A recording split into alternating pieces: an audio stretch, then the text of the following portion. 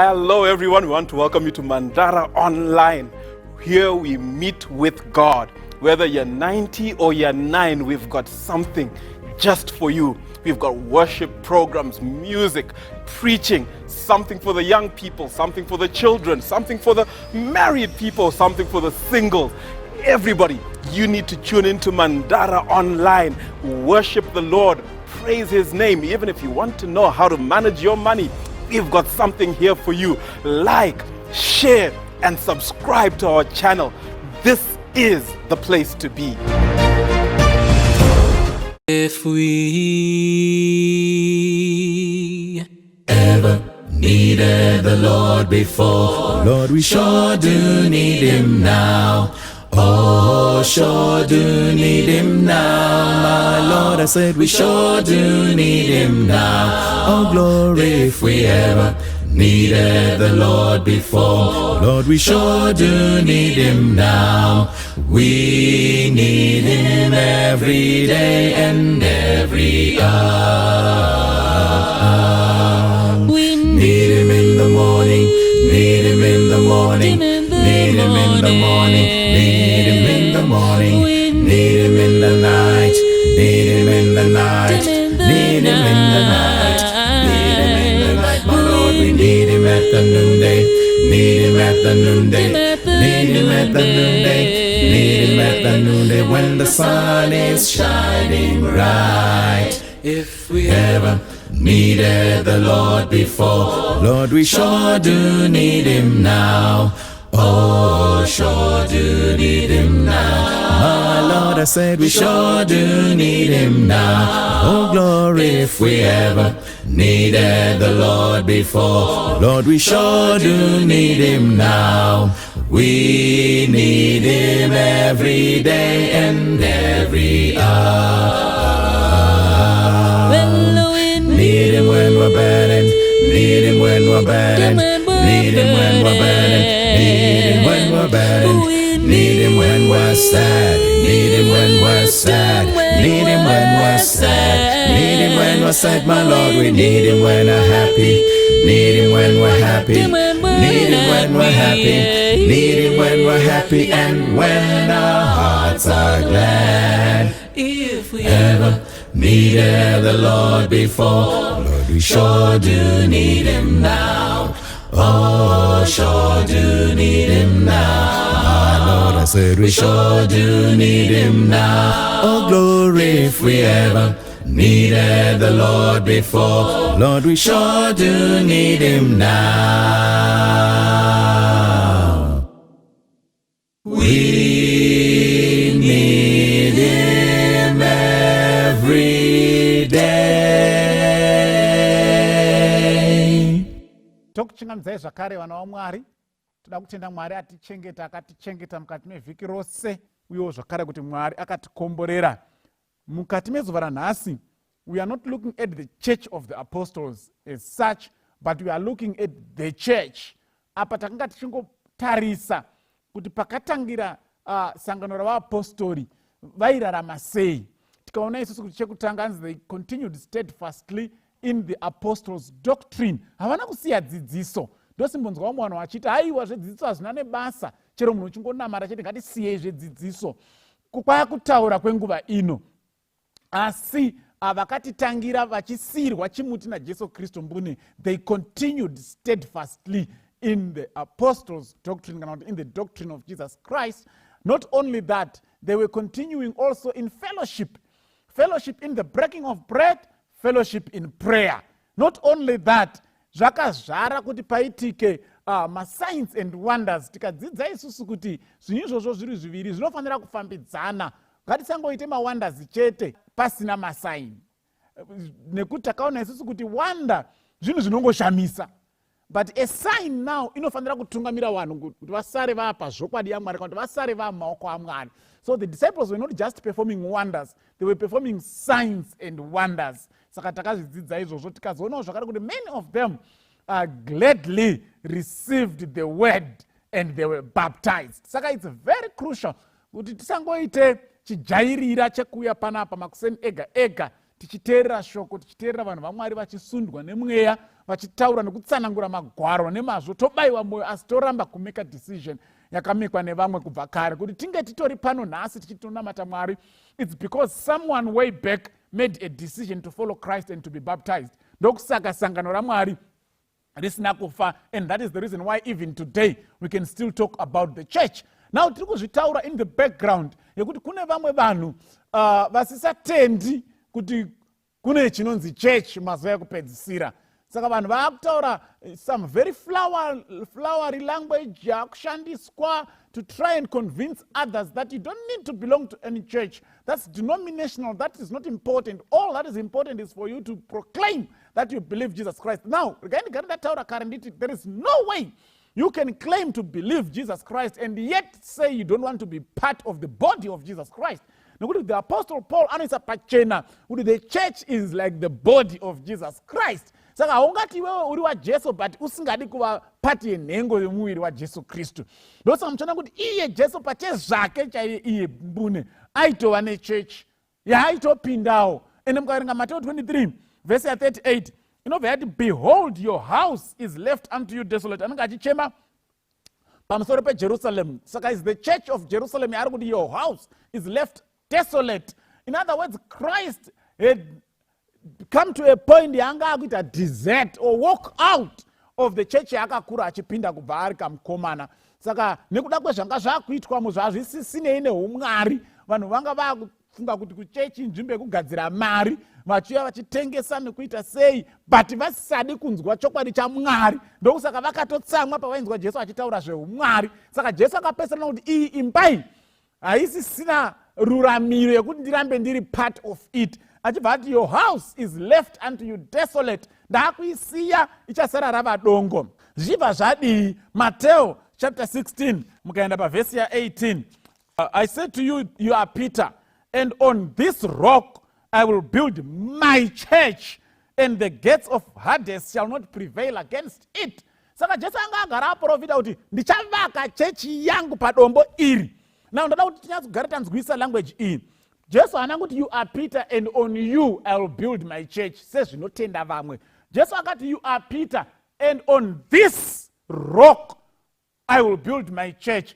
Mukatotsvagurudza damba nemazwi riri ipapo. Peter zvinoreva kuti Petros kana kuti a stone, but rock haisi Petros, rock ndi Petra, rinoreva ruware kana takuisa mururimi rwatinganzwisise. Saka Jesu akati iwe uri kadombo kadoko, but on this ruware I will build my church. Ende mukazoramba muchiverenga kuti who is the rock muBible, hamuna kana verse 1 yamunowana inotaura kuti Peter is the rock.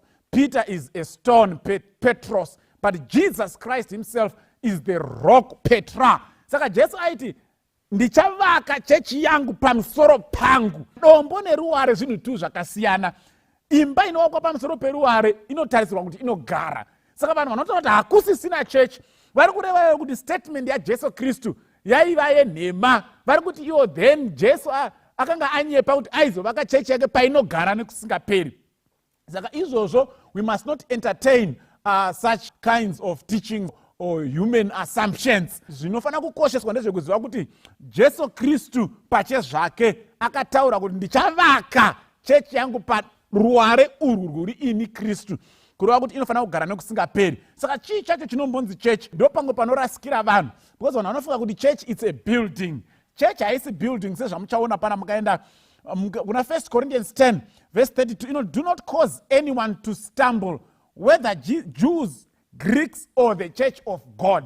Musaita kuti umwe munhu akuunike zvisinei nekuti muJudha, muGreek kana kuti isangano raMwari. Building haikuuniki. Saka pari kunzi kana sangano raMwari pari kutaurwa vanhu vose vanotenda muna Mwari kana kuti muna Kristu, the whole world. Vanzi musaite kuti umwe wavo akuunike. Saka the church can refer to the entire body of believers everywhere on this planet. Then mukaverengawo zvakare Romans chapter 16 verse 1 panotaurwa pachinzipo the church in Cenchreae. 1 Thessalonians 1 verse 1 the church in Thessalonica. 1 Corinthians 1 verse 2 the church in Corinth. Saka kana tichiti church zvakare tinogona kunge tiri kurewo vanhu vaMwari vanotozikamwa mune imwe nzvimbo mavanosangana vari. Ndosa parunzi the church in Thessalonica, the church in Corinth, the church in Harare, the church in Joburg, the church in Los Angeles, the church in Dubai. Kana pangoita nzvimbo ine vanhu vaMwari vari kusangana, togona kuti isangano raMwari riri kwakati. Ndo zvinogona kureva zvakare church. Mukaverengawo zvakare Romans 16 verse 5. The church that meets at Priscilla and Aquila's house. Then Colossians chapter 4 verse 15. The church at Nymphia's house. Then Philemon verse 2. The church at Philemon's house. Ndangotsimbidzira pfungwa yakuti bvisai pfungwa yebuilding kana manzwa kuti church, nekuti building hazviso zvinoreva church. Vanhu vanogona kunge vari pasi pemuti asi iri church, nekuti vanhu vatenda vese muna Jesu Kristu vaungana kuti vanamate Mwari inonzi church. Ndosaka pana patiri kutoona mazuva ekutanga chechi dzaitopindirwa mudzimba. Chechi kana kuti kereke iri pamba paPriscilla naAquila, kereke iri pamba paNymphia, kereke iri mumba maFilimoni. Saka kunyange muchitopindira mumba kangoita vairi vatatu, it's now a church. Zvakakosha izvozvo. So do not be stuck on buildings and structures. Zvakakosha kuvaka ma-structures. It's very, very important because they reflect on the God that we claim to be worshipping. Solomon chaiye akazvimisira kuti aizovakira Mwari imba yaizonamatirwa yakanga yatangwa nababa vake David. Daniel aiti kana akunamata aivhura mawindo otarisa kwaiva nemba yaMwari kuJerusarema kutemple. So it's important to have structures, but structures hadzisidzo dzinoreva church. Ndokusaka vakomana pavakabviswa kuJerusarema vachienda kuBhabhiloni havana kurega kunamata Mwari because vanga vakure nebuilding. Saka usazokoneswe kunamata Mwari uchiti handisi kuona church munharaunda muno. Kana iwe uripo inomwe munhu unogona kusangana naye muri tu pasi pemuti kana mugaraji rekumba kwenyu matoo church. Saka it's not a reason yekutadza kunamata Mwari kuti ndakashaya chechi yacho kuti iri papi. I've heard a lot of people saying so. Kana vanhu vaita move to different locations, ukamubvunza kuti uri kunamata uri kuendere kuchechi, handina kuiona pairi chechi yacho pastor. No. It's not about the structure. Iwe kana utoripo uri munhu anotenda muna Jesu Kristu, you can be the church in that area. Vanhu vototanga kuungana vachinamata. Ngatichitarisei kuti rakamboumbwa sei iro inzwi racho rekuti church. Vara tiri kuverenga muno muNew Testament rekuti church rakaumbwa nemazwi maviri echiGreek. Mazwi maviri acho, rekutanga rinoti ecclesia, rechipiri rinoti kuriakos. Saka ecclesia plus kuriakos ndo izwi rinoumba vara ratiri kuti isusu kereke kana kuti chechi mukati menguva yanhasi. Asi iri rekutanga rekuti ecclesia ndoda kuti munyatsorinzwisisa because ndorine udzamu zvandichada kutaura.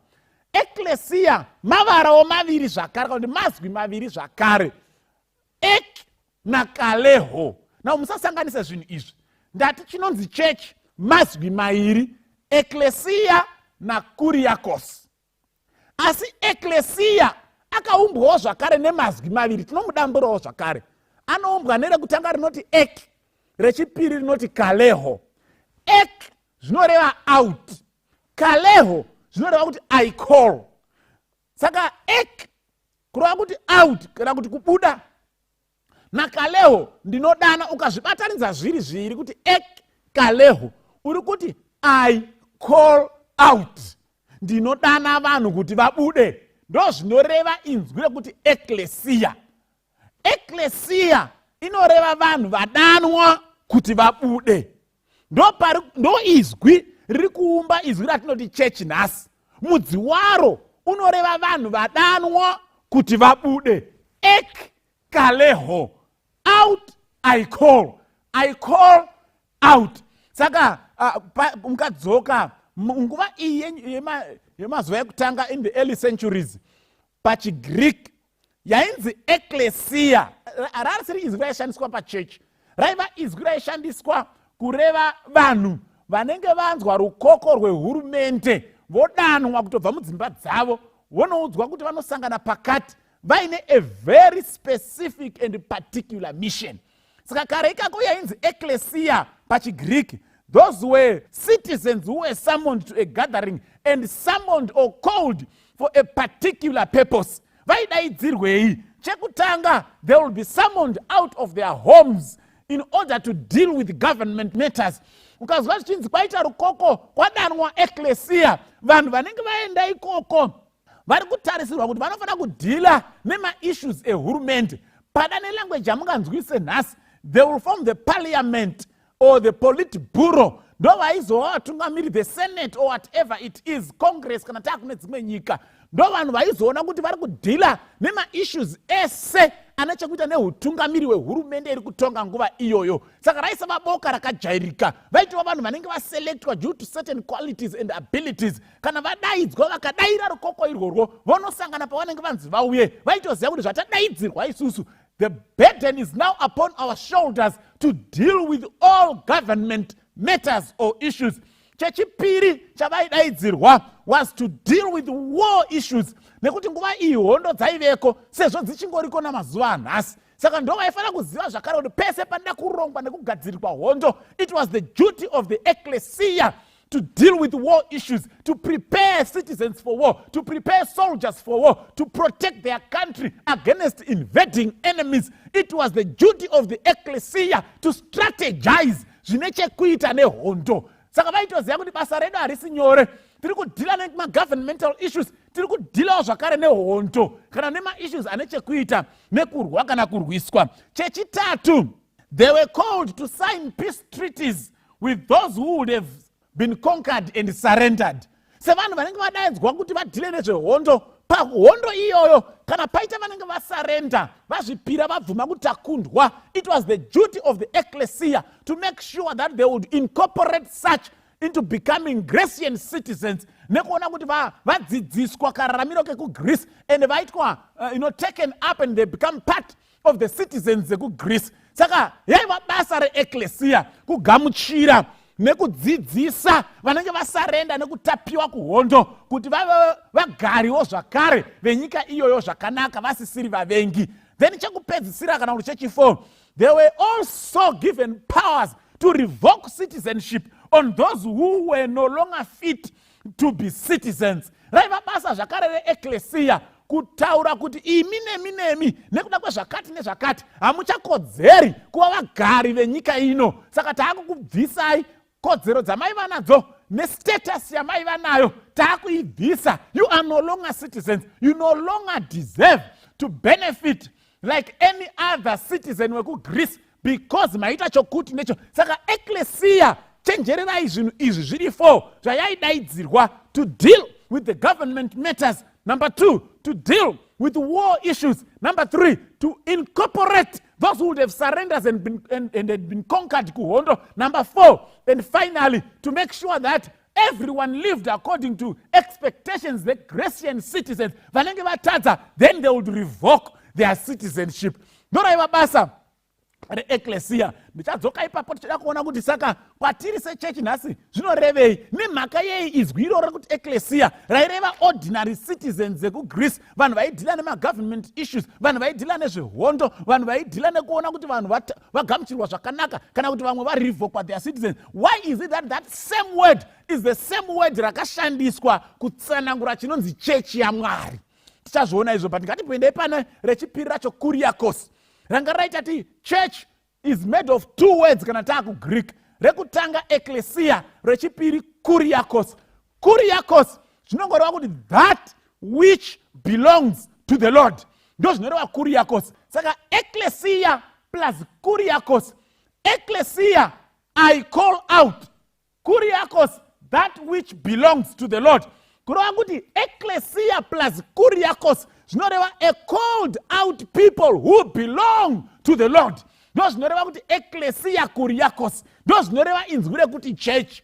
Inzwi rekuti church rinoreva vanhu vanzwa inzwi richivadana vakabuda kubva pavanga vari vakazvimisira kuti isu tava vaMwari. Mwari ndiye aatenzi wedu. The moment you make that decision, you are now part of God's church. You are now ecclesia kuriakos. You have been called out ukabvuma and you now belong to the Lord Jesus Christ. saka chinonzi chechi havasingori vanhu nje. Chinonzi chechi vanhu vanzwa Jesu achivadana vakazvimisira kuti vanoda kuti Mwari ave Mwari wavo. Ndo inonzi chechi. Saka chechi haisi building, chechi hausi muti, chechi hausi mukonde, chechi haisi gomo. Chechi vanhu vadanwa naJesu kubva mune humwe upenyu vakanomira kudivira Jesu satenzi namuponesi wavo. Ndo chinonzi chechi. Ende muchaona imimi kuti muchiverenga Bhaibheri, pese Mwari paakaita izvozvo, vanhu vakadayira kudaro akabva aita sungano navo. Noah was called out naMwari kuti abve muupenyu hwanga hwaipa hwenguva yake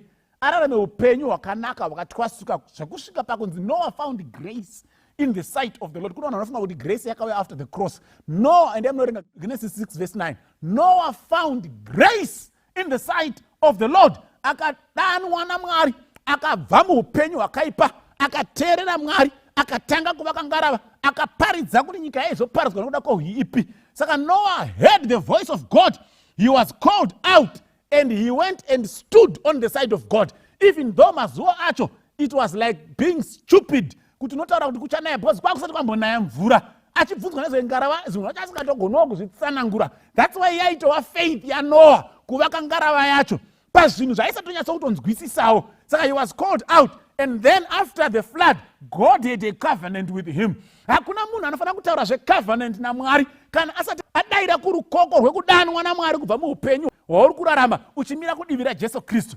God will only make a covenant nevanhu vanonzwa inzwi rake richivadana vobvuma kuti akuda kumira naJesu Kristu. Mukatarisa Abraham pachapter 12 dzaGenesis, he also was told, simuka ubve pano uende kunyika yandichakutsidzira, ibva pauri ravaKardhea, pahama dzako nevabereki vako. Akasimuka achienda kwaaisatoziva. Abraham was called out of Ur of the Chaldeans and he started on a journey not knowing whither to he went. Ndozvinotaura Hebrews chapter 11.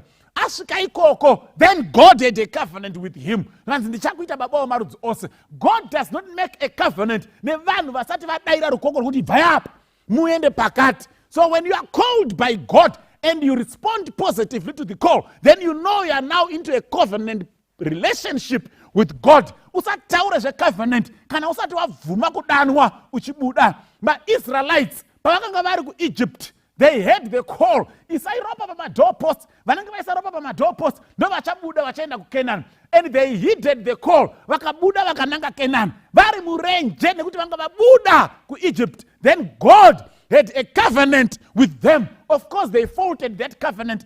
Zvakasvika pauri Mwari ati ndichaita imwe isiri iyi. Hebrews know that God found fault with them, not with the covenant. In chapter 8 yaVahebheru, God found fault with them. Hence Mwari akakancela that covenant. Aka ndichaita imwe mumazuva ekupedzisira. Ndosaka muchiverenga Revelation chapter 18. I heard another voice coming from heaven and an angel shouting loudly, saying, Babylon is fallen. Come out of here, my people, so that you will not be partakers together with her in her sins. Saka kunyangwa mazuva ano ekupedzisira, God is calling out his people kuti budai mudzidziso dzenhema dzeBabylon mumire pazvokwadi. Kana madaro, then God says, I will make a covenant with you. Saka kunyangwa mazuva ano ekupedzisira, God is still calling out people. Achinayo ecclesia. Usanyengedzwa kuti hakuna chechi mumazuva ekupedzisira. Kunoshaya sei chechi? Iye Jesu ari kudana vanhu kuti budai muBabylon. And we all know that Babylon means a confused religion or form of worship. So God is calling out people from this confused religion, from this fallen religion. Achiti uyai mumire pazvokwadi iri Jesu Kristu dombo remakore. Saka kana uchinge wadayira rukoko rwekusimuka uchibuda kubva muBabylon nekutsauka kwaro nekurashika kwayo wonomira naJesu Kristu, then you are part of God's church because you have been called out and you now belong to the Lord. Ecclesia kuriakos. Ndo zvinoreva chechi. Saka kana tichinge tadanwa naJesu Kristu, hatisingodanwa kuya kuzogara. Muchaona kuti vanhu vanodanwa naJesu Kristu vachidanwa kuti vauye kuna Jesu Kristu, pane zvavari kutodanirwa. Sezvataona kuti ecclesia nguva yekare vanhu vaidanwa for 4 specific things. Muchaona kuti that's the reason why the same word iroro rakashandiswa kureva chechi, because chechi vanhu vari kudanwa naJesu Kristu for 4 specific reasons. Just as much as ecclesia yekudhara yaidanirwa to deal with government issues, ecclesia yanhasi iri chechi yaMwari nevanhu who have been called to deal with God's government matters here on earth. Ndosaka Paulo achiti isusu, our citizenship is in heaven because pano we are like ambassadors. Saka isu tiri vamiririri vehurumende yaMwari. Kana tiri pa-earth panapa tisu tinodhila nema-issues ehurumende yaMwari. Mwari anatobvunza kuti vachiko here kuHarare vana ningi naningi. Saka don't worry, we have got our people, we have got our representatives, we have got our ecclesia that we have called out of the world, and it will represent us in Harare, it will represent us in Cape Town, it will represent us in Dubai, it will represent us in Los Angeles, represent us in the Far Eastern Islands. Kana variko vakadanwa na Mwari vakabuda. You have been called to represent God's government here on earth. You have been called to deal with God's government matters here on earth. Hauna kungodanwa bedzi kuti utaure nezita kuti ini ndiri nhengo esangano raMwari. Wakadanirwa kudhila nema-issues ese ane chekuita nehurumende yaMwari pano panyika. Saka kana paine vanhu vanoda kuziva kuti kudenga kwakaita sei, vanogara sei, vanombotaura sei, vanoimba sei, vanodya sei, vanopfeka sei, iwe ndozvawakadanirwa izvozvo. You are here on earth, you have responded to the call so that you represent God and deal with his issues here on planet earth. Saka ukaona uchiti uri part yeecclesia yaMwari, but kana zvaMwari pa-earth, people don't know you about being part of God. Kana kuti vasingakuzivi nekuva munhu waMwari, vachitoshokwa vakanzwa kuti unoenda kuchurch, then you are not yet part of God's ecclesia. Number 2, we have been summoned to strategize and engage in wars against the devil. These are spiritual wars. Now, saka muchaona kuti ecclesia yekudhara yaidhila nehondo dzeGreece dzairwiwa neGreece. Ecclesia iri chechi yaMwari inodhila nehondo dzekurwisana nemuvengi waMwari ari diablos. Ukasaziva muvengi wako muhondo, unoridzera mabara nekupedzera mabara kusiku. Pane zvinhu zvakaitika zvakawanda zviri kuitika mukati meupenyu hwenyu. Ukasaziva kuti mudzi wacho chii, unopedzera simba kusiku. Unoswera uchivenga vana tete nevana mbuya, unoswera uchivenga vana bamukuru, unoswera uchivenga mwana wamai wako chai. We are in a war, and this war haina kutanga nhasi. It's as old as planet Earth itself, even more, because yakatanga even Earth isati yasikwa. That is why Christ is the Lamb of God which was slain before the foundation of the earth. Jesu Kristu akanga atozvipira kufira nyika because hondo yanga yaitotanga kudenga. Satani anga atopanduka kare, modzi yechivi yanga yaitodyarwa.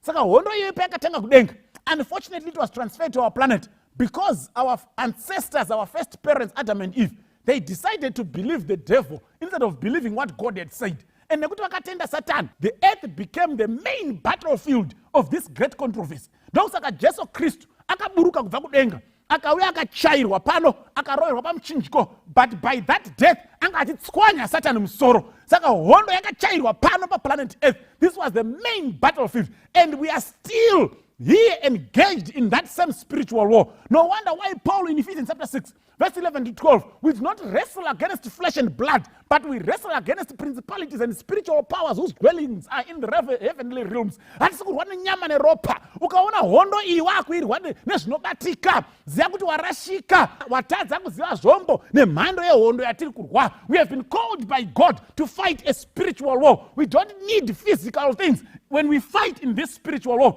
Ukaona uine matombo awakapiwa anogara pasi pepiro kana mugaba, matombo matatu kana micheka, ukaona uine tsvimbo dzauinadzo, ukaona uine zvawakacherera padhoo kana pagedhi, ukaona uine zvaunosungira musoro, ukaona uine zvaunosungira muchiuno, ziya kuti you are fighting a physical war. That is not the nature of war that we are fighting. The nature of the war that God has called us to fight is a spiritual war. Inorwiwa pamabvi nepashoko raMwari. Ndo zvinoita kuti tikunde muhondo iyi. It's not mabhodhoro, hazvisi zvidumwa, hazvisi matombo, haasi mazai, hadzisi huku, hadzisi mbudzi, hapadiwi zvinobatika. This is a spiritual war. We have been called out by God to fight a spiritual battle. So you need to remain on your knees and to listen to what God says through his word.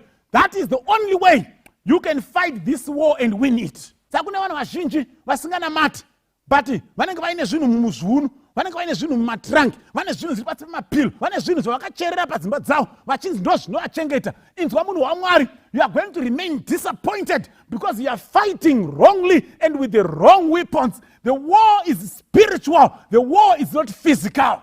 Kana wadanwa na Mwari, wanzwa Jesu achikudana, ziya kuti wadodanirwa hondo, ndiwe uri imwe yenhengo dziri kurwa hondo iyi against the enemy of God, who is the devil. So we fight spiritually by prayer and studying of the word of God. Ndosaka Jesu pana John chapter 4 anoti nguva ichauya yekuti vanonamata Mwari vanofanira kumunamata mumweya nemuzvokwadi. Nguva iyoyo yatosvika. So we worship God in spirit, that's through prayer, and in truth, that is God's word. Kune vanhu vanobva kuti aiwa zvina nebasa zvedzidziso hazvina nebasa chero chingosangana tichirumbidza Mwari. Regai ndikutaurira vanhu vaMwari, the word of God is a weapon on its own to fight the devil. Ndokusaka Jesu Kristu panga achiedzwa naSatani haana kushandisa mhasuru, haana kutora matombo achimutema, aingoti it is written, it is written, it is written. So you need to be acquainted with the word of God for you to be able to respond all the miseve ichakandwa naSatani nemabara achauya, because achauya zveni, mwana acharwara, mwana achafoira, mwana achamitiswa, mucharwara zvisinganzwisiki kumba, madhokota hapana chakaipa pamuri, muchatadza kubata mimba, muchashaya mwana, zvichaitika, muchato uchapara. Those are the bullets and spears dzichakandwa naSatani. But kana zvichinge zvauya zvakakunangai, you need to have been acquainted with this word so that you are able to respond nenzira kwayo kuna diablos. Kana waresponda nenzira kwayo kuna diablos, then wapa Mwari mukana wekupindira muupenyu hwako, and then miseve ichatiita dissuaded. Ndokusaka tichida the word of God and prayer. Those are our main weapons. No mabazooka edu, no ma anti-air edu. You need not rely on physical and tangible things when you are fighting a spiritual war. It's not our business as God's church kuti munhu aizikamwa chiri chifeve maraini ese akati akuda Jesu Kristu titange kuti kana auya kuchurch tosuduruka pamabench. I've seen people doing that. Kana munhu akauya kuchurch akapfeka mhete dzake, akapenda miromo, akapenda green, purple, black, red nemakala ese, aine makala ese mumusoro, imi musamutarise sekunge zvinonzi muchurch mapinda nyoka. That's a soul that Christ died for. It is the duty of the church of God to embrace and accept those that bring themselves to Christ. Ukatoda munhu ashinga kubva kumba kwake achiuya kuzosangana nemi pamuri kunamatira, that is a big move, and they should never ever make the mistake yekuita shun such a person. Zvakadaro zvekuti anoti pu handidzoki zvakare pano. Ukaona tichine that attitude, tatadza kumirira se-ecclesia yaMwari. It is the role of the ecclesia to make sure that those who surrender in this war and they want to give their lives to Jesus Christ, we make their lives comfortable, we make them feel welcome, we help them as they grow in Jesus Christ, and we help them make the steps towards glory. Inzwai vanhu vaMwari, taneta nevanhu vanofunga kuti ivo vakasvika, ivo vasati vatanga. If you are such a kind of a person who is not comfortable in the presence of other sinners, then you need the help of God as of yesterday. Panosida kupambadza nguva ndichitaura chechi4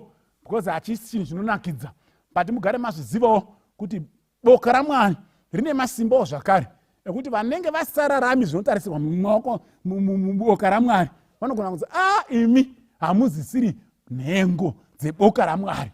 But that we cannot dwell on that one because hatishuviri kuti tisvike ipapo. But ngatizive zvinhu zvitatu izvi: takadanwa kubva munyika, takadanwa kubva muzvivi, takadanwa kubva muuroyi, takadanwa kubva muupombwe, takadanwa kubva mukunyepa, takadanwa kubva mukunamata vamwe vaMwari, takadanwa kubva mukutyora Sabata, takadanwa kubva muruchiva, takadanwa kubva kune zvose izvozvo, so that we can represent God on earth. We have been called also to make sure that we accept and embrace all those who are surrendering themselves into the hands of Jesus Christ. Dai Mwari akatibatsira sesangano raMwari as God's ecclesia tikoshese zvinhu izvi, tisvike pakunzwisisa kuti we have been called not just to sit. We are ecclesia, ekaleho. We have been called out of past life of sin, tichiuya kuva vanhu vaMwari kuriakos. Ndo zvatiri pano, ndokusaka tichinzi kereke, ndokusaka tichinzi sangano raMwari. Tiri vanhu vaMwari for a specific and particular mission. Mwari atikomborere zvikuru sei patichaswera mukati mezuva ranhasi tichidya patafura yaMwari muzita raJesu. Amen. Happy Sabbath, everyone. We want to welcome you to our lesson study for today. We are going into the Word of God and we continue to study about the promise, the everlasting covenant between God and His people. We're speaking about children of the promise. Children of the promise. Our memory text is Matthew 28, verse 20. It says, "Lo, I am with you always, even to the end of the world." Lo, I am with you always, even to the end of the world. And that is from the King James Version. Before we go any further, let's just pause for a moment in prayer. Father in heaven, we have gathered before your throne and we want to study your word. We pray that as we study your word, you may open our minds, your spirit may dwell with us, and that you may go through this process with us, that you may lead us into all truth. This I pray in Jesus' name, amen. A father and his 10-year-old daughter went out to swim in the sea. So they were swimming. The father noticed that the tide was coming in and it was going against them. Noticed that if they continue to struggle, they may not be able to make it both out alive. So he was separated from his daughter and struggling to get to where his daughter was. He was tired. So he says to his daughter, "You know what? I'm coming back for you. If you get tired while you're swimming, just lie on your back. You can survive lying on your back and floating for days in the middle of the sea. So just lie on your back. I'm coming back for you." Well, the father went out to the shore and he started looking for some help. When he got help, they spent some time trying to find the daughter and locate his daughter. Everyone on shore was now aware of the story and they were anxiously waiting to have the daughter rescued safely. After hours of searching, they found the daughter lying on her back, and she was strangely calm. When she was asked, "How are you able to keep it together? How are you so calm?" She says, "My father told me that he's coming back. So I trusted in his word. I trusted his promise. I knew that he wouldn't let me down. He promised to come back." And this mirrors a situation that we may find in the world today. There is so much chaos that's all around us, but Jesus has given us the promise that he is coming back. And that can strengthen us in a chaotic world. Abraham is given the same promise or a similar promise by God in the middle of his chaos. God speaks to him, and we want to look at that a little bit. Thy shield. We want to read Genesis 15, verse 1 from the King James Version. It says, "After these things, the word of the Lord came to Abram in a vision, saying, Fear not, I am thy shield, and thy exceeding great reward." God says to Abraham, "I am your shield." God speaks to Abraham and gives him this amazing promise that I am your shield and your exceedingly great reward. God promises that he's going to be there for us when we need him. I want to read Genesis 15 from verse 1 to 3. And we want to think, as we are reading through this passage, of the context in which it was given. Why would the first thing the Lord says to Abraham be, "Fear not"? What would he have to fear? Right. Genesis 15 from verse 1 to 3. And I'm reading from the New King James Version. It says, "After these things, the word of the Lord came to Abraham in a vision. Do not be afraid. I am your shield and your exceedingly great reward." But Abraham said, "Lord, what will you give me, seeing I go childless? And the heir of my house is Eliezer of Damascus." And then Abraham said, "Look, you have given me no offspring. Indeed, no one born in my house is my heir." As Abraham is given this promise by God and has this encounter with God, there's so many things that are plaguing his mind. He's in a foreign land. Not only that, he doesn't have children of his own. So many things for him to be worried about, so many things for him to fear. But God says to him, fear not, because I am your shield, and I am your exceedingly great reward. What's particularly interesting here is that the Lord says to Abraham, I am thy shield. The personal pronouns that are used denote the nature of the relationship that's there with Abraham. When he says, I am your shield, I am thy shield, that's a personal kind of relationship that's there between Abraham and God. God is promising to have a one-on-one kind of relationship with Abraham. And God is promising to be all that Abraham needs. This is something that we can apply to ourselves as well.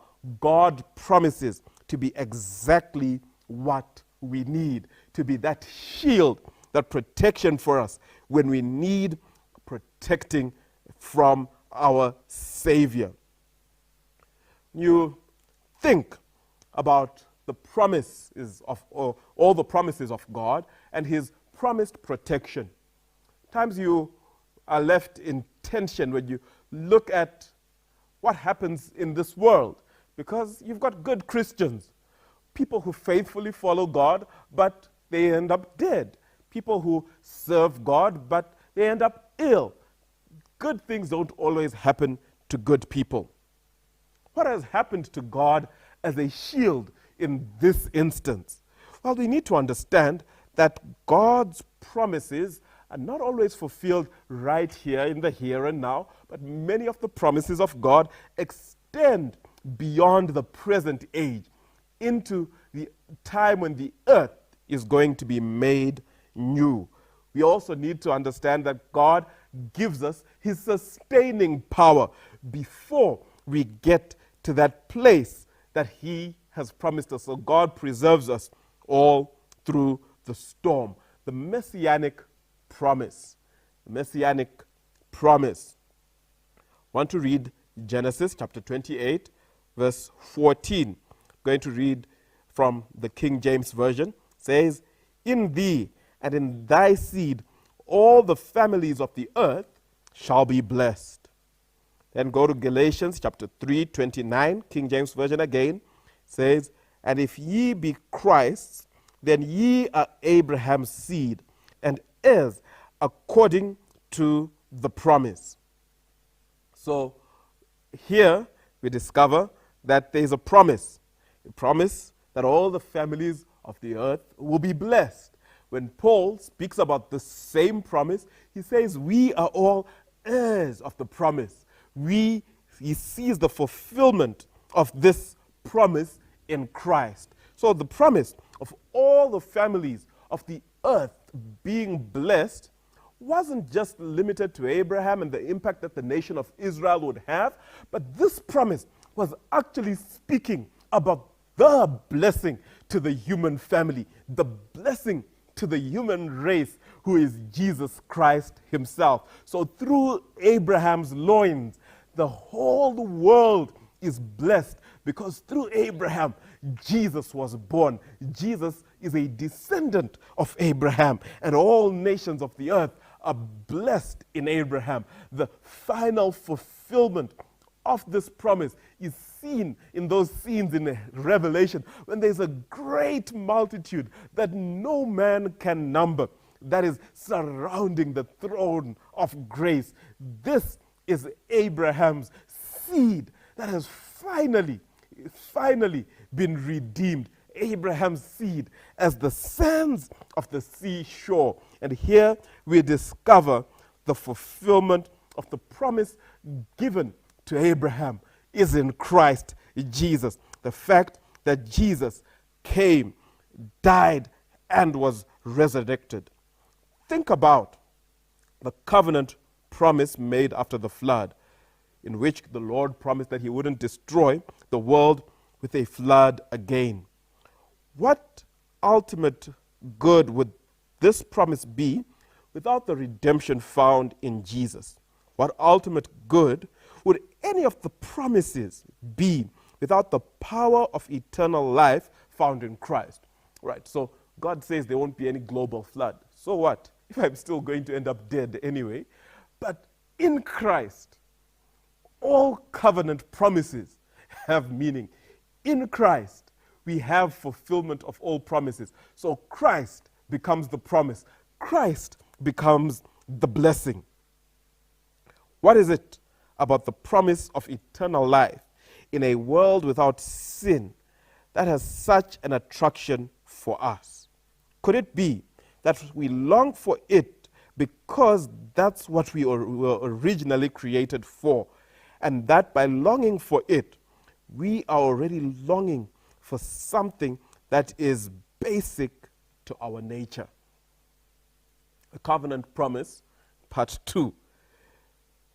Thomas Brown says these words: to enjoy true happiness, we must travel to a very far country, even without ourselves. Look at the above quote. It was written in the 1600s. Do you agree or disagree? Read it in the context of 1 Thessalonians 4, verse 16 to 18, and Revelation chapter 3, verse 12. We want to read those two passages. 1 Thessalonians chapter 4, verse 16 to 18 from the New King James Version. It says, "For the Lord himself will descend from heaven with a shout, with the voice of an archangel, with the trumpet of the Lord, and the dead in Christ will rise first. Then we who are alive and shall remain will be caught up together with him in the clouds to meet him in the air, and thus shall we always be with the Lord. Therefore, comfort one another with these words."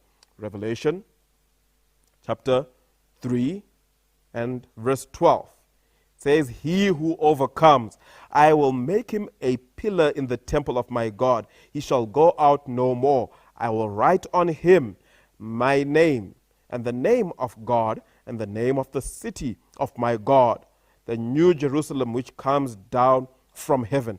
And I will write on him my new name." This is a promise of God to make all things new. We don't have to travel to a very far country without ourselves to really find true happiness. Rather, true happiness is found in the promise of God. The promise where God tells us that he's going to give us a brand new life. He will turn things around and give us a brand new world. That is an amazing promise, an amazing promise of the Messiah, an amazing promise of Jesus Christ himself. A great and mighty nation. A great and mighty nation. Not only did God promise Abraham that in him all families of the earth would be blessed, the Lord said that he would make of him a great and mighty nation. Quite a promise. God promises a whole lot to Abraham. A man who is married and past childbearing age is being given a promise that you're going to have a great nation. He doesn't even have a child. Abraham, it reflects this later on when he says, "What good is all your promises? I don't even have one child." But God is saying to this childless man, "I will make you a great nation." The promises of God may not always seem possible, even practical when we look at them, but God has the power to fulfill those promises when God says it. We can believe it. That's why the Bible says Abraham believed and was counted to him as righteousness. But this promise also wasn't completely fulfilled in the lifetime of Abraham, because in his lifetime, he never saw himself become a great nation. He never saw his children as the sands of the seashore. This promise we find fulfilled much later, and we can look at it in many different stages. Fulfilled through the nation of Israel, through the people of God at different stages in their journey. Exodus chapter 19, verse 5 and verse 6 speaks about this fulfillment. I want to read that from the New King James Version. It says, "Now therefore indeed, if you obey my voice, keep my commandment, then you shall be my special treasure above all people, for all the earth is mine. You shall be a kingdom of priests and a holy nation. These are the words that you shall speak to the children of Israel." Isaiah chapter 60, verse 1 to 3 says, "Arise, shine, for your light has come. The glory of the Lord has risen upon you. For behold, the darkness shall cover the earth, and deep darkness the people. But the Lord will arise over you. His glory will be seen upon you. The Gentiles shall come to your light, and kings to you for brightness." Here, God speaks about his people coming to him from all the different nations. And this here is a partial fulfillment of what Abraham had been promised. The ultimate fulfillment of this is when Jesus comes again, and ultimately all people will be gathered to the Lord himself. Make your name great. Genesis 12, verse 2, the King James Version reads, "I will make thee a great nation. I will bless thee. I will make thy name great, and thou shalt be a blessing." So God speaks to Abraham and promises that you're going to be a blessing.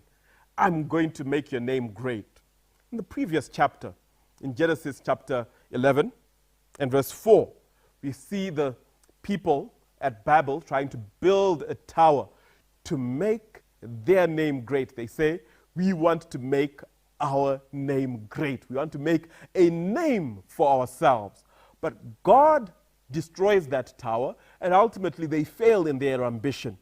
And then God raises up Abraham, and he says, I will make your name great. Here we discover that greatness comes not from within ourselves, but rather greatness comes from the Lord. And it is God who lifts up and exalts Abraham. I find it curious to notice that Abraham is called from the very same place where the tower had been destroyed. Ur is the site of Babylon. And that place where the Tower of Babel was and where it was destroyed is where God calls Abraham. And he says, I want you to come out and I'm going to begin something new with you. An amazing theme that we find. God calls Abraham and he says, I'm going to make your name great. Look at some of the men and women who have great names in the world today. Could be actors or politicians, artists, somebody wealthy or whatever. What is it about these people that has made them famous? Contrast that with the greatness of Abraham. What does that tell us about how perverted the world's concept of greatness is? How much of that worldly attitude impacts our views of greatness as well? So, what is greatness to you? God calls Abraham and he promises to make his name great. Greatness which is defined in very different terms. The greatness of Abraham is seen in the fact that Abraham believes in God. Abraham has a thriving relationship with God. That is the source of true greatness. And God is calling you to greatness as well. He wants to make your name great. I hope we have been blessed as we've studied through our lesson for this week. Until next week, may God bless you all and keep you all safe. Muhondo yedu na sata ni mwari wangu munivige muruwoko rwenyu.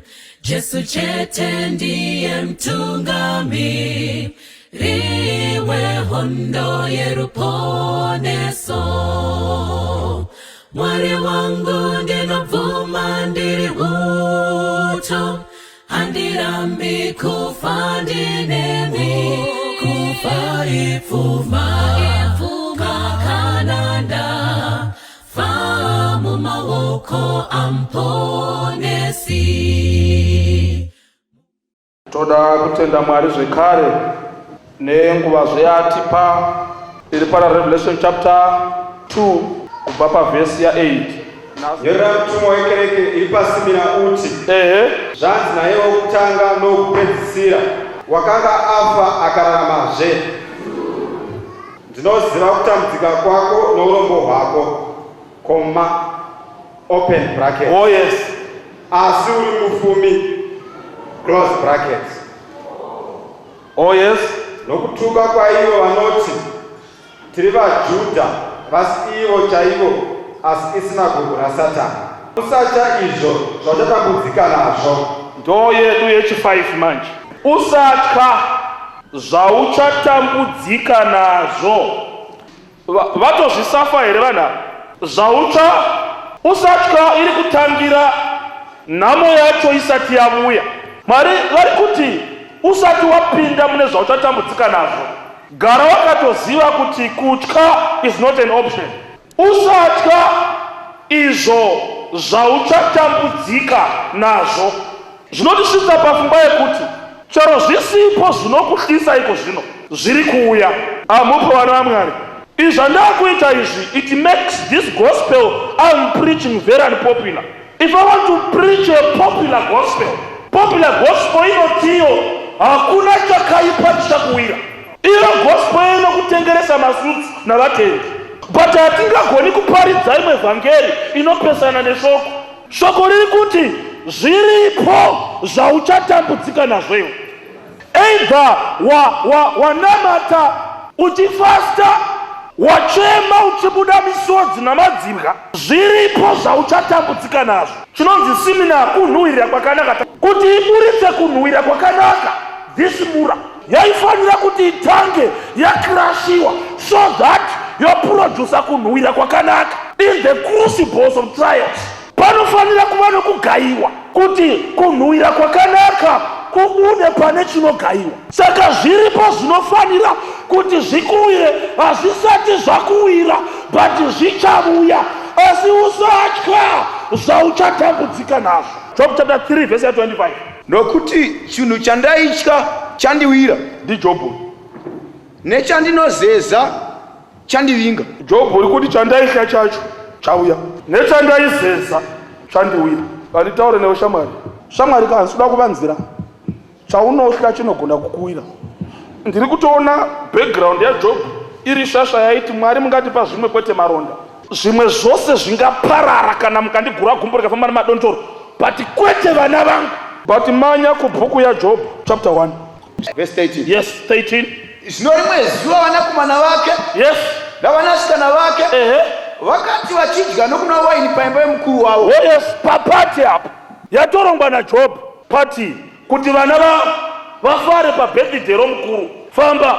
Nhume ikasvika kuna Jobhu. Nhume ndokusvika kuna Jobhu ikati ng'ombe dzakanga dzichirima mudhara, nembongoro dzichichera kurutivi rwadzo. ng'ombe mbongoro dzichichera kurutivi rwadzo. Vasabhia vakadziwira. Vasabhia havana kungovuya chete, vaita dzokuwira.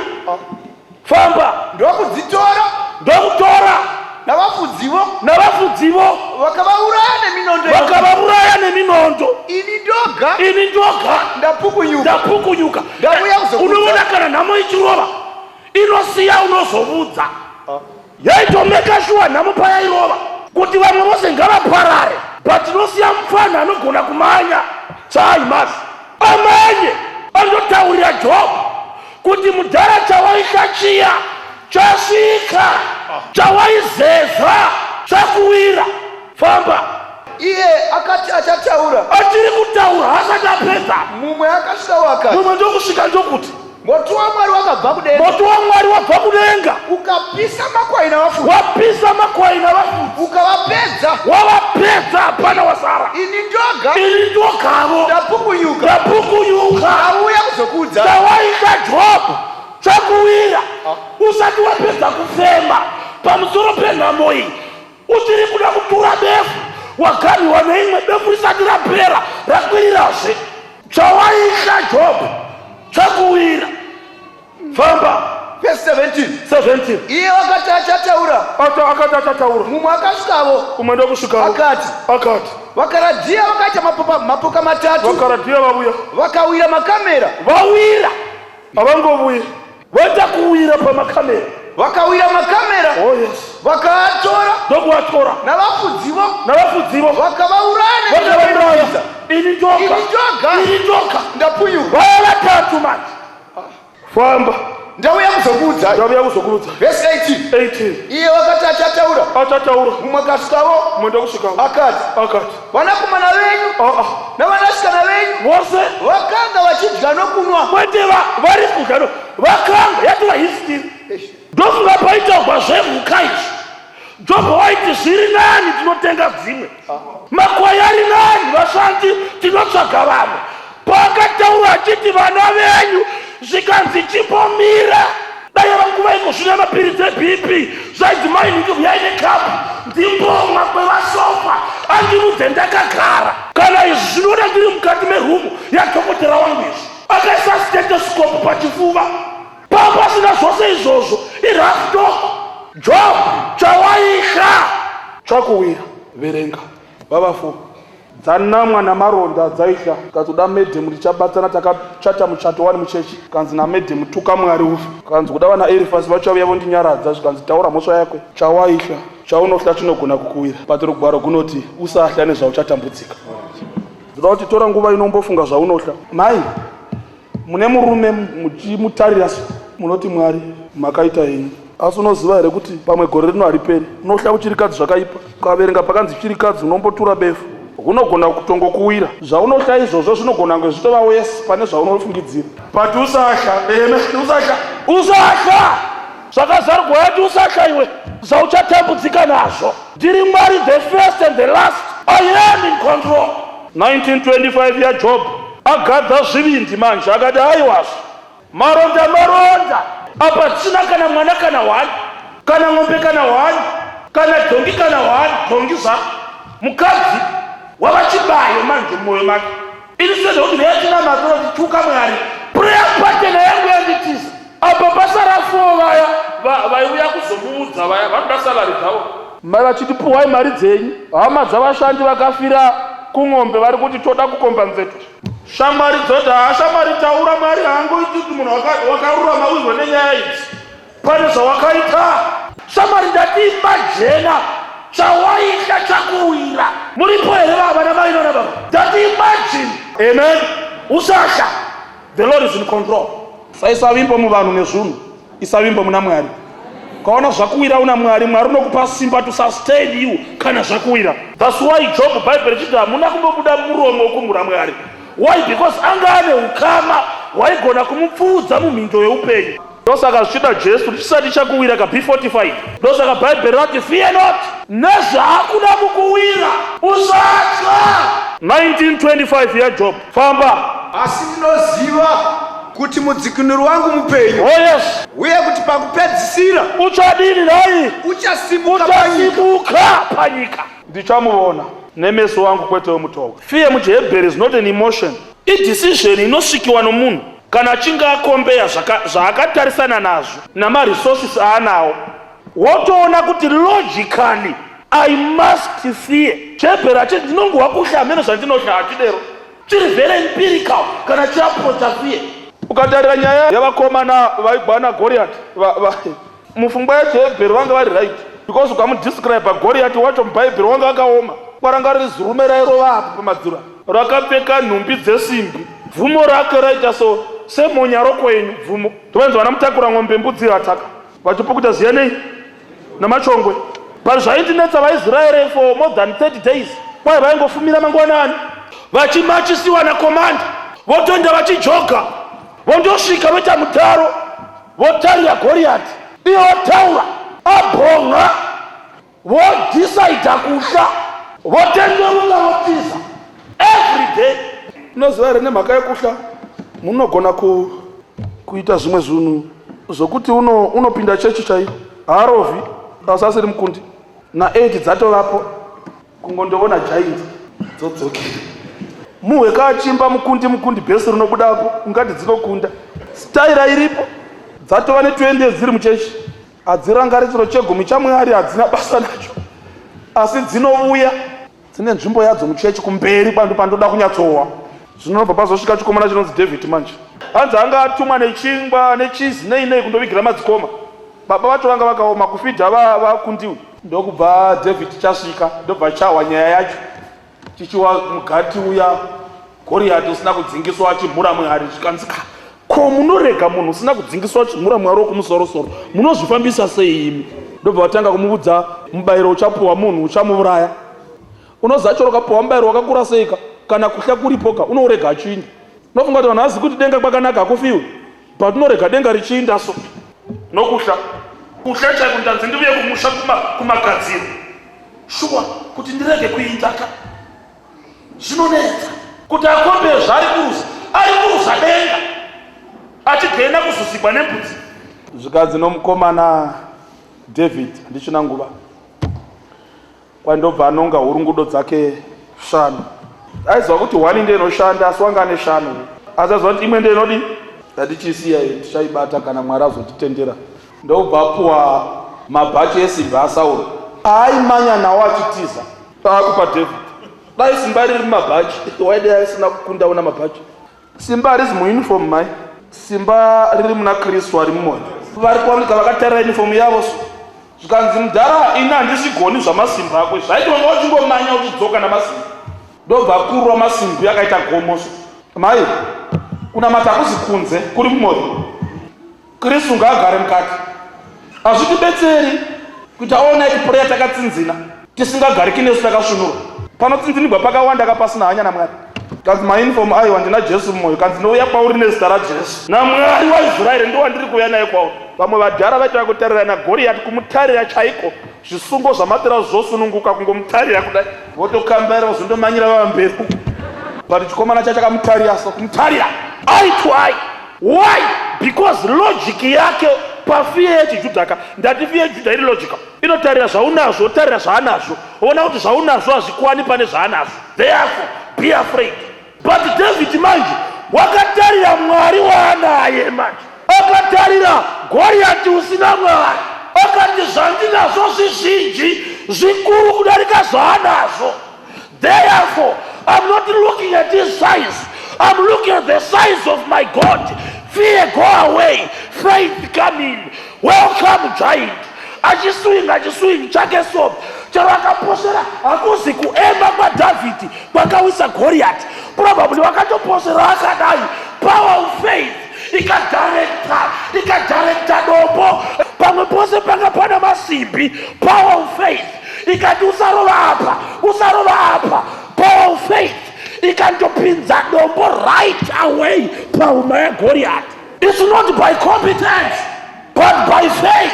hauna kuwanikwa because wanga wakanaka buda undovona vanotsvaga varume pabhawa ugozvikombeya kwapfuura nomurume wako akavatari munotarireko vanhu muvatariko kuti ungazokombeya inyasha eme inyasha.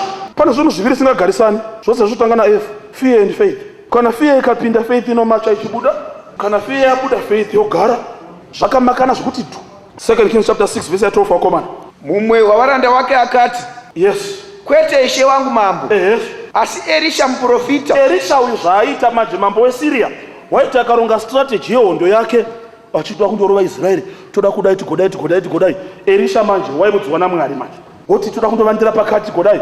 Iye Elisha otobudza mambo wake Israeri kunzi vakomana musaenda pakati nepakati muvenga asosa zvikanetsa mambo weSiria zvikati vakomana panonotengesa zvandaronga mubedroom totowana Israeri yagadzirira panonotengesa zvikanzi nomurandarume umwe unoziva kuhondo yake zvikanzi kwete ishe wangu asi chii asi Elisha muprofita Oh yes.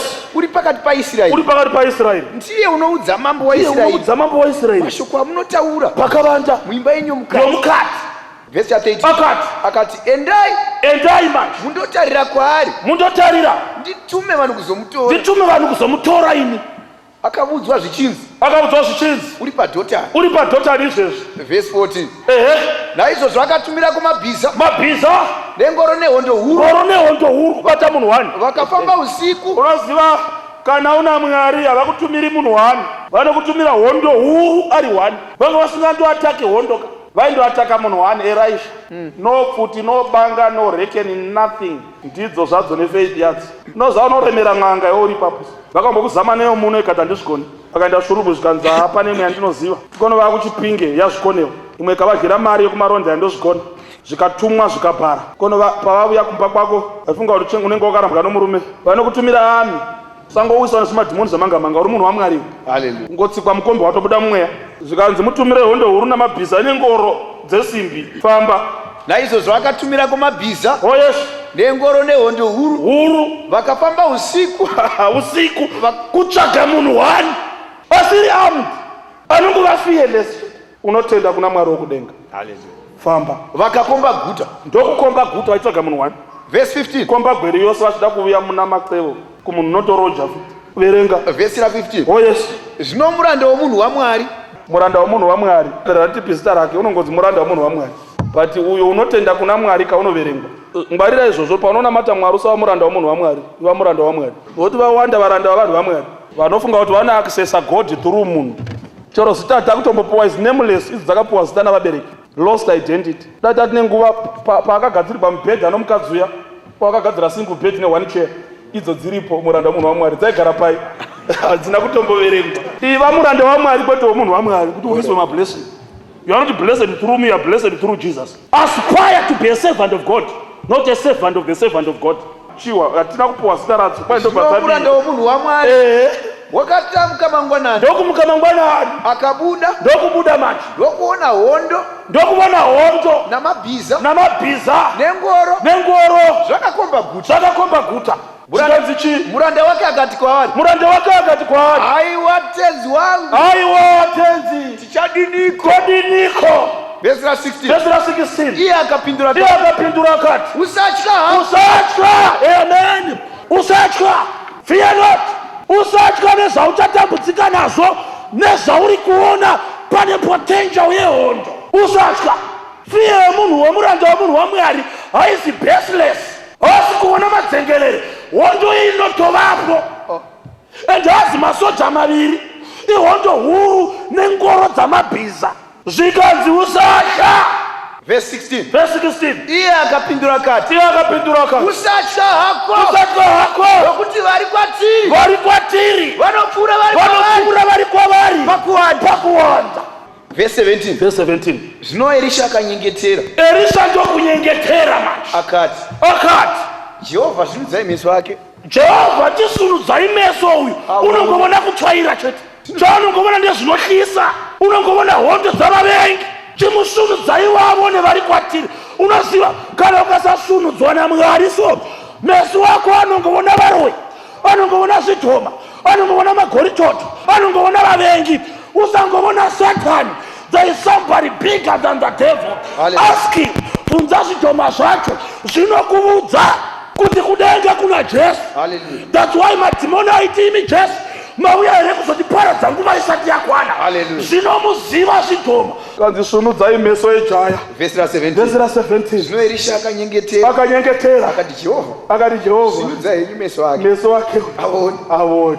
ipapo Jehovha azinanzisai magirazi dzadziright kuona, dzaiona tsono, dzaisona usiku, tungira usiku. But spiritual things are spiritually discerned. Hallelujah. Hane negeography nebiology nephilosophy unogona kudzidza zvose izvozvo, but ukafa nzigwa izvi dzaingovona guruva padzaitsvaira, dzaingovona hondo. Kachisunudzai meso avone, ndobva zvaita sei. ipapo Jehovha akasvinudza meso Jehovha ejaya akasunudza meso ejaya, akaona gomo akaona gomo rizere namabhiza Oh yes, nengoro dzemoto dzemoto manje zvakanga zvakakomba Elisha. zvakasomba Elisha, kwete iye mani. Dzinongova muranda womunhu wamwe. Pinda museko wekuva blessed.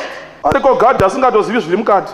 pari kwamahwindi asingazivi Harare. Haatokuzivi kwachivi bhatuka wachikuza n'en'e mukotosi ungati unokuziva. Hefura yose hakuzivi. Muranda wamunhu wamabhasi.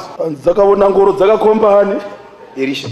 Dzaingofara dzikashambara munhu waMwari. Kutoita nharo patsoro. Kwa munhu waMwari uya zvigokupei. Ko iwe shuwa ndakaona ngoro dzakamukomba. Ko iwe wanga wakakombwa. Ndakaona dzikamukomba idi. Nemesanga. Munhu waMwari kandosaka uchienda nemari yose kwaari achifuma yosara usina chinhu. Hauzviboni? Baba havana pata-pata.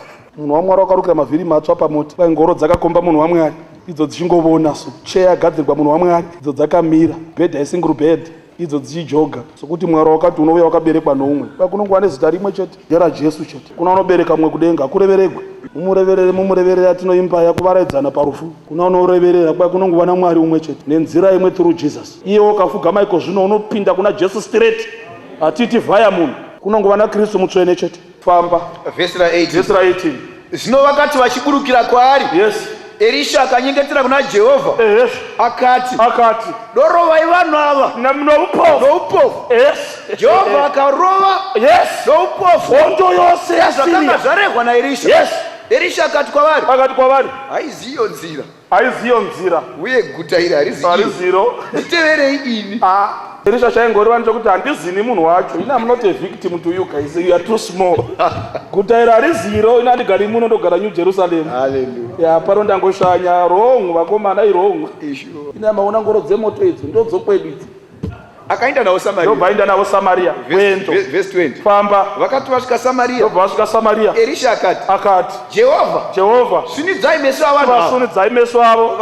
Vavone. Jehovha akasvinudza meso. Vakaona kuti mukati meSamaria. Verse 21. Famba. Zvino mambo waIsraeri wakati achivaona. Kana kurova mbama. Vanga vana Elijah chete. Tiripo here. Vakavona kuti havana kumutsamura kuti watiwisa kuno usatamba romunhu waMwari. Unotyisa. Zvino mambo waIsraeri wakati achivaona akati kuna Elisha, baba vangu ndovauraya here? Usadero.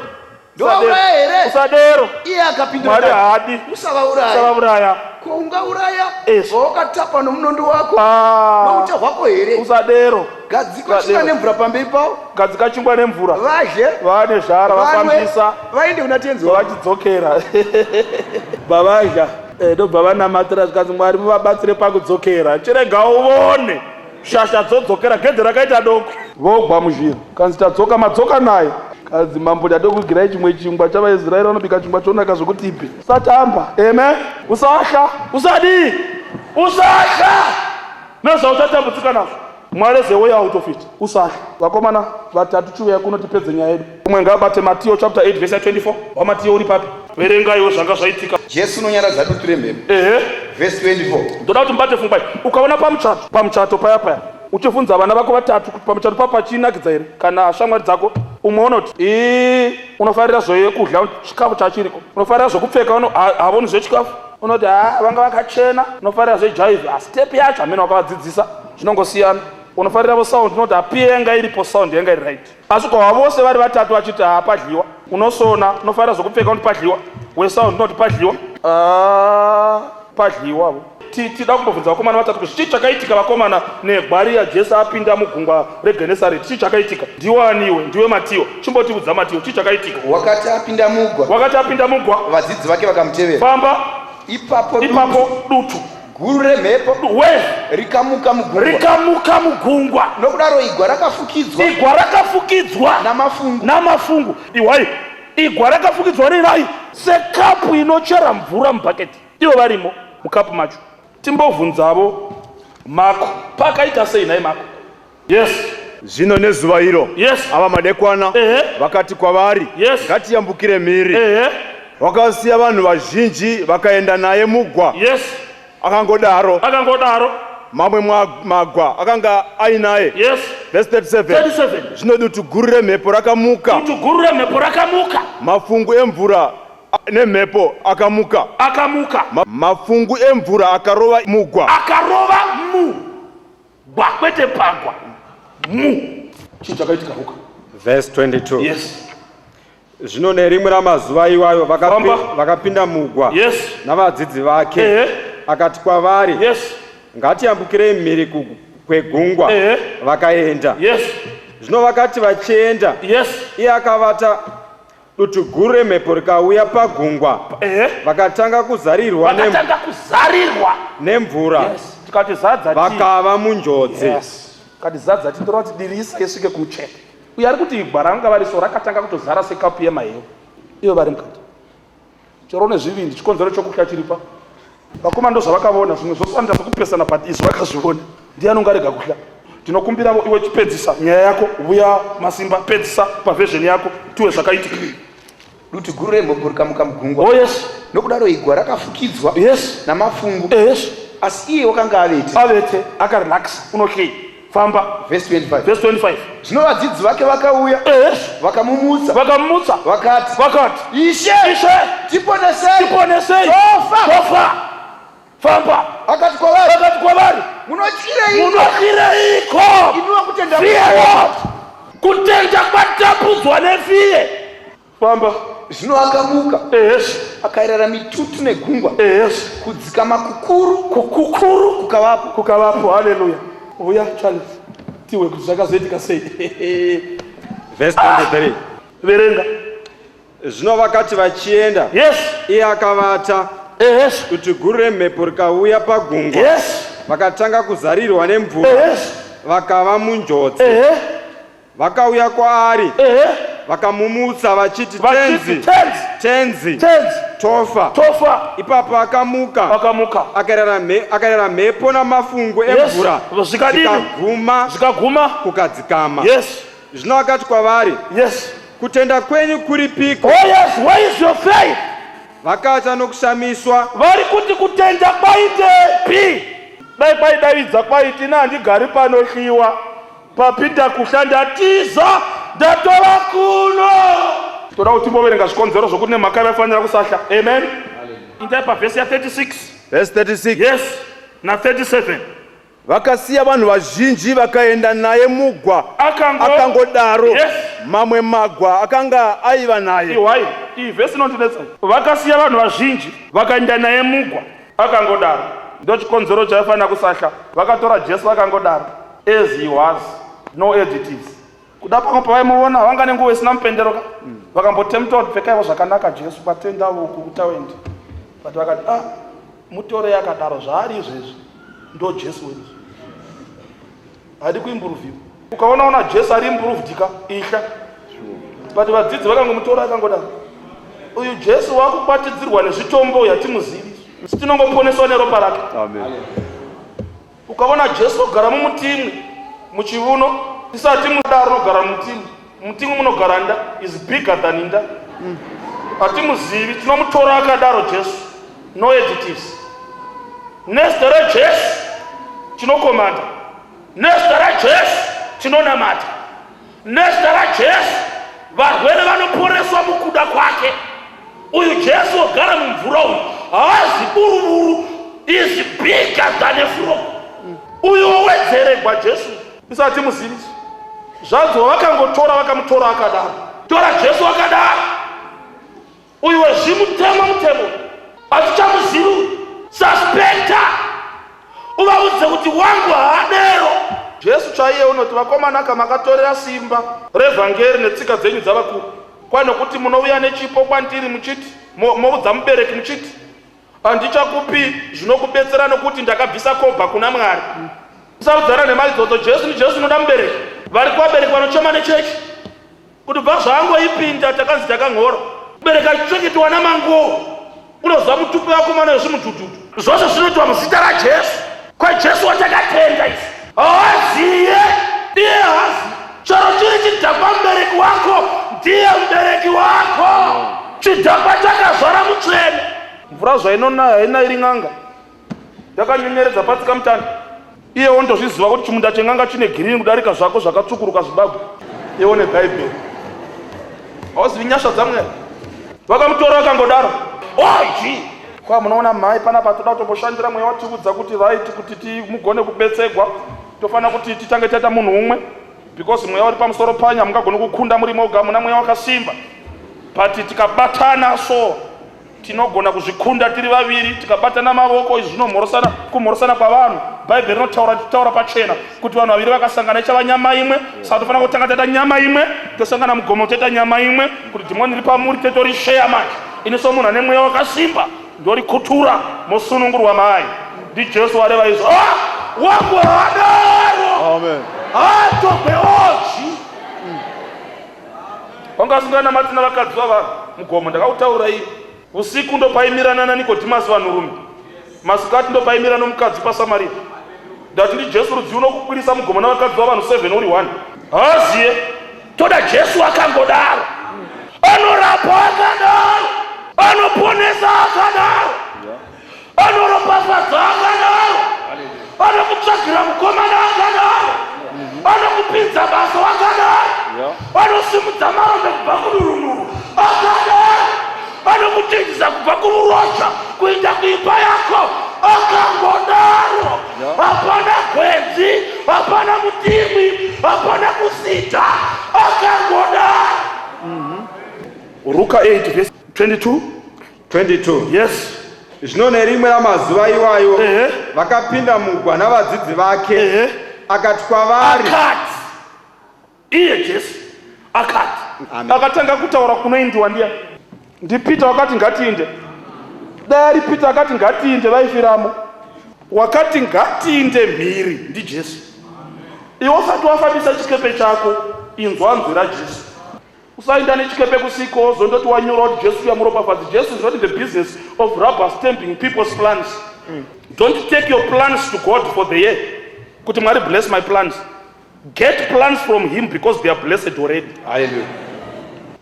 Unozwa kana Jesu ati ngatiyambukire mhirika, waitoudza ivo achitaurira nemhepo yacho, achitaurira nemvura yacho, achitaurira negungwa racho, achitaurira nemiti yacho kuti fanai kugadzira nenyoka dzacho dzaingada kumuruma mhiri, nemvuvu dzacho, nengwena dzacho, kuti kana ndati ngatiyambukire, ari kutaura wakanga aripo Jowanika, shoko rakanga riripo pakutanga. Hallelujah. Kunze kwake hakuna chakarirai chakasikwa, shoko rikazova nyama. Saka shoko rakataura kuti ngatiyambukire mhiri. Kana Jesu ataura kuti ngatiyambukire, atosika kuyambuka kwacho. In his word was the power to get them to the shore. Shoko rake is an embodiment of power. Ranga rakatotakura by enabling force to take them ashore. Kana Jesu ati uripo muchato, unochatiwa. Saka Jesu hana chinofoira because the project yake. Okay. Saka zvinetsi kunamatira nyaya iyi because soro wakasunura unoinamatira kuti Jesu kachekika matiti yambukire mhiri tarisa munozoita mvura yenyu. Saka mukuru ndiani mvura nemi? Kana mvura ikakukonesa itonamata yedu zvemvura dzomubhotoro, nokuti mvura ine simba yakonesa Mwari gwendi. Hauna kuzvibvunza here kuti Titanic yakatadza kusvika but chikepe chaJesu chisina injini chakasvika? Haleluya. Titanic could make it. Muna mainjiniya vakafa but chikepe china Jesu nenguva isina mupendero. Kanzi vakomana musahla, problem yenyu kuhla chete. Verse 23. Wakati apinda mugwa, Yes. vadzidzi vake vakamutevera. Ivo Jesu hana kutevera vadzidzi, vakatevera Jesu. Jesu hana kutevera vadzidzi. Ndosaka Jesu achiti gwendo gwanguka. Chimwe chikonzero vakomana. Marko chapter 4 verse 36.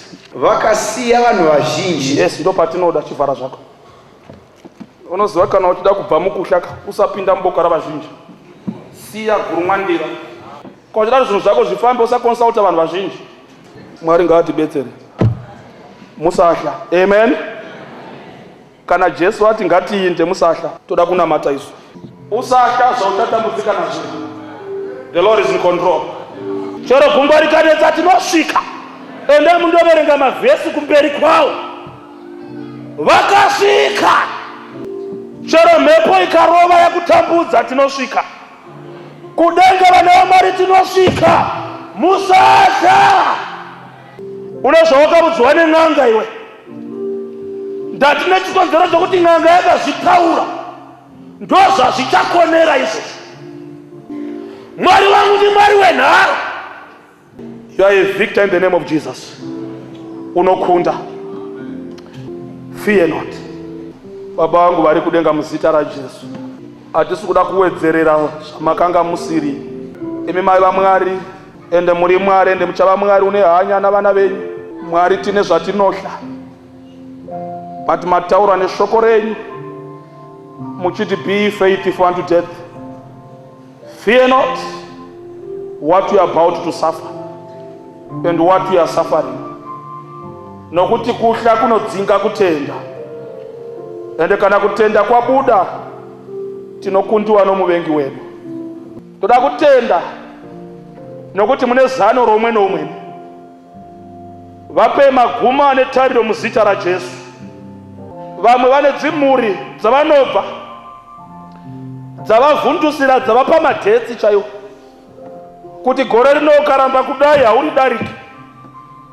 Kana chero uchisevenza pane chaunomutsa nokuti waramba kupinda pasungano yomuvengi. Mwari put a standard against him. Command peace yamakakomanda muchikepe, runyararo rukuru guwanikwe pamusoro poupenyu hwavo. Imamuna kuti promise absence of problems but your presence with you in the storms of life will smile at the storm. Muzita raJesu.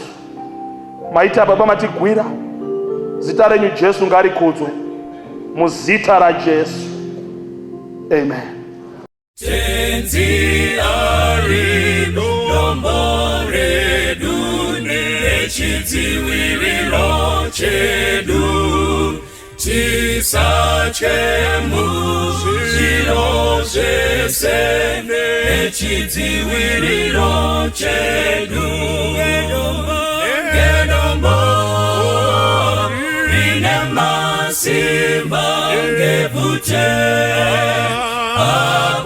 apotaneta ngewedu kutungamira nechidziwiriro chedu futeredu masikati nechidziwiriro chedu nekupenya pausiku nechidziwiriro chedu ngedombo rine masimba ngevute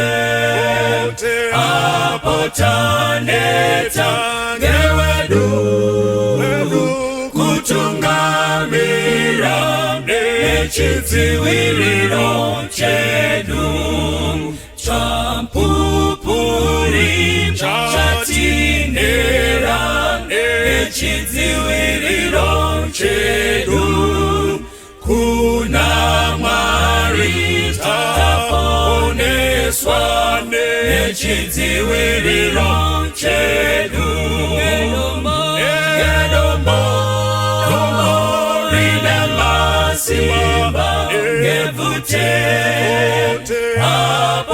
apotaneta ngewedu kutungamira nechidziwiriro chedu.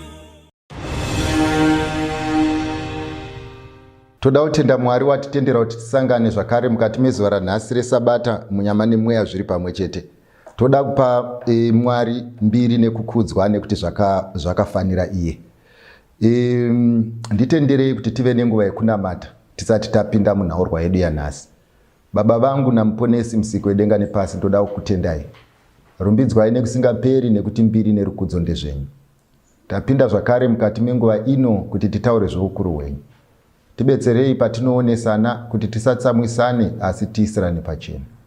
Kana zvese zvaitwa zvapera mugopiwa mbiri nerukudzo nekuti zvakafanira imi. Muzita raJesu ndinonamata. Amen.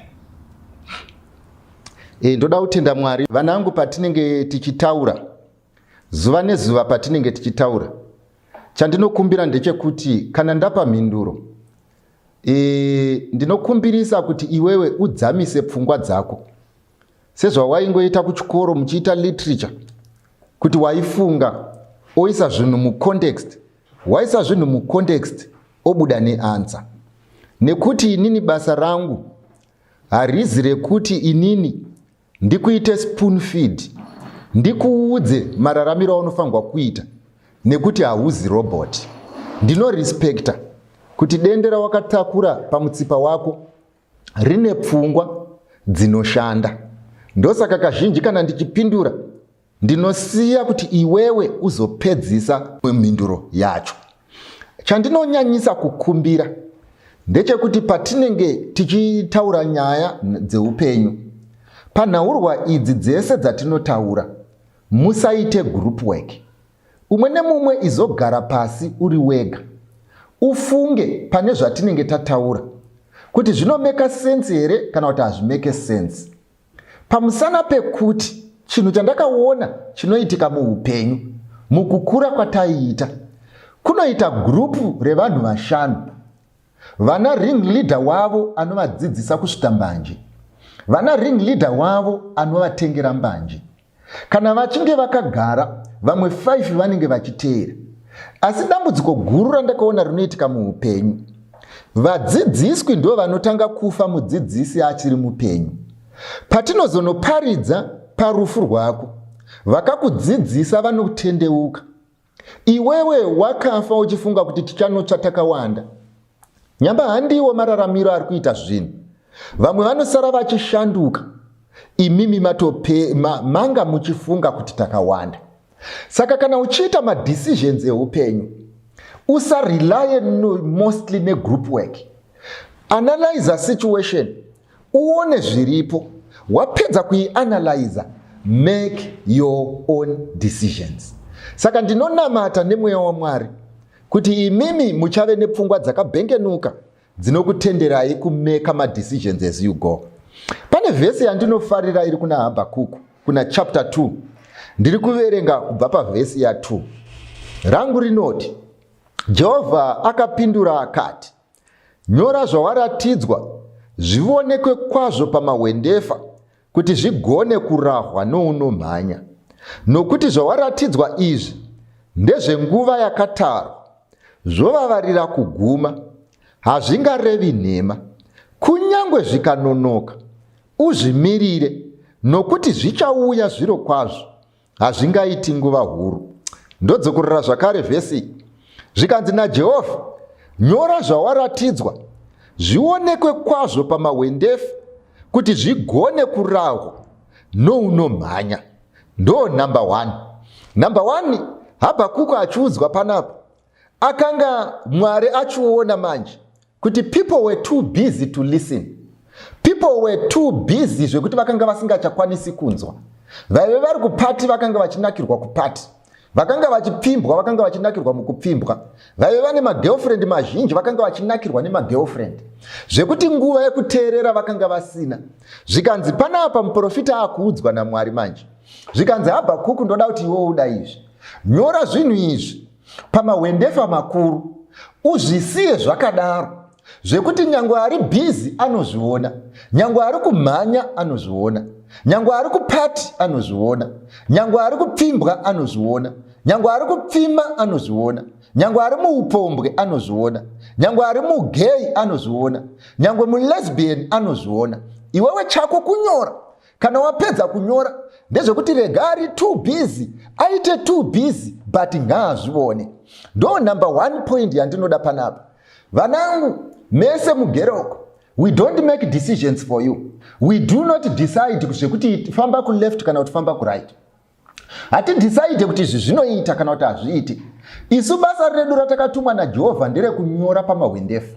Ende manyorero atinoita tinonyora newriting yaunonzwisisa. Matauriro atinoita tinotaura nelanguage yaunonzwisisa. Matauriro atinoita tinoisa pachena zviripo. Asi ndoda kukuudza kuti zvakanyogwa izvi, Bhaibheri riri kuti izvo as long as zviripo, hanzi izvo hazvizorevi nhema. Hanzi kunyangwe zvikanonoka uzvimirire, nekuti ndezvazvokwadi uye zvichaitika nenguva yazvo. Saka ndoda kukuudzai kuti maresults ebhora ramuri kutamba ndo atiri kunyora pamahwendefa. Zvichaitika ramangwana rako ndo ratiri kunyora pamahwendefa. Zvichaitika pamapromisa wakapiwa ndo zvatiri kunyora pamahwendefa. Zvichaitika pamunhu wawakamirira ndo zvatiri kunyora pamahwendefa. Rodhi kwainosvika ndo zvatiri kunyora pamahwendefa. Hakuna munamato uchashandura chinichi, hakuna kutsanya kuchashandura chinichi, hakuna kuimba kuchashandura chinichi. Hakuna kuchema kuchashandura chinhu ichi. Pamusana pekuti zvakanyorwa izvi zvichaitika nemazvo. Saka chandinokukumbirira ndechichichi. Dei zvaigona pauri busy kuchirika. Dei zvaigona pauri busy papati. Dei zvaigona pauri busy padisco. Umbomira urave. Wapedza kurava. Nekuti chiprofita ichi chinogona kunge chakanangana newe. Iri bhazi rawakwira rinogona kunge risiri kusvika. Mwanangu, ndoda kuti izvo ufunge uri soba. Nekuti Bhaibheri ranyatsoisa pachena pavhesi 3 yati nokuti zvawaratidzwa izvi ndezvenguva yakatarwa, kwete yawakatara iwe. Number 1, Mwari ari kuti izvo ndakatotara, zvinokomborereka ndikatokomborereka, zvisingakomborereka ndikatorega kuzvikomborera, zvinotukwa zvakatotukwa, zvinofa ndakatozvimaka, zvine mazuva mashoma zvatoo pachena, changosara kuzadziswa kwazvo.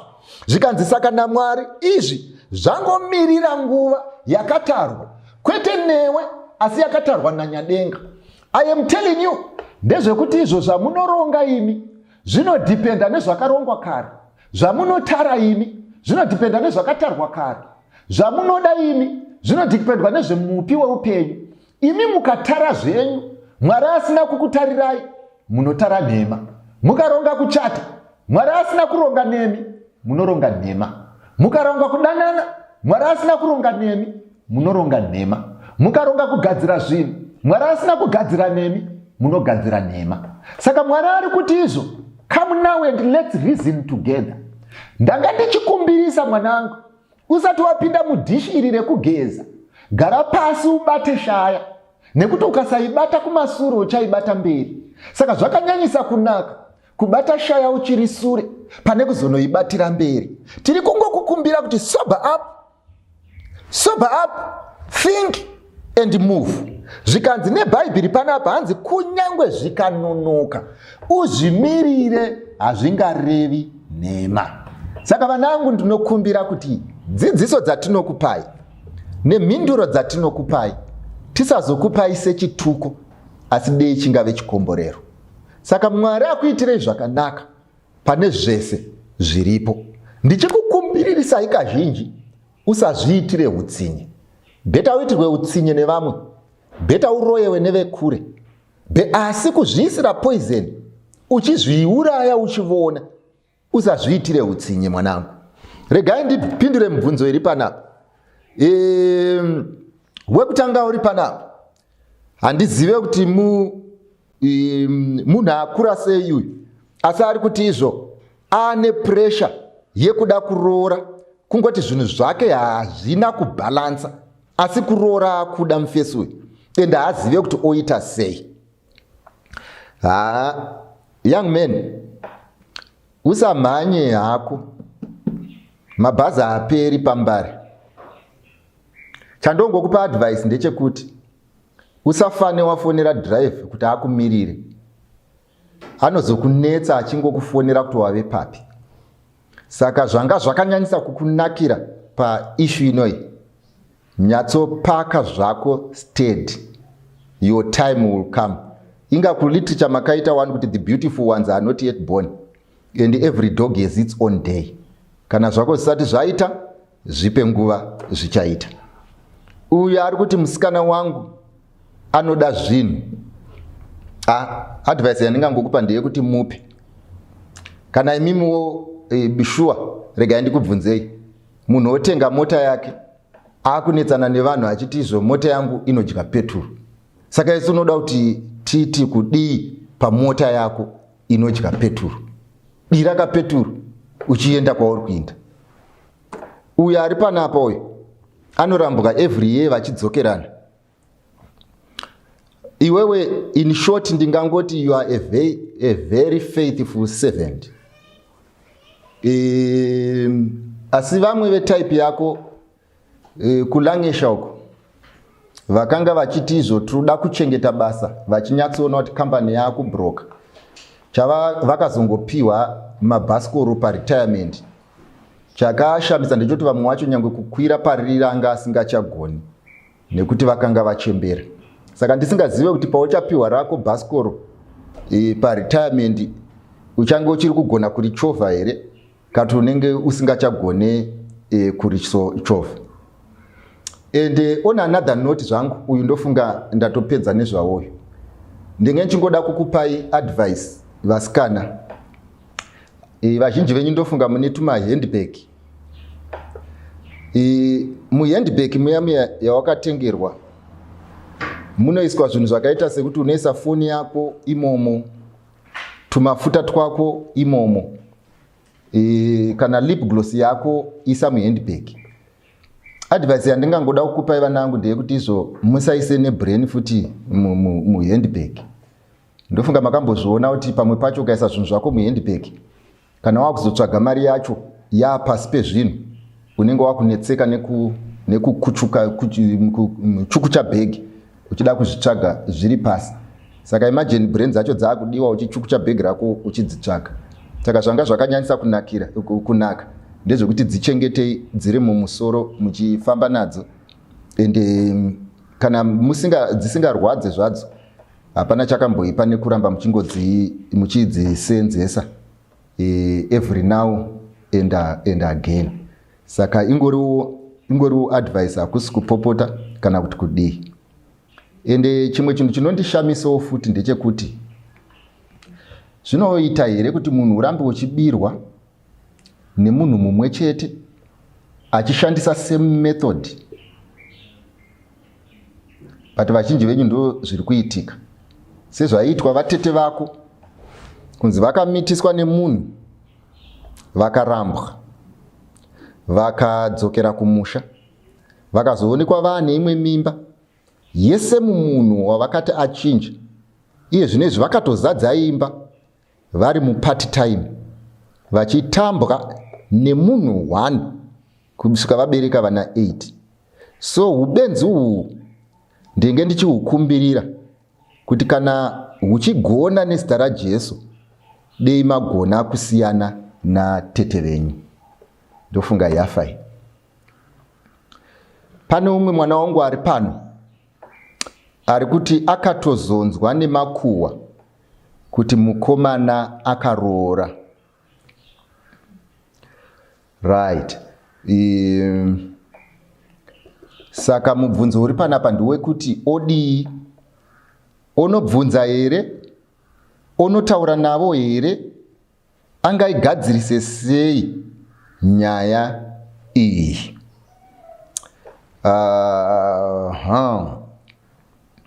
Iyi ndofunga mwanangu, ndainzwisisa nyaya yako. Handidi kuti rega tirege kuipindura tichimhanya. Regai tiende mukati meBhaibheri. Asi ndiri kunzwisisa mwanangu, ndoda kuti unyatsopabata. Ndiri kunzwisisa mwanangu dambudziko raunaro, uye ndiri kunzwisisa mwanangu kurwadziwa kwaunako, uye ndiri kunzwisisa mwanangu kurafu yawakatambwa, uye ndiri kunzwisisa mwanangu kuti izvo utori nedambudziko riri genuine ririyo. Vanhu vanogona kusazviona zvakadaro, asi nhamo iyi iriko. Vanhu vazhinji havana chivindi chekuudza munhu kuti zvapera, hatichadanani. Vanenge vakuita masaini kuisa vamwe vanhu pamaWhatsApp kuti zvimwe munhu angaone kuti handichadiwi. Vochinja maprofile, vochinja mastatus, votanga kungoshayika, votanga kuti I'm busy, votanga kuti izvo imbondipa nguva ndiri kudzoka. Havagone kubuda pachena kuti inini zvepano handichada, inini zvepano handichazvigona. Ende mukatarisa marelationship mazhinji amuri kudefenda, makangopiwa chikonzero chekuadefenda, asi marelationship siwayo haashandi. Why? Because many people out there cannot say no. Vanogona pakupfimba, asi pakuramba panovanetsa. Iyoro igemu riri kutambwa kazhinji nevanhu vazhinji. Saka ndine urombo kuti ndo zviripo. Asi ndoda kuti patinopindura mubvunzo uyu, ndipinde mukati meBhaibheri, undinzwisise kwandiri kuenda. Nevamwe vakafanana newe vari kutambwa zvakafanana nezvizvi, ndinokumbira kuti mundinzwisise. Ende ndichatraya kuve sober pandinenge ndichipindura. I don't want to be emotionally involved in this issue. Neither do I want you to cry. Saka ndoda kutaura nenzira inobhowa, but at the same time yakanyorovera. Ndiri kuverenga mukati mebhuku raJohn chapter 5. John chapter 5 kubva pavhesi 1 inoti, shure kwaizvozvo mutambo wavaJudha waivapo, Jesu akakwira Jerusarema. Zvino paJerusarema pedyo nesuo remakwai kwaive nedziva rainzi Bethsaida nechiHebheru, raiva nemabiravira 5. Mukati mawo makanga muvete vazhinji vairwara namapofu nezvirema navakaunyana vaigarira kubvongodzwa kwemvura. Zvino kwaivapo pavhesi ya5 mumwe munhu wakanga abatwa nokurwara makore 37.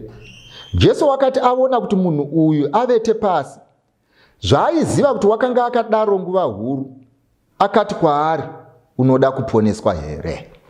Inzwa mwanangu, poindi yekutanga inobuda panapa.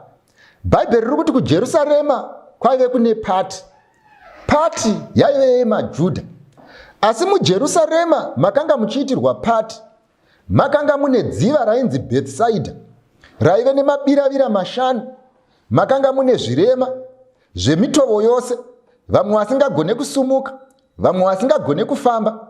Ende of note, panotaurwa nechimwe chirema chiri pano chaive chine 38 years chiri paBethsaida, chichida munhu anochisunda kuti apinde mumvura. Saka musi uyu Jesu anodaidzwa kupati nemaJudha. Asi adaidzwa kupati anoti, ini ndisati ndaenda kumutambo uripo, rega ndimbotanga ndanoona kuti varwere vari sei.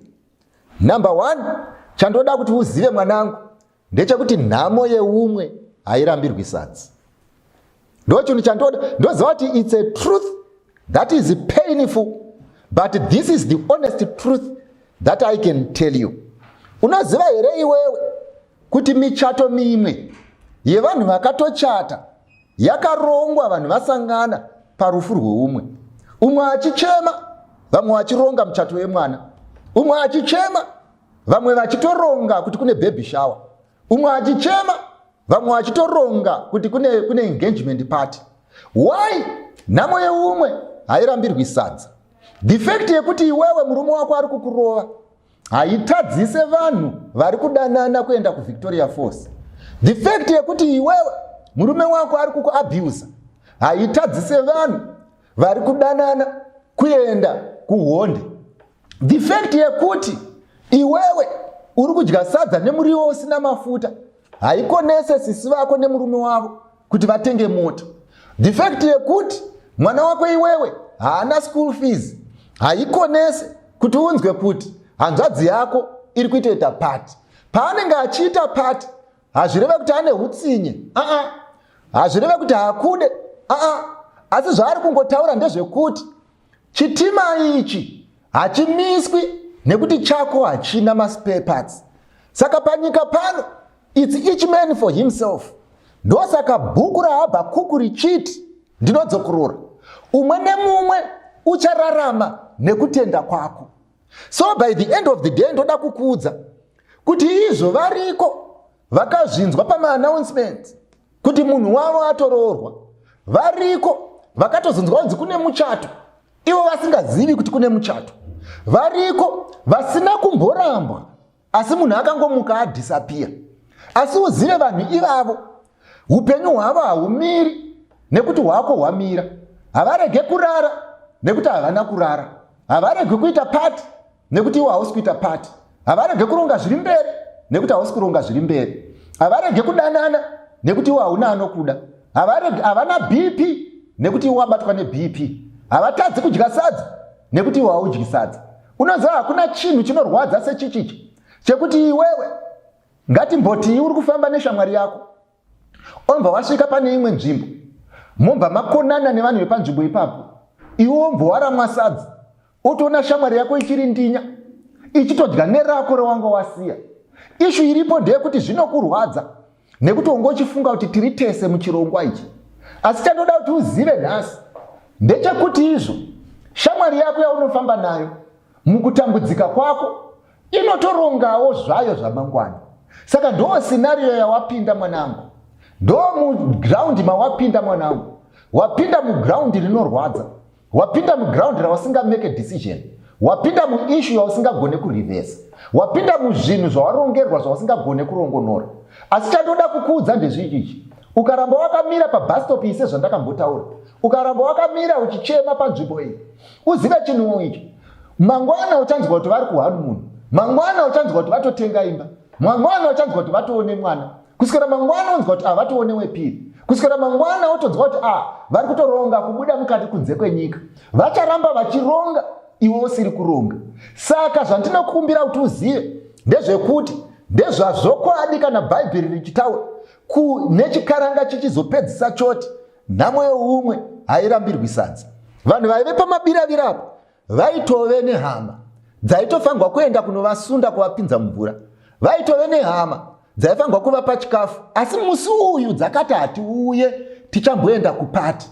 Why? Nekuti kuenda nemurwere kupati zvinokupinza bhizi. Imagine waenda nemurwere wako kupati akamboti 1 minute ndiisei pamumvuri, oti the second minute ndiisei pazuva, oti the next minute imbondigarisai, the next minute oti chinjai piro. Ndokutaurira pati inopera asi iwe uri muwadhi. Ndosaka vakaita izvi, vakamake that decision. So muupenyu ndo number 1, your ex-boyfriend is not even thinking about you. Yep, his partner is not thinking about you, but you are thinking of them. Mwanangu toda kuti udzokorore. Ndati kwavari havasi kufunga newe, kwavari havasi kurongera iwe. Dambudziko ratopo mwanangu nderekuti iwe ndiwe uri kufunga about them. And if you continue on this route, you are not going to destroy their lives, but you are going to destroy yours. Chepiri, bhaibheri pane imwe nzvimbo Mwari unoti kutsiva ndekwangu. Zvairehwa naMwari paiti kutsiva ndekwangu, aiti kune dzimwe nyaya dzichaparwa panyika nevanhu vausingagone kunogogodza kuti uti muri kuitei. Kune vanhu vachakurongera dhende vausingagone kuti muri kumboita nezvei. Vamwe vanhu vachaitwa sezvakaitwa Uriya, yekuti mukadzi wako watorwa namambo ende kwamambo hakusvikiki. Ende ndoda kukuudza pachinhu ichi, ucharamba uchirwadziwa, asi Mwari manje ari kuti no, don't worry. Nyaya yako makatangiro ayakaita ndoaziva, mafambiro ayakaita ndoaziva, marwadzisiro awakaitwa ndomaziva. Saka iwewe chinhu chaunogona kuita panguva ino is not to engage these people, asi enda mubedroom rako, muimba yechemukati, utaurire Mwari sezvazviri. Usamunyepere. Tell him exactly how you are feeling. Tell him exactly how much offense you have. Tell him exactly how bitter you are. Tell him exactly how disgruntled you are. Even if you want to cry, go and cry. And ndoda kukuudza kuti yaparwa nemunhu Mwari akati ndaitenga hairove. Sekutaura kwatinoita muchikaranga, ndoda kukuisirai pachena vapana pamunodanana. Vanhu vazhinji munongofunga kuti kudanana kwakafanana nekukwira kombi. Unongokwira madiro, oburuka madiro. Unongoita paunoda, odzika paunoda. But Mwari unoti, nyangwe spirit, vanyori vazhinji, vandinoverenga vanoti, it is a sin to trifle with human hearts. So by the end of the day, chandoda kukuudzai ndechekuti vanhu vamunofema, vamunotamba muchidai, vanhu vanofema, vamunorwadzisa muchidai, vanhu vanofema, vamunochemedza muchidai. Bhaibheri rangu rinoti ndinokolekta misodzi yavo mukati mechindigwana changu. Kana misodzi ichinge yazara, ndichada kunzwisisa vari kumbochemei, vachichemedzwa nani, anoita nezvei, anozviita ani. Hakuna munhu unopara mhosva maune uchaenda pamberi paMwari scot free. Muri kupara ngozi vanangu, ende ngozi yaparwa pakati pemunhu naMwari. Ndianiko uchakureverera? Ndianiko uchakwira kudenga kunoenzanisa iwewe nyaya yako? Ndozviziva kuti vazhinji venyu you think you will enjoy immunity panyaya idzi, asi hakuna munhu wakarurama uchatorerwa chitanda nemunhu usakarurama. Usakarurama ukaseka all the way to the grave. It is not going to happen like that. And musanyengerwe, God is not man. Whatever he says that he will do, and he takes particular attention to these issues. Munorangarira here kuti ndinyatsokujekeserai. Bhaibheri rangu rinoti mukati mebhuku raJohani, Josefa akanga ari betrothed kuna Mary. Zvikanzi zvino Mary abata mimba yemweya mutsvene. Zvikanzi Josefa akafunga mumwoyo make kuti handidi kunyadzisa mumwe wangu, number 1. Ndichamuramba zvakavanda kuti vanhu vasanzwe kumunyarira.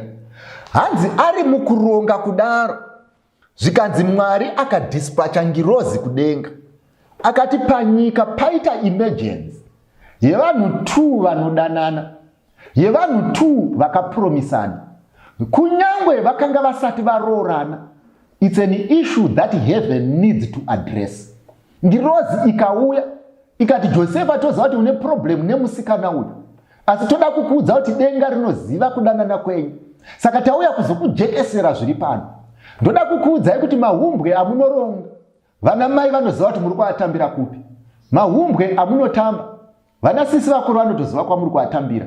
Mahumbwe aunotamba, nyangwe baba vanotoziva kuti muri kutamba mahumbwe panext door. Ndo zvakangofanana naJehovha ari kudenga. Anotoziva ari kumahumbwe neasiri kumahumbwe. Anotoziva ari kupati neasiri kupati. Anotoziva vari kudanana nevasiri kudanana. Hakuna relationship inoitwa pano pasi inongozikanwa pano. Hakuna relationship inongonzi iri muatmosphere haisvike nechekuchadenga. Ukatoti kune munhu ndakuda, ngirozi dzinotosvikapo kuti dzinzvere mwoyo, dzinyatsoweya kuti unoda here zvechokwadi. Vanotamba dzinotovaziva, vari serious dzinotovaziva. Hakuna relationship isingazikanwe nedenga. Saka zvinhu zvenyu zvamuri kuronga izvi, mabhomba enyu amuri kuseta aya, ndoda kukuudzai kuti nerimweni zuva achadhuka. Musazoti, ndodzokoro, musazoti, I wish I had known. Inini zvandaingakumbira vanangu mukurarama, musaitirane utsinye in the name of love. Musarwadzisane in the name of love. Taurirana izvi zvokwadi in the name of love. Kana wakuenda mwanangu, oneka. Kana wabva panzvimbo, ibvo semauwiro awakaita. Haikona kuzofungidzirwa kunzi hausisipo. Zvakaipa zvinhu izvi, uye zvine ramangwana rakaipa.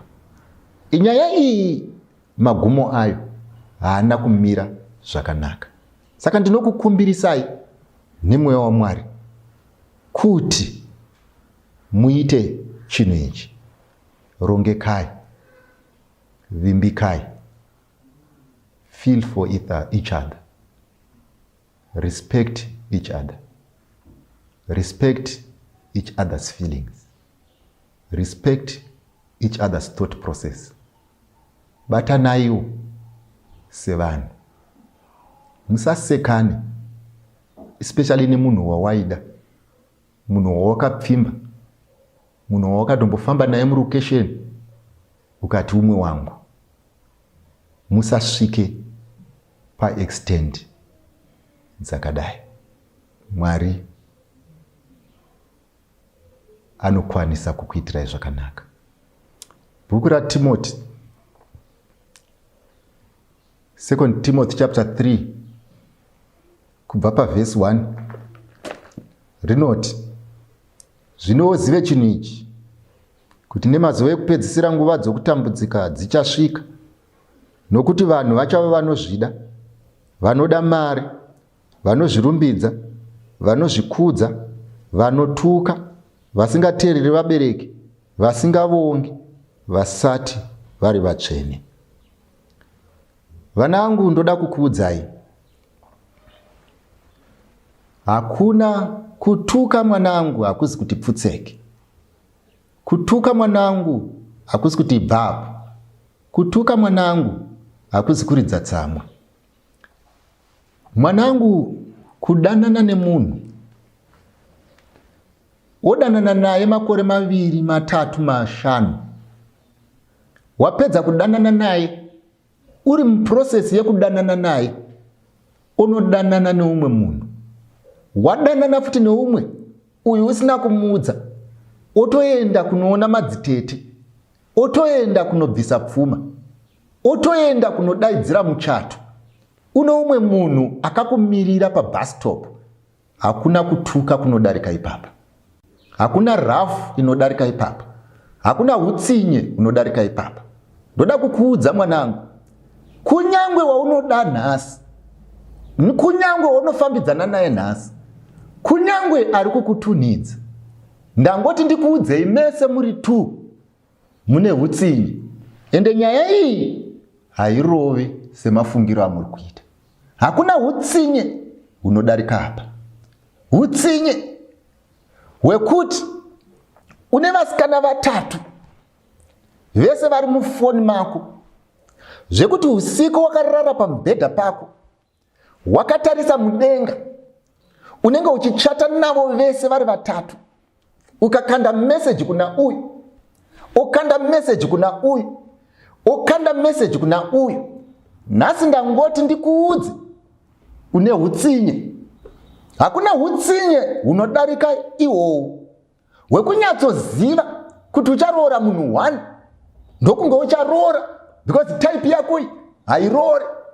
Asi you sit down to use and abuse imwe mweya yakatengwa naMwari, imwe mweya iri kudya sadza, imwe mweya ine mafeelings.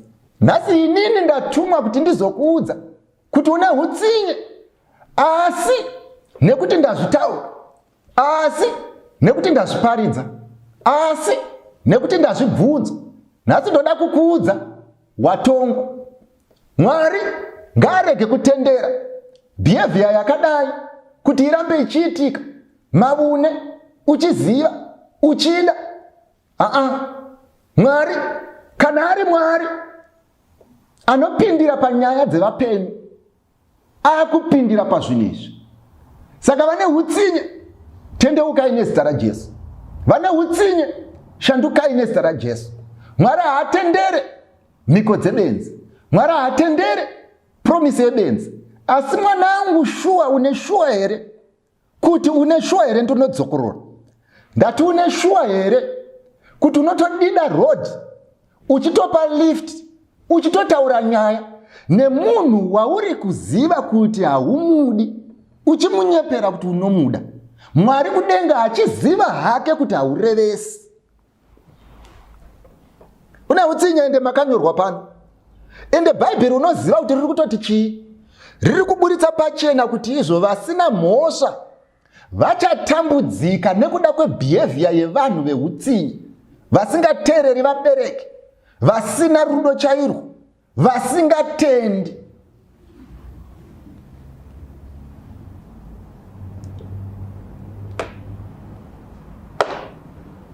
Jehovha wandinonamata, idzi achadzigadzirisa. Ngatinamatei. Baba vangu namuponesi musiku wedenga nepasi, rumbidzwai nekusingaperi nekuti zvakafanirai.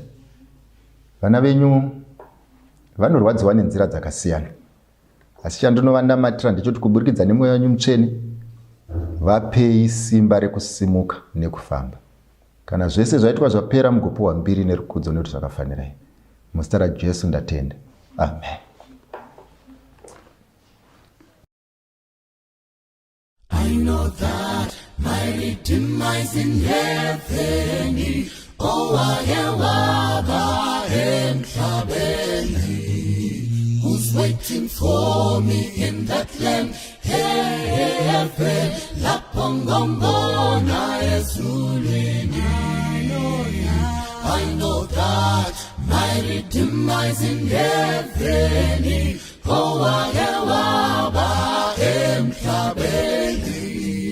Who's waiting for me in that land?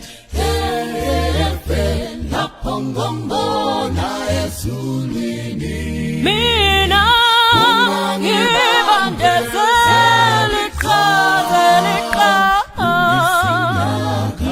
nyakala ngaye ngibiza ngosabela no don't shut me out. No, don't shut me out. Let me stay and see. When it calls me, I will laugh. Yes, I'll meet him over. No, no, no, no, no, no, no, no, no, no, no, no. Don't let me stay. When he calls me, I will laugh. Yes, I'll answer. I shall meet him over there. Gizamangala, mina biyamkumbula nganina. How he left the heavenly kingdom, ukuzofela khonala. Gizamangala, mina biyamkumbula nganina. How he left the heavenly kingdom, ukuzofela khonala. Mina ngibandezela iqhazelika. Ngaye ngibiza ngosabela.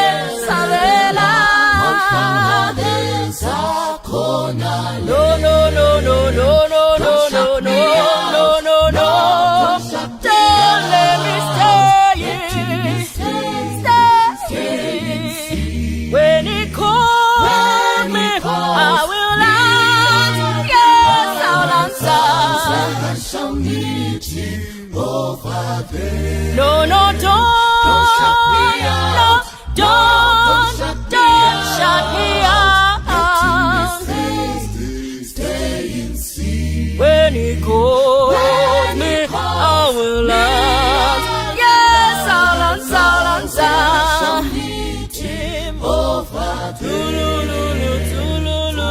I have lived a life of sin.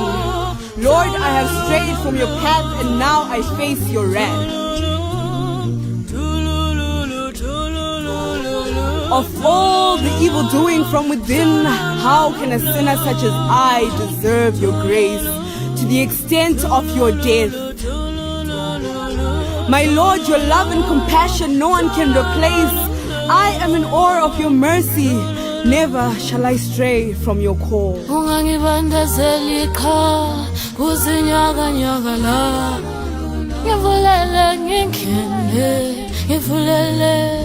Mina ngibandezela iqhazelika.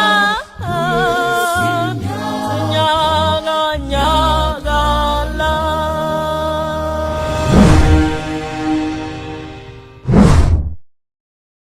Ekukasika Jesu achauya.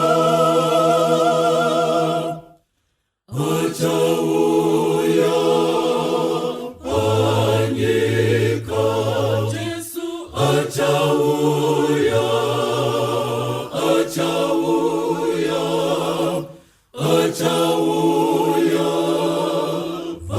Anyika Jesu achauya.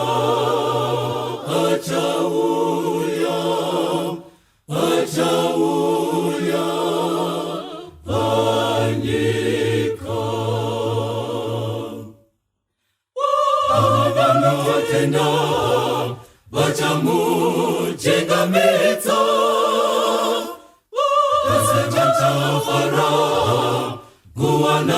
mambo wao avanotenda vachamuchingamidza vose vachafara kuwana mambo wao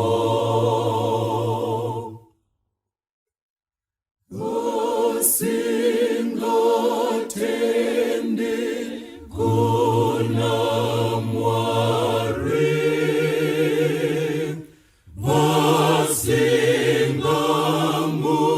wasingamukudzi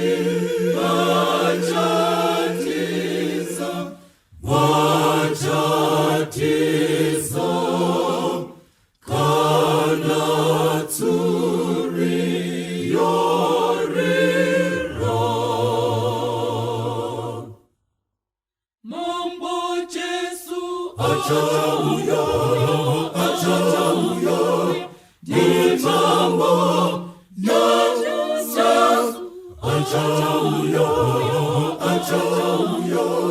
kuzotora watswene mambo Jesu achauya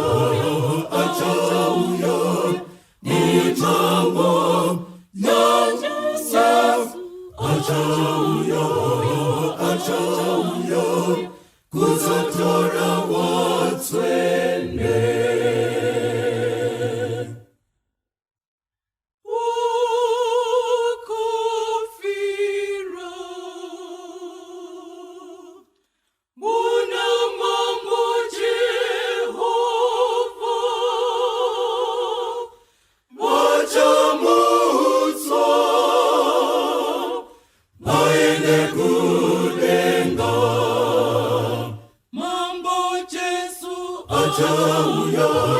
achauya ni mambo ya Jesu achauya kuzotora watswene mambo Jesu achauya ni mambo ya Jesu achauya kuzotora watswene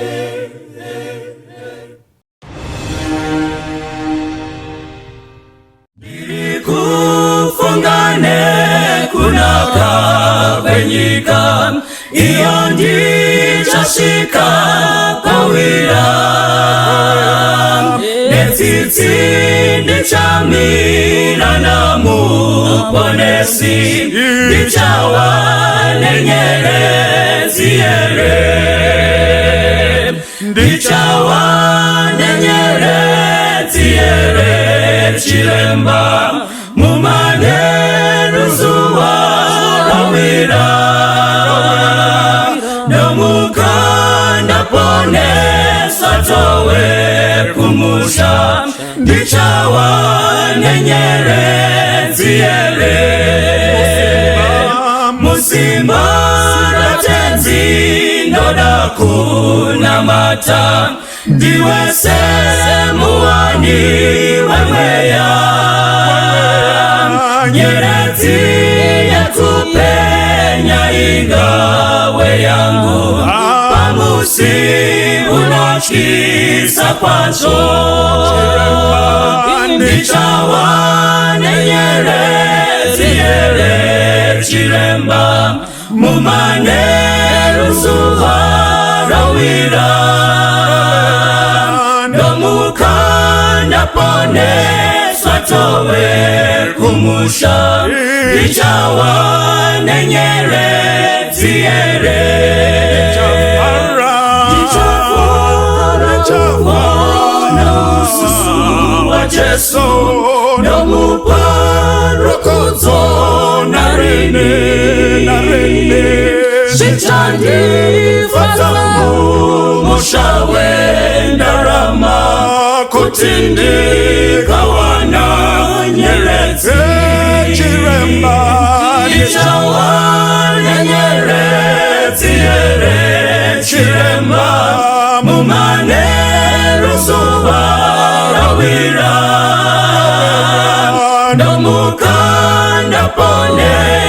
swatowe kumusha Nichawa nenyere tiere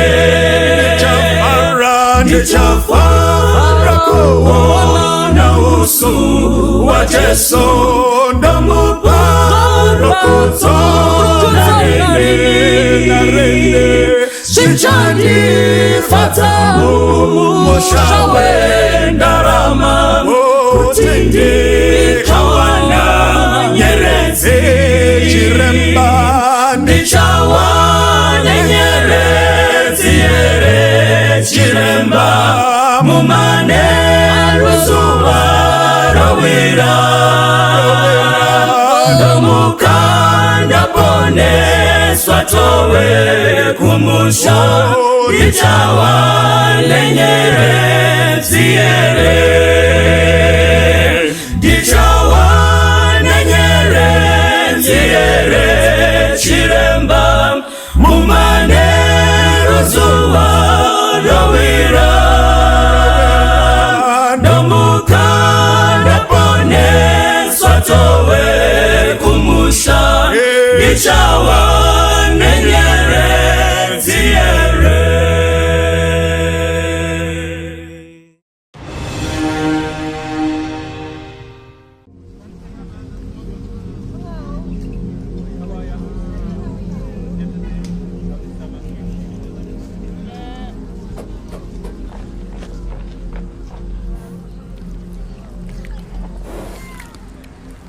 Jerusalem, munzimu botu, motu yokala, anguweguya. Jerusalem, munzimu botu, motu yokala, anguweguya. Jerusalem, munzimu botu, motu yokala, anguweguya. O Jerusalem, munzimu botu, motu yokala, anguweguya. Ogunyina hulila, o Jerusalem, motu yokala, anguweguya. Ogunyina hujiswa, o Jerusalem, motu yokala, anguweguya. O Jerusalem, munzimu botu, motu yokala, anguweguya. O Jerusalem, munzimu botu, motu yokala, anguweguya. Ogunyina kujiswa, o Jerusalem, motu yokala, anguweguya. Jerusalem, munzimu botu, motu lindila wagabambirwa ndisweguza kumatalililo anyiga tugatangale a Jesu. Jerusalem, munzimu botu, motu lindila wagabambirwa ndisweguza kumatalililo anyiga tugatangale a Jesu. Tuyokomana twagusiga, tuyatangala pokutuwa, tuyokomana tugatangala nguwe. Tuyokomana twagusiga, tuyatangala pokutuwa, tuyokomana tugatangala nguwe. Jerusalem, munzimu botu, motu yokala, anguwe. Oh Jerusalem, Jerusalem, munzimu botu, oh Jerusalem, munzimu botu, motu yokala, anguweguya. Oh Jerusalem, munzimu botu, motu yokala, anguweguya. Utajali mwenzuma, Jerusalem, motu yokala, anguweguya. Oh Jerusalem, Jerusalem, motu yokala, anguweguya.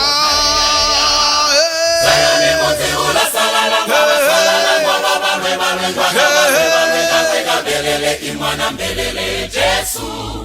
Sayoni muzirula salalangwa wasalalangwa wabanwe belele imwana mbelele Jesu. Tuyo segelela twanjira, tuyo chitauga twazunga, tuyo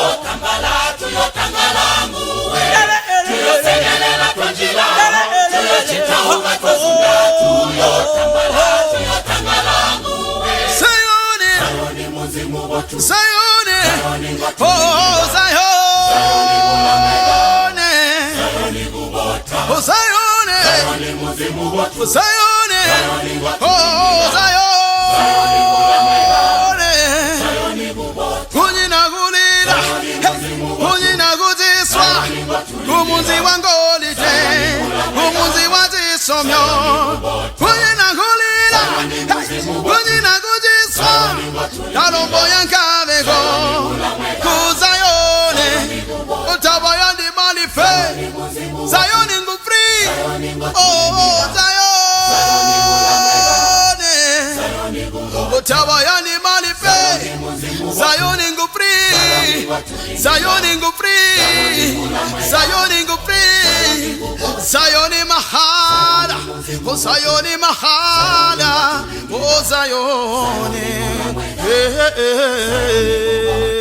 hey. Zayoni muzimu botu, Zayoni ngotulindila, Zayoni ulamwela, Zayoni hubo. Oh Zayoni, oh Zayoni, oh Zayoni,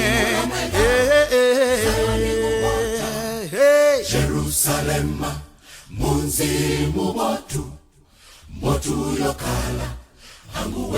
Oh Jerusalem, Jerusalem, munzimu botu.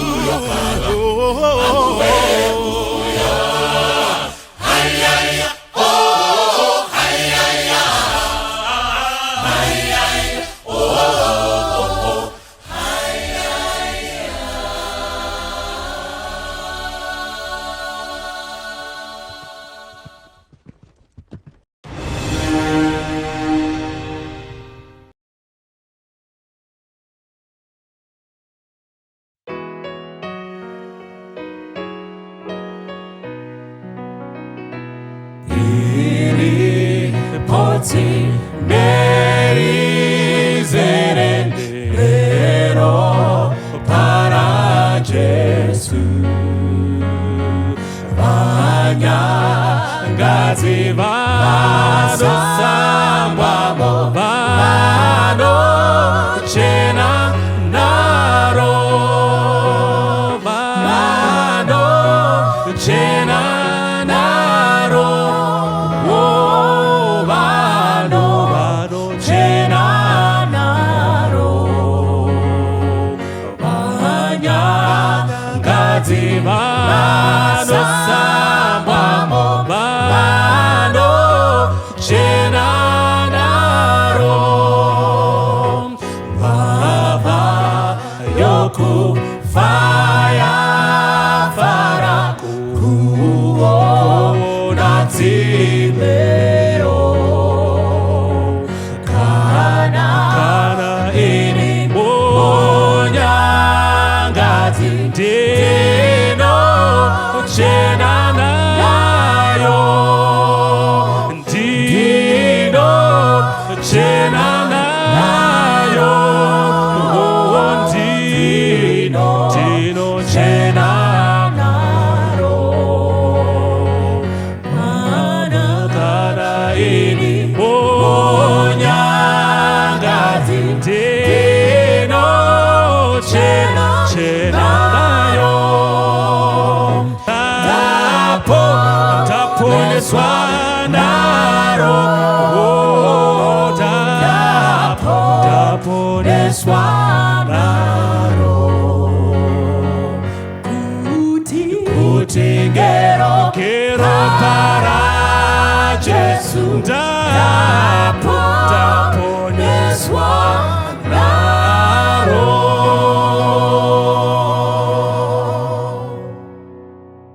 toda kumukwazai mose pachirongwa Family Matters mukati mezuva ranhasi, chirongwa chatinotarisa kugarisana kwedzimhuri, michato, kurerwa kwevana netumwe tunhu twakawanda tunopoteredza mhuri. It's all about the family. Mukati mechirongwa Family Matters tiine kutenda kwekuti iko kana mhuri yakagara zvakanaka, zviri kufamba zvakanaka, baba namai vari kudanana mukati memba yavo, vana vachidiwa, vakapoteredzwa with this environment yekuve united and loving each other, tinofungidzira kana kwete kuti tinofungidzira, ndo chaizvo ndo basis yekuti iko kana takuzoenda pamberi paJehovha idi tinomunamata tiine simba, Mwari achititungamirira. Asi kana mumba riri bvoripfori zvichinetsa, vanhu vachitukana vakawanda, ama-abuses arimo, munoziva kuti pane mumwe musha wekuti iko pane noise, vanhu vakanyarara. Izvozvo ndinofungidzira kuti pamberi paMwari hazvigamuchirike. Tinoda kuti iko musangane vadare vedu mukati mezuva ranhasi, kuti iko vataure mazita avo, vakukwazisei, musangane navo tisati tatanga chirongwa. Totanga rekuno. Tinokukwazisai vadiwa vateereri, mufaro wangu kusangana zvekare nemi paFamily Matters. Zita rangu Mrs. Chinengo. Tinotenda chose. Yes. Tinokukwazisai vateereri, zita rangu ndinonzi Alois Nyamazana, mufaro wangu kusangana nemi paFamily Matters. Thank you. Yes, next. Makadiwa vateereri nevatariri, ndinonzi Rotina Mafume Musara, tinofara kuva nemi pano. Tinotenda chose, touya kunoku. Kwaziso kwamuri hama nehanzvadzi, ini ndinonzi Watson Mbiriri, ndiri mufundisi, tiri zvakare vana Ganyamatope, vana Mushaya Chirashwa, kana zvanetsa munongoti Gono, ndo zvimwe chete. Tinotenda chose. Nerangu zita ndoitwa Pastor Francis Mbira, musvokozve pachirongwa Family Matters. Mukati mezuva ranhasi tine inopisa. Pane mhungu yatinoda kutsiya yatitasa mukati mezuva ranhasi.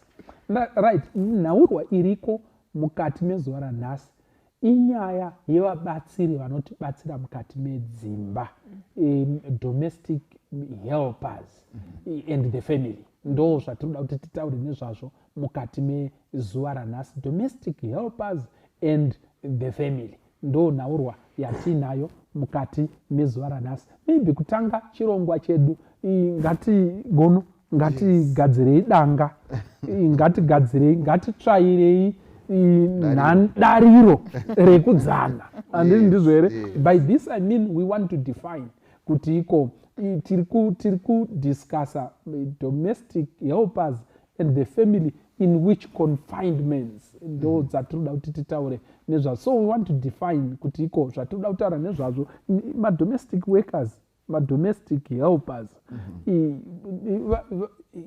ndivananiko, chinyiko, zvakamira sei, kuti iko tione vanhu vatiri kudiscussa nezvazvo. Yes, maybe a few examples might also help. Kana ndotanga nachirasha. Handina kumbokutaurirai, but regai ndimbotanga nemichirasha. Yes. How can you define domestic workers? Yes. Okay. So, Signoro, I think pamutemo wedu weZimbabwe unoti definira ma-domestic workers edu. Alright. Inotaura izvo nekuti tine vanotishandira, vanoshanda mumba, for example, vachiita mabasa akasiyana-siyana. Inotaurawo kuti vamwe vanogona kunge vachigara nesu, vanonzi ma-live in. Yotaura kuti vamwe vanenge vachibva kana kudzimba dzavo vachisvika makuseni, vachidzokerawo kubasa vachiita knock off. Saka ndemamwe ma-helpers anokwanisa kutibetsera mukati medzimba.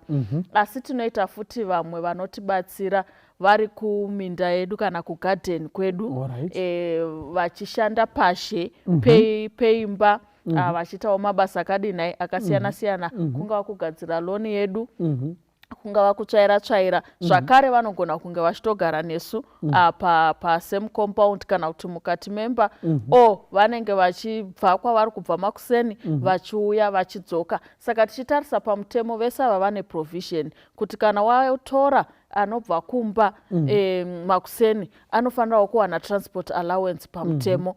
Kana waitawo ari live in anewo ma-allowances ake anokwanisa kudinai, anofanira kupiwa zviri pamutemo chaizvo. Kureva kuti ibasa rinoremekedzeka, ibasa rakatoprotectiwa nemutemo wezvekushanda watinoti labor law, ibasa rinotochengetedzeka, ende ibasa raidai richitoaisiwawo ma-application kuti munhu ndiri kutsvagawo chiinai basa. And I think ma-application tinomaona nekuti tine ma-agents, for example, ema-helpers, ekuti munhu anenge akatonokanda mapepa ake, akakanda CV kana zvitupa, vachivhetwa, kureva kuti ndokutotsvaga basa kwacho. Saka kureva kuti ibasa chairo rekutoti munhu anotoaplya, munhu anotonzi you are in the profession of domestic work. Okay. So ibasa rakakosha rinotodawo training zvakare nekuti mamwe maagency unohwa achiti isusu tinobva tazomutraina kuaina, tinomutraina kubika, tinomutraina zvakati kureva kuti it's a respected profession. Alright. Nemamazwi mukati mezuva ranhasi tiri kutaura nezvevanhu vanotibatsira mukati medzimba dzedu, ndizvo here, vachibva kumba kwavo kana kuti tichigara navo, kungava kubatsira the lawns, the ground, magardens ari panze, kungava kubikwa nekutsvaira umba, vamwe vanotofudza mombe, child minding, kufudza mombe kumusha, angave ari kumusha kana kuti pamaplaza. I think mataura nezvazvo. Chimwe chandaichida kuti titarise ndechekutiko, sei vanhu vachitsvaka vanovabatsira, chii chinosunda vanhu kuti vatsvage vanhu ava vanotibatsira mukati tiri mhuri but totsvaka mumwe anotibatsira. Maichinengo, why do people get domestic helpers? Okay, ndachida kuti mhuri kana iripo, toti pane mhuri mumwe nemumwe mhuri ane mabasa anotarisirwa kuita. Saka kuti mabasa aya anyatsobude zvakanaka, munhu wese anofanira anga achiziva kuti ndichaita izvi, ndichaita izvi, ndichaita izvi. Zvichireva kuti mhuri dzedu zvichienderana neuwandu hwebasa, nemazera evana, kwatinoshandira, vamwe vashandira mudzimba nekunze, zvinototisiya tiine mhangwa yekuda vanotibatsira kuti basa redu ratinoita even kumabasa rifambe zvakanaka. Nekuti muchatarisa kuti vanhu ava vakakosha zvekuti vakashayikwa unogona kutokoniwa kuenda kuofisi kwaunga uchida kuenda nekuti une vana haugoni kuvasiya vega.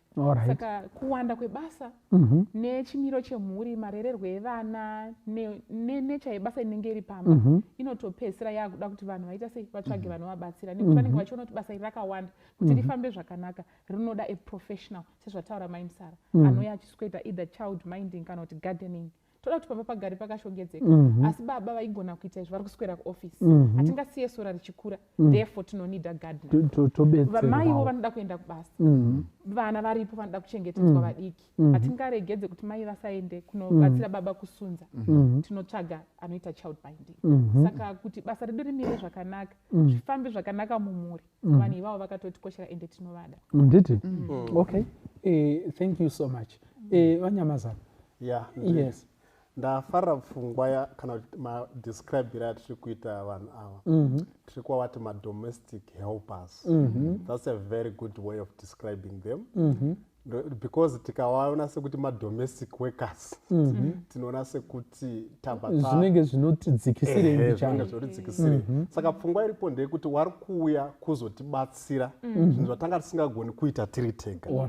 But pfungwa hombe ndeyekuti zvakafanana nekuti ndine mombe dzangu ndizoka munhu ari kuuya kuzondibatsira kuchengeta mombe dzangu, but hazvisi kureva kuti inini hapana zvandichaita kumombe dzangu, ndosati kuti mahelpers. Saka neimweni nzira basa rinogona kuva rakandiwandira, ndine mombe, ndine hwai, ndine huku, ndine mbudzi, zvese izvoda kuchengetwa, but handigoni kuzvichengeta ndiri ndega, dzimwe nhambo ndiri kuenda kubasa. Saka uyo ari kuuya kuzodini kuzondibatsira. Saka inyaya yekubatsira ende zvimwe zvinogona kuitika ndezvekuti utano hunogona nguwavhiringika kana kuti munhu akurisa, kana wakurisa vanhu havachagoni kuita zvimwe zvinhu, ndo paakuya umwe munhu akutsvakwa kuti abatsiridze kuti zvanga zvisagoneki kuitika nekuda kweurwere, dzimwe nguva nekuda kwekuremara, taakutsvaga anotibatsira kuita basa iroro.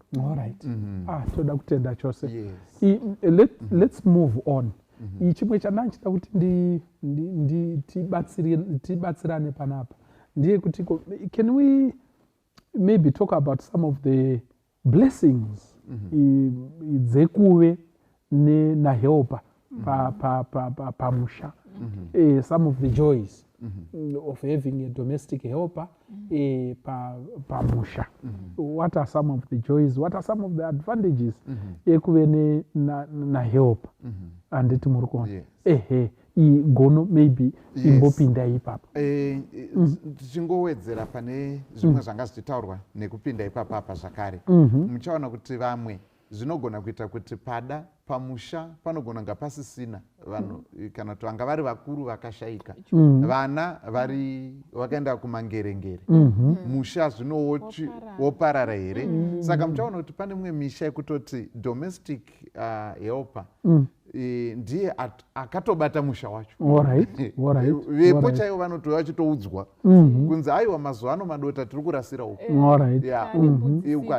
mbudzi yenyu yaikuti dai isina kusodza dai twatowanda ndiye ari kutoziva mamiriro akaita chimusha saka kune masituation akadaro zvimwe zvavo zvabatwa kuti vamwe vanenge vakura vaakudawo extra help yekuti zvidaro saka zvazvinobatsira ndezvekuti sezvatiri kuedza kutaura zvinokwanisa kutobetsera kuchengetedza chaiko zviwanikwa zvemhuri kana kuti zvishandwa zvakaunganidzwa nemhuri zvinogona kutorova kutoti mbombombo kana pasina ari kupota achiguma muchenje nekudidi saka zvinokwanisa kuchengetedza and then in many other situations zvinotibatsira kubvisa pressure imwe yatingakwanisa kuva nayo inogona kunza stress yekutoti vanhu vanenge vaakuchiti wabva kubasa wakaneta apa uri kusvika washena iri kuita kusekerera yakakutarisa muri kuona saka pressure yekuzoti chero vanhu kutonzwana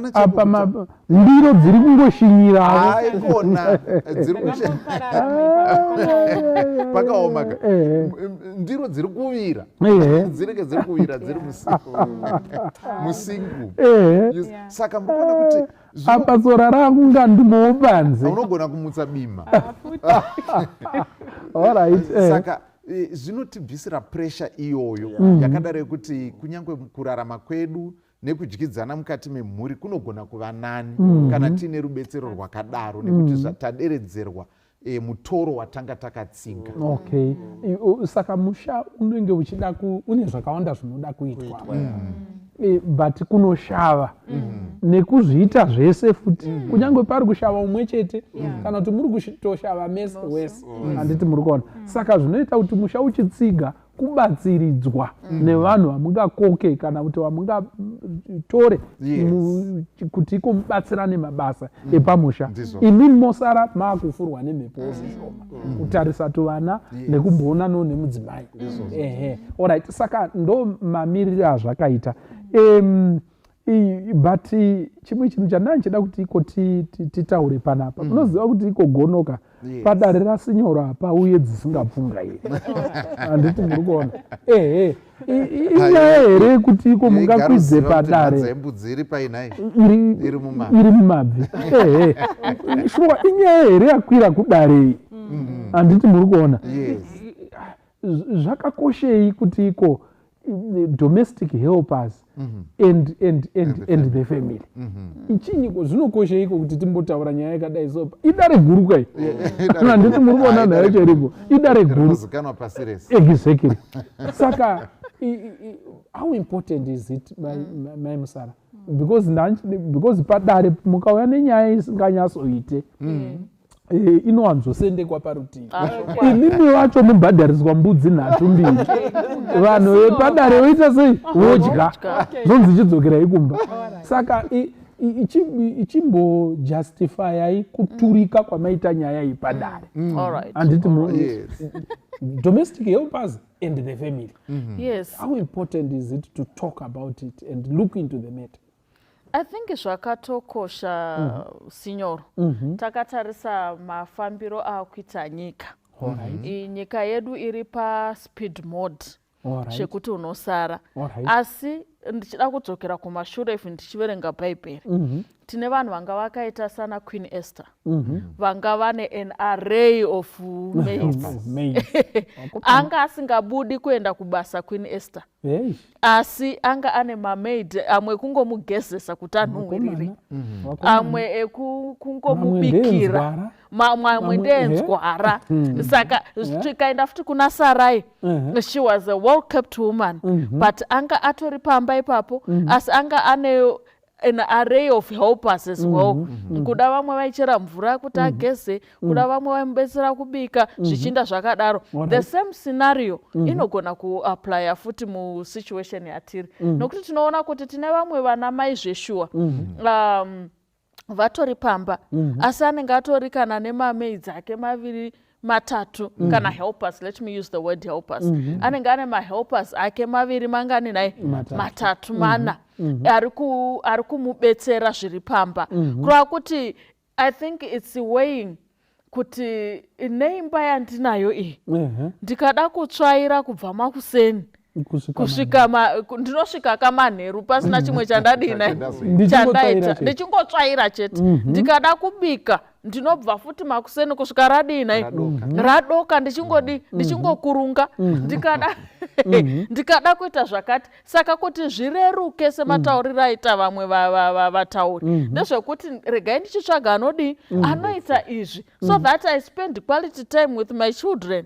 Pamwe ndichamhanya kuskura ndonovadina ndonovatora pamwe ndichada kuita mabhizimusi mafamily business atinodina atinorana ndichange ndichinodongorera ndichange ndichinodii saka kazhinji tinogona kuona mukadzi asiri kushava-shava matarisiro ekubuda from 8 to 5 toti kwari kumudii musikana you know asi anotoshavawo and anogona achiprioritizawo pane zvimwe zvinhu zvaanoprioritizawo mukati meupenyu hwake zvaanenge achida kuti adii amhanyise aite munguva iyoyo yemasikati nekuti tine mahours akangofanana 8 to 5 saka pane zvaunenge uchidawo kudii kushava-shava helpa achidii akamirawo panzvimbo yake sahelpa. Thank you so much. Kuwedzera ipapo sinyoro inyaya inotokwira kudare rasinyoro kuti tiri kutaura about domestic helpers and the family. In many cases vanhu vekuti vanga vasiri mamembers emhuri iyi saka vanhu vauya kuzobetserana nemhuri asi vabvawo kumhuri dzavo dzavabva nekwavabva ikoko saka tiri kuti panogona kuva nomukana kuti pane zvinogona kuitika pakati pavo nemhuri kana pakati pemhuri navo saka ipapa ndo patiri kuti nekuda kwaizvozvo panoda kuvhenekwa asi rambi redu dhuku tabatidza handiti muri kuona takuda kuti tivheneke asi tisati tavheneka vanyamazana ndirifunga kuti iko zvakambonaka kuti titaure just the idea of a helper. Hamusi kugadzira mbodza dzemadzimai here mudzimba under that mask yekuti iko tichidawo help hamusi kugadzira mbodza here dzemadzimai chimbotibatsira ipapapo kana kuti mbodza dzevarume wekuti iko nyange akabata foshoro akada kudai anoenda nayo handiti muri kuona anonowayo ichizowira pamusoro exactly imbotibatsirai maichinengo wanyamazana mubvunzo wenyu regai maichinengo wambotitaurei mbicha ndachida sekutaura kuti sezvatiri kutotaura kuti anonzi helper tinobva tatotudza kuti they don't entirely do everything they are helping out kuti zvisanyanya kuita huiri munhu anga achifanira kuzviita ega saka chinozokanganisa vanhu ndechekuti vanhu vanobva vatora upenyu hwavo hwese vohusarenda mumaoko ahelpa vachitoitawo zvaanoda nawo ivavo vakadaro avo vakukanganisa because anogona kuzokwira nechitanda mugomo yonga usingada kuti chiende nekubanuko saka zvinokosha kuti tizive kuti helpa aripo kubetsera as much as they can but hazvireve kuti ndakubva ndatora upenyu hwangu ndobva ndahuti dzi mumaoko ake they have come to help me ndini muridzi webasa because chinokwidza nduru yangu ndichekuti iko mukada kuti mutaure nezvenyaya yemahelpers mukati medzimba pane pamwe pandakataura tichiita yanga iri family life retreat saka nyaya yacho yakangoti dhugu palesson handiti saka chachingori chigwenziwo chekungozvunzowo chingopfuurawo nenyaya yako but ndakatozoona kuti chigwenzi ichi chinenyaya chinopfuta handiti muri kuona but chakandibata inini ndicheumwe murume akataura kuti pastor dambudziko rapo nderekuti isu vana nababa takatozonyasoita kuitwa hand off officially kumamaids hanzi takatonyasonzi bvuu mumaoko emamaids ndiye akutoziva pasipunu yenhingirikiri yeshuga anodiwa munhingirikiri ndiye akutoziva kuti iko trouzi iri vanowanzoda kuripfeka nesheti iyi ende akanyatsokaringa kunyatsobata poto chaizvo anenge akutomira zvakadaro zvekuti iko mai haikona kuseka mamusara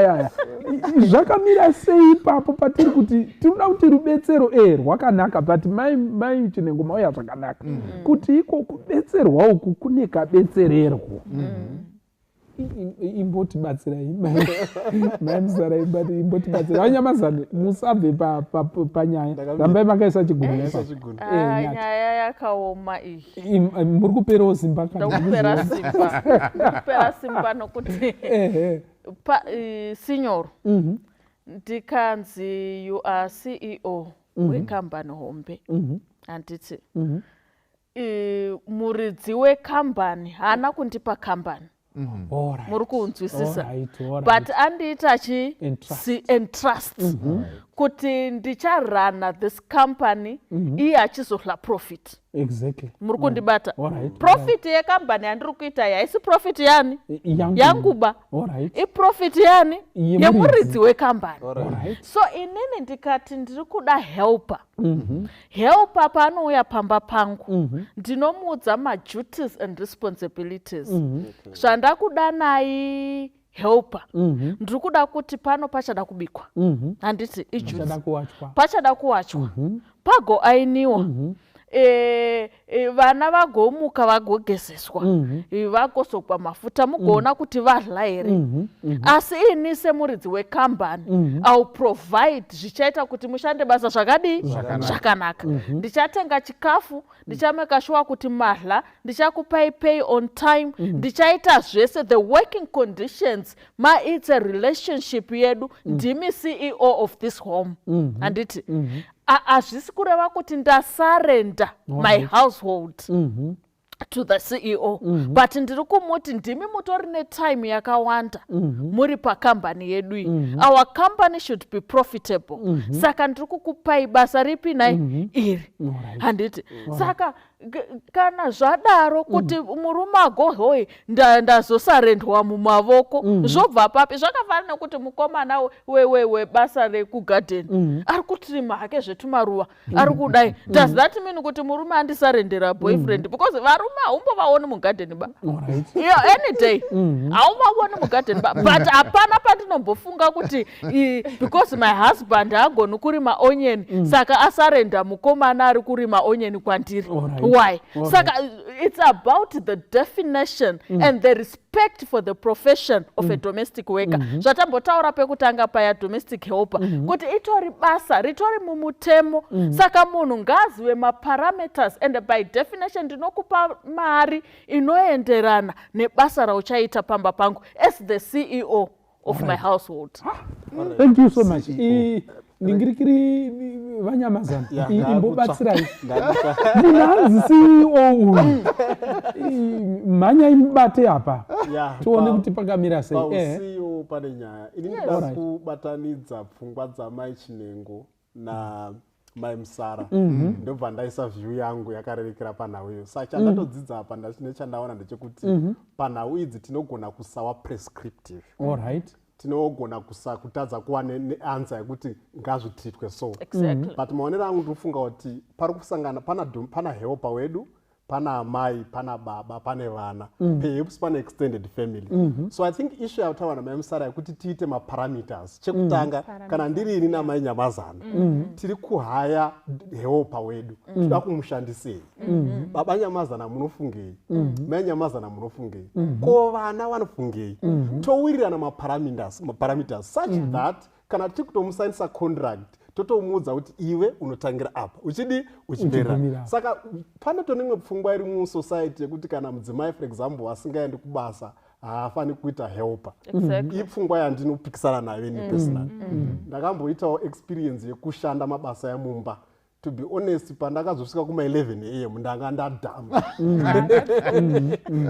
saka kana mari zose zaatoripo chero amai wasina kubasa kwavari kuenda kana maresources ekuti helpa awepo aripo ngaangowepo ndopandiri kutaura paya kuti we cannot prescribe but ngatingotarisei condition kuti maresources acho tinawo here ende kana tinawo baba vari kuti amai vari kuti ende anogumira papa achitangira papi. Good point.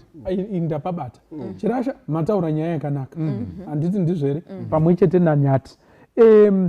Ndabata nyaya yekuti iko tauriranai my confinement. Exactly. Because one they are different.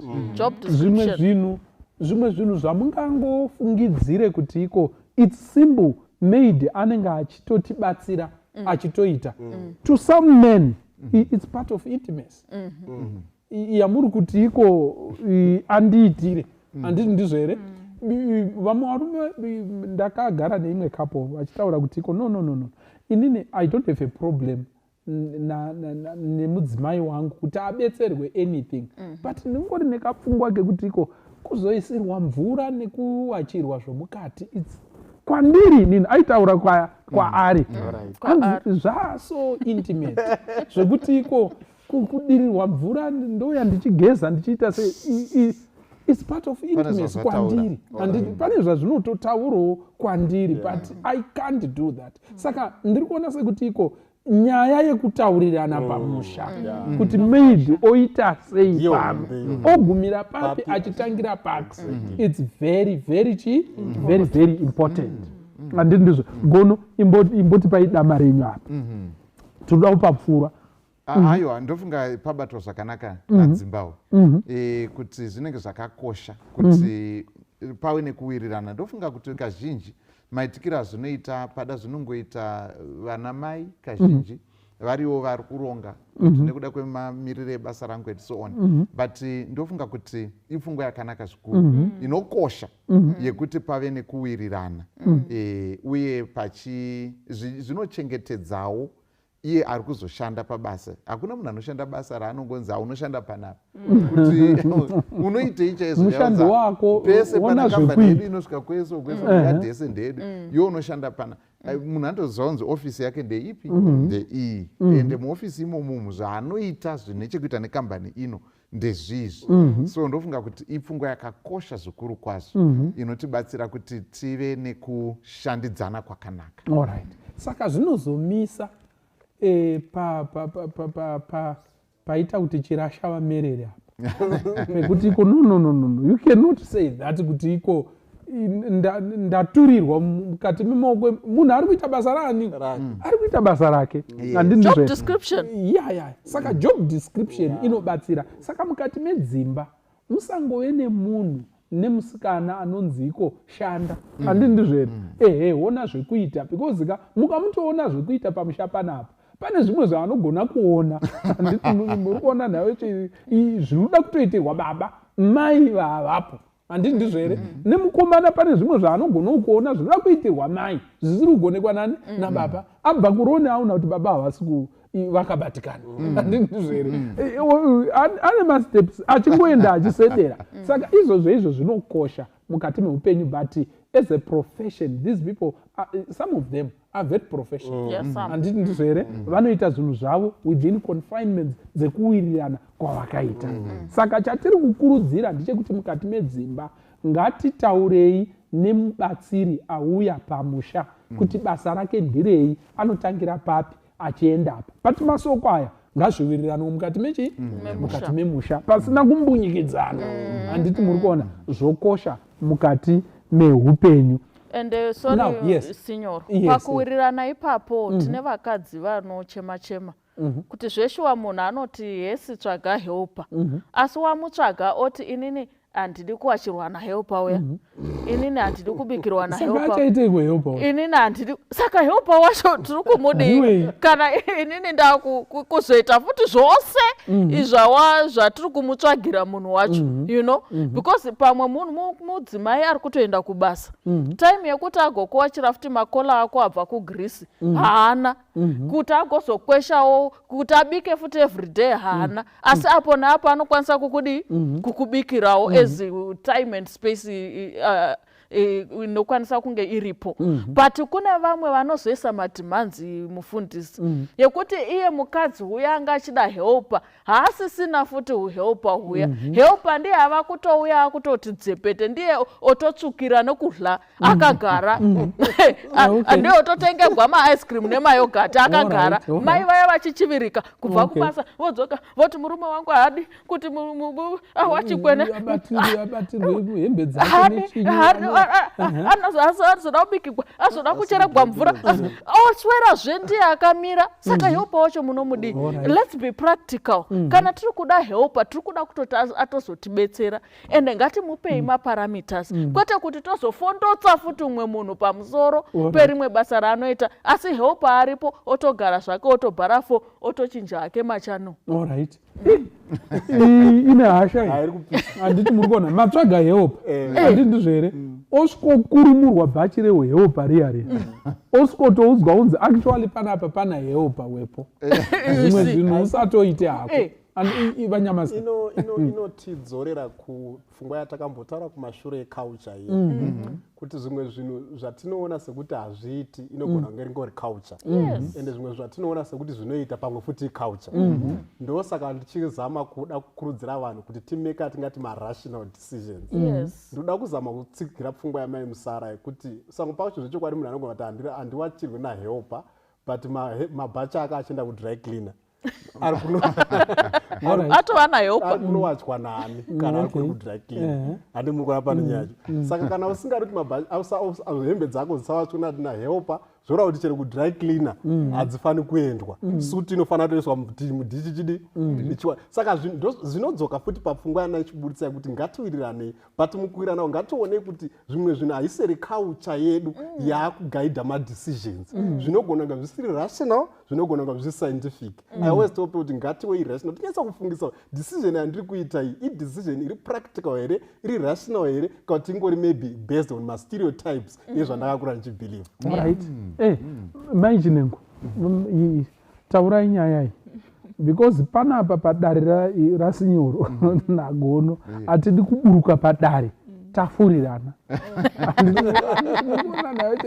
hatidi kuburuka padare tafurirana yes maichinengo tibatsirei helpa auya but osvikonza hausi helpa apa tosiyana nako izvi saka hapana here zvimwe zvinozoenderera poonekwa kunzi helpa angauya there was no need yahelpa imuchinyazoziva kuti helpa aripo handiti muri kuwana maakuda kutifeka kuti ndiri kuda kutsvagira chii helpa but helpa hapana but also kana akatora basa racho rese imi mai mozoiteiko allright ndiri kuti iko hembe shati hembe dzinosiyanazo shati netrausi handiti ndizvo here kuzoti dzimwe dzakavanzika handiti muri kuona nhau ichiripo kana kuti iko marooms handiti ndizvo kune rumu inoraravana pane rumu yatinotandarira kuzoti umumo musikarudzi umu handiti muri kuonawo munopindwa here zvekungopinda munhu achiona zviyanikwa zvakayanikwa maybe inini I'm too old fashioned saka imutibatsirai hazvina here miganhu izvi ndozvandachida kutaura zvatambobva tichitaura kumashure kuti parameters should be set pane zvimwe zvekuti we can't run away from our culture pane zvimwe zvinotongotarisirwa kunzi mudzimai pamba anoitirwa murume wake semuenzaniso kuisirwa murume wako mvura ndinoona sekuti munhu wemudzimai anogona kuita find joy in just lifting a bucket kuti baba Tanya ndakuisirai mvura mvura yenyu yadziya ndo shoko randinowanzonzwa mumba mangu mvura yenyu yadziya ende matekenyedzero arinoita kwava nematapu kwava nemashawa unomira paspeshawa unogezera kuti zvinondaisirwawo mvura ndingaregedzereke I think nyaya yemaparameters inokosha pane vamwe madzimai anoda kuzviita masuper women ekuti they want to do everything kubika recipe inotoda inini kuwacha ndinozviwachira hembe dzangu ndega garden aiwa ndoda nyati zvinyatsoti tsepete izvozvo zvekuda kuzviita super woman zvinouraya unofa prematurely unopera All right. gondo. All right. Saka tinofanira unoondomoka usingazvizivi. You know, you are exhausted zvekuti nguva yekuzoita more important things than kusukwa kwendiro. No, plates are plates. Anongosukwa otochena. Usiwo wasuka. Naika. But we are not saying we are relegating kuti tobva tati maid akuita nezvimwe zvandofanira kuita ini. Zvikuru sei zvakanangana neni nemurume wangu nevana. Pane zvimwe zvandotongoziva kuti izvi ndini ndinofanira kuzviita. Nyange zvadini. All right. Saka help kana achinge auya ngatimupei kati asaine zvatinoona kuti izvi zvinoshedha off weight on us kuti tisakasike kuparara. Zvikuda zvita masuperwoman toisa pasi kumona mabhodho abva kucheka cabbage panhamo tambire kunzi muroora uyo anoshanda stiletto unokasika kuparara vamwe varora vari intact. Saka izvozvo zvinokosha kugona kusiyanisa kuti apa pakudo kuti mai vambomira.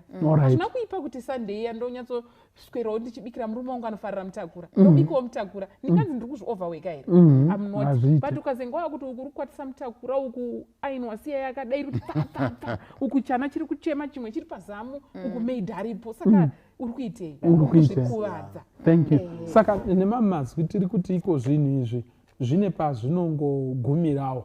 Ngoti izvi ungaite izvi handiti ndizvo here. It's now murume wangu handiti zvinodifferentiatewo zvinhu zvakawanda. Handiti ndizvo futi sinyoro yemumba yemukati tinoona sekuti nyaya iri debatable zvakanyanya kuti mai musara vachatidetsera. It's very debatable. Musade kutanga debate nyaya isi debatable. Yeah, kuti vanoti inini helper wangu anoklina nyangwe nebedroom. There is nothing wrong with them. But machida kuti pane pamwe patinofanira kungozivawo kuchenjerera dzimwe njodzi dzatinogona kuzosangana nadzo nekusvika kupinda mugaringiro iro muningirikiri. Ndikunoti vaimusara achitopinda achibuda. Is there an issue here? Kuti kusiyana kwedu kwemudzimba tisazofurira vanhu pafamily matter. Ngatitei zvakanyanya kutinakira kumba kwedu. Apo magona tisiya tichiwirirana kumba kwedu.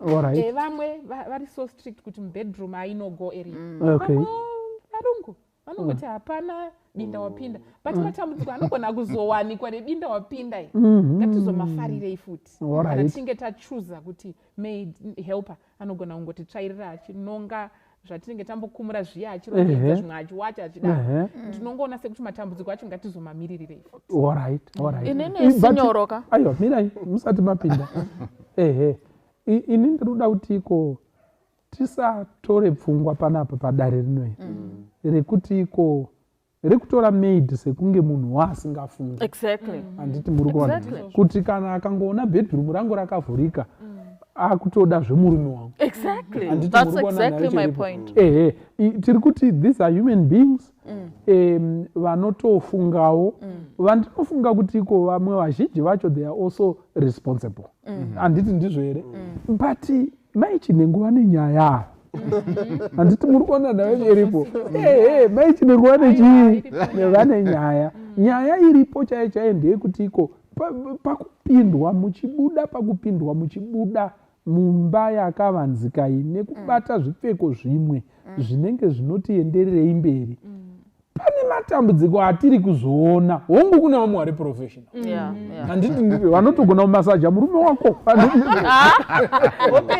uperera pamasaji. Varume anoenda kumamasaji pala. Handiti muri kuona anogone kana variko ameno ina handisa ndavaono hangu. Saka kana muchitiko anokwanisa kuve that professional. Where do we draw the line? Gono tibatsirei papapa. Where do we draw the line? Munhu uyu musamba mamutora sekuti iko chaari kungotsvaga kurara nemurume wangu. Aiwa, kana kuti chaari kutsvaga kurara nemudzimai wangu. Aiwa, no. Don't take them like that. But yet at the same time pane vari kutorara navo. Handiti muri kuona nayo chiripo. But chaitika mukana wanyanyoita sei wanyanyozarura. Where do we draw the line? Gono. I think line iri ndoranzi riri debatable. Asi chatofanira ngoziva maybe mafundamentals ekuti anogona kubatsira pakudhirowiwa kweline racho rekuti kazhinji kana tiri kutaura nevari kubetsera vari mumba pane that proximity yekuti kuva pedyo nepedyo kwakadaro kwekuti kunoda kuchenjererwa Alright. nokuda kwekuti panogona kutotanga bonding imwe yamamusina kuronga yamamusina kuronga ivo vanhu vari maprofessionals ivo vanhu vari maprofessionals Alright. and hatingadi kuti titi ngwarirai vauya kuzobetsera vanogona kukuitira izvi zvimwe zvacho zvinogona kutobva kune ari kubetserwa are you getting that ndo vanogona kutota nekuda kwekuti uri neposition of power kana uriwo uri kubetserwa and everything like that saka izvozvo zvinogona kuchishandiswa kuti uyu achisvike nekumwe kwanga asingafanirwi kusvika saka maybe nekuda kwechikonzero ichocho vamwe vanobva vataura kuti izvakati izvi ndinozviitira ndega but kuedza kuisa muganho uya uyu zvokuti chero kunyange mwari anga asika Eden pasi rese riri raAdhamu naEvha asi pane paakati apa musasvike baba zvichiratidza kuti that tree was representing his ownership muri kuona ivo vari kungobata asi kuti vazive kuti vane boundary kunzi vangopakatiswa havana kunzi vachiridza muri kupaona saka pakazonzi muti uyu uri kumirira authority yemuridzi saka panogona kuva nepfungwa iyoyo yekuti tinofanira kuva nedelimitation yekuti munosvika apa munosvika apa kana ikashayikwa panogona kuita confusion panogona kuita confusion zvinogona kusapera zvakanaka zvinogona kusapera masports aya apere zvakanaka alright okay thank you so much regai tienderere mberi ndakachida kuti iko what is it that could go wrong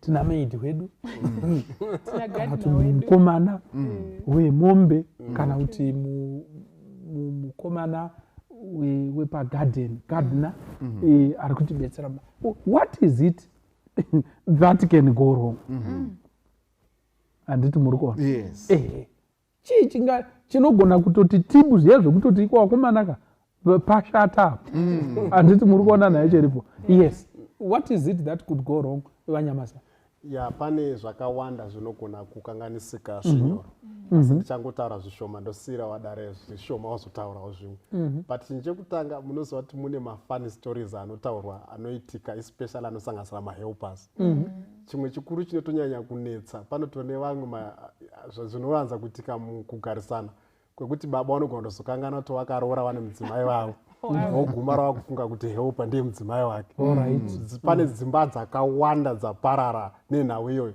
muchanda social media tunenge tichingotaura kuti majokisi wakadi twakasiyana-siyana tinopointa kusachinhu chekutanga ndechekuti baba vanogona mostly zvinoafecta sivana baba kutozosvika pakunokanganwa kuti mudzimai wangu kutadza kudifferentiata between wako mudzimai nehelpa kungoita confusion hako uri pamba pako kungoita confusion kuti hauchazviya mind saka ndo chimwe chinhu chinogona kuvhiringika zvakanyanyisa ichocho pane dzimba zhinji dzakaparara vanhu vakaguma varambana nemhaka yekuti pakaita intruder akanopinda but chimwe chikuru futi chandakaona chinoitika inhau dzeabuse chaidzo dzekuti mahelpers pane mavhidhiyo anotisekirata nenyaya dzatinoverenga manewspaper dzemahelpers amwe anoabhusa vana kunyanya zvekuti anosimudza mwana achikandira pasi vamwe vanotoabhusa vana sexually vamwe vanotoonesa vana pono ende vamwe vanouya zvakare vaine zvinamato zvavo zvinogona kunge zviri abusive kuvana such that akasvika maybe anotanga kuitisa vana zvimwe zvinhu in the name of religion but itori futi chiabuse saka ndo zvimwe zvezvinhu zvinogona kuvhiringika kana taita mahelpers mafamilies alright vataura zvinhu zviviri kuti iko panogona kunge baba vakungoita kaconfusion rudo rwaungonanga parwananga exactly hakusi kuti iko ane problem but kangori kachidzimira kekungoti mainde vapi saka zvinokwanisika kuitika mukati medzimba naiye auya kuzobetsera anokwanisa kuitawo chadzimira futi kuti akangotarisawo baba oitawo chadzimira kana kuti mukomana uyo akatarisa mai vepamusha oitawo chadzimira kuti mudzimai wangu here kana kuti ndimadam boss handiti muri kuona saka zvinokwanisa kuita sei kuitika sekenda tatataura nemaparameters anofanirwa kuitwa set to avoid these things. Pazotaurwa abuse, ikava religious, zvinamato zvimwe zvinouya nevanhu mukati memba, muchiti ko vana vasara nemunhu, mozongoona vana behavior yacho yatochinja, tinombobuda nasisi, tichienda padhuze dhuze, tichinoonekwa tozodzoka hedu kana muchinge maenda kubasa. Zvinokwanisika kuitika izvozvo. What are the other things that can go wrong? Yes. Sorry, doctor.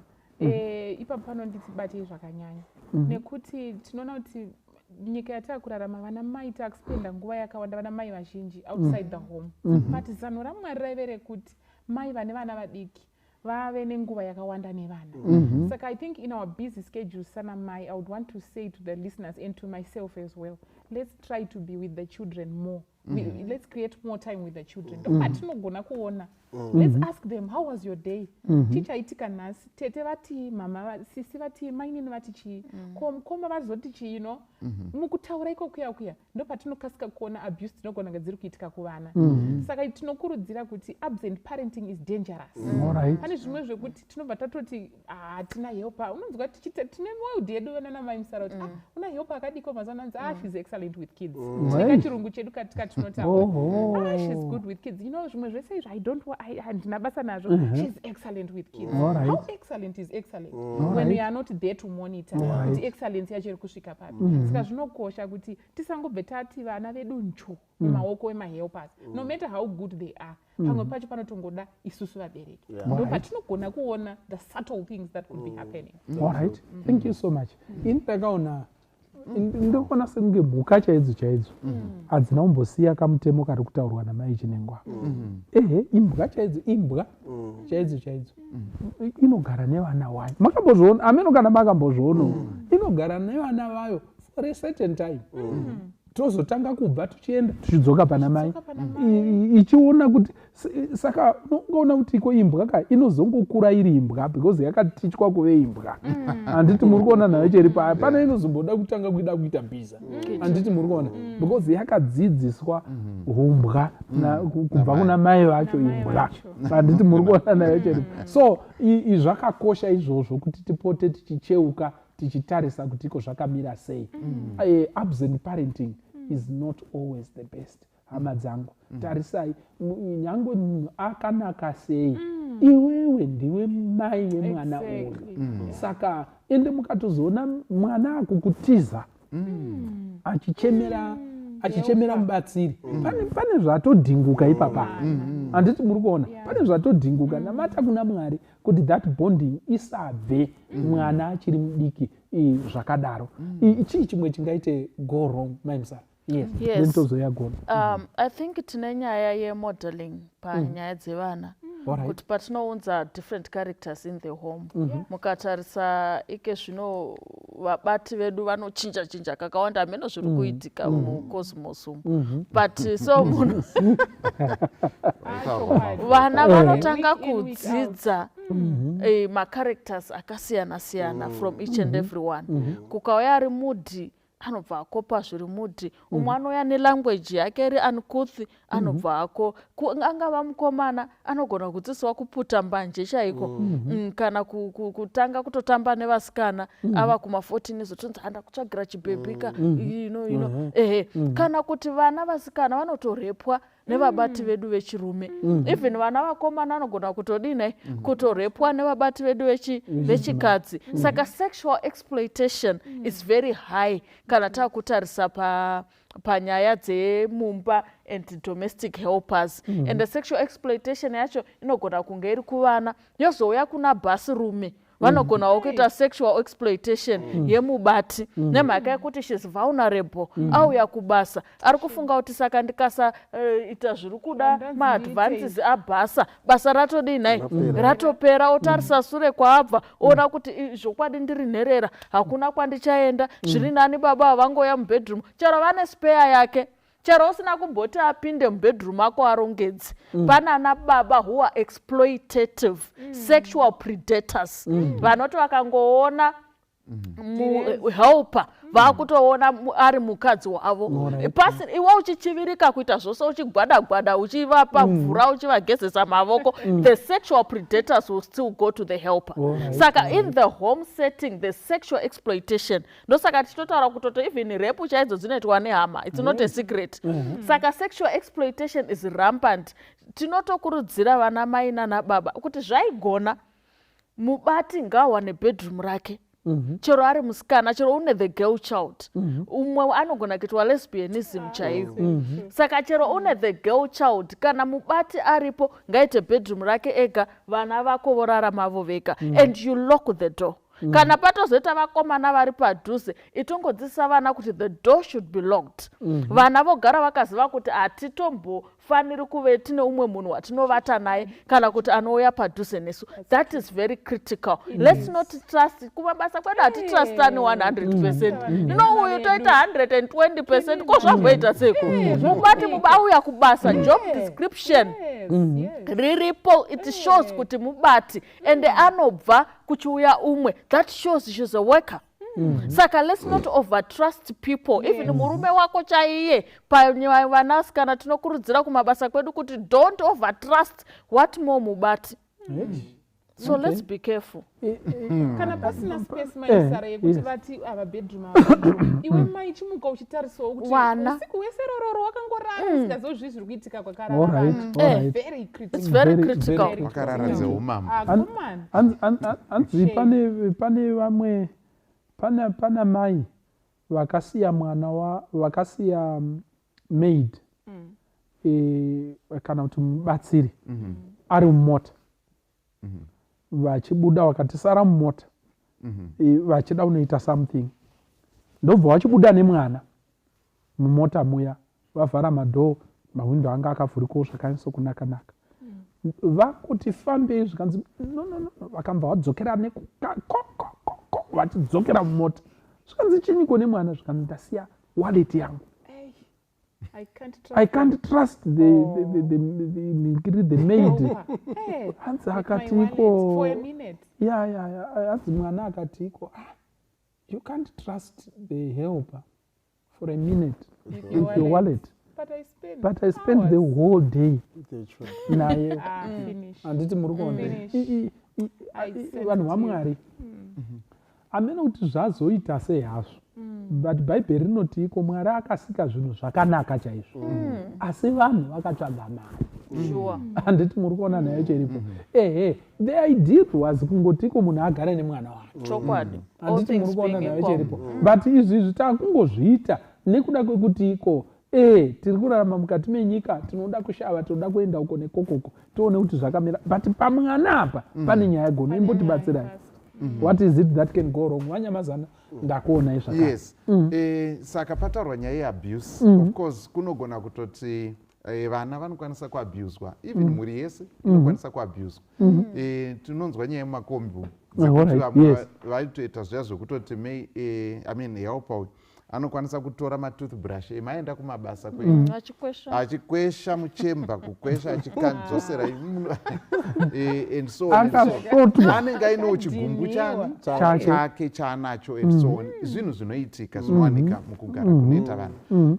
but wo zvakare toda kutarisa nerimwe rutivi kuti abuse inogona kuendeswawo kuna helper muri kuona nesu tiri kubetserwa inogona kuuya nenzira dzakasiyana-siyana pane zvambotaurwa zvekuva masexual predators but panogonawo kuita zvakare sekuti munhu ida ari kushanda takataka hapana kuzorora and so on and so on kana kunyange matauriro chaiwo atinoita naye akadawo kuti adzore mwana kana kuti adai anonzi ndiye wakavinga pano uyu uri kuzvinzwa ndiye wakavinga pano iyeyu ndiye murungu wako zvichidaro ndobhunu rako ari kutamanda kubocha anoti kari kutamanda saka kachitamanda kachidaro tumwe twana tuchitoyemedzwa kuti hapana sisi and everything like that turi kutoitwa mbwezhu muri kupaona zvichanonetsa mberi zvakare kuti vamwewo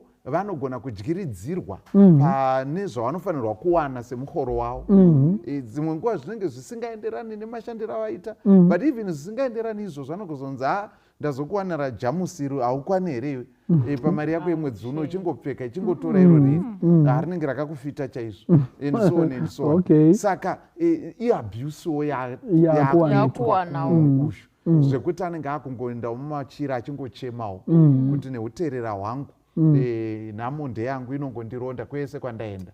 Saka zvinowanikawo futi kuwedzera ipapo sinyoro sorry kune vamwe vanotonyima chikafu kuna helpa wavo helpa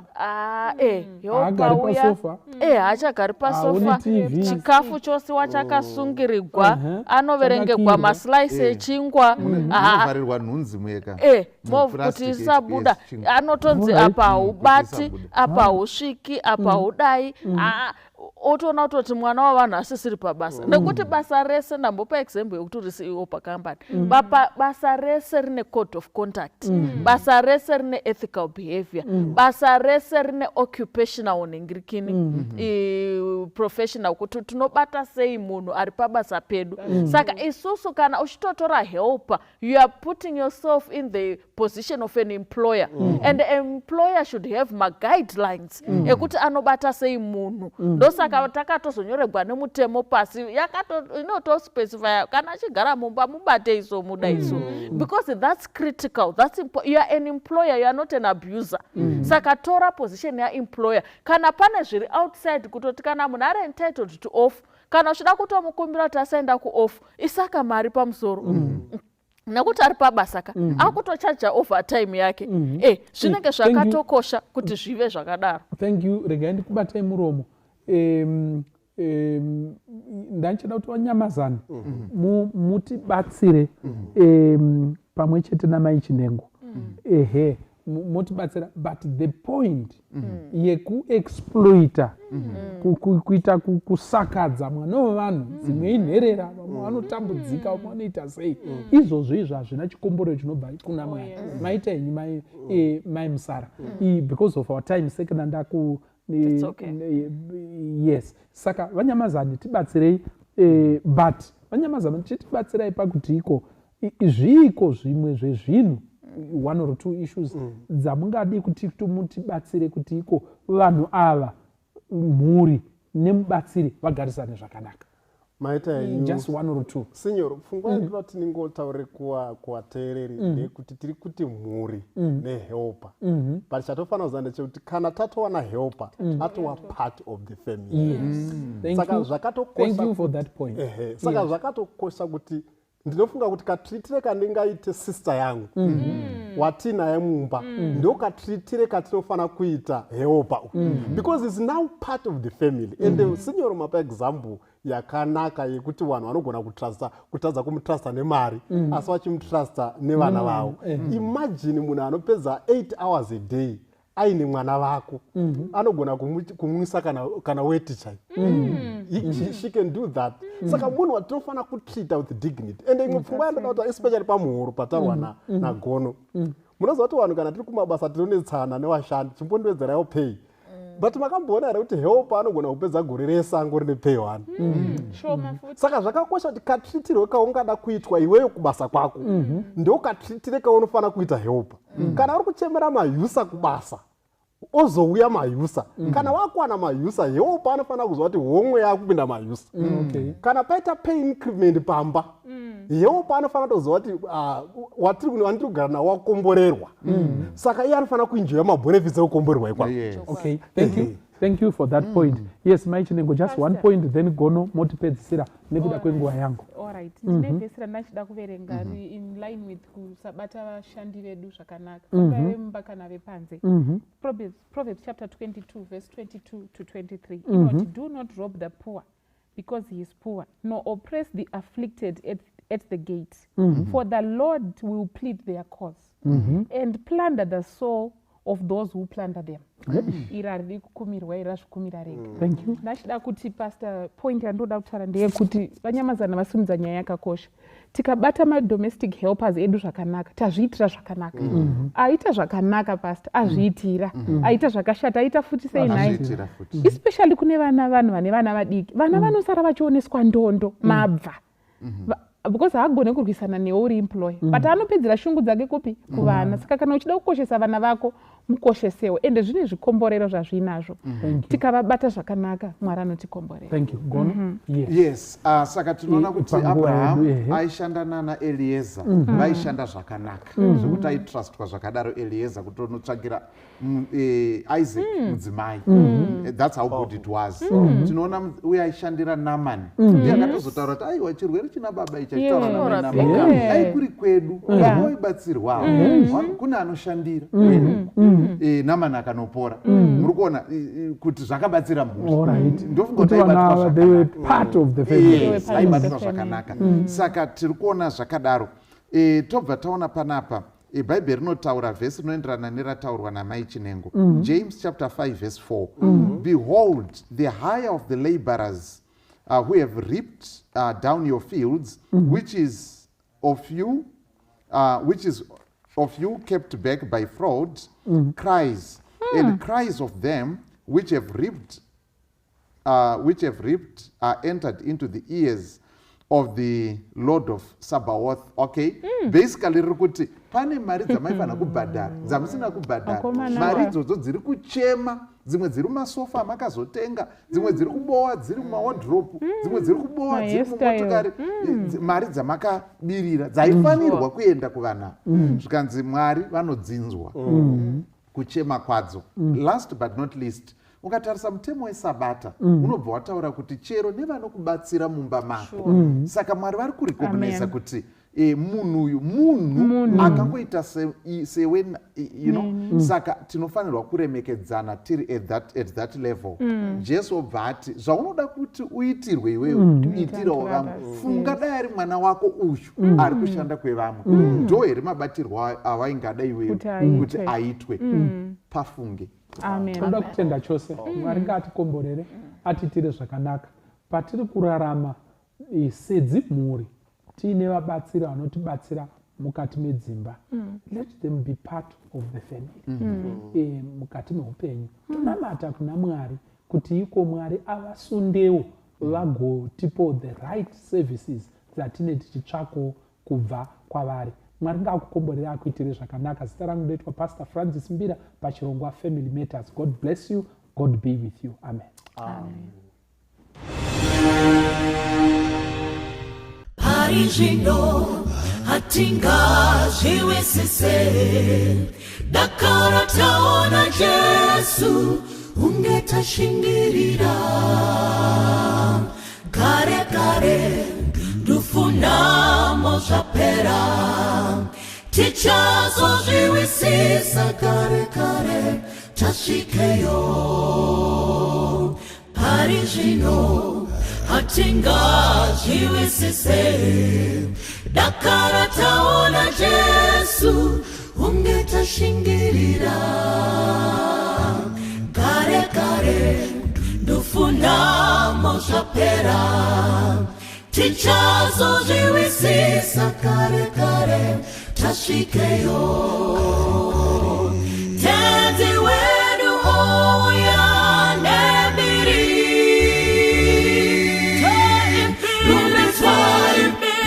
taimbiri takunda toimbira nembiri toimbiri takunda tenzi wedu ouya nembiri taimbiri takunda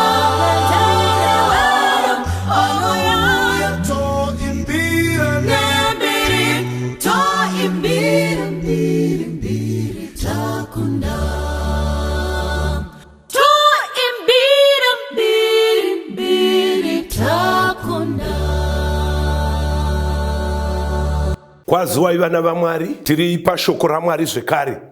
Toda kutenda kuti muri kuteerera inzwi raMwari uye tose tiri vanhu vaMwari. Musoro wedu wenyaya watiri kufamba nawo zuva ranhasi unoti iwo usatambisa mukana wako. Usatambisa mukana wako. Mwari unopa munhu wese mukana wakafanana. Vakadzidza nevasina, vanonamata nevasinganamati, tinopiwa mukana wakafanana. especially kana ukatarira munhu achikura. Mukana unopiwa munhu wose kudzidza, kuverenga, kushandisa mavoko. Vamwe vanotambisa mukana vari vana vechikoro pachinambo chokuverenga mabhuku. Iye anoverenga foni, anoteerera kuTV, anoenda paWhatsApp. Kusvika zuva reexamination rasvika, pakuzononyora wobuda uchigamuchira maresults ausingafariri. Muupenyu hwako usatambisa mukana wokuva jaya. Iva jaya rakanaka, risina ufende, jaya rakamira zvakanaka, rinoti kana rawana richaprodusa vana vanozvagwa iri miseve yejaya. Usatambisa mukana wokuva musikana. Iva musikana chaiye, usiri chapa, unozvibata, unoti kana awanikwa ava mai vemba, achava mai chaivo vane vana vakaropafadzwa. Mumazuva eda atiri kurarama, Muparidzi chapter 9 verse 2 na 3 inoti Mwari unopa mukana munhu wese zvakafanana.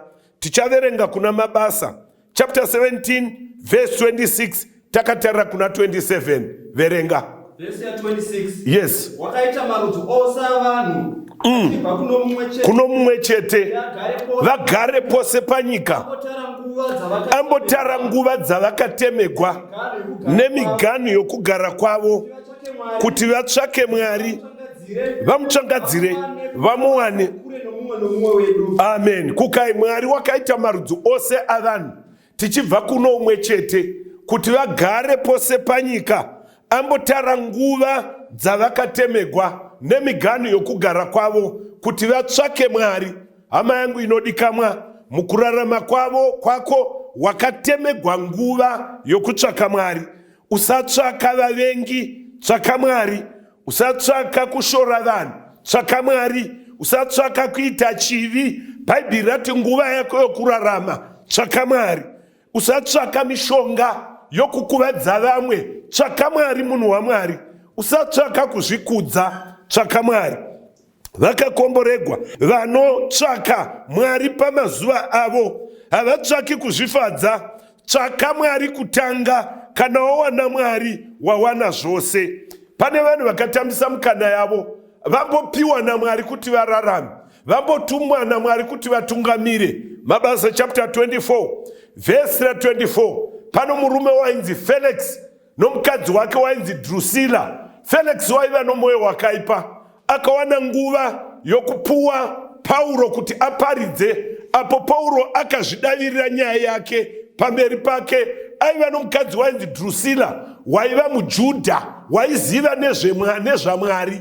Asi Felix toda kuona kuti wakashandisa here mukana wake.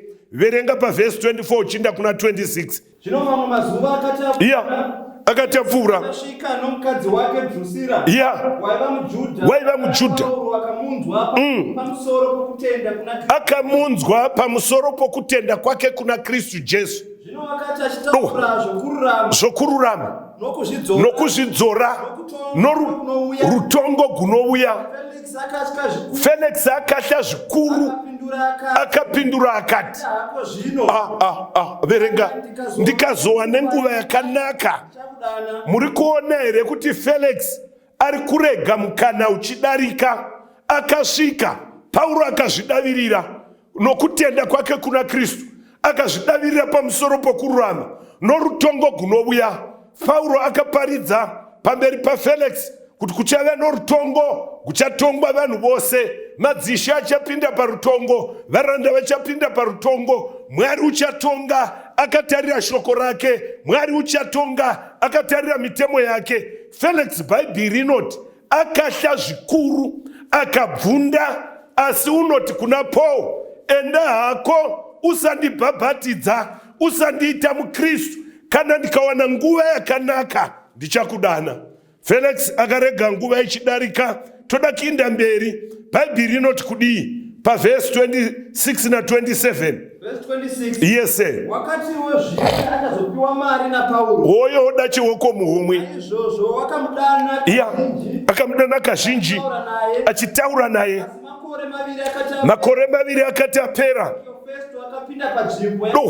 famba achida kufadza vaJudha, akasiya Pauro akasungwa. bhaibheri rinoti iro Felix haana kuwana nguva yekutendeuka achida kufadza vaJudha, wakasiya Pauro akasungwa, muparidzo wokururama. Hama yangu inodikamwa, usaverengera kutendeuka, usatambisa mukana. Kana Mwari akuwana neshoko, zviitire zvakanaka, gamuchira shoko raMwari, ufambe mushoko raMwari, uchadya nhaka munyika ino nomunyika inouya. Apo Felix akati ndichawana nguva yakanaka, kudenga kwakagagwa dare. Todini na Felix, shoko raMwari warinzwa, akavudziwa kuti kururama, kuchengeta mitemo ya Mwari, kururama, kutora Jesu muponesi wako, kururama, kuchengeta mhuri yako sezvinodikanwa neshoko raMwari. Kwaye akavudziwa rutongo kuchavuya, kwaye akasha asi haana kutendeuka, akapostpona ruponeso rwake. Mwari ndokubva adarira gagwa kudenga. Todini na Felix, chokwadi wachinzwa, shoko rinoti blot his name out of the book of life. Ruponeso rwakadarika, makore maviri achidarika, akasiya Pauro akasungwa, iye wakazonofa achakizwa mhosva dzakawanda. Felix wakatambisa mukana.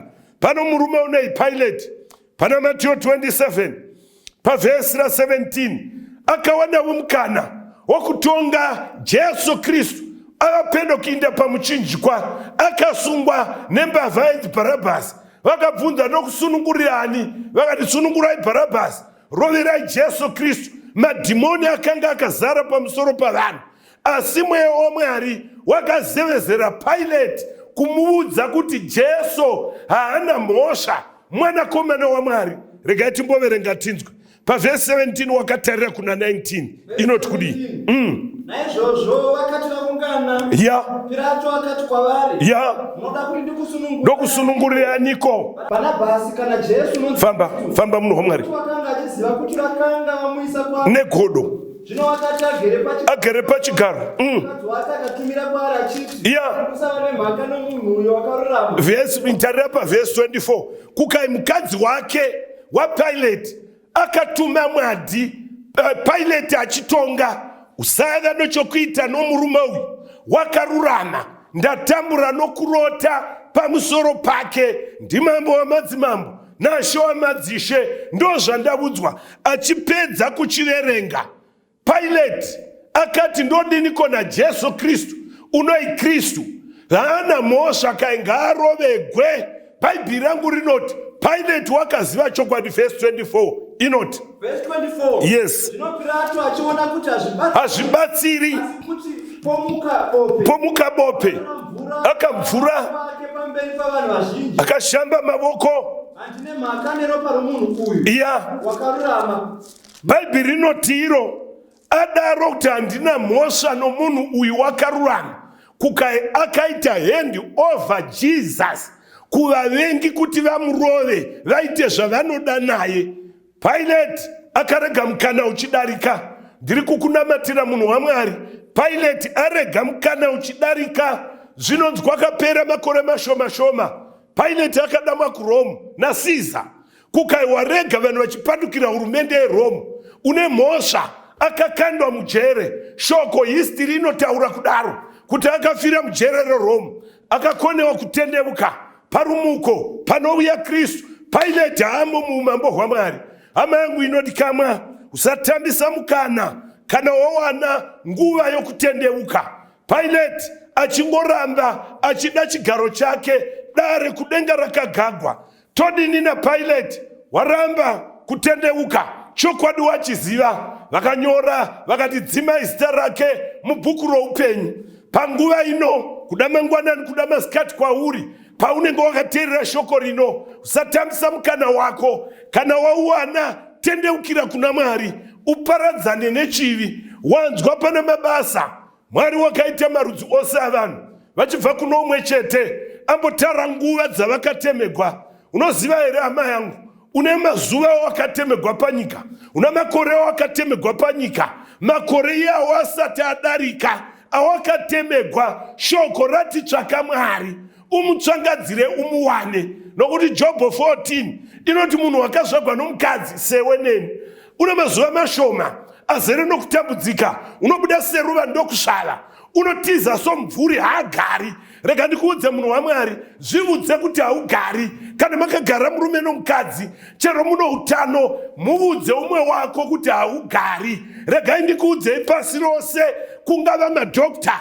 angava n'anga, ungava muprofita, hatigari.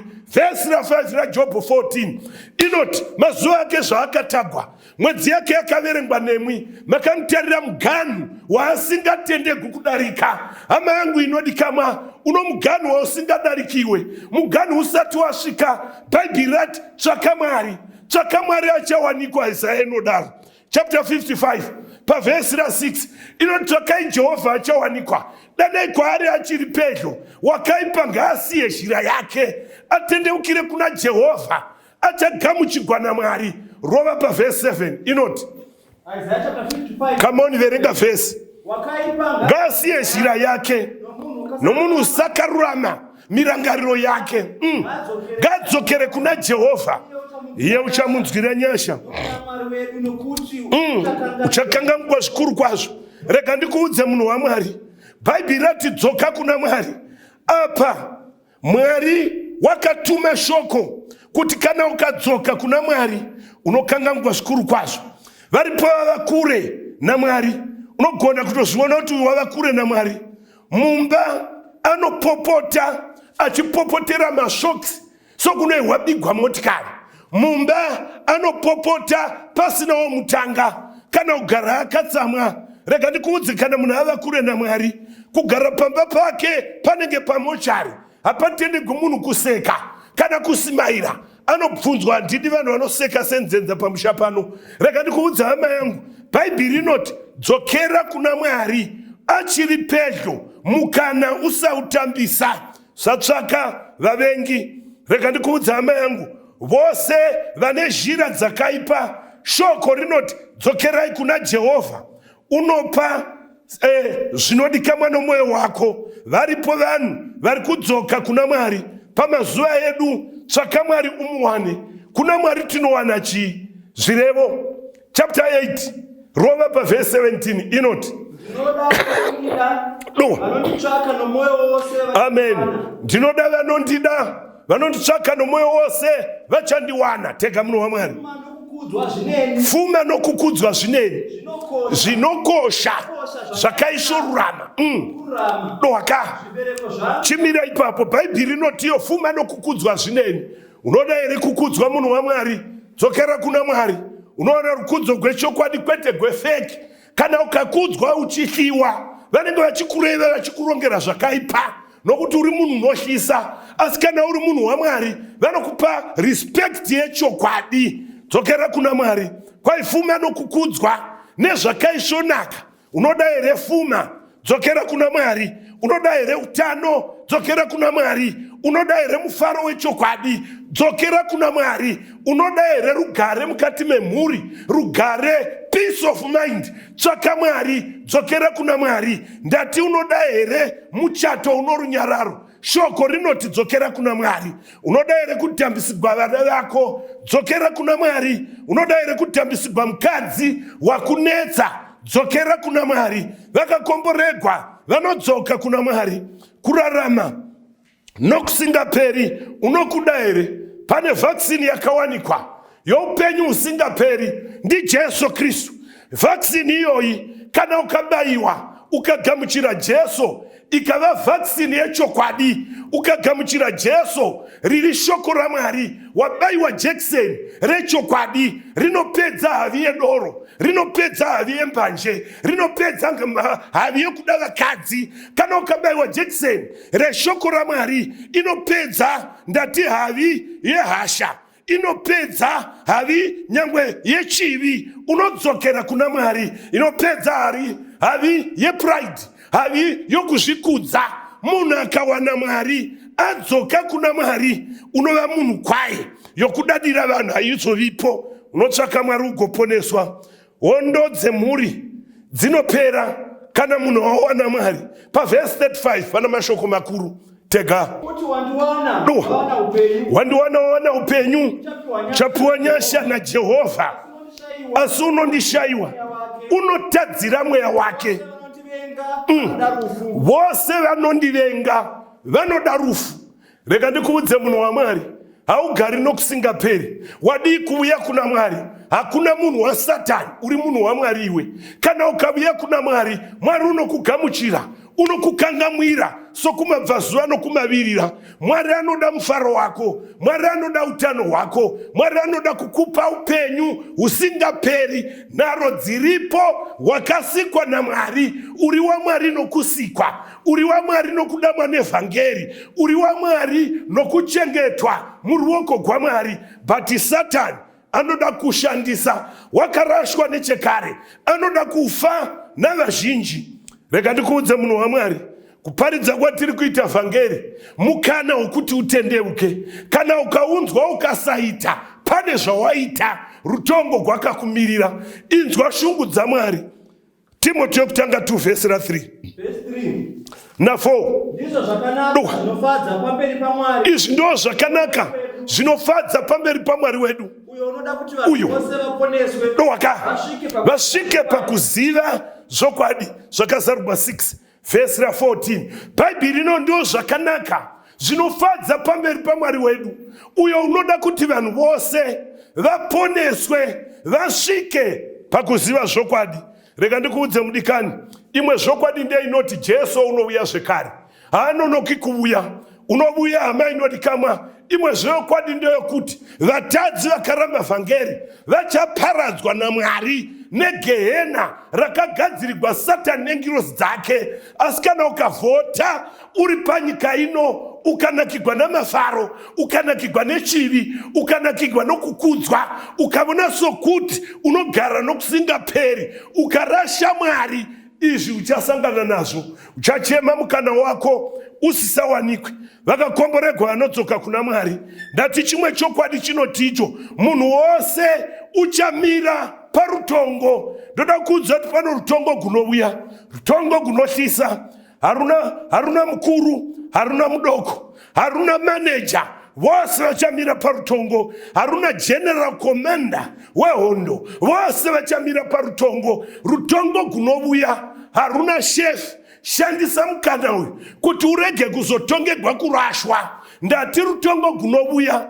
Kana uchiverenga pabhuku razvakazarurwa 14 vhesi ra14 dzira nayo inoti, yes sir. Come on. Namakomo ose nezviwi zvakabviswa panzvimbo yazvo. Doka navakuru, ya navafumi, ya famba vakandovanda kumabwe nokumakombo vachiti tiri gay nokumabwe. Tiwirei mutivige. Ida kuna vakorinde. Bhaibheri rinotiro kwai denga ivi kabva sebhuku kana richipetwa kwaichawita unenge wobuya. Jesu Kristu wakasika nyika ino, wakaitenga neropa. Nerimwe zuva uchatozomuka achibva nokumabvazuva, denga richazaruka. Mukoma Jay vamira nechomudenga umu, kwai hwamanda icharira, kwai hwamanda isati yarira. Vatadzi vakaramba Mwari vachamhanya, vachatiza. Ndati rutongo gunobuya hama inodikamwa, haruna sabhuku. Tose tichamira parutongo. Verenga vakorinde wechipiri 5 pavhesi ra10 inoti, nokuti isu tose tofanira kuratidzwa pamberi pechigaro chokutonga chaKristu. Akaita nomuviri sezvaakabaita, kana zvakanaka kana zvakanaka kana zvakaipa. Regai ndikuudzei munhu waMwari, ndati mukana wako tsvaka Mwari. Ndiye uchava mutongi mukuru, ndiye uchatonga nyika ino, ndiye uchatonga diablos namadhimoni ake. Vakakomboregwa vanoti mukoma Jesu uchava mukoma wangu, uchava muponesi wangu. Mutore samuponesi namambo woupenyu hwako. Ndati parutongo hapazovi nasabhuku, hapazovi nagavhena, vose vachamira parutongo. Parutongo hapana madzishe, hapana mambo, hakuna mutongi kana gweta, vose vachamira parutongo. Parutongo gunobuya hakuna vakadzidza, hakuna madofo, hakuna mufumi, hakuna murombo, vose vachamira parutongo. Hapana chembere, hapana harahwa, hakuna pasta, hakuna muprofita, vose vachamira parutongo. Kana uchidzidza rutongo uku, hakuna unoti ndakafa ndikavharigwa nesemende. Bhaibheri inoti kuna zvakazarurwa chapter 20 verse 11, kwainyika nedenga zvakatiza pamberi pake. Verse 12 inoti, come on. Ukaenda kavona vakafa vaduku navakuru vamire pamberi pechigaro choushe, puku dzikazarugwa neimwe puku youpenyu ikazarugwa, dwaka nezvavakanga vakabata nezvakanga zvakanyorwa. Verse 20 dwaka.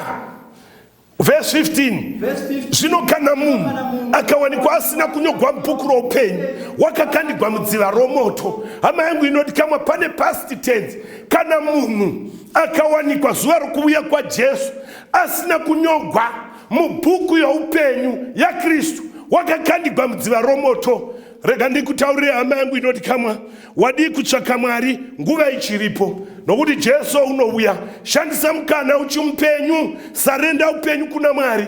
Anoregerera, haatongi vanhu vakuuya kwaari, vanova hama dzake. Paina zvakazarurwa 22 pavhesi ra12, tarira ndinokurumidza kuuya, mubayiro wangu ndinawo, kuti ndipe umwe noumwe sokushanda kwake. Hama yangu inoti kama wadi kutsvaka Mwari, ari kuuya Jesu, haaregi kuuya nokuti iwo wamuramba, haaregi kuuya nokuti wakandama kuti unouya. Jesu unouya hama dzangu, haaregi kuuya mazuva ano nokuti iwo uchiri kuda mafaro, haaregi kuuya nokuti wakatsamwa, haaregi kuuya nokuti uchiri mudambudziko, uchiri kudzidza, nokuti uchiri kunakigwa nefuma yaakakupa. Unouya Jesu hama inoti kama, asi asati abuya unoti paradzira shoko kune munhu wese watenda akadzoka kwandiri ndinomugamuchira. Hama yangu inoti kama Jesu asati abuya, shandisa mukana wokutsvaka zvokwadi. Pano murume wainzi Faro wakasvikigwa nomunhu waikakamira wainzi Moses, pachapter 5 yaExodus, tendera vana vaIsraeri vandonamata Mwari. Farao unopindura unoti, Jehovha ndiani kuti ndimuteerere, uye kuti nditende handimuzivi, therefore handitendi kuti Israeri iende kunyika yeKenani. Hama yangu inoti kama muviri waunawo ndowa Mwari. Bhaibheri inotendera muviri uyu undonamata Mwari. Kana waramba uri mushoko rimwe naFaro, unoti Jehovha ndiani, unokomanda upenyu hwangu kuti unamate Mwari. Mwari unotendera muviri uyu uzive mukadzi 1, asi une mvana dzako, une zvimajoki zvako, une zvimasekretari zvako, uri kutaura saFaro, uri kuti Jehovha ndiani kuti nditeerere zvaanoreva, ine handiregi kufara nomuviri wangu. Rega ndikuudze munhu waMwari, Mwari unotendera muviri uyu uzorore nezuva reSabata, nokuti idzvene kuna Mwari, nokuti Mwari pachake wakazorora. Iwe unoti Jehovha ndiani, ndotsvaka randinoda. Mwari unotitendera muviri uyu ubhabhatidzwe nemvura, iwe wakatagwa huma, shoko richitinyikwa muviri wose. Uri kutaura saFaro, unoti Jehovha ndiani kuti nditendere muviri uyu ubhabhatidzwe. Hama inoti kama Mwari unoti muromo mako nedumbu rako risapinda zvinodhaka. Iwe unoti Jehovha ndiani kuti nditendere shoko raMwari kugara mandiri. Farao, Bhaibheri inotiro, Mwari wakamutsa matenda 10 akarova Faro. Pai Faro waimboomesa moyo, asi ripo zuva Mwari rakarovera mubhadha pasi, akati kwazvinotoinda ndapa Faro mukana zvakwana. Bhaibheri inoti wakati zodzai ropa pamagwatidziro, nokuti mutumwa uchabuya. Pakati pousiku pakabuya mutumwa akarova matangwe wose waingoi first born akafa, namatangwe emwombe akafa. Kwaikwa Faro nyika yose yeGipita yakaita mariro.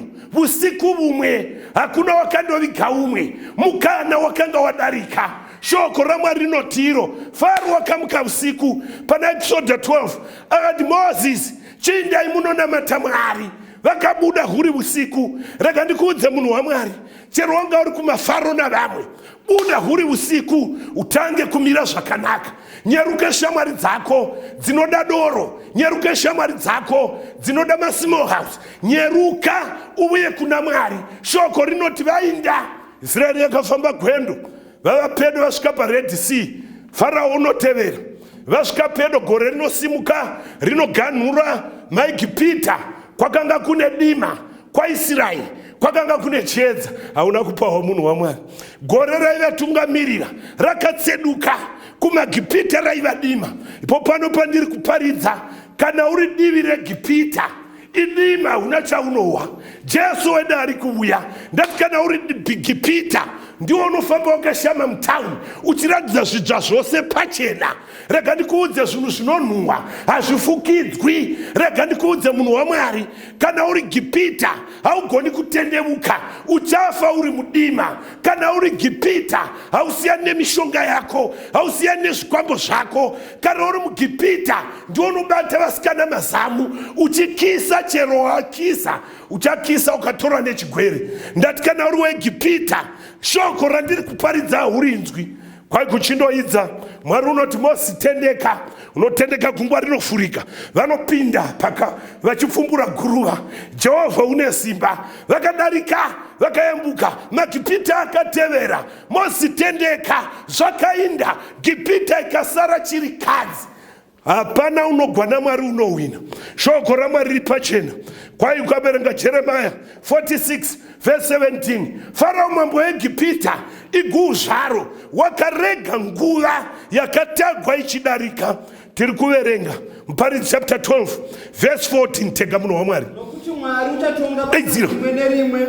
Mwari uchatonga basa rimwe nerimwe, pamwe chete nezvose zvakavanzika, kunyange zvakanaka, kunyange zvakaipa.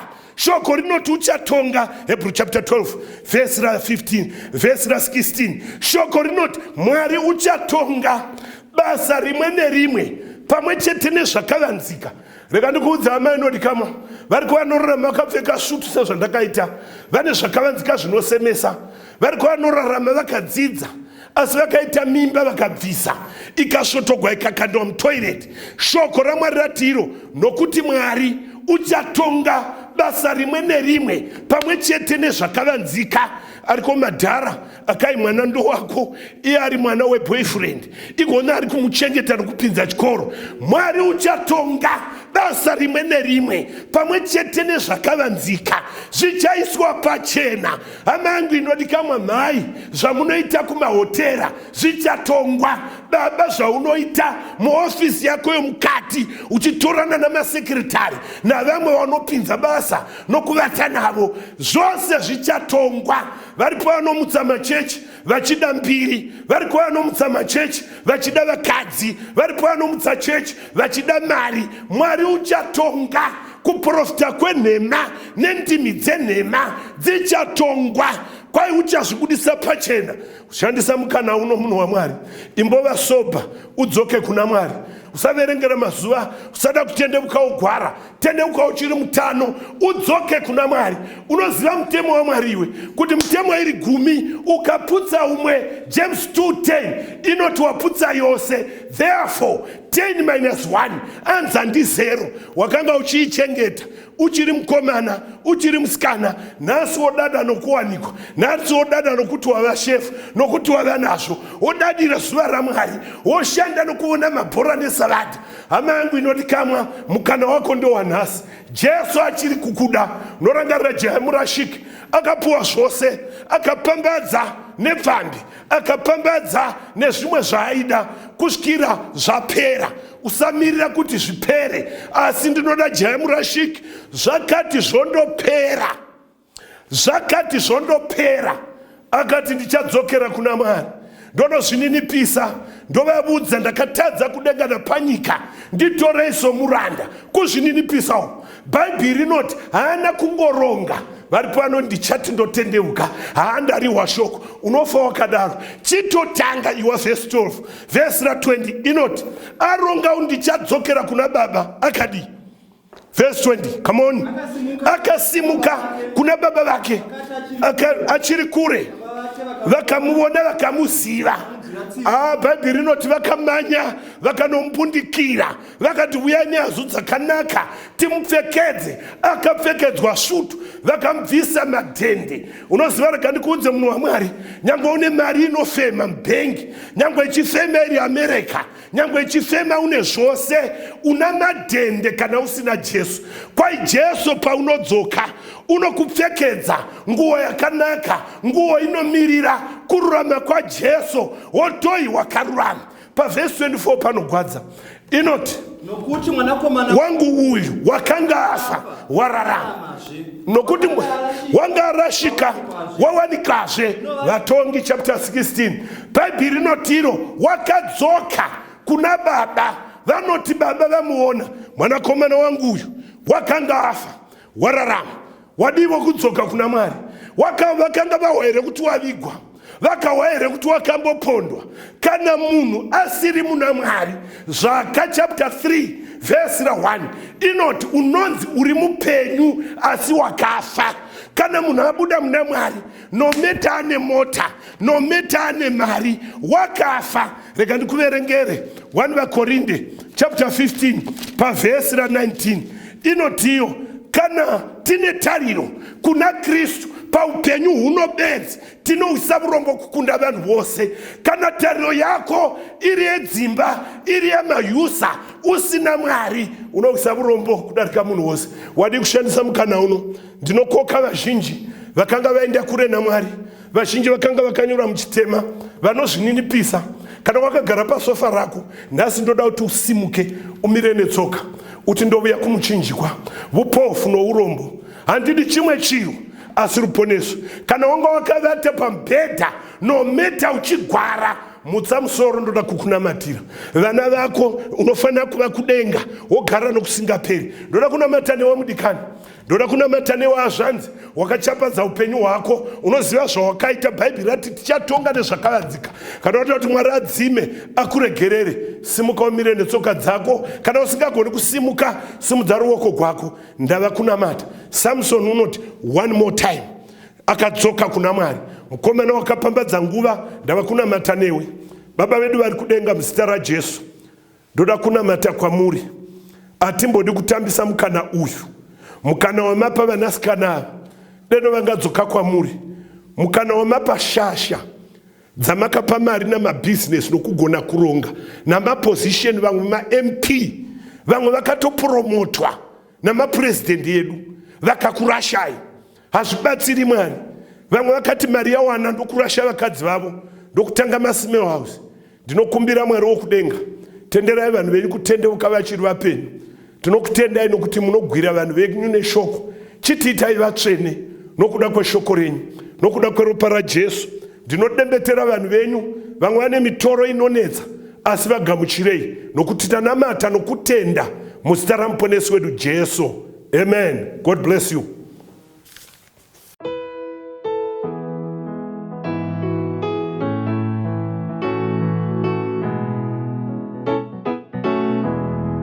Touya kumchinjiko ubofu neurombo hadidi chimwe chiro asiru ponesoro nosimbi rakunewi yenye pakalvari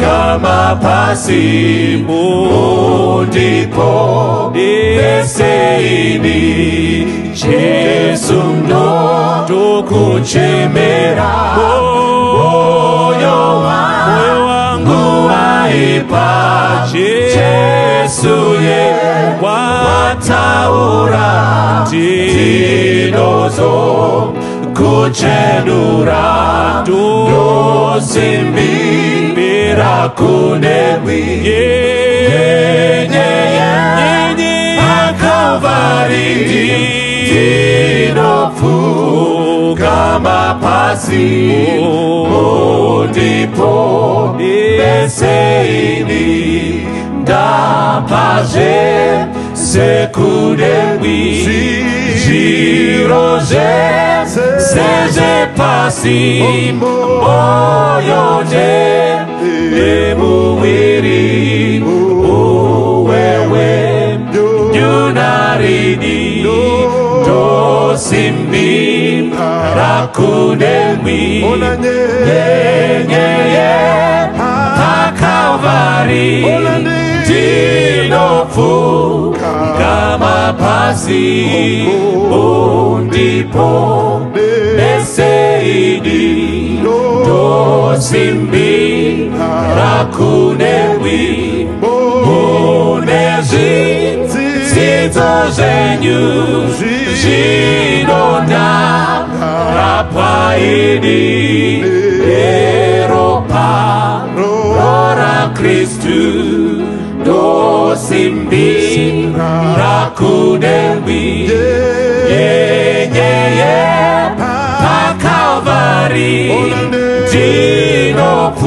ndinopfugama pasi ndipo neseidi Jesu rikuuya moyo wangu wazara zvinonda kachedurwa mbiriku naJehovha ndosimbi rakudemwi nyenyeye pakalvari ndinopfugama pasi ndipo neseidi ndosimbi rakudemwi nyenyeye pakalvari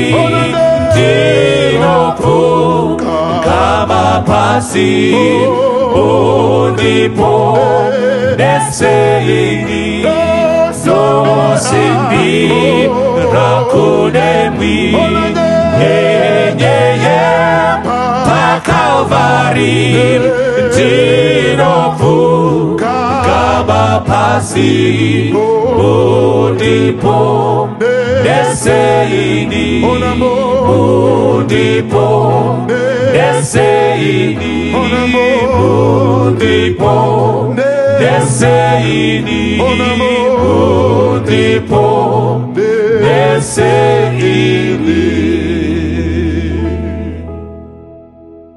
Baba ndouya kwamuri hakuna umwezve kuti mandisiyandega ondinoyendepi ndodahira iye zvino Jesu wandifira ropa rakera parara kuchenesa ini mwana wenyu ndomdawira ndinzwe simba renyu zvidiso zvangu zvazadzwa mune inonguva ndodahira iye zvino Jesu wandifira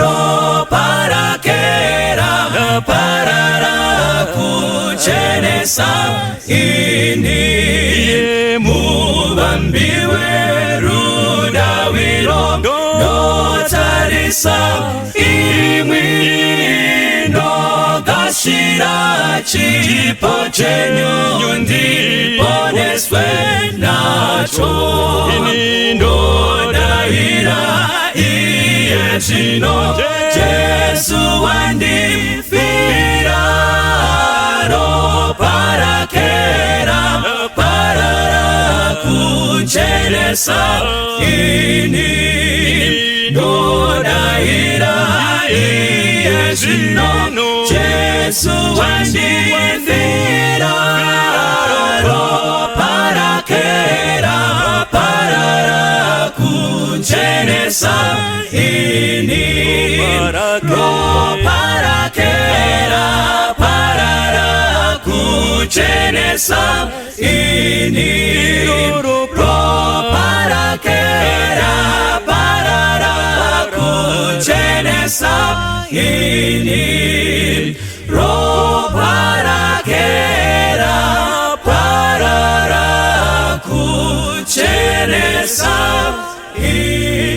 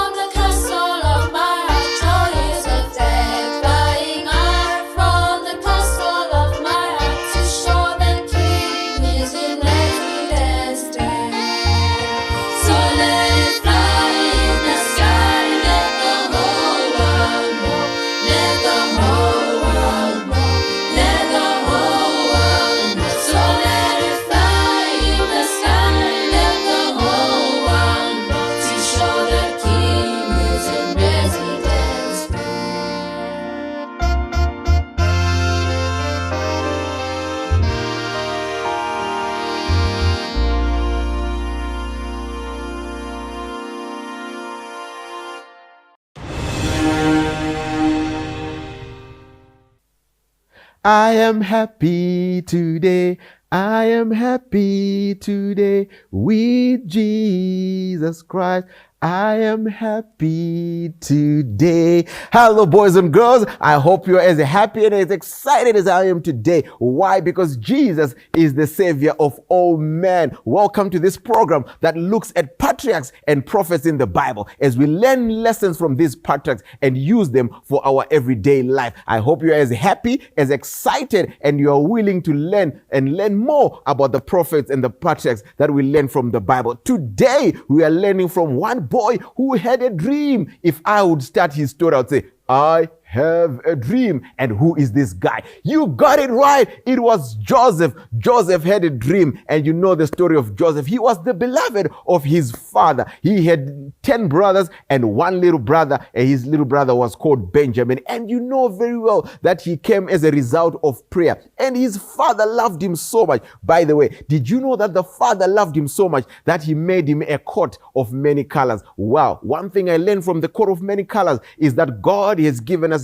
different skills, abilities, and variety of life. Variety is the spice of life. Many times God expects a lot of different things for us, but when they come together, they bring something beautiful. And his brothers became jealous because his father loved him so much. Not only that, because he dreamt one time that his brothers would worship him. And remember what happened to Joseph's brothers. When they were so jealous, they didn't just keep it to themselves, but they eventually made a plan and sold him, and he was taken taken from his father's home place and he was taken to a place in Egypt in Potiphar's house. But before he went to Potiphar's house, they had actually thrown him into a pit. From a pit, he went to Potiphar's house. From Potiphar's house, the wife of Potiphar had envied Joseph because he was comely and he was handsome. But because he wanted to do nothing that would go against God's command, he kept himself pure. But she was so wrathful and she connived with him and he was taken to the prison. Now you can imagine, from the pit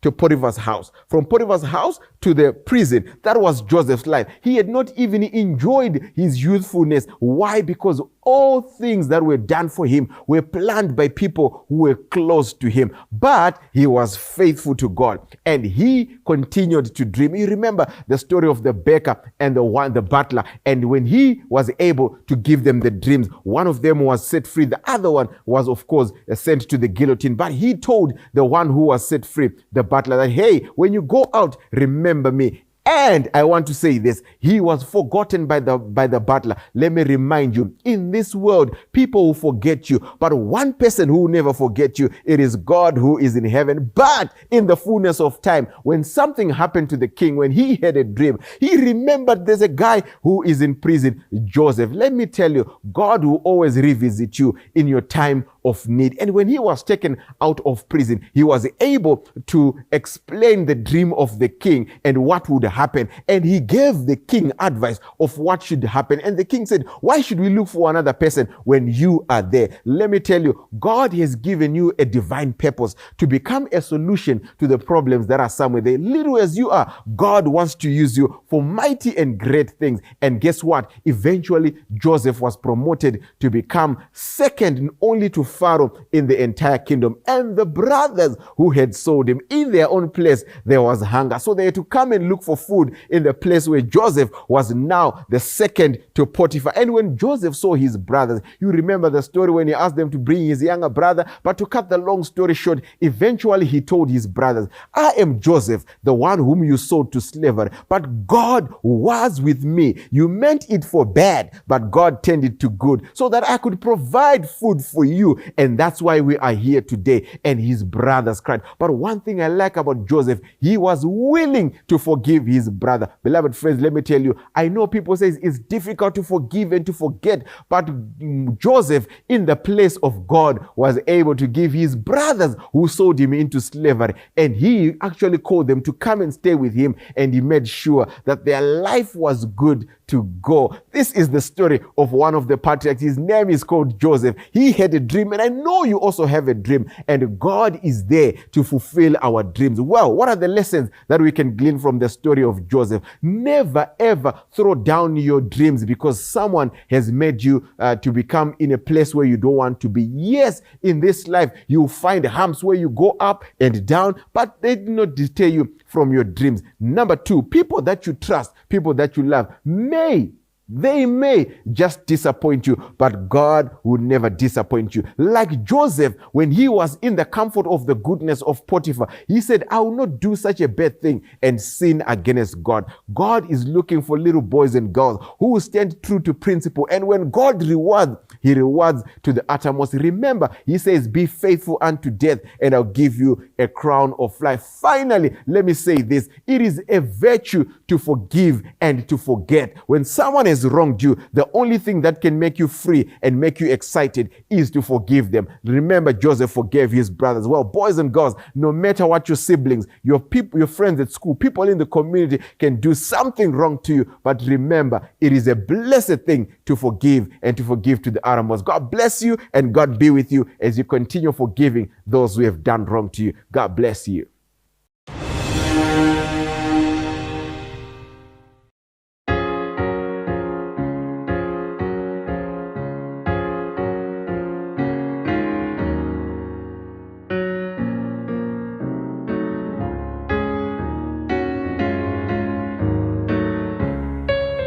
God sees a little sparrow fall, He beats his tender view.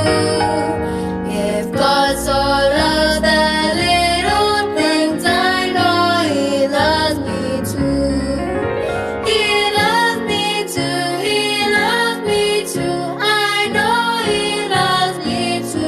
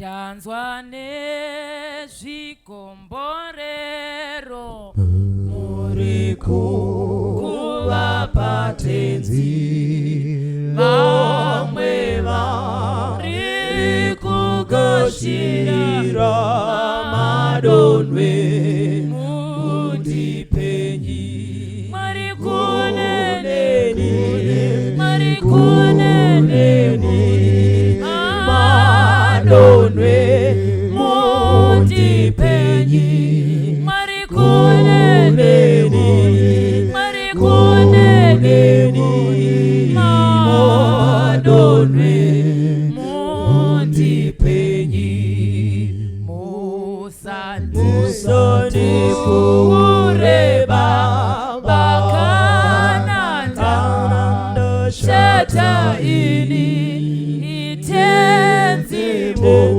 sazondisiye mutawe wenyundipenyi marikuneni kuneni marikuneni kuneni madonwe mundipenyi marikuneni kuneni marikuneni madonwe mundipenyi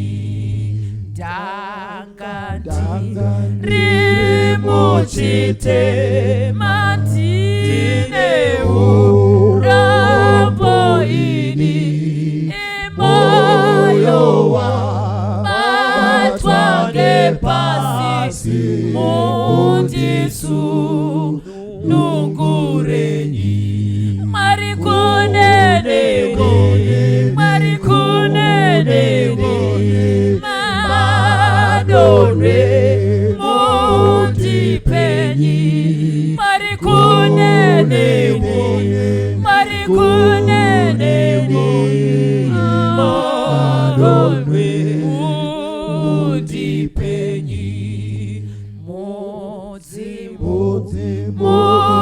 musafuvu remabofu marapenyi itau bawa wa Jesu arunyara rondipenyi marikuneneni marikuneneni madonwe mundipenyi marikuneneni marikuneneni madonwe mundipenyi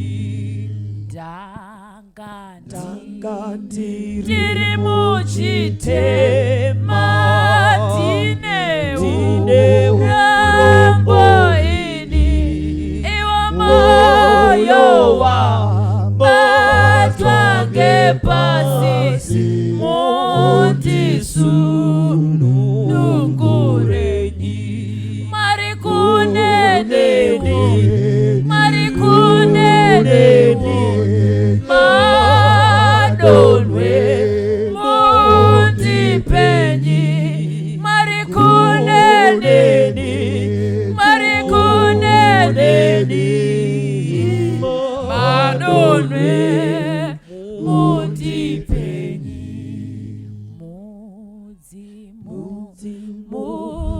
musafuvu remabofu marapenyi itau bawa wa Jesu runyara rondipenyi marikuneni kuneni marikuneni madonwe mundipenyi marikuneni marikuneneni madonwe mundipenyi.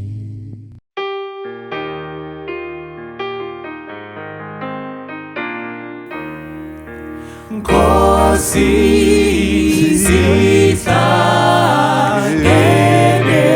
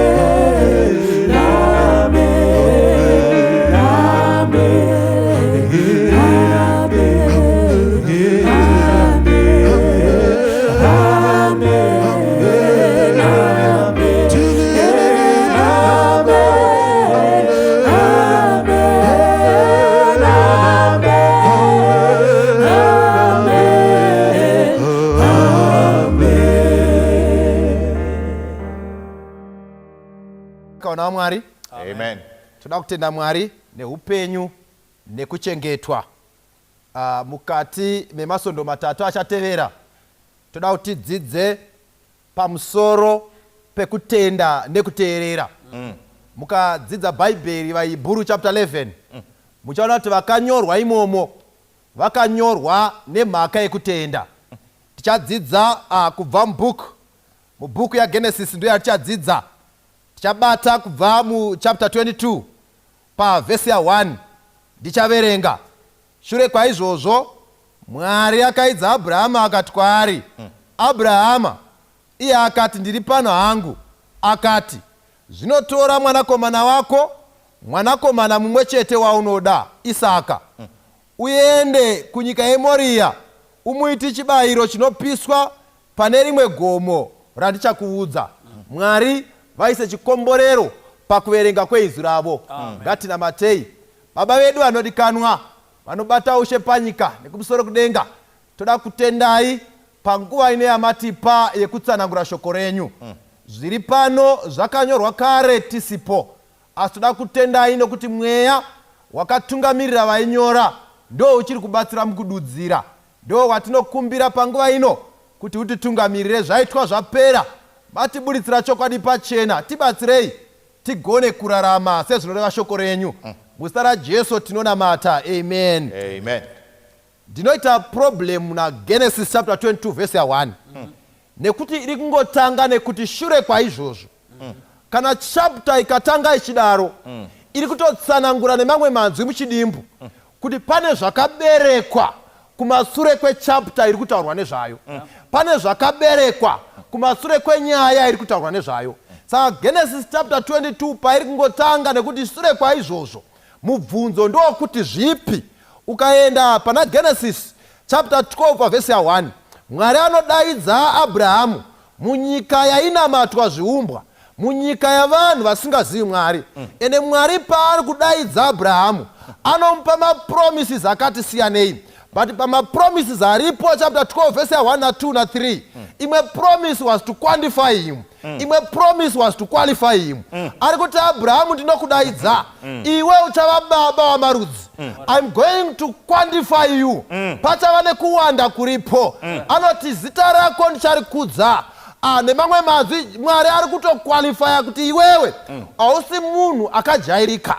Abrahamu paanodaidzwa naMwari haasi kutanga aratidzwa kwaari kuenda. Mwari ari kungoti ndichakuratidza. Abrahamu anoti nekuti Mwari vataura ndinoita nekuti vataura. Saka kutenda kwaAbrahamu kunotoonekwa nekusimuka, nekutorongedza zviripo, nekupinda murwendo, nekuti Mwari vataura. Saka mukafamba pakoo yaAbrahamu, Mwari Abrahamu anonzwa kuti voice rondotaura naro iri harina kujairika. Vakakomborerwa vanoti Mwari akataura, vanonzwa kuti iri voice harina kujairika, ivoice raMwari, voteerera votevera zvinorehwa naMwari. Saka Abrahamu anotosimuka. Ndo patinotanga kuona Mwari vachitaura naye. But murwendo rwake neupenyu Mwari vakavhizitira Abrahamu pakasiyana. Abrahamu akasangana nemachallenges pakasiyana. Pamwe pacho paiuya matesta aMwari, Abrahamu anotoonekwa achidona. But Mwari ngaavongwe nekuti nyange matesta akauya tikadona, ndiMwari anoramba achiunza matest kuti atisimbise. ndiMwari anoramba achiunza matest kuti atiaprove tionekwe patakamira. Saka pano ukaiverenga chapter 22 yacho, ukaitangira pa chapter 21, unoona kuti Mwari vakavimbisa Abrahamu vakati iwe uchava nemwana. But nguva yafamba, ambuya vatochembera sainzi dzakuti apa munhu waricha menopause, hazvichagoni kuti taure zvemwana, hazvichagoni kuti taure zvenhumbu pana mbuya ava. But ukaiverenga Genesis chapter 21 verse 1, inoti Mwari wakazoshanyira Sarai sekuvimbisa kwaakaita. Nekubva Mwari azadzisa zvaakapikira. Mwari ngaavongwe nekuti akapika unozadzisa zvaapikira. Wakati kuna Sarai uchava nemwana. Pano chapter 21 tinoona Mwari achizviita. Mwana anotanga kukura. Abrahamu nevanhu vese zvikanzi vakafara. Sarai achitopiwa mwana. Unotiko pa verse ya 6 ya 21. Zvikanzi ndakafara ndobva ndaseka. Ndikati handichaseki ndoga. Vanhu vachauyawo voseka neni. Panyaya iyi Mwari andita ndiseka. Kwete ndoga asina vanhu. Saka Mwari, vana vaMwari, ndiMwari anoti akavimbisa anozadzisa. Asi Mwari anonyepa akakuudza ati chakati ndinochiita nekuti ndiMwari unochiita. Saka pano tinoona mukomana achizvarwa. Mukomana anopembererwa kukura kwake. Verse chapter 21 inotibudisira pachena. Mukomana akatoti akura pakatoitwa mutambo wekupemberera kurumurwa kwake. But now mukomana avapo ukanopinda nenyaya pachapter 22 ndo yakunzi after these things zvinhu zvapfuura zvekuti mwana uyu amirirwa. Mbuya ndobva vaita nhumbu, ndokubva vaenda nekadhi rekuchipatara. Manesi akaita yoweyowe pachipatara. Ko zvaita seiko nhai mbuya? Mauya here nemuzukuru akati ndini ndauya kuzotariswa. Ndobva chaita chishamiswa munyika. But pano after these things chapter ya 22 inouya, another test inouya mukati meupenyu hwemurume anonzi Abrahamu. Saka testi pairi kuuya iri kutaura ichiti iyo nawo mwanakomana wako uya iyeye wako yeye wawakamirira kwenguva refu ndiye wandiri kuda kuti utore unomuita chibayiro. Panovhiringa denda ndirinda imboti Mwari muri kuti kudini. Abrahamu akava, this was the 8th time Mwari vachimushanyira. Saka voice raMwari waitorinzwa. Saka akazva kuti idi uyu ndi mukuru ataura. But muri kuti kudii? because mwana uyu takamumirira kwenguva refu. Saka vhesi iri kuti panapa Mwari ari kuti chitora mukomana iyeye. Kaiverenga muchirungu Bible hariti kuti Mwari akatemta Abrahamu, riri kuti Mwari akatesta Abrahamu. Saka mukati meupenyu kana tichiti tiri vatendi, testi yekutenda kwedu ichavuya. Hazvigoni kuti ungoti uri kutenda zvorega kuapuruvhwa nedenga. Kutenda kwako nekuteerera kwako chiri kutsvakwa naMwari. Kutenda kwemurume anonzi Abrahamu chiri kutsvakwa naMwari. Kuteerera kwemurume anonzi Abrahamu hazvigoneki nhasi sisi kuti mungorarama mugoti munotenda. Kutenda kwacho kurega kutestwa. Hazvigoneki mbuya kuti nhasi mongorarama moti munotenda. Kutenda kwacho kurega kutestwa. Hazvigoneki sekuru, hazvigoneki tete, hazvigoneki mainini, hazvigoneki bamkuru kuti mungoti munotenda. Kutenda kwenyu korega kutestwa. Mukati meupenyu muchasangana nematesti akasiyana-siyana. Ari kuti tora mwanakomana wako umwe chete woga waunodisa, unobayira chipiriso. Abrahamu aitozviziva kuti kana Mwari atotaura nyaya unotorevesa. Saka yanga isiri nyaya yekutamba nayo, but chii chiri kutsvakwa naMwari? Chiri kutsvakwa naMwari kutenda mukati meupenyu hwake. Amen. Saka Mwari anotendera macircumstances kuti atiwire mukati meupenyu. Chaari kutsvaka kuti atiapruve. Saka zvinotsvakwa naMwari ndezvekuti kana matesti akauya mukati meupenyu hwedu tikaswedera kwaari, iye unotisimbisa tokurira. But tikatiza kwaari tinorasikirwa torasika. Saka regai ndikuudzei mukoma wangu, pane zvimwe zvinhu zvichakuwirai mukati meupenyu. Hazvirevi kuti Mwari wakafamba rwendo, hazvirevi kuti Mwari wakakotsira, hazvirevi kuti Mwari akurirwa. Ari kungotendera macircumstances mukati meupenyu kutsvaka kuteerera nekutenda kwenyu. Saka pane vamwe vamakaona semiedzo sematemptations, yet it was a test. Mwari aingotsvaka kuona kuti munoteerera here. Saka ukaiverenga ndo iri kutaurwa Mwari akati kuna Abrahamu, Abrahamu ndokubva atomudaidza, tora mukomana. Hazvina ndava kuti azvarwa pakuchembera kwako. Hazvina ndava kuti mukomana uyu anga akamirirwa kwenguva refu. Hazvina ndava kuti pane mapromises akataurwa pamukomana uyu. Tora mukomana unobayira. Bhaibheri rataura izvozvo. Chii chinoitika kuna Abrahamu nokuti shoko rasvika? Chii chinoitika mufundisi panyaya iyi? Saka pano shoko rinosvika kuna Abrahamu. Yes. Rikati tora mwanakomana wako. Yes. Mwanakomana wako mumwe chete waunoda, Isaka, uende kunyika yeMoria umuite chibayiro chinopiswa pane rimwe gomo randichakuudza. Regai muone mashoko aMwari kuti paanga achiatsanangura kuna Abrahamu, rimwe nerimwe ranga richibaya pamwoyo paAbhurahama. Payaitsanangurwa, Mwari ari kutonzwisisa kuti kuno umwe mwana anonzi Ishmael. Pada Abhurahama anogona kuita sekunge azungaira, akati Isaac azviite kuti ndiende kundomupirisa sechibayiro. Pada Abhurahama anoda kuedza kuzozungaira, Mwari anotaura achiti mwanakomana wako mumwe chete, kuburitsa pachena kuti Mwari achiona nekuda kwekuti Abhurahama anga abva pachirangano akandotsvaga Israeri. Denga rina kurangarira nekucherechedza Ishmaeri semwana wechipikirwa, asi chipikirwa nesungano yanga iri pana Isaac. Ndosaka Mwari achiona Isaka ariye umwe chete ega, zvikanzi naMwari waunoda kuti zvinyatsobaya pamwoyo paAbhurahama, kuti iye wacho Isaka waunoda ndiye wauri kufanira kundobayira, ndiye wauri kufanira kundobayira. Zvikanzi pano pavhesi ya 3, Abhurahama akamuka mangwanani, akasunga mbongoro yake, akatora majaya ake maviri na Isaka mwanakomana wake, akatsemura huni dzechibayiro chinopiswa, ndokusimuka akaenda kunzvimbo yaakavudzwa naMwari. regai ndikudze vana vamwari, musoro wenyaya uri kuti hazvidi nharo, musoro wenyaya uri kuti hazvidi nharo. Dei ndandiriniwo Abhurahama, ndaivata musiyo ndichimbofunga kuti Mwari ndime here mataura kana kuti dzangu ndo dzataika. Mwari ndime here mungandituma kundoita chivi chekuuraya cheumhondi, nekuti Mwari mukunaka kwenyu hamungamonditume kuita zvakadaro. Asi shoko rinoti Abhurahama akamuka mangwanani, early in the morning. Abhurahama ndokumuka achiteerera Mwari, nekuti Abhurahama aiziva kuti kuteerera Mwari hazvidi kuita nharo pamwe pacho, hazvidi kukakavara neshoko raMwari. Zvinoda kungoteerera kuti Mwari vati chii, nekuti waiziva kuti kana Mwari wataura tinofanira kuteerera shoko rake. Zvikanzi akazviita early in the morning, akamukira mangwanani kuti regai nditoita zvataurwa naMwari.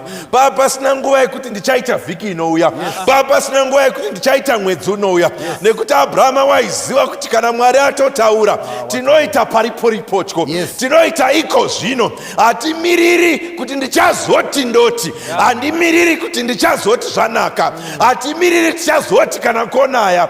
Kana Mwari atoti nhasi tinoita nhasi. Zvikanzi Abhurahama ndokubva asimuka ndokurongedza twose twaikwanisa kurongedzwa. Huni ndokubva arongedza.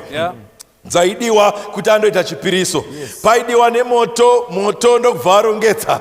Waidiwa kuti pandoitwa chipiriso, paidiwa nebanga rekundouraya chipiriso, banga ndokubva rarongedzwa. Paidiwa naIsaki kuti chipiriso chindoitwa, Isaki ndobva arongedzwa. Saka zvose zvaidiwa Abhurahama akarongedza.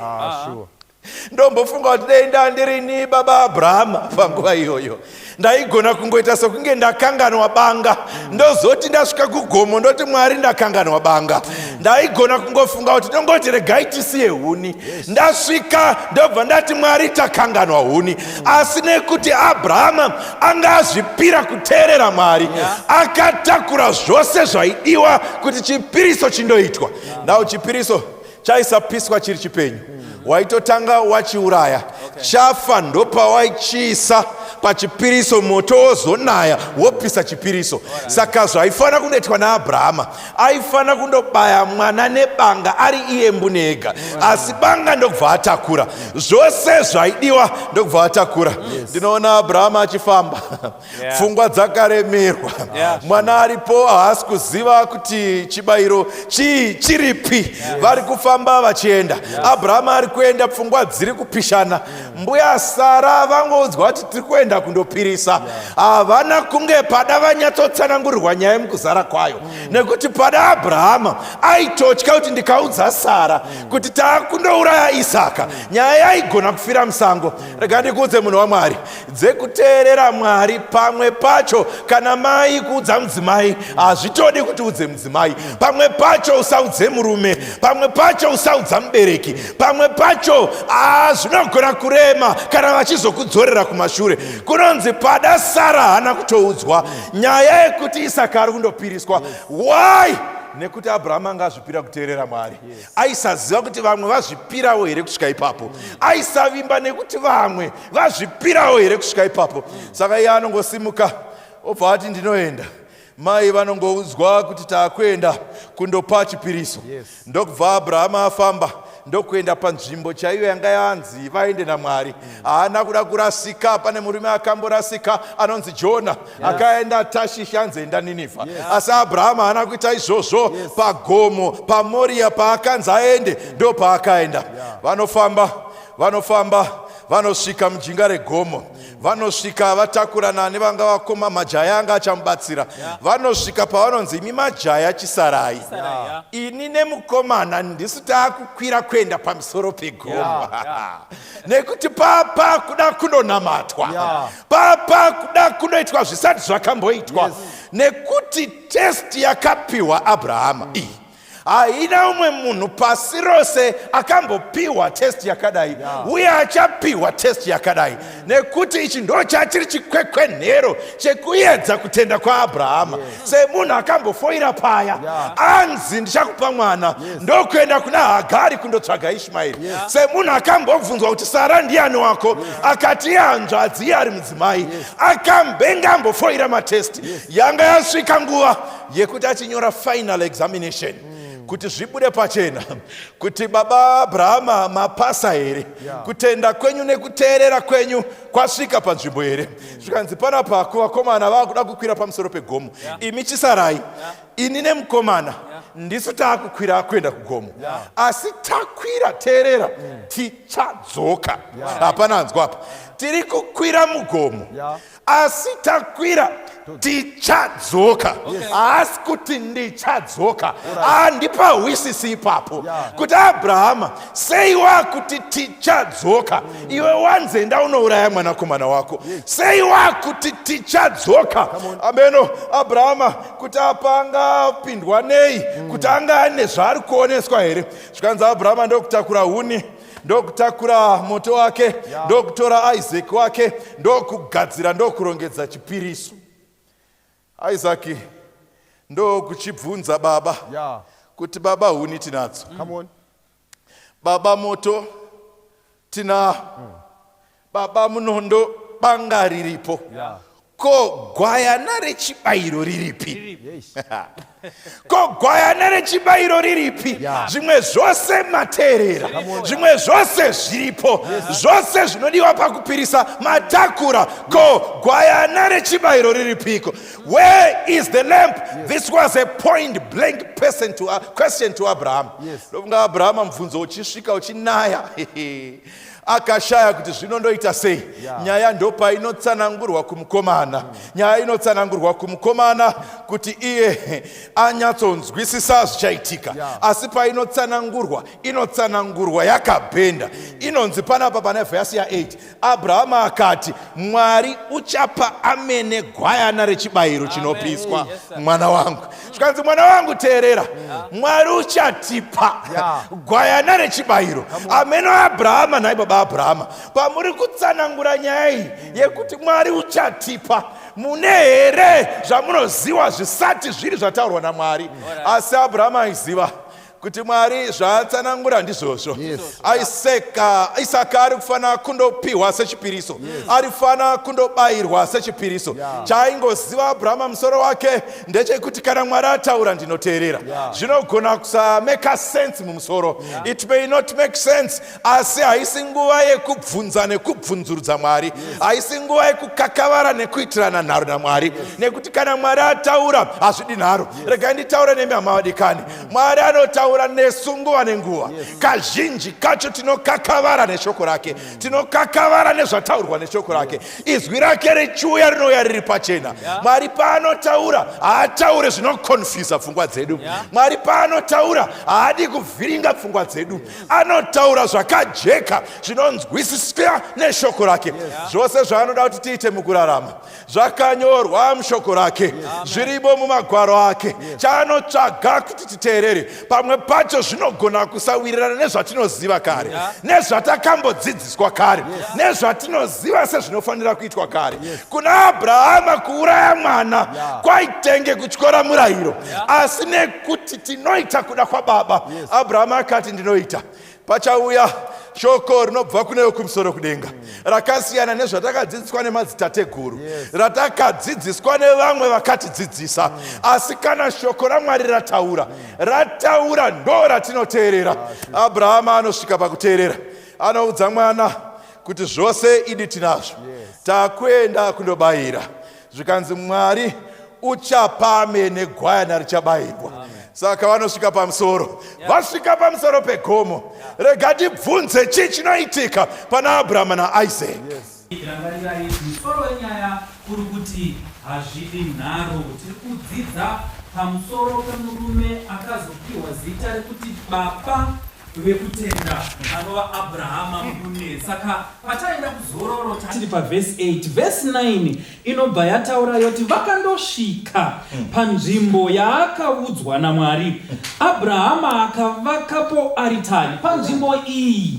Paari kuvaka aritari, mumazuva mazhinji akazotevera ndo pakazovakwa temberi naSoromoni.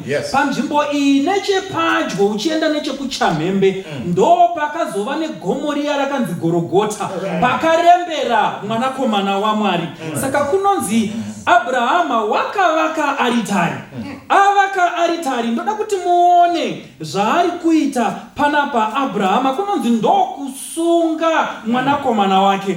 Amusunga mwanakomana wake ndokumukwidza paaritari. Na ndoda kuti munzwisise kuti mwana uyu auya Abrahama akusvika kuzana.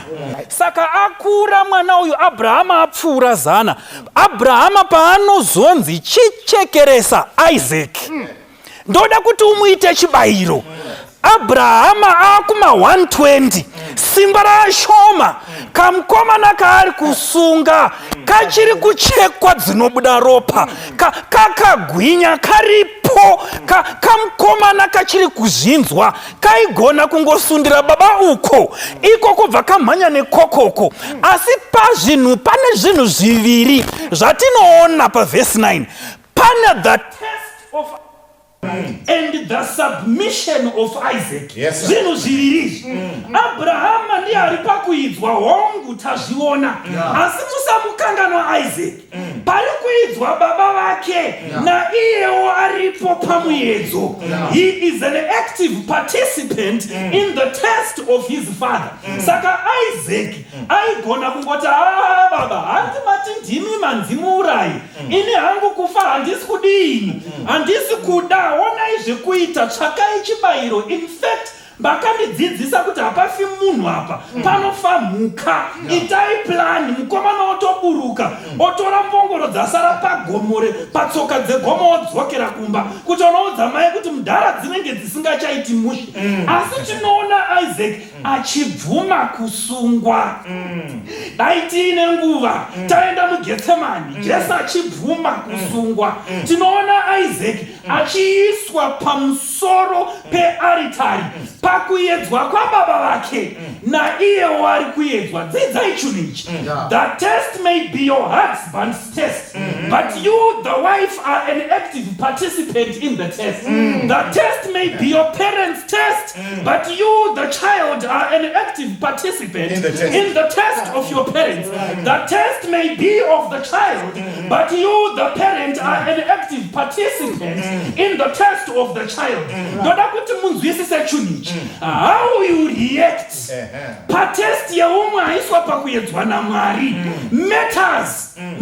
Uchadini pakuedzwa kwemurume wako. Ndiri kutaura kuti basa rababa rinogona kupera Mwari achida kungoprova chikristu chemurume wenyu.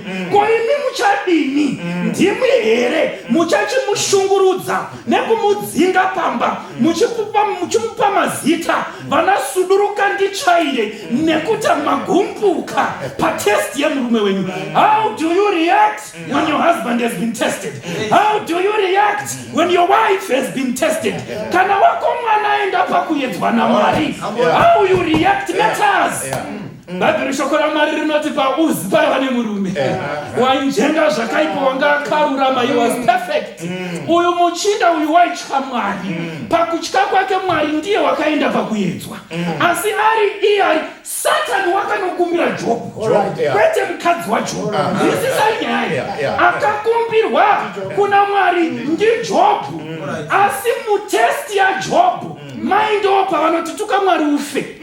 How she reacted mattered. Inzwa munhu waMwari panoedzwa ari pedyo newe, musimbise sekusimbiswa kwakaitwa Abrahama naIsaac achibvuma kusungwa. Saka Bhaibheri shoko raMwari rinotitaurira kuti there was the faith, the test of Abraham, and the submission of Isaac. Nzwisisai chinhu ichi kuti vhesi 10 mukaiverenga inotaura pamusoro peinonzi practical faith. Kutenda kune mabasa. Mwari vataura, saka ndinoita. Kana iwe uchingoti ndinotenda, ndo zviya zvinozotaurwa naJakobho mberi uko kuti kuti kutenda kusina mabasa kwakafa. Asi mukadzika pavhesi ya12 ndo pandinofarira. Akasumudza manje Abrahamu, asumudza banga mukomana, ari kuda kukuraya mwana wake sekutaura kwaita Mwari. Panobva pauya shoko kunonzi Ngirozi, mutumwa waJehovha, the angel of the Lord. Ukaverenga Bible ukanzwa yati the angel of the Lord, iri kutaura Jesu mpune. It was the angel of the Lord. Na Mozisi mugomo achibvira asi gwenzi risingaparari. It was the angel of the Lord. Ari mugore masikati neshongwe yemoto manheru. It was the angel of the Lord. Joshua akatarisana na masvingo eJericho, and the angel of the Lord has come on Mount Moriah. Abraham paari kuteerera Mwari. We are assured of the presence of the Son of God. When we are going through tests and trials, Jesu anouya mpune kuzotisimbisa. Saka Ngirozi yaMwari, mutumwa waMwari, anoti aiwa chirega kuisa ruoko pamwana, iwewe rega chirega kumuita churu. Inzwa chikonzero, nekuti zvino ndinoziva kuti unotya Mwari. Inzwai vana vaMwari, kutya Mwari nekuita zvataurwa naMwari chinhu chimwe chete. Haukwanisi kuti ndinotya Mwari iwe usingaiti zvakataurwa naMwari.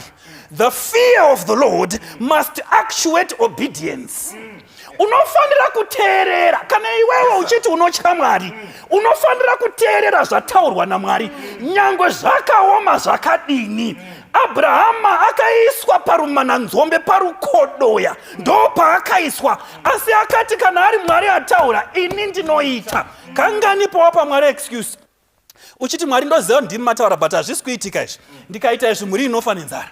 Kangani Mwari pamataura izvi, hazvisi kuitika. Ndikazviita ndogara ndisina musikana, ndogara ndisina mukomana. Kangani Mwari mataura henyu kuti basa iri hariitwi, asi ndinokuvara nehurovha. We rationalize, finding good reasons to do bad things. Kuti tiite zvinhu zvakaipa asi tiine zvikonzero zvakanaka.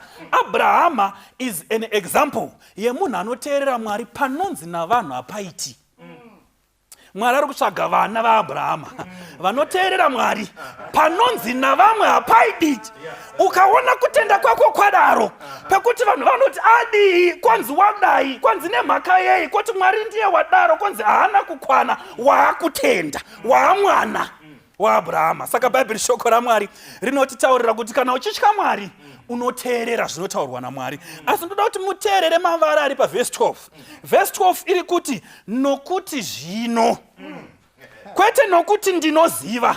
For now I know.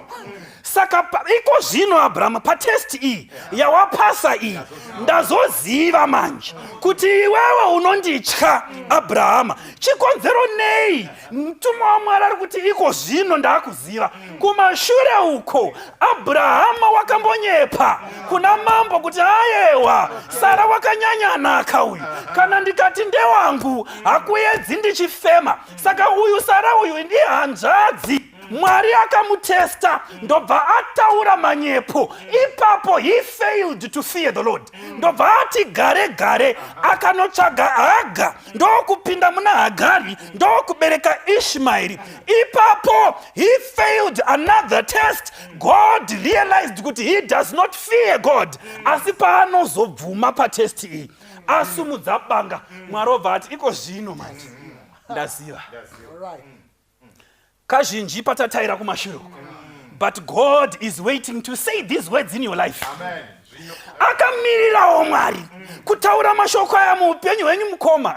Mwari akamirirawo kutaura mashoko aya muupenyu hwenyu mhai. Mupei mukana Mwari wekuti ati iko zvino ndakuzviziva kuti iwewo unonditya iwe. Saka ukaverenga vhesi 18 inobva yati Abrahama akasumudza meso ake akatarira. Shoko rangoti rega kuuraya mwana, ndazviona kuti unonditya. Saka amutisimudza meso hapana. Tarirai vhesi. Amutuma kuti look around, hapana. Panosumudza musoro anoona gwayana. Hapana anomuudza kuti chisiya mwana uende kugwayana. asi vhesi inongoti wakasumuka ndokunotora gwayana. Mukaverenga vhesi yacho inoti chikava chibayiro panzvimbo yomwanakomana wake. Saka pane zvinhu zviviri zvamunofanira kuona apa. Pagwayana riri kunzi ndo rakazofa panzvimbo yemwanakomana. Chekutanga chaakaona chii mugwenzi? Akaona gwayana. Ko chechipiri chaakaona chii? Asi ndoda kuti murangarire musoro wedu wenyaya. Musoro wenyaya uri kuti hazvidi nharo. Hazvidi nharo. Munyaya iyi hazvidi nharo. Pati pasimudzwa nyaya yakatikoshera. Uyu yaive mhando yegwayana. Now toda kutsvaga nekuronda gwayana racho. Now uchidzidza Bhaibheri panonzi pane gwayana rakabayiwa nyika isati yapo. Gwayana iri nderipi rinobayiwa nyika isati yapo? Nekuti nyika isati yapo, chitema chachisati chapo, kufiwa kwakusati kwapo, but iye akabayiwa. Now manya neni mubhuku raGenesi. Mubhuku raGenesi murume anonzi Adamu naEvha vatadza, vafukidzwa dehwe. Now vanoudzwa paGenesis 3 verse 15 zvikanzi ndichaisa ruvengo pakati pako. Now Bhaibheri mukaramba muchiridzidza, Adamu paanoziva mukadzi wake Evha mimba yabata, Adamu zvese naEvha vakatarisira vakati ndo gwayana, but ranga risiri gwayana. Ngatibude muna Genesi tipinde muna Exodo. Muprista achigadzwa akanzi iwe unofanirwa kupirisa nguva dzemangwanani nenguva dzekunowira kwezuva. Unofanirwa kubaya chibayiro, but gwayana iri harisiriro. Ngatibude muna Exodo, ngatipinde muna Leviticus. Ukaramba uchironda, maprista akaramba achitsvaga gwayana, but gwayana harisi. Ngatibude muna Leviticus, tipinde muna Deuteronomy. Uchaona kuti gwayana riri kuramba richisiya matsimba. Ngatibude muna Deuteronomy, timhanye kumaprofita. Ukapinda neni mubhuku raHagai, anomuti the branch. Ukabuda ukapinda muna Zechariah, anoti the desire of nations. But panoita 400 years Malaki yapedza kunyora. Wapinda neni muna Mateyo, gwayana rinozvarwa nemhandara. Gwayana razvarwa rinokura richitodzidzawo. Now Luku anototi akakura sekukura kunoita vana vedu, but iye aifadza Mwari navanhu. Gwayana rasvika, but parinosvika rakura, abhabhatidzwa, anoti nguva yangu yasvika. Anotungamirwa kuenda pagomo reGolgotha. But rangarira gomo reGolgotha, vanodudzira vanoti musoro idehenya. Pandakaverenga 3:15 zvikanzi iye achapwanya musoro. Handizive zvangu, but gwayana parinosimudzwa rakarembera pakati penyika nedenga. Anosanganisa mukaha wakanga waunzwa nechivi. But gwayana ndiJesu. But rangarira baba wakapindura mwana zvikanzi aiwa iye achatipa. John 3:16 akunyora. Mirai varume, because kana muchirava Bhaibheri musamhanye. Rinoti Bhaibheri nokuti Mwari akada nyika zvakadaro, akaipa mwanakomana wake oga. Now pamadzoka kuchapter iri muna Genesi, Abraham achiudzwa hanzi tora mwana wako oga. Pane mashoko akafanana pa 3:16 nemashoko ari muna 22 yaGenesi.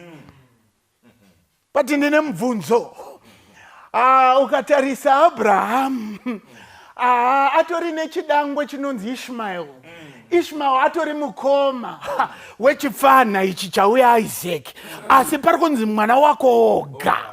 Now varairi mukaridzidza riri kunzi mwanakomana wako oga, riri kureva kuti begotten. Kana ukaenda kuNew Testament ukazodzidza rinoreva kuti monogenes. Monogenesis zviri kureva kuti hakuna akafanana naye, ndiega, ari unique. Now mubvunzo wobva wati chii chakosha pana Isaac chisiri muna Ishmael. Now pakauya promise ku17 zvanzi iwe Abraham ndichakukomborera marudzi ako, mbeu yako yakakomborerwa. Ari kurehwa ndiIsaac. Isaac ndiye chipikirwa. Saka Ishmael abuda hake mchiuno chako, asi ane chipikirwa ndiIsaac. Saka Isaac pauya hechi chishamiso zvikanzi huya umupirise. Mwari ndimi mapromise andina kukumbira. I was okay living without a child. I was okay living with my wife. Ndimi makauya mukatsidza. Now Hebrews 6:18 inoti pane zvinhu zviviri zvisingachinjiki zvinoita kuti Mwari asagone kusandura zvaanenge areva.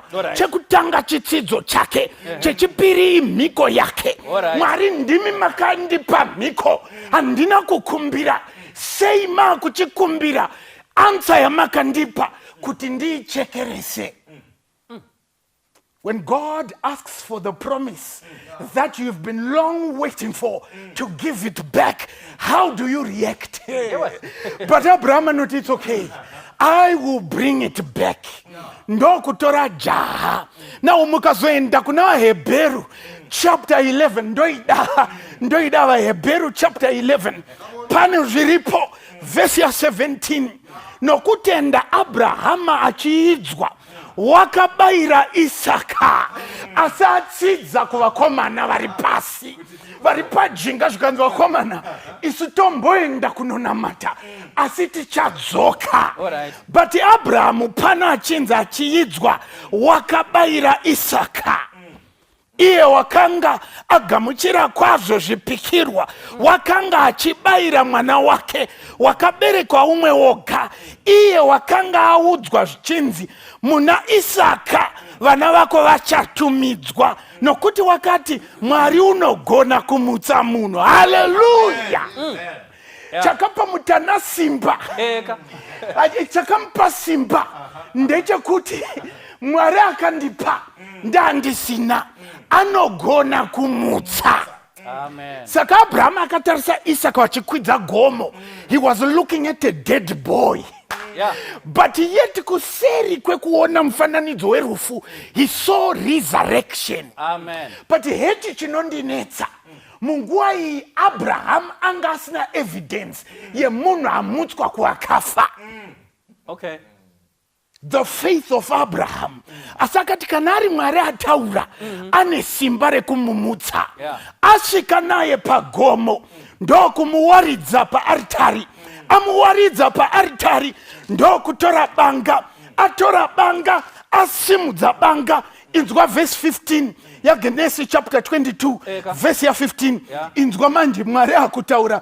Ipapo mtumwa wa Jehova, ndimi mataura, ukanzwa panzi mtumwa wa Jehova, ndi Jesu mbune. Ipapo mtumwa wa Jehova wakadana Abrahamu rwechipiri. Mwari hamiri kutaura. Akataura kare mu Old Testament, akataura zvakare mu New Testament. Kureva kuti Old ne New izwi raMwari riri kutaura kuti kudi zvarakataura kare ndo zvarinoramba richitaura. Zvikanzi akadanidzira akati, apa ndopadapa zvikanzi Abraham akati zvanzi naJehovha, ndakapika neni. Ndakapika neni. I swore by myself. Iwe kana uchipika unopika neumwe munhu kana nechimwe chinhu. Ndakapika neni. Kuti kudii nhai Mwari? Zvikanzi ndichiti zvawaita izvozvo ukasandinyima mwanakomana wako mumwe chete ndichakuropafadza kwazvo. Pakudzokorodzwa promise zvikanzwa pasa test, saka ndakapika neni kare ndakudzokorodza ndichakuropafadza kwazvo. But miratira panure kutenda kwa Abrahama. Kutenda kwa Abrahama aiziva kuti Isaac ndoki yekumberi kwatiri kuenda. Kana paine vanhu vachazokomborerwa vabuda muchiuno changu, kii yacho ndeIsaac. Asi kana Mwari mukati ndimuuraye, muri kuziva kuti nyangwe ndikamuuraya apa muchamumutsa kuti muzadzise kii. Mwari ndokuti aiwa ndakagara ndapika neni ndichakukomborera. But chinzwa manje zvikanzi pandichakukomborera marudzi ako ose achakomborerwa. But mukuru panguva iyi ane mwanakomana wake. Abraham paakutarisa Isaac akuona a resurrected Isaac. Kureva kuti kune vacharara muupenyu huno, kune vakatorara kare, vari kumarinda, kumbudzi, kuGranville, kupi vakarara kare.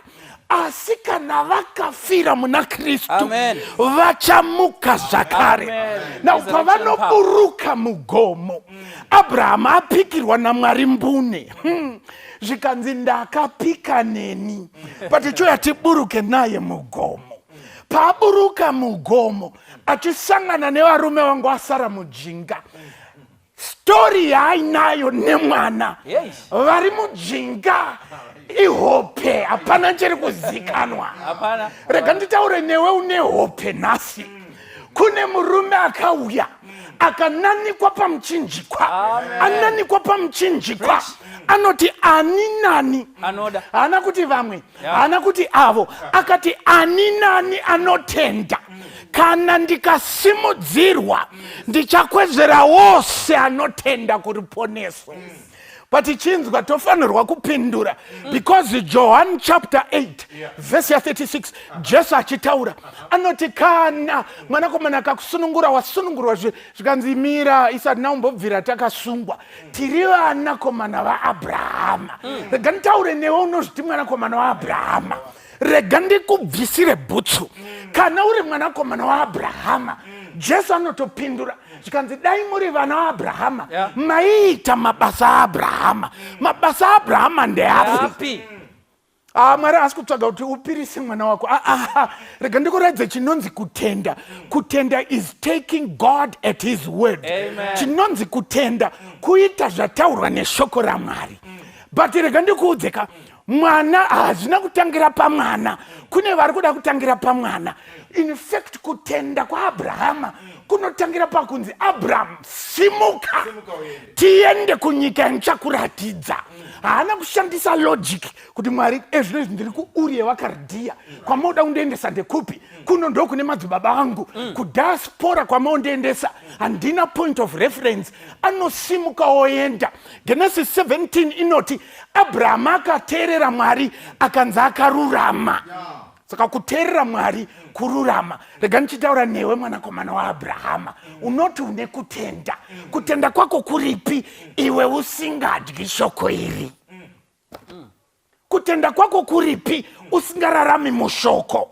Nekuti Mwari akataura kare, tazviona, akataura rwepiri muNew Testament, ese ari mairi old neNew ishoko raMwari.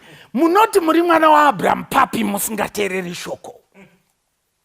Kandidzike newe nhasi unonamata Mwari madiro ako, madiro aJojina. Mwari ane mutemo wake. Rega ndikotsika konzi yake kupedzisira. Mwari kana akunamatwa haasi Abraham akati Mwari madire kuti ndipe Isaac. Makwai ndinawo, nzombe ndinadzo, mombe ndinadzo. Kana Mwari akunamatwa hausiriwe unodikteta. Sei uriwe uri kuita nharo. Mwari ane zuva rake raanonamatwa. Mwari ane mutemo wake waainawo. Check yourself. Takuda kunamata. Mwari nhasi ari kuti gwayana rakasasikwa paGogotha, gwayana rikafira zvitema zvako neni, asi nhasi anodanira munhu wose kuruponeso. Rega ndite rukoko. Kana uripo unoti Mwari, ini ndakarasika. Ndoda kuuya kurukoko. Ndoda kupinda mugwara nekuti gwayana rakatofira ini kare. Usazofambe uchizvinyepera uchinyepera vanhu. Ndiri mwanakomana waAbrahama nekuti dai Abraham ashona inototi mwana wenyoka inyoka. Kureva kuti haumisteke kamzvenzvana au kamisteke kuti ndaona datya because kari kutoredzera mai wacho wanova nyoka. Saka kana uri mwanakomana waAbrahama ngatiwoneka kuburikidza nekutenda. Kutenda kuita sei? Kuteerera kana Mwari ataura. Kana chiri chidiso chako ngatinamate tose. Baba vedu vari kudenga, musiku wedenga nepasi, hamuregi kuramba muchitipa mukana kuti tidzoke kwamuri. Tinokutendai naJesu akarembera pamuchinjikwa kuitira ini, kuitira hama dziri pasi penzwi rangu, kutisuka zvivi zvedu tifanire kuponeswa. Nharo dzinowanda mukunamata umu. Vamwe vanoti tinoita izvi nekuti takaronga kudaro. Mwari asina kumbotaura izvozvo. Tidzidzisei kudzokera pashoko renyu. Rimwe zuva Jesu munotaura muchiti hamusi maakurashika here nekuti hamuzivi magwaro. Tidzidzisei kudzoka pamagwaro. Tiregedze kuita nharo nekuti madzibaba akambodaro. Tiregedze kuita nharo nekuti tainamata tichidai. Tiregedze kuita nharo nekuti mudzimai wangu akafa tichidaro, kana kuti sekuru vakazoshaika tichidaro, saka hatingabvi. Tidzidzisei kuti kana mataura tifambe nekutenda, tigova vana vaAbrahama pakutenda. Tinokutendai muchava nesu, tinokutendai muchatipa simba, tinokutendai muchatibatsira. Shuviro yedu kurarama nemi nekusingaperi. Muvengi ndiye unotivhiringidza nekutidzungaidza. Tibatsirei kuteerera shoko renyu nekuita zvamunenge mareva. Munamato wedu ndiwoyu, muzita raJesu akatifira pamuchinjikwa akamuka. Amen. Amen.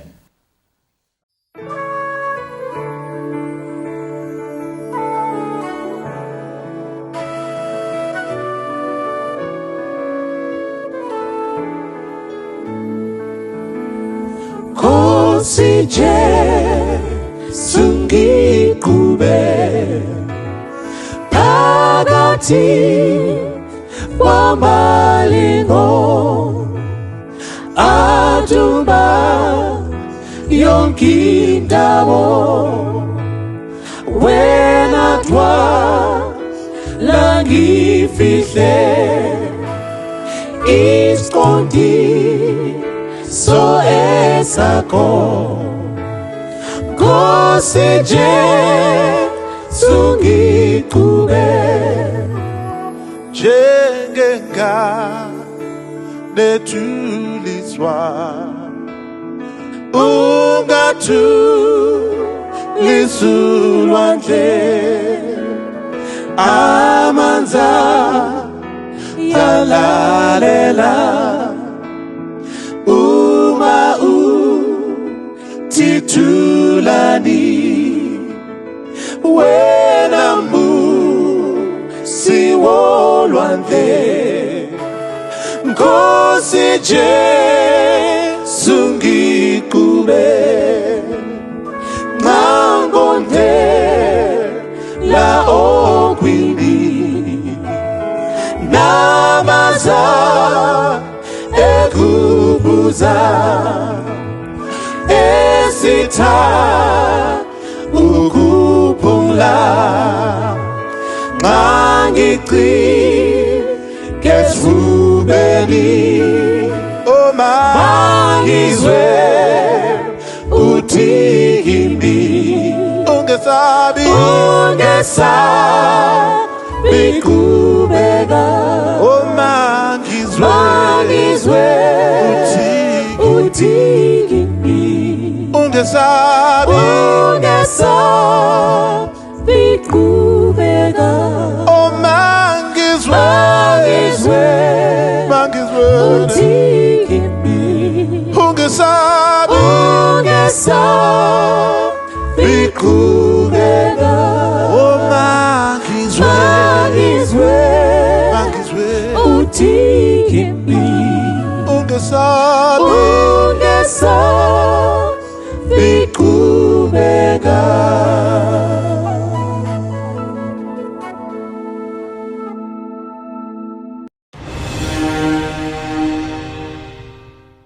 sizohlangana phesheya umasinqobile sizobonana phesheya emzini wangelisono sizobonana labangane abasitshiyayo kudala sibona usisim khanyele buntu esisinqobile isono nayu sathane sibonana lamagama sebexoxelwa khona ngayebizwa amagama mangcwele kambelami solithola kuba njani sesimbona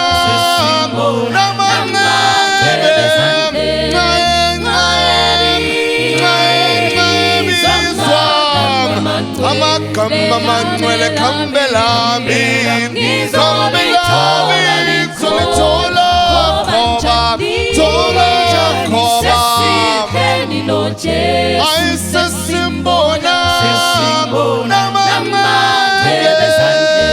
We shall be gathering glory land, and in the victor's band we shall gather in glory land. Yes, the land of purity, meeting with the dead in Christ once more. Sin and distress never to more last. We shall meet over there with my Jesus Christ. Sin is defeated and dark is past. The devil destroyed at last. We shall meet over there when the roll is cold up yonder. When the roll is cold up yonder, I'll be there. Will I see my Jesus? On the page is white when we see Jesus Christ the crucified, for salvation, catch a glimpse of Nell's scar. When the roll is cold up yonder, I'll be there. Will you see Jesus? My name there on the page is white when we see Jesus Christ the crucified, for salvation, catch a glimpse of Nell's scar. Oh, Miami Swamp, amagama mangcwele solithola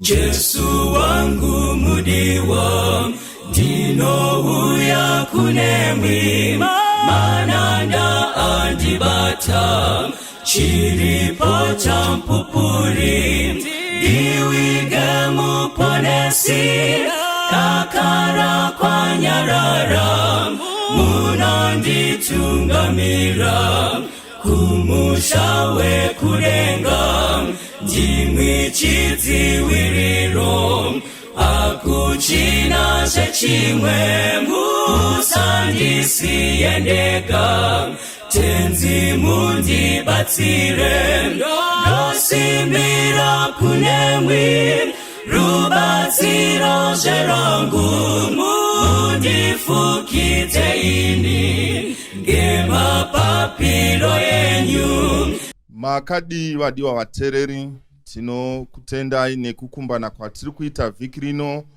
ratiri kuendera mberi tichikurukura pamusoro penyaya dzemhuri. Tine dingindira ratiri kufamba naro rine musoro wenyaya wekuti family circle. Tinokukurudzirai vadiwa vatereri kuti panotanga chirongwa tag your friends, like, subscribe even to our YouTube channel or even like to our Facebook page. Makomenzi enyu tinoada zvikuru, anoita kuti maprograms edu aramba achiendera mberi, zvekare ane huremu hwatinotarisira tese, zvikuru takanangana nefeedback iri kubva kwamuri. Vhiki rino tine musoro wenyaya wakakosha chaizvo wakanakira munhu wese, vakuru nevadiki. Musoro wenyaya uyu unoti discipline or child training. Vhiki rino tine rombo rakanaka, tine vedare vatinavo vatichakumbira kuti vazviintroduce umwe neumwe, but pavari kuzviintroduca toda kuti mbonzwawo kwavari kuti pane pamakambodisciplinwa here muchiri vadiki. Zvimwe kuda pamwe makadisciplinwa makura, we don't know, but tida kuziva kuti zvakamboitikawo here mukati meupenyu. Kazai vateereri, ini ndinoitwa Trustwell Chinyandura. Panyaya yataurwa namufundisi, ndinorangarira ndiri muduku. Baba wakandirowa, mai wakapindira mukurowa. Ndikafunga kuti zano randingaite nderipi mushure memusikanzwa, ndikabva ndatanga kuratidza kuti ndakwara. Mai ndo wakazotanga kuti makwadza mwana wakatanga kunetsana, ndikazoona kuti pana ndapukunyuka pana. Ndozvandorangarira. Makadini vateereri, ini ndoitwa Tete Makove. Ndakadisciplinwa pakawanda, asi pandiri kunyanya kutondera ndipo kuti ndakange ndisingadi kuenda kuchikoro mumusi. Ndokubva ndanyepera kunzwa musoro nomudumbu. Ndobva ndanzi muregei mwana avate nekuti haasi kunzwa zvakanaka. Ndobva mai vabuda kuenda kunotengesa kwavaitengesa. Saka vachingobuda, iniwo musoro sewakanga usingagwadzi wakabva wapora. Ndobva ndatobuda panze ndokutanga kutamba. Saka vakadzoka ndisingafungiri. Marohebwe emunhu kwaakuru kuti mai kumashure neshamhu ini mberi ndichidzingirigwa kuenda kuchikoro. Ndakanosvitswa mugedhe muchembera ari pamashure nespeed. Saka ndakanyara chose kuti nokuti chikoro chose chakabva chaziva kuti ndaviperekedzwa kuchikoro neshamhu. Saka discipline yakanga iripo zveshuwa. Mazvita. Kazwai vadikanwi vateereri, ini ndinoitwa Owen Chandamale. Mufundisi, ndorangarira ndaratidza kuti ndati kure nemhaka yekuti ndakatora masteps ndichidzoka nenhende shure, ndakaisa chest out. Zvino kumba kwaiva neshamhu yainzi Dr. Gray.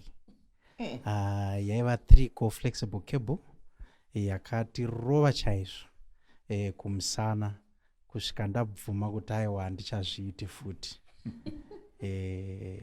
Ndozvandorangarira maringe nekupuwa murango. Makadiva dewa vateereri nevatariri, indinonzi Rotina Mafume Musara. Pandinorangarira ndichidiscipline watatenda unochera mvura kuchibhorani. Ndokusvika wani kwevanhu vari kutamba bhora nhabvu soka kwakuchijoinira. Saka semwana waheadmaster chibhorani chaiva kudhuze nekwavaiwa. Vachihwa chiti kava kuno. Ndichisvika kumba ndichingogadzika mugomo pasi. Mama vakati huya kuno. Ndichingopota izvova vakaviga shamhu kumusana. Ndichingosvika pavari kubata ruoko kundizvambura chaizvo handizvikangamwi kurovegwa mugomo wemvura. Inini baba wangu hawana kumbondidisciplina, because baba wangu waindida chaizvo, akandipa zita rasekuru. Vamwe vanotaura vanoti vana vane mazita havaite sei, havarohwe kana kutukwa, but yesh, kuna mai ndakambodisciplinwa kakati wandei. Ndosaka muri kuona tatsiga kudai kumborohwa. Anyway, vadiwa vateereri, tinokutendai. Yanga iri nzwisa iyo, saka taakuvambisa program yedu vaChandamale tinamatirei. Ngatinamatei. Baba wedu vari kumusoro kudenga, toda kukutendai neshoko renyu rinoti train up a child in the way he should go. Even when he is old, he will not depart from it. Nyatoda kutaura nezvayo nechekuita nekukudzwa kwevana zvinoshepawo society iri nharaunda dzatinogara. Toda kukutendai kuti muchatibatsira, mweya wenyu abate ushe mukati medu muzita raJesu. Amen. Amen. Vadiwa vateereri, tinotenda tine musoro wenyaya watinawo uri kutaura pamusoro penyaya yediscipline or child training. Tikapinda mukati mebhaibheri, soko raMwari, nyangwe tikataura nezvemurume nemukadzi, Hebrew culture yaisasiya vana. Muchirangarira Moses paya achida kuti abude munyika yeIjipita nevana vaIsraeri, achibvunzwa naFaro, anotaura kuti chabuda nevana vani? Nevana vedu. So vana paculture yechiHebheru or kudzidza kwatoita mukati mebhaibheri, vakanga vari key. Pane mavhesi anotaurwa Proverbs 22:6, rovedzera mwana nzira yanofanira kufamba nayo, kuti kunyangwe kana achinge akwegura haazobvi pairi. Saka even nyangwe panyaya yemaguta erutiziro imwe knowledge, vana baba vaitokurudzirwa kuti vadzidzise vana vavo mhiko dzese dzavakanyorwa naMozisi dziri mukati mebhaibheri, which means soko raMwari rakazara nechild training nediscipline. But wadiwa vateereri, pane maarguments akawanda ari kuuya again ekuti vana baba vekare vanenge vaigona kudisciplina, vamwe vari kuti vemazuva ano havachagone, vawiki, oro vamwe vari kuti vana baba vemazuva ano vatova loving, vekare vakanga vari shumba. Ndonyaya yatoda kuti tiongorore, tidzumburudze, tichizunza kuti tione kuti yakamira sei, tichirapanura zvirahwe zvine chekuita nenyaya yediscipline. Ameno mukanzwa word rekuti discipline or child training, unofunga kuti kudiwa chandamale? Ndikanzwa vara rekuti discipline, kare ndaimbofunga kuti inyaya yeshamu, asi kwezvinezvi ndatichenjerei. Ndikanzwa vara rekuti discipline, ndinofunga kugadzira hwaro hwemwana maringe nemaramirwo anotarisirwa nevabereki nesociety in general uye naMwari, kuti munhu afambe nenzira yakanaka. Dai taenda kuarmy, chinonzi discipline kugona kuteerera command yemukuru anenge aripo, ane the senior rank, akapa command vanhu vese vanoteedzera. Izvozvo ndo inonzi discipline. Makowe, discipline. Kuona kwangu inini mfundisi, child training or child discipline is two things. Kwandiri, it's a privilege and it's also a responsibility. It's a privilege in that tese kusikwa kwatakaitwa naMwari, a desire to have children came from the Lord. Saka kuva discipliner nokuva trainer, it's a privilege that comes with our acceptance of being a parent. And it's a responsibility in that we are accountable to both society and to God for disciplining and for training our own children. Nekuti we are answerable to iye wakawasika ne wakatipa, kuti we are stewards. Saka tinofanirwa kuti tite look out and discipline our children and train them and make them walk in the ways of the Lord. Nekuti kana tikasadaro, since we are accountable, tinotowana biblical example ya Eli, kuti Eli haana kudiscipline vana vake and he got punished by God.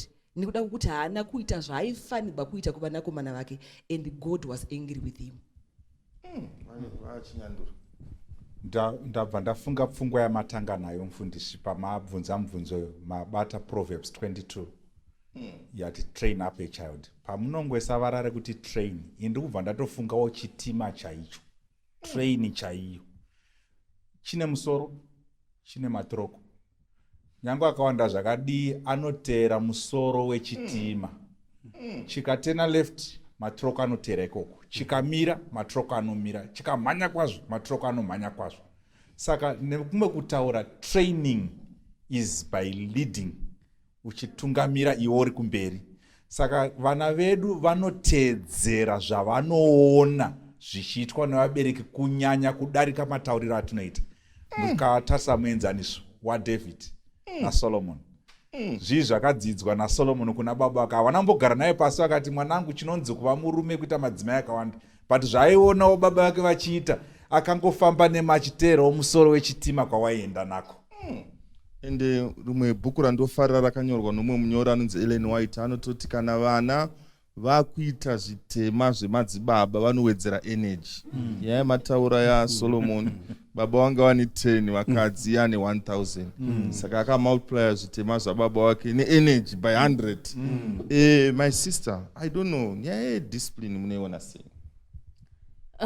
Nyaya yediscipline inyaya yakakura chaizvo, plus inyaya yatisingatozwisisi nesuwo vabereki vacho, kuti saka mwana uyu ndinomudisciplina sei, ndinoita sei kuti mwana anditeerere. ndorova here, ndoshunya here, ndodi, because tichikura isusu muchechi chaimo waiziva kuti kana ziso rikakutarira wakagara memakagara kure nakure weuri kuvana asi ziso ramai raisvika ikoko rotokubaya mugotsumu wotocheuka kuti ndofunga ndatariswa. That power yeziso raita kuti utovunavuna wotodzikama wototarisa kumberi. Saka toita sei pamwe kwaitoshandiswa shamhu chaiyo kurobhwa ukangoita musikahwa waitoziva kutoti zvokwadi kumba kudi hakusvikiki. Hatichaziva kuti ike zvino zvinotodii. Tombo iyi musarova vana vanoripota tombo iyi hatichazivi. Saka tavapa rumananzompe mufundisi rwekuti zvinotodisciplina vana vedu sei. Tinotenda vadiwa vateerera. I think pfungwa imwe yakakosha iri kubuda yandiri kuona ndeyekuti nyaya yediscipline inofanira kutanga kumba.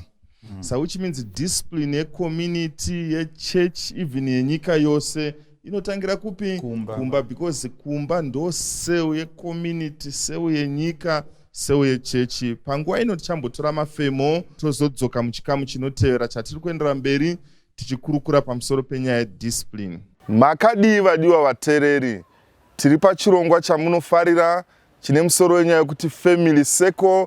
Sezvo chiri chirongwa chemhuri, nhasi ndina mai. Makadii vateereri. Mai, tine dingindira oro musoro wenyaya watiri kufamba nawo vhiki rino. Une musoro wenyaya yekuti kudii zviya? Discipline. Tiri kutaura nezvenyaya yediscipline. Tikapinda mukati mebhaibheri, soko raMwari rinotaura rinoti kuna Proverbs 22:6, rovedzera mwana nzira yaanofanira kufamba nayo, kuti kunyangwe kana achinge akwegura haazobvi pairi. So kurovedzera uku kungotaura here verbally oro zvine chekuita nemaactions emubereki vanova baba kana kuti mai. Tiri mumaguta nemumatare, regai tinzwe kuti vari kumboti kudii pamusoro penyaya yediscipline, because inyaya yakakosha zvikuru pakukudza kwatiri kuita vana vedu, sekukura kwakaita Jesu akaenda mberi pakukura, pakuchenjera nepakufadza Mwari nevanhu. Issues to do with discipline, nini maonero angu nemafungiro angu ndekuti sevabereki tinofanira kunzwisisa chinhu chinonzi generational difference, yekuti zvataitarisira tiri vakuru nezvataita tiri vakuru nezvakuitwa nevana nezvavakudzidza zvasiyana, ende tikakwanisa kubridge gap iroro kuti ini baba ndinonzwisisa kuti mwana wangu can be busy pafoni pake nyangwe ndichida kumutuma. Saka maonero angu, us as parents, we should understand the thing that is called generational difference, so that I can be able to tolerate the trends, the societal trends arikuitika izvezvi vis-a-vis the societal trends aitika pataikura sana baba, and amalgamate them and come up with one character yandinenge nchida kuona pamwana pangu. Number one. Number two, ini semubereki, personally I don't believe in physical chastisement, nekuti kurova mwana umwe kunomuita nini, umwe kunomudzora, asi kazhinji kunoita mwana nini. Chiripo kuzama kutaurirana nemwana wako, wonzwa kuti mwana wako anodeiwo, nekuti mwana munhu zvaari munhu ane zvinhu aspirations ake, and the way of things that he or she sees things, that is totally different from the way inini baba monira ndozviita. So if you check again, misikanzo iri kuitwa nevana leading mostly into suicides are because of pressures that we parents give to kids. Nekuda kwekuti our expectations are too much on our kids. Ndinoexpecta mwana wangu ini kuti aite zvimwe zvinhu pada zvandaikoniwa ndichiri mukomana, and kusina social media, kusina phone, kusina chi. So inini, I think my overall point is, let's just try and balance the generational difference between the parents and the kids, and at some point mwana akasvika 16, as parents, let's just learn to treat that kid as an adult.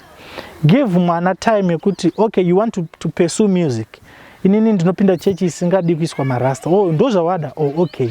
Saka toita say, if you give someone room to express his or her actions or feelings, it might end up in situation yekuti imi semubereki nemwana munopedzera mafara. So I think the main challenge and the main issue is on generational difference.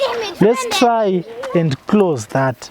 Inini sababa ndonzwisisa kuti mwana kune social media, mwana wangu anoda nguva yekuenda kumovie, akati baba ndokumbira kuenda kumovie, handifaniri kukasika kufunga kuti pane musikanzo yaanoda kuita, especially ari mwana wechisikana akakumbira I need to go out with my friends. Kare kwedu isi taifunga kuenda out kutono vatani vakomana and do that, but because of that thing of our generations are different, things that we prioritize are very much different. So I would like to say if we can harness anything or a curriculum that deals with generational difference, especially teaching the fathers, the parents, mwana ane zvaanodawo, and we should learn to treat them as adults, not as servants, especially vamu-adolescents, because mu-adolescents kana ari mwana wechikomana mumba memata vana baba vaviri.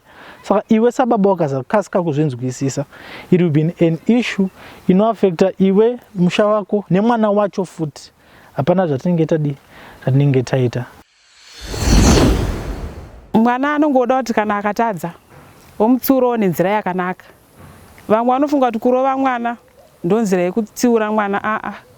Kutaurira mwana, kutsiura mwana usingamurove, uchimupa mufananidzo yevamwe vana vanenge vakasangana nematambudziko akasiyana siyana, ndofunga mwana anoteerera.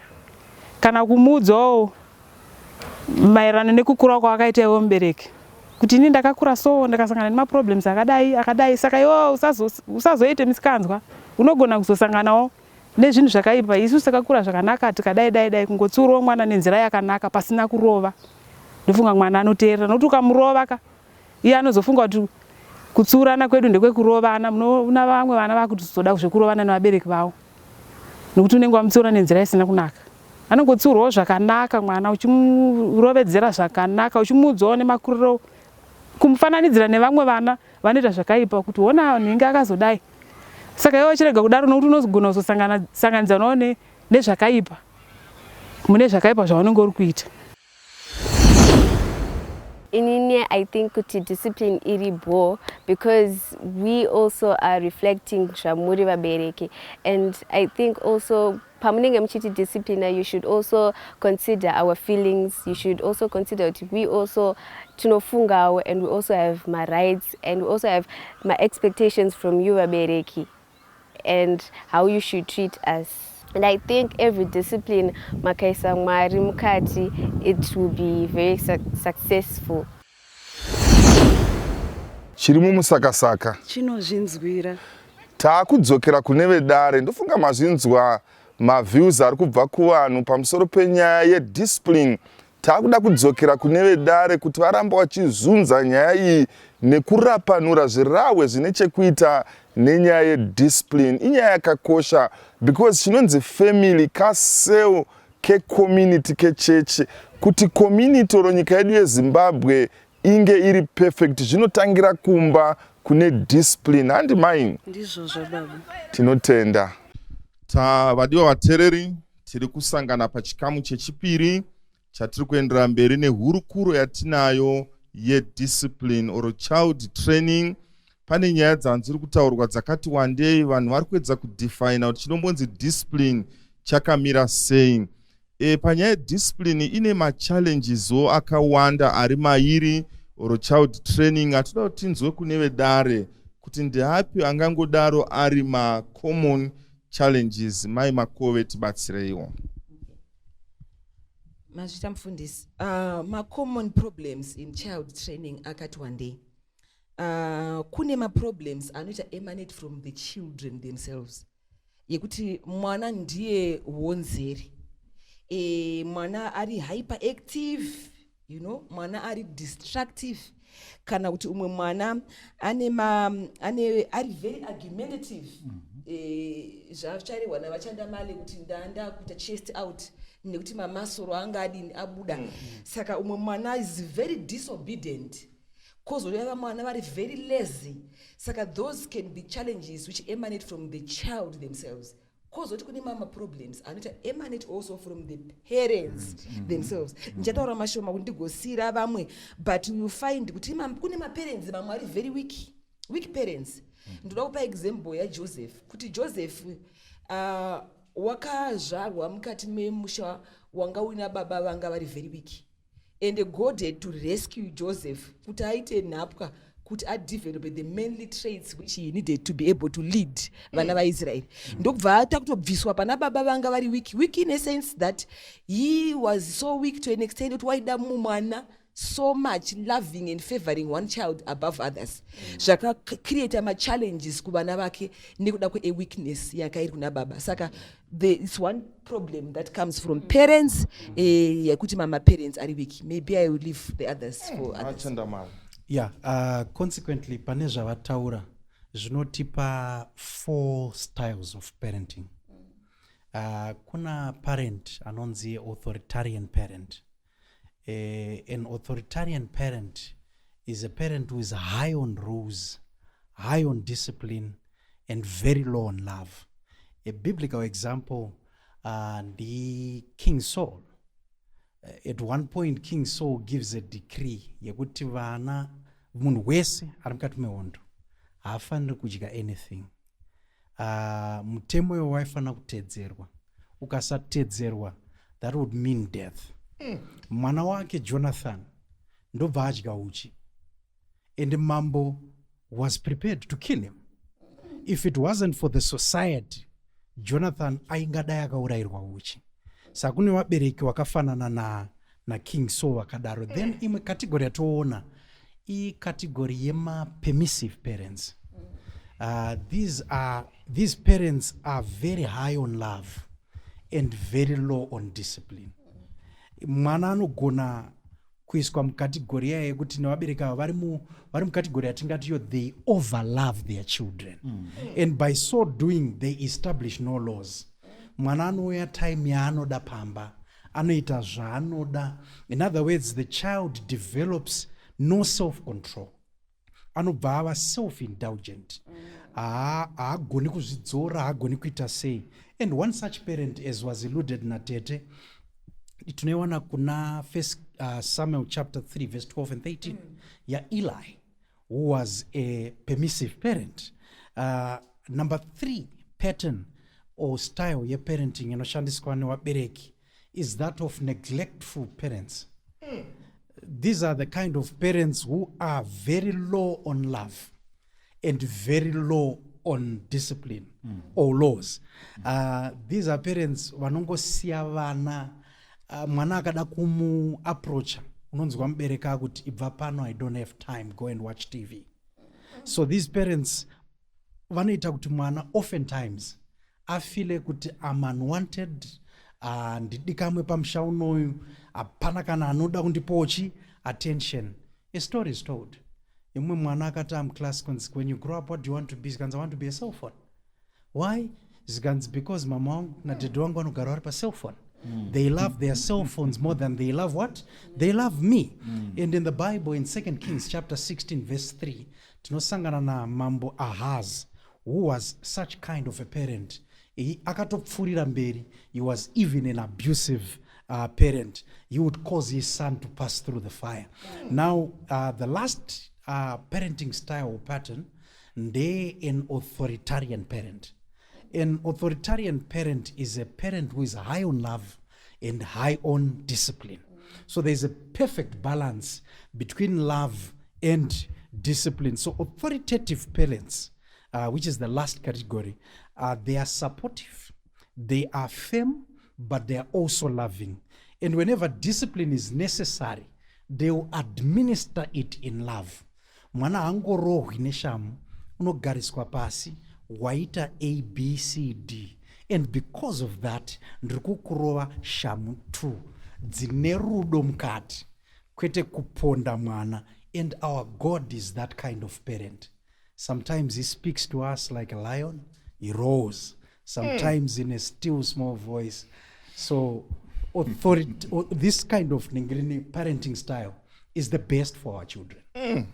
Saka authoritarian ndo yamuri kusupport authoritative. Yeah, authoritative question pa authoritarian. Ndo yavatanga kutaura. Mambotaura mufundisi mukati muchikompea zvakare na zvino vabereki vakare.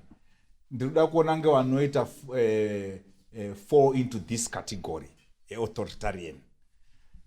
Ndoya muri kuti vaigona here because waiti kana uchidisciplinwa unotsikwa musoro worohwa, kana ukachema unoroherwa kuti uri kuchemerera, ukasachema unonzi uri nhubu futi uri nharu worohwa. Nekunzi mhosva dzikaitwa nemwe munhu aitira mhosva dzake uku dzinosanganisira nemimanga musiko munoroverwa mhosva idzodzo. Kana totaura nhasi toti vabereki ava vaidina vaigona kudisciplina, ndo magonero here amuri kuda kuedza kureva. Tirigai tiri kudzoka ipapa pakasimba chaizvo. But my sister, I think you had something to say panyaya yema-common problems aripo panyaya ye-parenting or child training. If you have, you can share. Yes, I think also nyaya yava kunetsa ndeyekuti pava nenyaya yetechnology.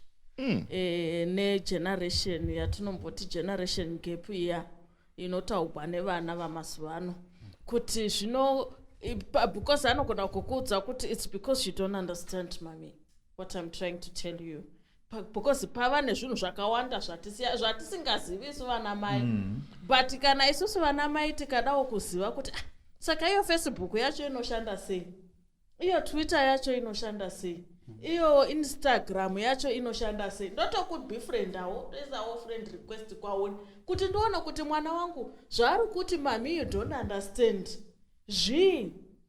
zvari kuti generation gap zvimbori zvii, ndivonewo kuti zvinofamba sei zveinternet yacho, so that we bridge the gap yeignorance inoda kuisiwa ignorance iyi.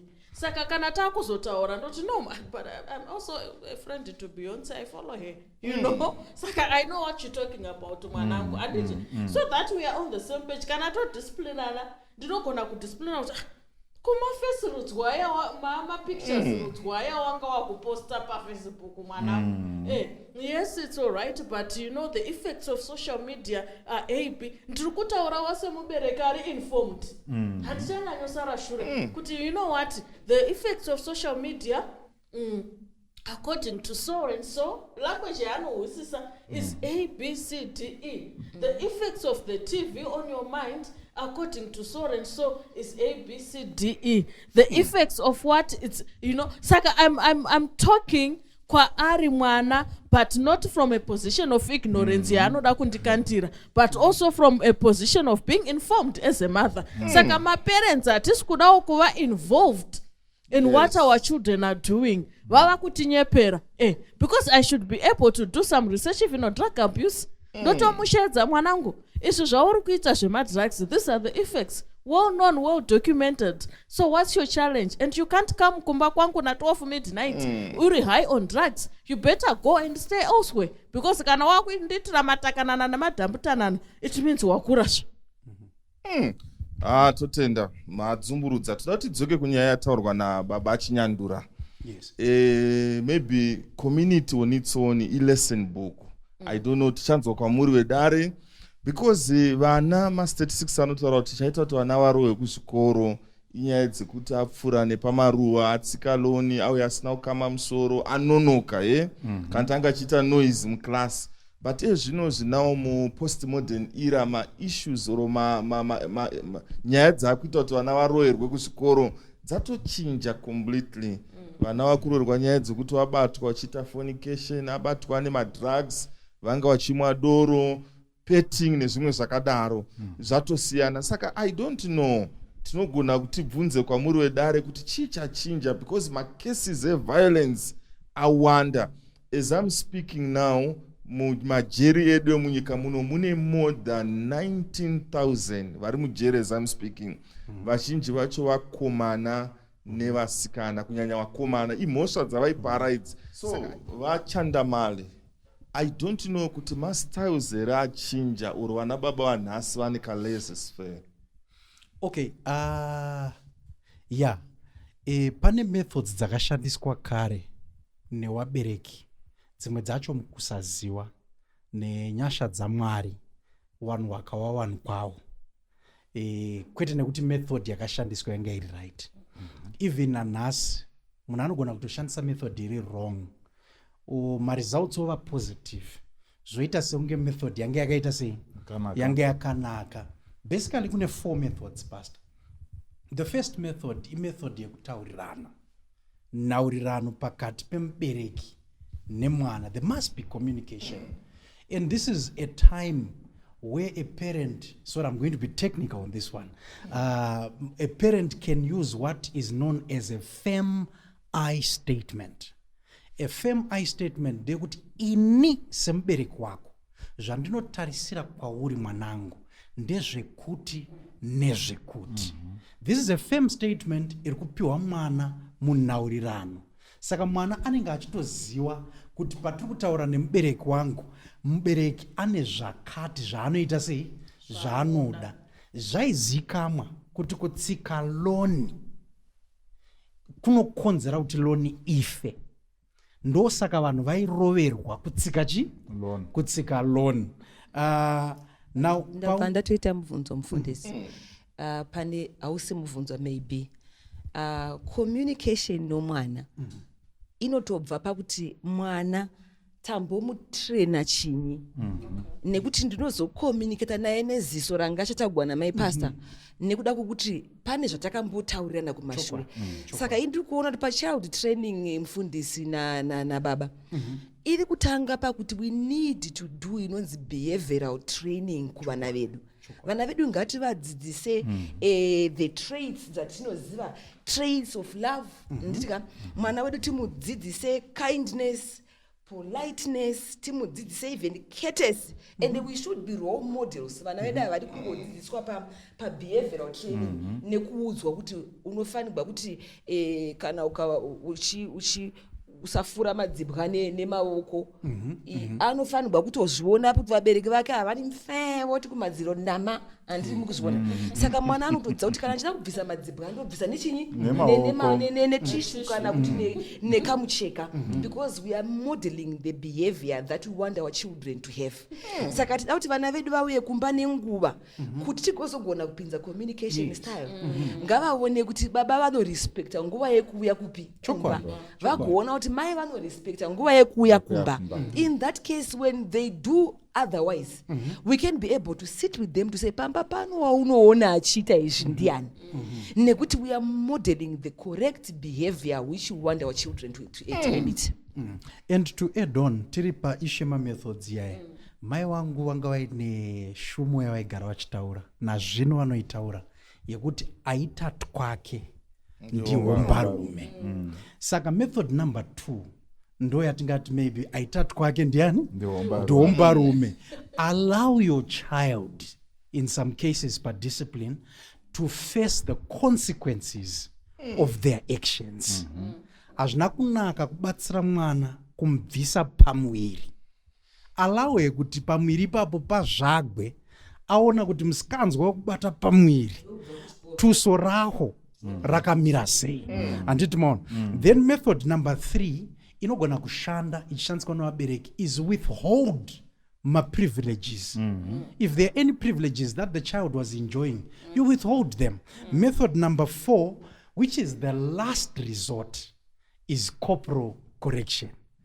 Takuya kubhaibheri chiti shamu inogona kubvisa upenzi wemwana. But it must not be used as a first method. It must be used as the last resort. Tashandisa dzimwe method dzipi idzidzi kuti mwana azvione kuti mubereki wangu haasi focused pashamu bedzi, munhu yanondida kundirova uku upenzi hwangu hwekusateerera. Okay, vachinyandira mamune zvekutaura, pane nyaya ndada ndibvunze mai Makowe. Ndachida ngoti dzimwe dzacho dzabva watodzitaura, but kune mwana here angarohwe akatonzwisisa kuti ndiri kurohwa nerudo, kuti kurova uku ndekwerudo, kurova uku hakusi kwerudo, sezviri kutaura vachandamali. Vana vanosvika here pakunzwisisa izvozvo kana kuti paeji yavo havatozivi kuti rudo vanenge vachiona otherwise? Vachinyandura vanobvunza mubvunzo wakanaka. Regerai ndiudavidze mufundisi. Ndine shamwari yangu akandiudza imwe story yakaitika kune imwe nzvimbo muno munyika yeZimbabwe. Mudzimai anoroorwa nababa vakambenge vari married but vakashayikirwa nemudzimai. yatati chati step family yaya. Mwana ndobva aita musikanzwa. Baba mukuedza kuda kuratidza rudo rwavo kumudzimai wavo. Ndobva vatora shamu, kwete shamu, but shamu isiri shamu. Ndorevei kana nchidaro. Kunogona kutorwa tsvimbo, mwana arohwi netsvimbo. Bhaibheri rinotirova ine shamu. Saka vatora shamu isiri shamu, vakatanga kurova mwana. Kusvika mwana achikoka ribhi. Ikoko kurova vachinyandura hakusi kurova kwerudo. Mwana akarohwa zvine rudo, in less than an hour, mwana ari normal. Anouya kumubereki wake. Otanga kuda kutamba futi nemubereki wake. Ndosaka Jesu akati regai vaduku vauye kwandiri nokuti ushoo kudenga ndiwo wakaita sei.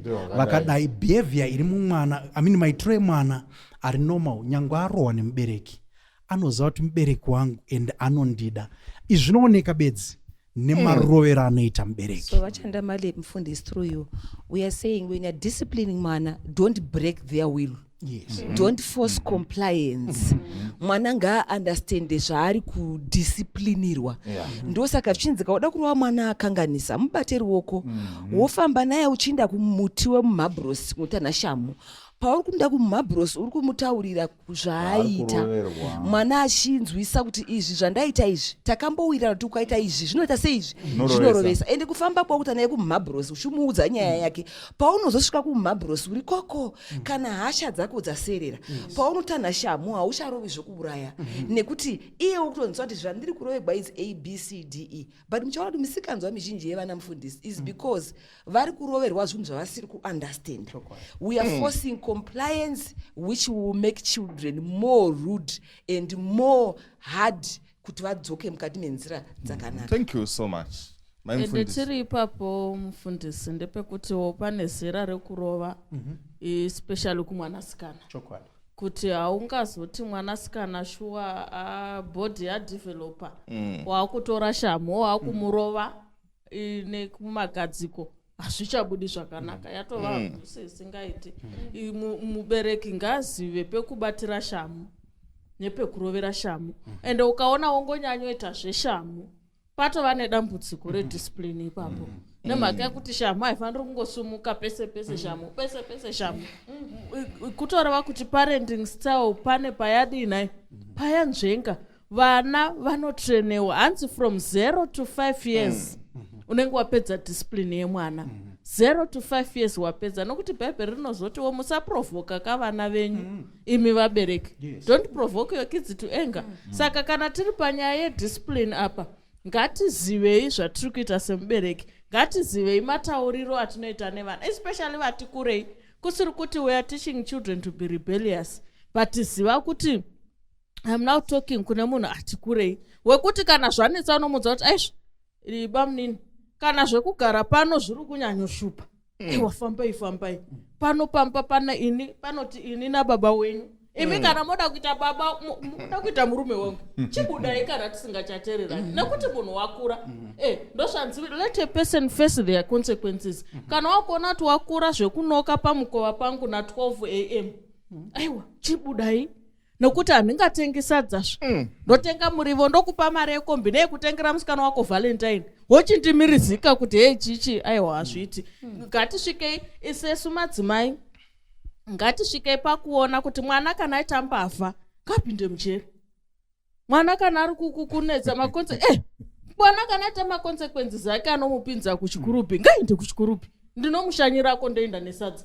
Kana konsekwenzi reyekuti abude mumba mangu ngaabude anoona yekutamba ari ikoko. Nekuti hatingashunguridzwi nevana vasingadi kutiterera. Vamwe vana dzingori ndururano unenge wakaita zvose asi anenge achingoshupa.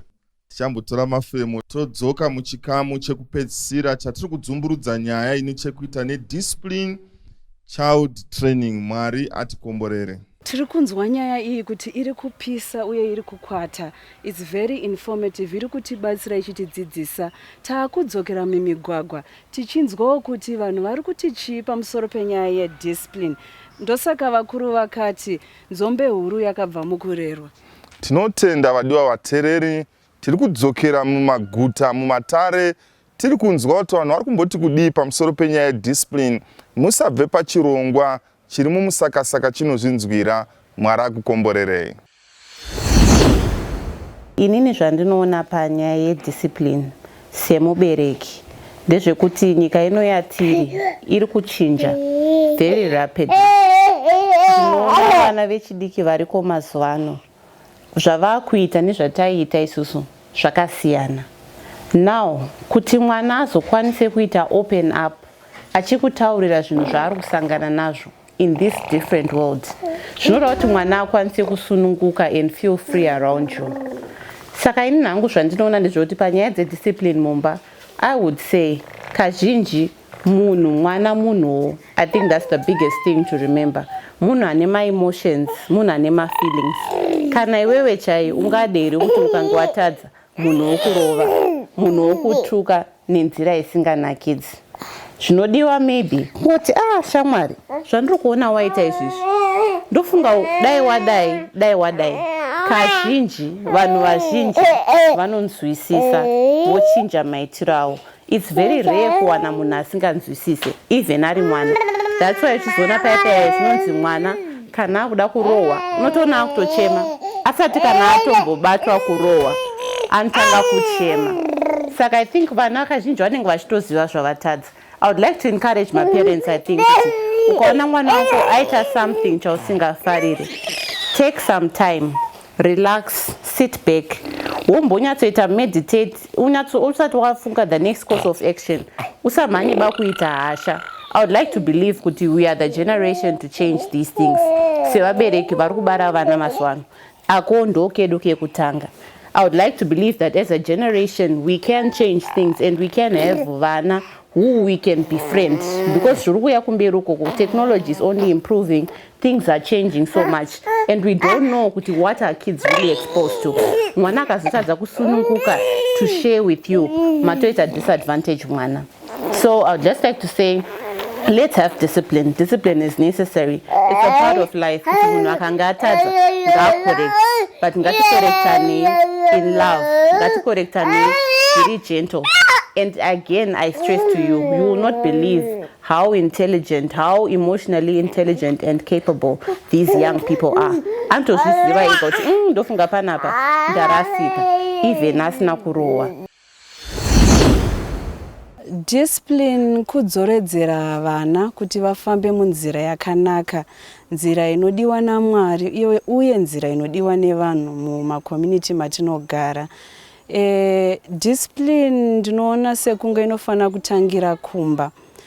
Mwana asati aenda kuECDA kana kuprimary kana kusecondary, discipline inofana kutangira kumba. Baba ndivo vanenge vari headmaster, mai varivo deputy vachidzidzisa vana vavo. Hatifane kukocha kana kuti maid ngadiscipline mwana kana kuti chi, ibasa ramai nababa rekukudza mwana muhwaro wakanaka. Chimwe chacho ndechekuti hatizvigoni tega vabereki izvi zvediscipline izvi, tinotofana kukumbira Mwari kuti atibatsire. Let's invite God to come in our lives and rule our families. Hatizvikwanisi. And then chimwe chandingakwanise kuwedzera ndechekuti discipline inofana kuitwa in honor and respect of our kids. Hatifane kuti mwana pawangomuwanira patadza ari muroad, ari kuchechi wakutomurova neshamu, makutotadza discipline. We should learn to communicate nevana vedu, tovagadzirisa pavatadza, tichizviita muna Mwari. Mazuva ano tiri kuona kuti vana vari kunetsa zvikuru. Kunetsa kuri kuita vana, ini ndakufunga kuti vabereki havasi kutora nzvimbo yavo. Kare taiziva kuti vana vanodzidziswa nana mai, vanodzidziswa nana mbuya, vanodzidziswa nana sekuru. Extended family yaisenza zvikuru pakurerwa kwevana. Asi zvese iye zvinagusisira nekuda kwekuti vanhu vakugara mhuri nemhuri neukama pasisina. Zvakare mazuva ano nekuda kwemachild rights ako, even vabereki vakatorerwa ndikiri simba rekurera nekutsura nekudzidzisa vana. Kare zvanga zvisingashamise kuti ukasangana nemwana achikanganisa munzira unotorangana nemwana, noraive basa redu sevakuru. Asi iko zvino ukangozviita saizvozvo unengoswera watosungwa. Bhaibheri redu rinotaura kuti train up a child kana zvichinzi train up a child, training haisi yekufuridzira, munotomira nevana ende zvinenge zvisingadiwe nevana ivavo, asi vana vakabvuma kutreneka zvinozoonekwa mberi. Hebrews 12 verse 11 iverenge iyoyo vana, teererai kana tichikutsuurai tiri kuitira renyu ramangwana. Opa training apa, training neteaching zvakatasiyana. Training ndeyekunge titori paground tichiita zvamusingadi izvozvo. Teaching ndeyekungokutaurirai. Kana watichwa it's either unotora kana kuti hautore. Asi training tiri tese zvichirwadza asi zvinotopa maskills. Saka vana kana vabereki vachikutsuurai tiri kukudai. Tiri kuona zviri kuitika mazuva ano nekuda kuti maramba dzidziso asi muri kurasika. Tiri kunetsekana isu vechikuru kuti ramangwana renyu richazove sei. Ndimi vana baba vamangwana, ndimi vana mai vemangwana, ndimi vadzidzisi vamangwana, ndimi vatongi vamangwana, asi tarirai zvamuri kuita. Tsika dzedu dzarasika. Hatizivi kuti Mwari vachatiita sei, hatizivi kuti generation iri kuuya iyi ichange yakamira sei. Isu zvakutotirwadza mwoyo sevabereki. Hatisisina mukana wekuti tikudzidzisei nekuti hamuchada dzidziso yedu nekuda kwema-equal rights amakatora mukati iyo ndiwo ari anokuchengetai. Even mumaschools, even mateachers vakatorerwa futi simba ravo rekuti vakuumbei nekuda kwema-equal rights. Saka vanangu, isu tiri kunetsekana nemi. Tinoda ramangwana renyu ringe rakanaka. Bvumai kutsuurwa, bvumai kutrenwa. Zvinokunakirai mangwana. Tinotenda vadiwa vateereri nekuteerera kwamuri kuita. Musabve pazvirongwa, feedback yenyu tinoida. Subscribe to our YouTube channel, like our Facebook page, tag your friends. Comments enyu sezvatinotaura misi yese anotibatsira patiri kupepeta nekuronga zvimwe zvirongwa zviri kuuya. Zvimwe zvine musoro wekuti kudima iyo zvirongwa zviri kuuya. Why do women cheat? Nepa Copacabana apa pane nyaya. Ipo pa Copacabana pane nyaya zvedi. Kune imwe musoro yenyaya iri kuuya yekuti hama dzemukadzi. Ndimwe musoro yakasimba iri kuuya, zvirongwa zvinodakadza zvinokomborera pamweya. Iye zvino taakudzokera kune vedare pavakupendera nyaya iyi. Musabve pachivhitivhiti patiri kupesa nyaya ine musoro wenyaya yekuti kudezveya. Discipline. Mwari akukomborerei. Tinotenda vadiwa vateereri patiri kusangana pachikamu chekupedzisira chehurukuro yakanaka fani yatiri kuita nemusoro wenyaya yekuti discipline or child training. Pane nyaya dzakawanda dzatiri kukurukura nepfungwa dzakawanda dzauya kubva kune vedare. Vadiwa vateereri, tinokukurudzirai kuti murambe muchikomenda. Makomenzi enyu iwawo anotibatsira kuti tigadzire zvimwe zvikamu. Kana mune mubvunzo muda kubvisa, muda kuwedzera, feel free. Paskrini pane nhamba dzaiswa dzinotibatsira maissues aya anotibatsira chose. Feedback yenyu tinoida. Kune vedare ndine mubvunzo wandandoda ndibvunze kuti kare, for example, ndinogona kupa example yangu inini.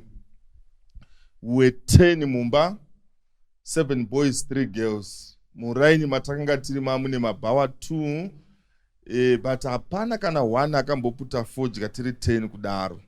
Baba vakanga vari very much concerned. I know mudhara wangu hana kudzidza zvinoshamisira, but results aiti kana abuda, mudhara wangu aiziva kuti zvikoro zvaita sei zvavharwa. Otora maslips aya after news, ogara paanonyatsoona chaipo chaipo result neresult, ozouya vakomana taitukwa zvekuti waiti zviri nani dai ndandarowa. Zvese zvakatibatsira tiri 10. Hapana sina professional qualification yake. Mubvunzo wandoda ndikubvunzei, tiri panyaya yeparenting, vachinyandura sister Rotina, mai Makowe mataura element yeparent. Panyaya parenting yatiri kudiscussa nezvayo, munofunga kuti vana namai vanhasi, vana baba vanhasi vari involved here? Tisati tamhanya kunoti vana vari kuita zvakati zvakati, munofungidzira here kuti vabereki vanhasi vane big eyes sevabereki vekare, big ears? Yeah, I think Pastor Ipapo muri right. Kuti sometimes you are not involved in what our children do. Tikatarisa ike zvino ka life ke vana vedu ike zvino kati chinjei. vana vedu vari kuitiswa zvinhu zvakawanda kuchikoro. Isusu taiziva kuti waitamba netball mubereki aisambovuya kuzovona kuti netball kunoitwa nezvei, but vaike zvino you need to be kubva kubirthday ane 2 years anoda kuti unyatsoratidza that love, vane rudo gunoda kuonekwa vasiyana ndopa, and they respect you because of you being involved in their lives. Saka anenge achida kuti mai ngavavepo. Ndosaka muchiona kuti vana vanokura nevabitterness vachiti I had an absent mother or I had an absent father, otoita rebellious based on those points. Saka isusu kana chida kutrena vana vedu ike zvino generation iyi pamabirthday ngativepo, kuchikoro kana kukanzi ari kutamba rugby or cricket oro chess, unofanira kunge uchitonogarawo wakatarisa chessboard kusvika 1 hour 2 hours dzapera dzaari kutamba. Kana kukaivisit kumamission unofanira kutoenda kuvisit. Kana kukanzi pick up your child, usatsvaga driver. If you have time, find time to drop and pick up your child. That interaction uchienda naye kuchikoro uchidzoka nayo inoita kuti mutodzidzisana zvinhu zvakatokosha zveupenyu. So vana vedu vane a fast life.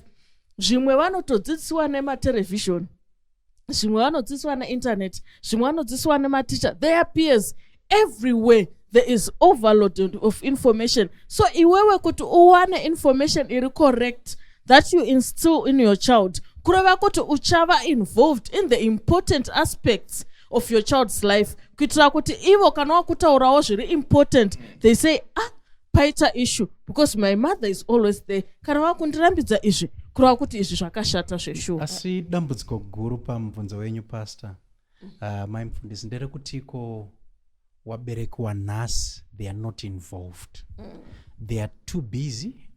Tiri kunyanya kushanda, tiri kudzingirirana nekutsvaka kushanda makatiko dzeupenyu. So ndo dambudziko rawanikwa nomubereki wanhasi, zvokonzera kuti mwana panzvimbo yekutanga aine ushamwari nemubereki wake, ane ushamwari neinternet, ane ushamwari nefoni yake, ane ushamwari neshamwari dzake, yet mwana iyeye dai anga awana time neparent yake, parent yaigona kuita reinforce and foster maprinciples anoita kuti mwana ave munhu chaiye chaiye. Elder Chandamali mabva mandikwenya shuwa kuti zviri kudzokera kulessons of industry. Vana vedu vachagodzidziswa nani? Because mwana kuti azive kuti badza chairi robatwa sei pamba kungobvisa uswa haasi kuzvigona because hakuna wakamudzidzisa, vabereki vari busy. Ende noda kuti mari yawandisa muvanhu vanototsvaga maid, vanototsvaga gardener. Ende kuti mwana azive kuti sadza rinobikwa sei, hapana lessons of industry, because you need to be there to be able to train your child kuti mwana azive kuti sadza rinobikwa so, kuti tidye chikafu chakanaka chinoibviswa so, iwe somukomana vhiri chairo remota rinochinjwa so, kana kuti bhaubhu rikaputika rinofanirwa kubviswa rigodzosegwa so. The small lessons of industry hapasisina nguva nokuti vanhu vari busy. Ende mufundisi ndabva ndafunga ini kuti as we are talking about training vana vedu in behavioral training, tiri kuneglecta an aspect ye-religious training. Kuti majere ari kuzara nevana, ndabatwa nezvatagwa nasisiro tina kuti kana mwana achifanirwa kuenda kuchikurubhi ngaende, ndawana yangu kuti kuti Mwari tibetserei vana vedu vasasvika kunzvimbo idzodzo. Chete kuti vana vedu vasasvika kunzvimbo idzodzo minamato yatinoita uye nokudzidzisa vana vedu in religious training. Vana ngavatichwe the love of Christ, the head, the heart and the hand. Proverbs 1:7 inotaura izvozvo. Ngatitiche vana vedu kutya Mwari, because that's the beginning of all wisdom and knowledge. Kana tisawana nguva yekuvata vana Elder, tisina kudzosera vana vedu munzira dzaMwari, manheru vachibva kwavabva nekwavaswera, let's unteach zvavakwera vachidzidziswa nenyika by giving them the correct principles which are biblical. Ndo nguva yamataura iya. Ende iko nomunamato yautaunga esadzaka. God bless our food, amen. Usadza kudliwa. Ngati kurumidzai kuvhara TV, bhora rakuda kutoita ndi baba yavo. Kasirai TV ngati namati ndiana namata iwo ute gaga. Amen. Muchingoti amen baba pa remote vakuona bhora. Saka vana vedu havana religious training. Vana vedu, they are becoming unruly because nzira, the old parts, they are not being taught because avabereki havana time. Kuwedzera ipapo mufundisi. Nguva dzedu dzamhanya. Tine vana vasina kumbototrenwa zvavanga vachitaura kuti lessons of industry. Mwana kana asvika paage yekuti ngaawachewo pendi rake ngaawache. You can't have mwana wegrade 5 asingagoni kuwacha pendi, angava mukomana angava musikana, ngaawache pendi, ngaagone kuziva kuti I spread the bed after I wake up. Ndinotsvairawo mumba mangu, or I mop mumba mangu mandinorara. And kana hembe dzainowana anti I pack them nicely in my cupboards anditi. So munhu ongoziva kuti I need to take responsibility over what I do. Nekuti an idle mind is the devil's workshop. But vana vakadzidza vachidzidza vanova well rounded. Did you find that kuti even vasikana kana pane musikana webasa ndiye anoita zvese kusvikira pakunoroorwa hapana kana skill. Even vakomana. I'm reminded of Deuteronomy chapter 6. Inoti mashoko awo ngave sorundanyara pauma yako, madzidzise makarara, madzidzise muri parwendo, madzidzise makagara pasi. And this is a duty yata neglecta sana baba. In other words, let us resuscitate the family outer. Kuti wana wadzidze religious training yamuri kutaura mai makowe. Kuti wana wazowo ma-leaders esangano raMwari mazuva anoteera. Powerful. Vachinyandura. Vakatolike vanoti give me your child from 0 to 7. Vakamudzidzisa chikatolike nyange vakazokupai hamugona kuchibvisa mavari. But ukatarisa today's parents vari kutorerwa vana at 2 years. Zvino kwatone zvikoro zvekutoti mwana achingozvarwa kwatone vanotomurera motoendesa nemikaka achinzi ari kudzidziswa ikoko asisiri pavabereki. Saka hatina nguva yekudzidzisa vana vedu. And yet God in his wisdom, he intended characters to be built at home. Akakagadzirira kuti vanhu vatrenwe kudzimba. Ende mukatarisa pamacreature ese akasikwa naMwari, munhu ndiye anogara nemwana kwenguva yakareba. Zvimwe mwana akangozvarwa makricha, mwana akutodzidziswa kumhanya, akutoziva kune mhandu kune but munhu anogara nemwana kusvikira aroora achingoti baba vangu, kusvikira ane mudzimai kanenge achingodzokera kunotsvaga but hatina nguva yekuvadzidzisa. Ezekiel 16:49 inoti, the sin of Sodom was fullness of bread and idleness. Yengeri kutaurwa nevamwe avataura vakati idleness inoita nengirikini devil's workshop. Vana vedu havachina zvekuita pamba, hatigone kuvatiitaiwo magadheni diniwo kuvadzidzisa kubika zvachitaurwa namai makoni. Tinongovasiya vakadaro. Ende zvinezvi mukatarisa vana vamazuva ano anorara usiku hwese kukachena, ukasatomumutsa anogona kukumukira na11 na2 akangodya breakfast yake futi odini nepamaremote and so on. So we need to be very careful pakutraina vana vedu. Thank you. Wadzedu dzakwana. I will give you my seconds. Okay, ndandokuti mukuvharira regerai nditaure 2 principles dzinokosha. Kune inonzi WW principle. Zvazvinoreva ndezvekuti when the behavior is wrong, a reward must be withheld. Hati reward sevabereki wrong behavior. If you reward wrong behavior, you reinforce it. And inodzokororwa, and kana yakudzokororwa inenge yane simba. Then when the behavior is right, we should give a reward. But we should also be able to time the reward to make the reward suit the age yemwana. Kana ya age yekutengerwa bhasikoro, let's buy a bicycle kuti mwana agona kudiridza garden, ambenga asingadiridze garden, we must give a reward. Vachanda male muri correct panyaya yekuti tireward vana. But I'm also thinking kuti we need again vabereki kuti vavevo neruzivo rwekuchengetedza vana. For an example, ivaine ushamwari, sometimes tinozosvika pakupa mwana reward watine ushamwari naye. Let's have openness with our children. Vana vedu ngavave free kuya kuzotaura kuti mukomana wangu ndinhingi, musikana wangu ndinhingi. Regai mafriends ava auye pamba, uchionavo wozoti adzokera unokuti une ushamwari nemwanasikana wako, but trouser rake rinoti dzikei pakufamba, ndokwani mazvibona. unopinda naye here because ndine ushamwari nani naye. Be a friend to your children and open your house to your friends, to your children's friends. Chimwe chakakosha ndechekuti don't allow your children to go and sleep kwa usati wakambonovata. Mazuva anomufundisi nyaya yemasleep over yakaoma. Sleep over. Mwana uri kutongomurongedzera chibheki kunovata kushamwari dzake kwausati wakambovata iwewe. You know what I'm trying to say? Chokupedzisira mufundisi kuvabereki, musamodhela mwana kuve something chawaida kuva iwe chausina kuzogona kuita. And imwe disciplining yevana ndeyekuti ndoda kuti uite doctor, ndo zvandaida kuva.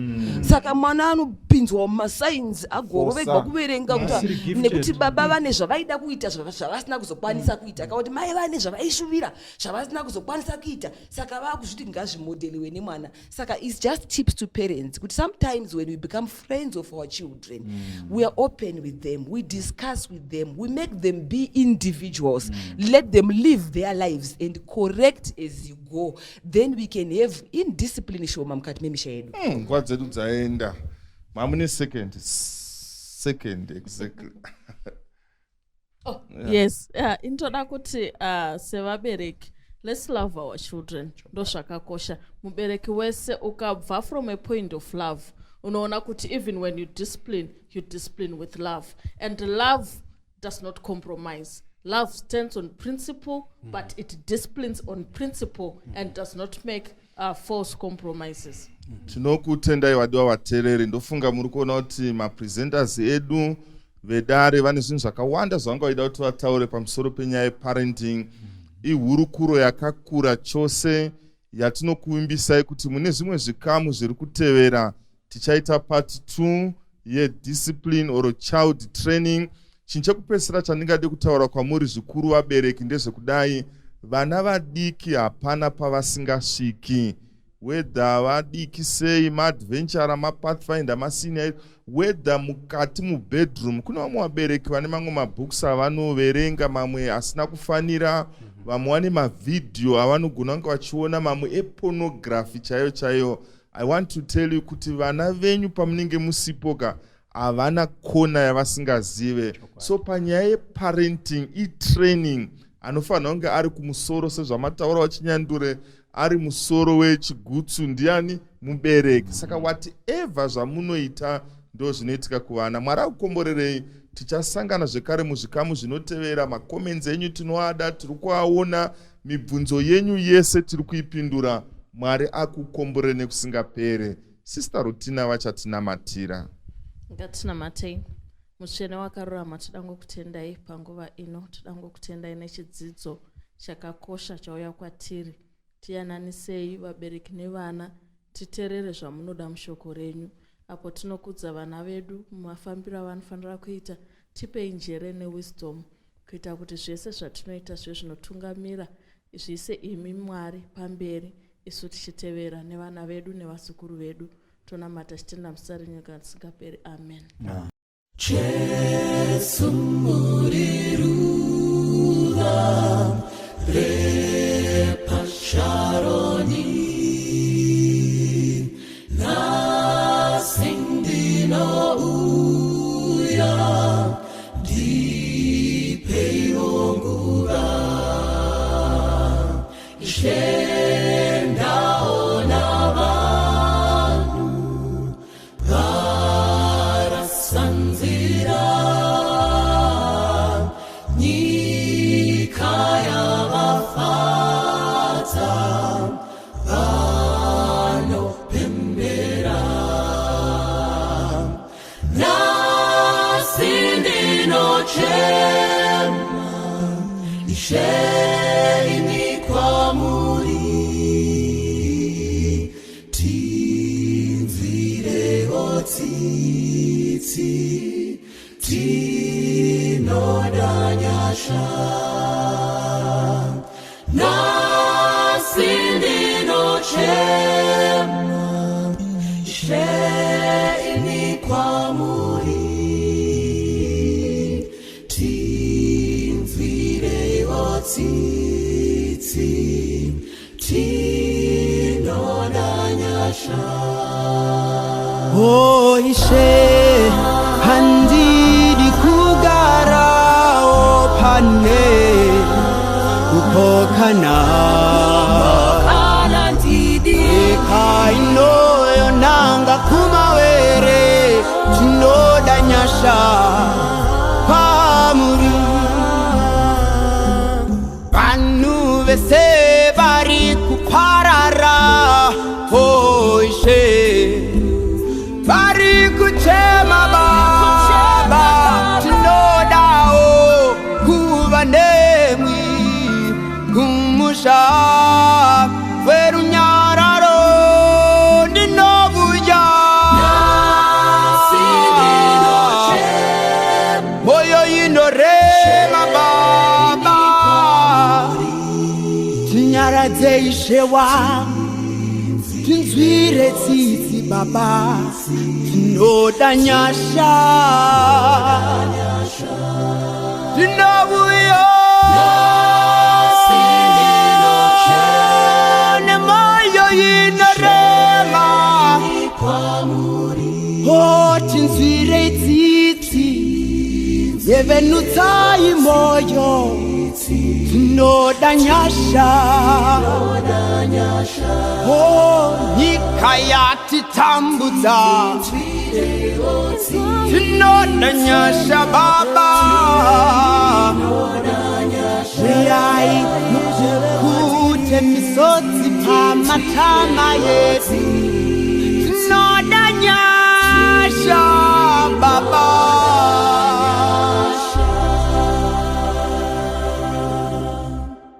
Hello, young people and those who are young at heart and those who are joining us from across the globe. Welcome to the most exciting youth talk show. It's called Reality Table. And today I am joined with the terrible twins or the twin towers. I don't even know what to call. And you know what? I'd actually mastered who is Shannon and Semi. But anyway, who's Semi, by the way? I am. Shannon? Okay, stop guys. Well, this is Reality Table. And today we are so excited because we are discussing one of the most exciting yet, I think emotional. Yeah. I hope you guys are going to park your cars in a filling station. No. Are you sure? Not really, but well, we'll see. Okay, now, on a serious note, who's Semi, by the way? Today she is. Okay, so we've got Semi and Shannon on Reality Table. We've tweaked things a little bit, and we're going to talk about, our topic today actually says 1844 experience. What are we talking about? All right, so 1844 experience, that's not a new phrase. We're talking about the great disappointment, as I would like to call it, the disappointing disappointment. Oh, there's a disappointment? No, it's not enough that it's a disappointment, right? It has to be a disappointing disappointment. Wow, I like that. I can't wait to figure out what, but okay, let me, just a quick one. Shannon, have you ever been disappointed? Extremely. Extremely? It was in public, Pastor, imagine. Okay, but what are we talking about? Are we talking about school? Are we talking about... Pastor, school is not even disappointing. It's something you get used to. Like, I'm not intelligent. I'm fine. I read all night. I get a 5%. It's okay. Is I that tried. the truth or you're just... No. For the record, I'm intelligent. So we're talking about the 1844 experience. Yes. And we're talking about the great disappointment. And we're talking about how we can come from a heartbreak. Is that what it is? Yes, pretty much so. Now, I've got, it often seems like it's guys who normally break the hearts. But I think of late, we also have girls crashing, not even breaking, into pieces. I'll say I'm innocent. Well, do you want to leave it to the comments table? No. I'm sure someone wrote something on the comments. Okay, guys, I'm not getting this. Are you saying you have never broken a heart or you are, Well, maybe once or twice, but... Lord, it's now time for you to come and redeem us from this situation. I think I got this one right now. This is Semi, this is Shannon. Let me start with you, Semi.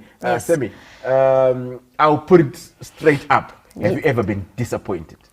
Yes, I have. Okay. Very Can I put you much. on the spot? Yes. Only once. Okay. okay, I won't ask the question. But let me assuming it's just one, or if I take it that it's not even one. No, like there's like, you know, I don't know. There are probably disappointments, Nyana. There's like disappointment, and then there's the disappointment. The 1844 experience. Aye, the 1844. When you've been waiting for the clouds, but lo and behold, no Lord one and comes. Lord, and then you ask Lord Jesus, how long? So my assumption is, you know, I think very soon we'll also be discussing issues to do with equal yoking and unequal yoking. My assumption is probably if you were disappointment, probably it's because the guy was not even of the same faith as you. Well, you know, from a young age, let me just say this once. I wanted to be either my elder or a shepherdess because I always thought those people were happy. You know, I just always thought they were happy. Wait. You know, Quick question. Are you saying they're sad? No, it's like you're making a statement in retrospect. You say, hey, shepherdesses and elder wives are not happy. No, but I guess not all, like we have youth elders now, right? Okay. I guess not all elders' girlfriends are as happy as I imagined them to be. Can I put it on pause? And then I'll rewind or fast forward to you, Sharon. Sharon, have you ever been disappointed? Major disappointment. Major, like if it was a service, you'd call it it's an overhaul of disappointment. And overall, you know, all those words that describe major, if I knew them, I would say them. It was a major one. And this isn't school related. We say at school you can cover it up. This one was major, major, major. And the worst part is it happened in public. In public? Yes. I'll come back to you. But now, you see, you know, I'm a proud Adventist pastor, and I'm proud of the young man that we have brought up. Are you? I thought they hardly disappointed. Sorry, just wait a minute. Are you saying you guys have been disappointed by guys of the same faith? I mean, like in your case, you're Adventist. Are you saying you have been disappointed by Adventist guys? Yes. Yes. Pretty sure. Pretty sure. On my honor. I wish we could say the names here. No, of course, it's reality table. That doesn't have to be that real. We're just gonna prove that they're No. Okay, we're just gonna end to the point where the highest order of youth, right? Like with all the spiritual endowments you could think of, an elder. If it's master guide, all the honors in the book. An elder who is aspiring to be a pastor but still has those Philistine traits in him. Wow. Friends and family back home, we are talking about 1844 experience. It's a well-known term in the Adventist circles where there was the great disappointment when people were waiting for the second coming of our Lord and Savior. It's always known as the great disappointment. But today, we are taking the theme and bringing it into relationship. So I'm going to start with you, Shannon. Shannon, would you mind sharing with us your experience? The one that you call, I mean, if I could find words that describe major, maybe, well, I don't even know. You know, my dictionary is not as good as yours. The only major thing that I know is major. So tell us, what was your experience? Of course, I know this is a reality table, but for the sake of protecting those who have moved on. I have to. You can give us studio names. You can just call him, Daryl. I think Daryl is a good name for people who do this shenanigans. So you can shoot. You want the whole story, right? Let me check with our viewers. Do you want the whole story? I think they're giving us a thumbs up to say, okay, fine. It might not be whole as in major, but then like you can give us the headlines. The essentials. Okay, so with this guy, let's just say we thought we had a vibe. I thought we had a vibe, you know, a connection. Because, you know, those achievements that youth always dream of, you know, master, guide, elder, you know, is deacon, elder, he has done that. You know, he was, let's just say can I say he was or he is a great person? Well, it depends on the story, how it ends. Let's just use past tense because I don't know now. He was a really nice person. And, you know, everyone around us would be like, hey, you guys, you know, they were expecting results. And then There was this picture I saw that had a caption, when he has shown you red flags, but red is your favorite color. Oh, you had seen all the red flags, but because red But is your red favorite is color, your you favorite turn color. a blind eye. You're like, ah, well, I like red. You know, for that moment, I liked it because as we progressed, I realized visiting his church was a taboo. You couldn't talk to certain people. And when we talked about exes, which was quite weird because we did, he would then give himself to be, he would just paint himself to be the one who was hurt or broken. So I was like, oh, so he has never broken a heart. This is sweet. And then there came a point where I visited his church and his friend would be like, oh, so yeah, his girlfriend's sister. I'm like, what? Excuse me? You know, well, now, you know, we don't want you to assume and complete the circle on your behalf. No. Were they talking about No. her or... I mean, I look like... So, you know what? I was telling you about red flags. I was just like, maybe he's confusing me with Sammy. So I'm like, no, we're twins. Oh, So you okay. got the wrong twin. And then you could clearly see I was lost. And he's like, you know what? It's fine. It's fine. But then as time went on, I then discovered that there was a Facebook account I didn't know of and pictures of him and my sister, in quotes. My sister in arms, pictures of him. So one time I posted a picture of myself and him, and I just wrote the name. What was the name we're using, by the way? Daryl for this Yes, one. Yes, Daryl. Yeah. I wrote Daryl Atora Mari. It was we were at a wedding. And so this girl commented, oh, this is so cute. I wish you guys could be a couple. I'm like, oh. I was roasted, bastard. Yo, so coming back to your statement, Daryl Atora Mari. So Mariapa, you were talking about. You know.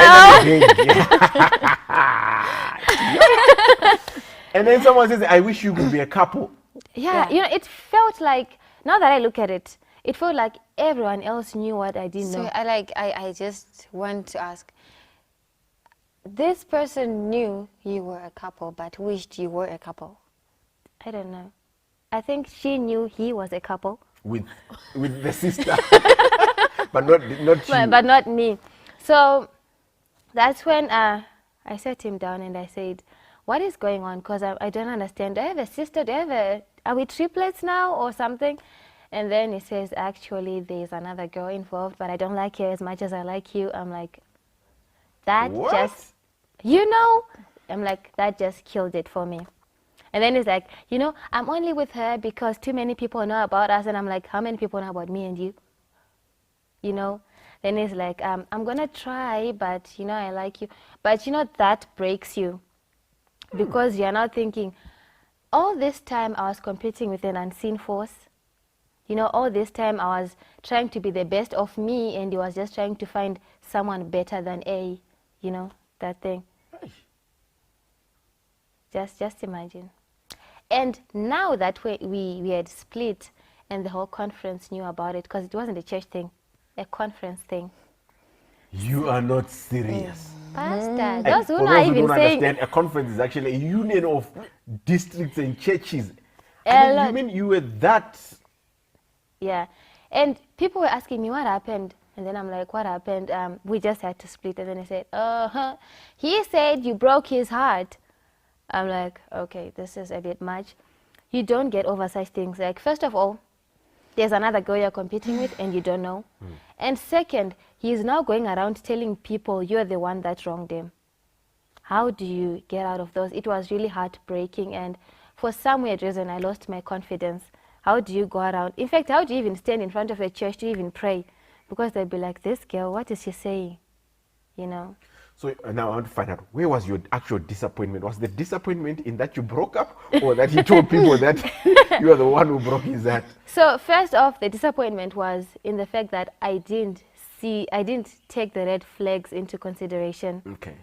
So And part of you was disappointed in you? Yes. Okay. Disappointed in myself because really, how could I not see? Because a lot of people are telling me I have a sister, I'm Ms. Mainini, and someone wrote on Facebook they wished I was a couple with my boyfriend.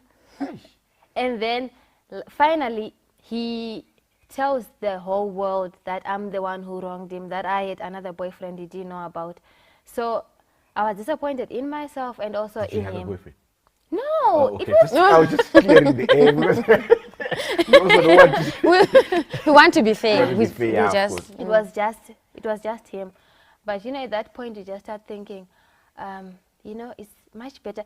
Those thoughts, let me tell you, they actually crossed my mind to say, if a person with such achievements in the church, with such connection, you know, I used to think that someone with like that would have a deeper relationship with God. So I would think, if a person like that, who's that connected with God, could do these bad things to me, then isn't it much better if I just go and date a non-Adventist? Maybe he's much more real or more caring than these ones.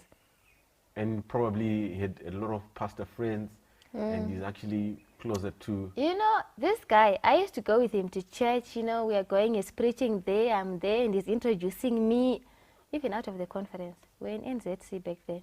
We go to EZC, NZC, pastor. Yeah, this was a disappointment I can see. Well, but before when we come back, now we want to find out what were your ways of dealing with the heartbreak or the breakup or the disappointment, the disappointing disappointment. But before we do so, let me come to you, Sammy.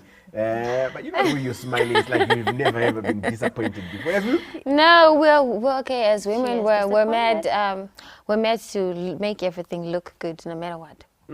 Yeah, so I'm making situations look good. Pastor, unaita kurepeat.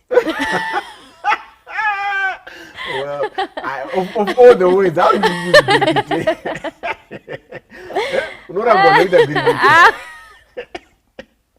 I really want to hear this story. So Sammy, tell us, what is your 1844 experience? My 1844 came like 2 centuries later. So I was...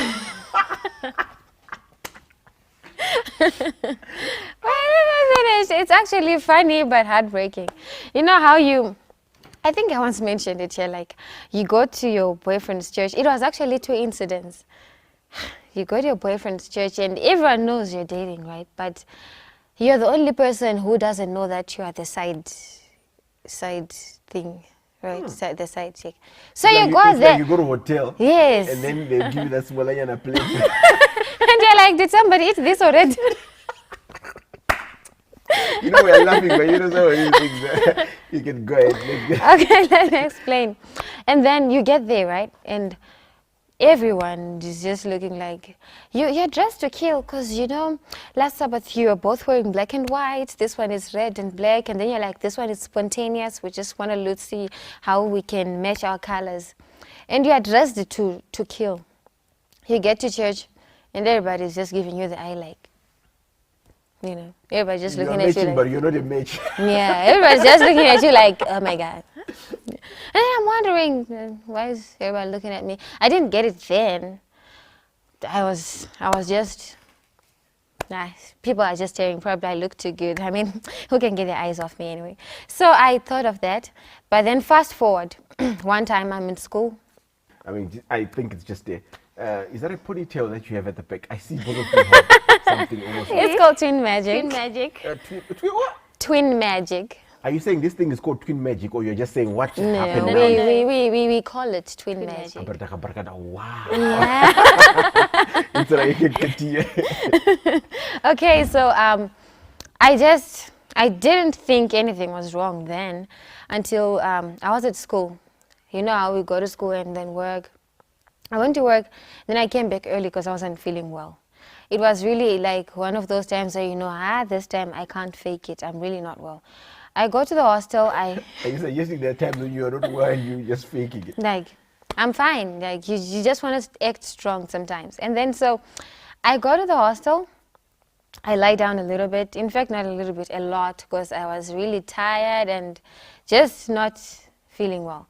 Then my sister comes into the room and says, you know what, you've been sick for long, you've been lying down for long, you're going to get worse. So we need to get downstairs and then we can like... So, were you guys roommates at school? Yes. Oh, okay. It's cute, right? I know. Yeah.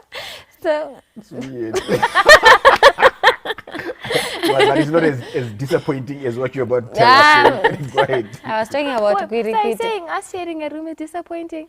Well, I didn't. Okay, I'm really sorry. Thank you. It's Much better. It's the sweetest thing on this Oh, planet. thank you. Okay, let's. Okay, so we go downstairs. It was almost like right about sunset on a Friday. Like we were going to church. So I called the guy. I'm like, what name do I give him? Let's just call him Bobby. Bobby. It's a girl. Like Bobby is a girl's name. Bobby. Bobby. Oh yeah, Bobby. Bobby. Wow, Bobby. Okay. I think for what he did, we can call him Bobby. He deserves to get a disappointing name. Hey, this is supposed to be not funny, but okay. So let me continue. We used to go to church together. So I'm like, Bobby, where are you? We need to go to church. He's like, I'm very busy. Bobby. I needed to tell him his real name. So when I see him, I'm like, hi, Bobby. Okay, let me continue. So I'm like, we need to go to church. And then the guy's like, you will call me after because right now I'm really tied up. I came late, so I need to finish my Sabbath preps. Being the understanding girl that I was, I went. Understanding. Thank you. So I went to church. And then on coming back, I was by the gate, right? And then I was seeing him with a girl, right? You mean now you've gone to his church? No, it was like those Friday sunset worship. Okay. We were actually on campus together. Ah. Yeah, so I call him. I'm by the gate. I'm actually looking at him. And I'm like, hi, I'm back. And then he says, oh, I'm so sorry. Imagine the irony. You're looking at someone and they're saying, I am so sorry. I didn't tell you I'm in bed right now.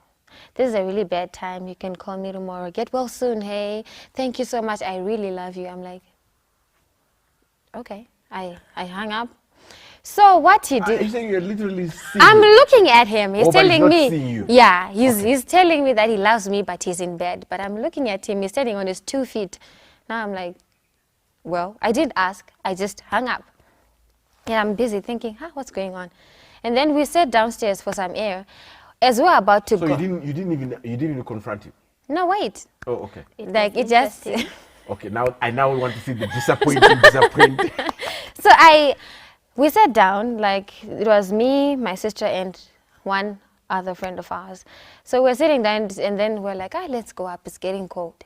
We were walking really slowly. For some reason, he left his girlfriend there, and he decided to go to his room for something, right? And then when he left his girlfriend, let's just call her Kudzi. Okay. Kudzi happened to be a friend of mine. Yeah. So when we get to Kudzi, right, Kudzi is there standing and waiting for a boyfriend. So I didn't want to look like I saw her because I was really tired. I didn't have energy. So I'm like, hi, Kudzi. She's like, I'm so excited you're here. You know, you guys are my sisters. I tell you everything. I want to introduce you to my boyfriend. I'm like, okay. I can't. I knew I'd seen the boyfriend. I didn't want to make it worse. She's like, so Kudzi does not know that you and Barbie. I like this name. Kudzi was. Oh, but she's a true friend now. She's a true friend. Okay, She's so concerned. Like, I want to show you my boyfriend. We've been dating for so long. He's such a nice guy. Let me describe him. I'm sure you've seen him around. He's tall. He's this, he's that, and he's also Adventist. I'm like, oh, this Kudzi is not Adventist. No. So this long? How long was this? We've been dating for this long. For Kudzi and the guy, she's like a month. Yeah. I'm like. On the same campus? On the same. For a month, girl? You know what? I was. Realize what was happening? Do you know? I did. Wait, I have something in my defense. Of your friend. I can say something in my defense. Wait. Talk about people who are like, I don't want to post my boyfriend or say anything. Are you my sister right now? Oh, okay. Yeah. Okay, let me ask on your behalf. Ask me for a friend.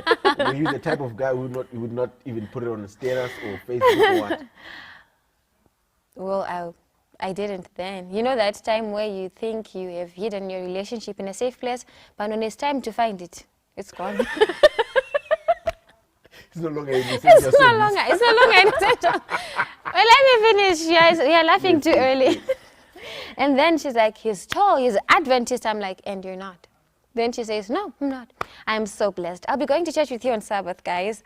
I'm like, I'm very excited. And then I don't know how the guy didn't see we were standing together. The guy just comes and is like, oh yeah, it was dark. And then the guy just comes and is like, so let's go. And then Kuzi's like, wait, this is Samantha. Samantha wanted to meet my boyfriend, Barbie. I'm like, very nice to meet you. What? I was introduced to my own boyfriend. That was why I used it as... Wow. I think this this one is 1844 repeated.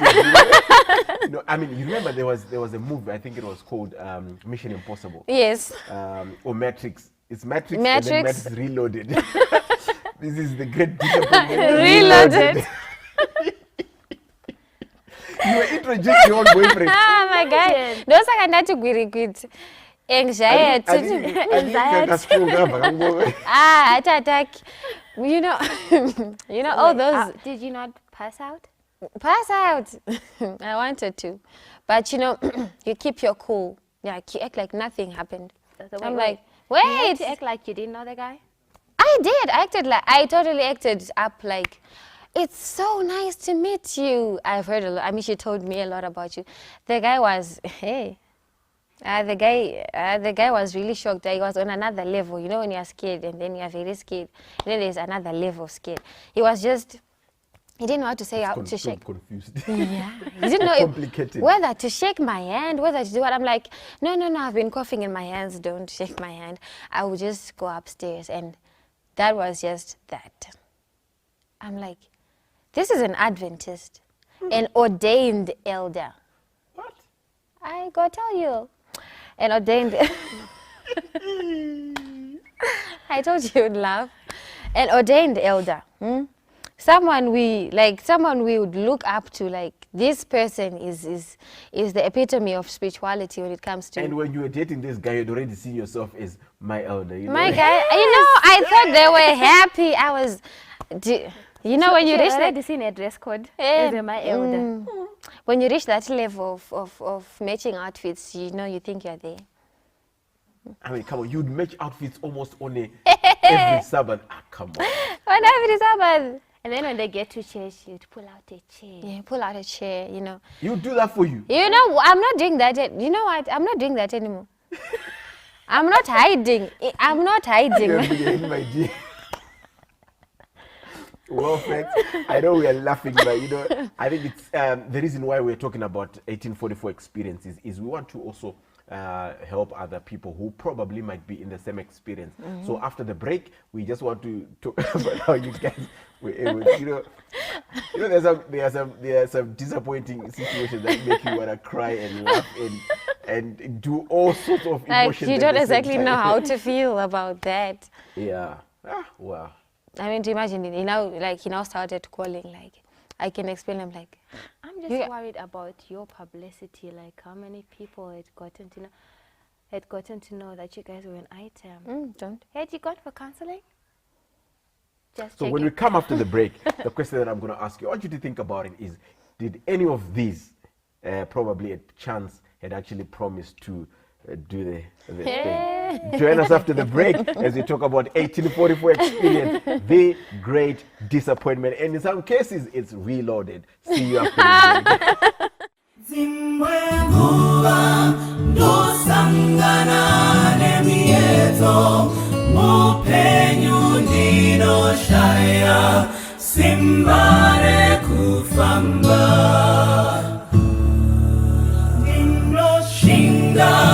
kufamba nzira nyangwe shore mati ndola mube pechone li baba ndinochema ndabuzika ndibatei ruoko mufambe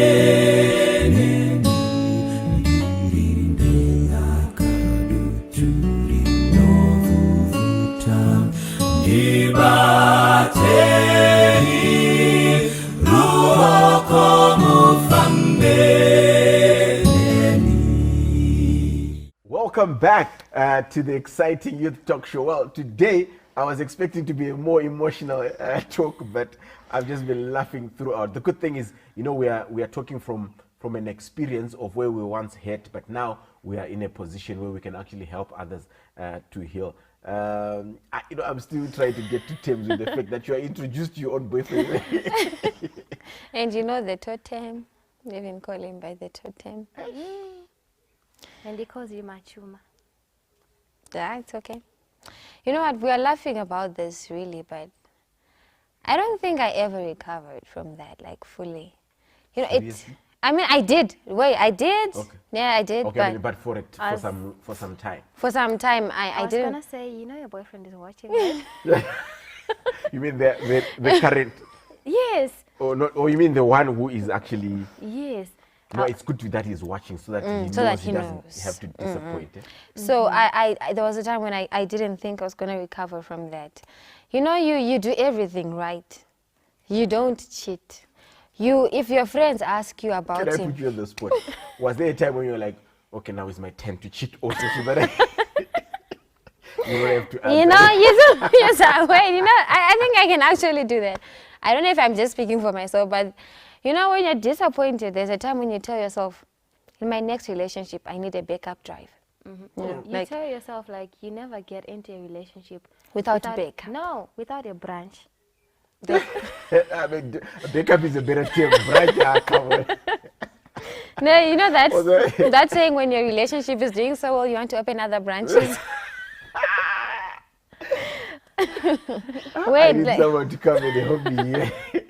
You're opening a branch. Branches, but you know what? actually, like, wait, let me actually be telling you the honest truth. When I say it, it's actually funny because then I can't say I grew out of it, but God helped me through it. God helped me walk through it. Can I hold the thought? Hold the thought, because I want us to conclude with that aspect where you find a solace in God and maybe in friends and family and the social support. But before I go there, now for assuming this is the only or maybe the greatest disappointment, I'm using your term. With this one, he did come with some commitment of some sort where the guy is actually promising you a third heaven, if not the seventh heaven, or even the entire heaven, I mean, just Pastor, combined. He promised the galaxy. The stars, the moon. stars, the moon. You know that song, I'll Catch a Grenade for You? A grenade? The one that goes boom. Like, it just can explode in my It's- hands. You know, I don't mind. It explode in my hands, baby. You know, it has come with commitments and family introductions. You know, that was the worst part. Come on. You mean you had been introduced? Introduced to his mother. Makoti. Yeah. You know, when Makoti you had got been introduced. there, Maid of you're honor was feeling there. it. I was introduced to his mother, his whole family, you know. And, you know, he told me that, you know, I come from a broken home, but I'm going to do my best to, actually we were both coming from broken homes. It's like, I'm going to do my best to make our love story count, like to prove that you don't have to be broken if you're not coming from a broken home. So it kind of meant something. If someone is using your background as a means of getting to you, you know, yeah. So he introduced me to his mother, and I felt safe, and I introduced him to my mother. So that became dangerous in the sense that when I introduced him to my mother, if I was late, like maybe I was coming from school, like it's 6 p.m., Shannon, where are you? Are you with him? And then I'm like, no. Like, oh, if you're with him, you can just tell him to drop you at home. I'm like, oh, she felt that safe, you know. So when we had to break up, explaining to my mom was difficult because she was like, this guy is Adventist, he would never do that. It's you. And imagine, I was only talking to her after she had heard the stories because I myself hadn't gotten my head around it. Yeah, you're still trying to figure yourself. I'm still Which trying year to- we're in? Are we in 1844 or we are? Am I going or am I coming Coming back back. or what? But it hurt me because now even at church, people are like, that's her. At our own church, they'll be like, hey, I'm sure you're disappointed, eh? But the kid's not even as pretty as you are. That doesn't matter. She's not as pretty as I am, but she's the one he took. You know? And So you're saying the disappointment would have been better if she was better looking than you. But now that you are prettier than they, you are wondering, where did I get it wrong? And you know the worst part is, he said we can be friends. So I would talk to him, you know, on WhatsApp, like, how are you and stuff like that. And then I realized it wasn't helping me anyway, because I still have your number, I talk to you. And when some of us have data, we open WhatsApp statuses. And then you open a status and you find out my mamoyo, my everything, my what. Head. And I'm like, so you want me to be your friend so that I become the enemy in Psalms 23 for you? Like the one. And you prepare a table in front. So it meant a lot to me. It hurt me. So you know what I'm picking and realizing from here is it is there is nothing as disappointing as getting hope. Yes. And then when you feel like we now have a savior, remember, maybe not about the great disappointment, but when Christ came the first time, people thought he was going to deliver them from their current situation, and then only to see him, he's being nailed on the cross. Like, but guy, I was hoping that you'd be the one who would deliver. Yeah. And then they often say the greatest fall is when you are coming from the height of heights. Yeah, I was there. I was on that height. Wow, I say Nyamasasa. Sorry. Really now? Sorry, so I mean, I didn't mean to. I'm your pastor, and so, actually, I sort of tried to get into a relationship in a broken state. It didn't work. Trust me, it didn't. We'll talk about that. For you, quick one. Did you have any promise or maybe for you it was just still trying to develop, but you had not gotten to a place where you had actually introduced him to your mom? Well, actually, like the official introduction I didn't do, but my mom usually knows everything. My mom knows me like the back of her hand. She knows you're dating someone. Well, she didn't exactly know like the guy or anything, but she just knew I was in a relationship. So it was equally bad because now we would talk about weddings, about like futures, about how to save money. You know, when you start talking business, you think. So what color had you chosen for your for your theme? You know? I wish I had said black. Because it ended in tears. Oh, shame. Don't cry. Oh. Please don't cry on set, please. No, please, no, please. no, I'm like, it's just. Okay. She's crying inside. So it was that bad because now, because you guys are twins, Mm-hmm. I don't know if I should ask this, but let me just ask it. Are you telepathic? I mean, do you do things at the same time or? No. Yeah, I'm going to go with yes, sometimes. So did the great disappointment happen at the same time? No. Okay, I mean, I just wanted to be But sure. let me just say this. Being twins is magical because your twin knows you like the back of a hand. But on the other end, watching your twin go through something traumatic. And you can't do anything about it. You sometimes wish, I wish I could just turn into a boyfriend and just be there for it. You know, like you wish you could talk to the guy and tell him, and just say, please fix it or something like that. But you can't. It breaks you more than it breaks her. So when you were in your 1844 experience, she was your source of strength. Your go-to, well, I can't say guy, but go-to. It was that magical. And I want to assume it was the same in your. Now, I think as we come towards the end of it, of course, we've been laughing about these experiences, but it's easier now when you have actually healed, and when you are looking from it from a distance, you're like, hey, you know that time. Like that but what were some of the things that helped you cross over so that now you can actually be free to talk about it and you don't even have to cry? Because, you know, with your experiences, I was expecting as you speak, you've got 3 streams of tears on each cheek because these are really disappointing disappointments. Let me start with you, Shannon. How were you able to cope? What were some of the things that you were able to do for you to move from that state? Did you lose weight? You know, I mean, I wish I could tell you my story, but you know, as a pastor, you can't say some of these things. Yes, you're on the other side. You crossed over.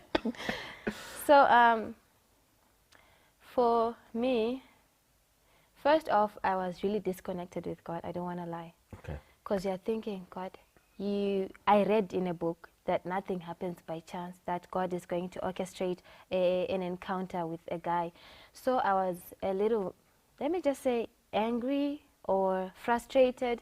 Like, so God, you know, I am coming from a broken home. I'm broken. He knows that. And then instead of making me a better person, He's breaking me even further. And then it broke me. I tried getting into a relationship, like I said earlier, but it didn't work.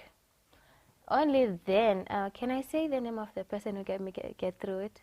Yeah, I mean, the one who helped you get through it. Yeah. It's okay, it's okay. So it was this day, I spoke to Pastor Katusha about it. And he said that, first off, when you're broken, you don't need another person. Broken people need Jesus. Yeah. They don't need a relationship. Because what you do when you get into a relationship is you only wound the other person more because you are broken already. Like, it's more like trying to hug cactus. You are hurting them. And then he said, I needed to get my attention more on Jesus and less on these worries. So there's a song that says, God can make all corrections. He made your body out of clay. I kind of took myself in my broken state, and I took myself to Jesus. And it wasn't easy, trust me, just kneeling there and saying, but why? But as time went on and as the days went by, and you know, through studying the word, I learned that the greatest love we could ever get is from God. That verse that says, he who doesn't love doesn't know God, for God is love. So I learned that I have to find who I am in Christ, and only He can make me complete. And from that day, I'm telling you, I have been so, so happy. And you see, that's why I can even talk about these things and laugh about them, because they can help someone else. Powerful, powerful. You need a social structure that can help you move from one state to the other. Over to you, Sammy. How were you able to cope, and how did you deal with your situation? Oh yeah, with mine, of course you get angry, like, God, your word says that we're not to be unequally yoked. I did everything right, why? So the first thing is you need to, I forgave myself for trying. Like, forgive yourself for everything that you think you did wrong. And then it's important. I like that point. You're saying you start by forgiving yourself. Okay. Because you know, when you're sitting, you're like, what did I do wrong? Why did I have to do this? Maybe he didn't want me to call him. Maybe you just start thinking about all the principles, all the stuff that you could have done. Forgive yourself. Maybe it wasn't meant to be. And then it's important to eat.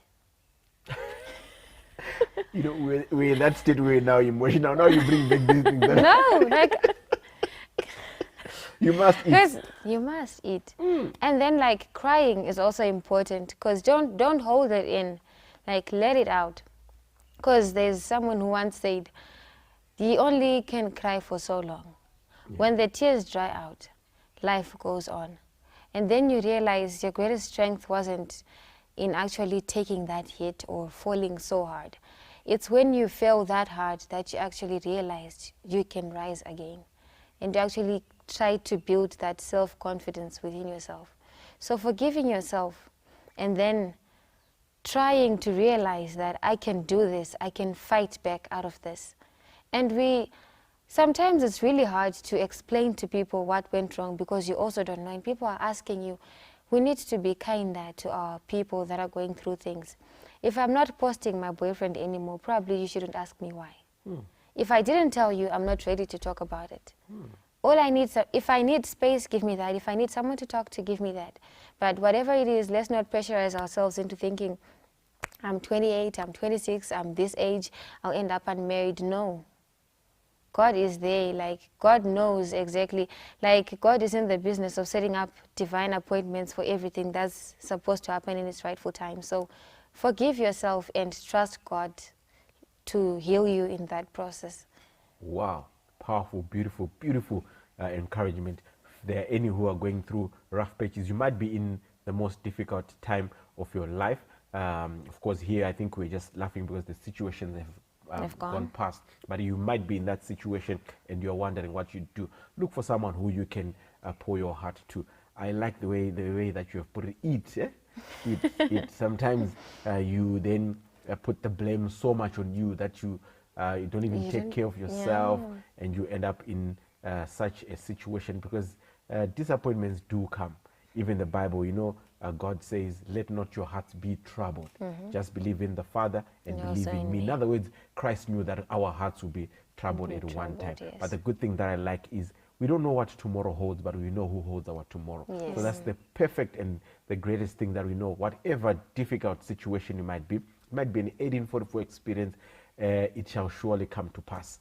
The Bible says, and it came to pass. One of these days that darkness shall be turned into morning. It says, weeping may endure for the night, but joy comes in the morning. Well, guys, before we go, I just want you to, I know now that I can see the smiles on your face. You just want to have a word or two to your friends, family, and those who are under the dictates of your voice. And you say, hey, you might be going through a rough patch. What could be, at that payoff line, one thing that you would probably say to someone who's going through a difficult moment? It could be a short phrase. It could be, I don't know what it is, but you just want to encourage someone today who is going through their 1844 experience, their great disappointment, and they're actually in there right now. What is the parting words that you'd want to give them? Who would want to start?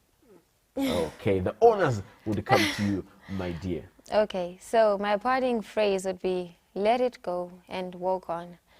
There's a song that says, if you hang your head too much, you don't see what lies ahead of you. So try to keep your chin up. Keep your chin up no matter. Make everything look good, because you look good, honey. Don't doubt it. Wow, beautiful. Over to you, Shannon. I would like to say, I read somewhere where it said, you can never discover new oceans unless you have courage to lose sight of the shore.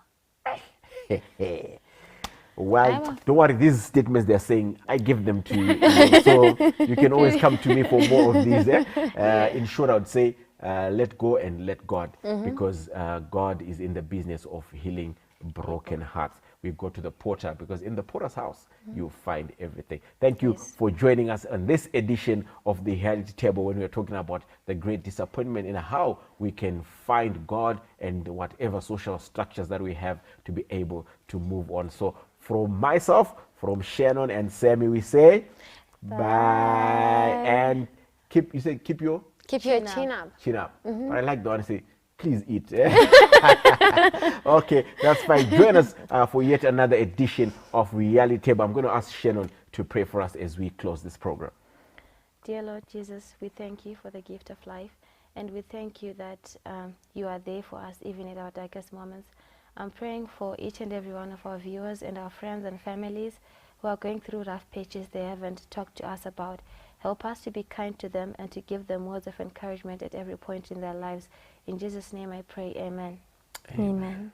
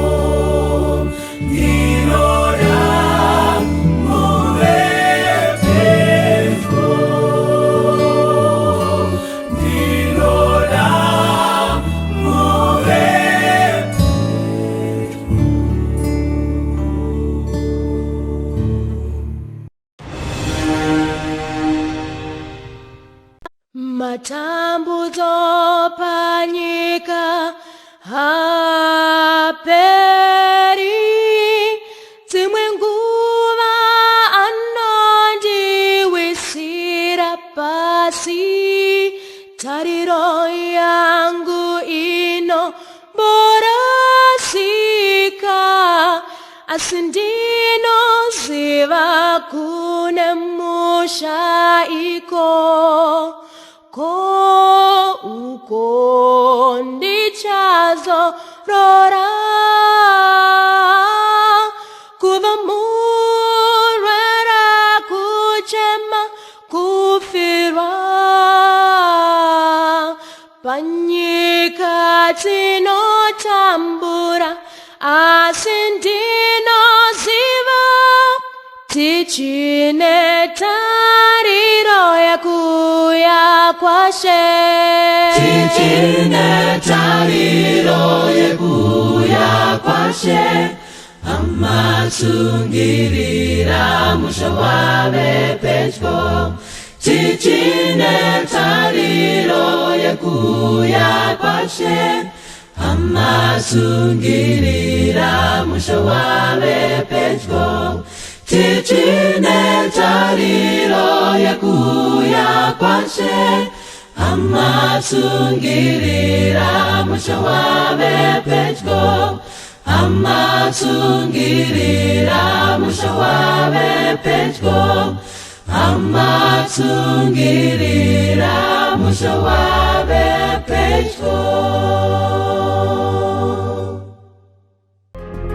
Hello everyone, we want to welcome you to Mandara Online. Here we meet with God. Whether you're 90 or you're 9, we've got something just for you. We've got worship programs, music, preaching, something for the young people, something for the children, something for the married people, something for the singles. Everybody, you need to tune into Mandara Online. Worship the Lord, praise His name. Even if you want to know how to manage your money, we've got something here for you. Like, share, and subscribe to our channel. This is the place to be.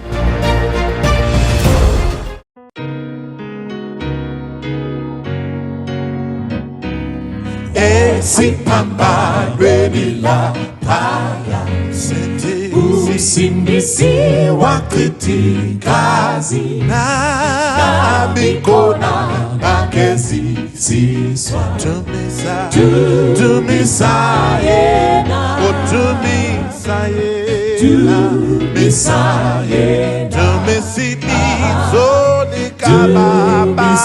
Tumisibizo olapho kwahlanjwa enhliziyo otumisa yena sikhulu sona isimanga ngisindisiwe ezonweni kumnandi uJesu hlala nami otumisa yena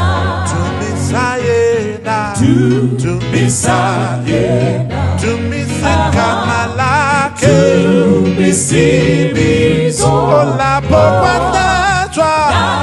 bahlanjwa enhliziyo tumisa yena emthonjeno philisizo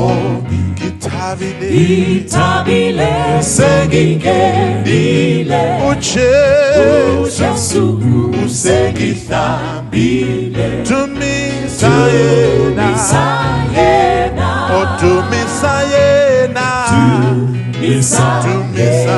tumisa igama lakhe tumisibizo lapho bahlanjwa enhliziyo tumisa yena wozakulo thombo omnandi kuwo uzophotela namhlanje uhlanjisiwe uphelele tumisa yena tumisa yena tumisibizo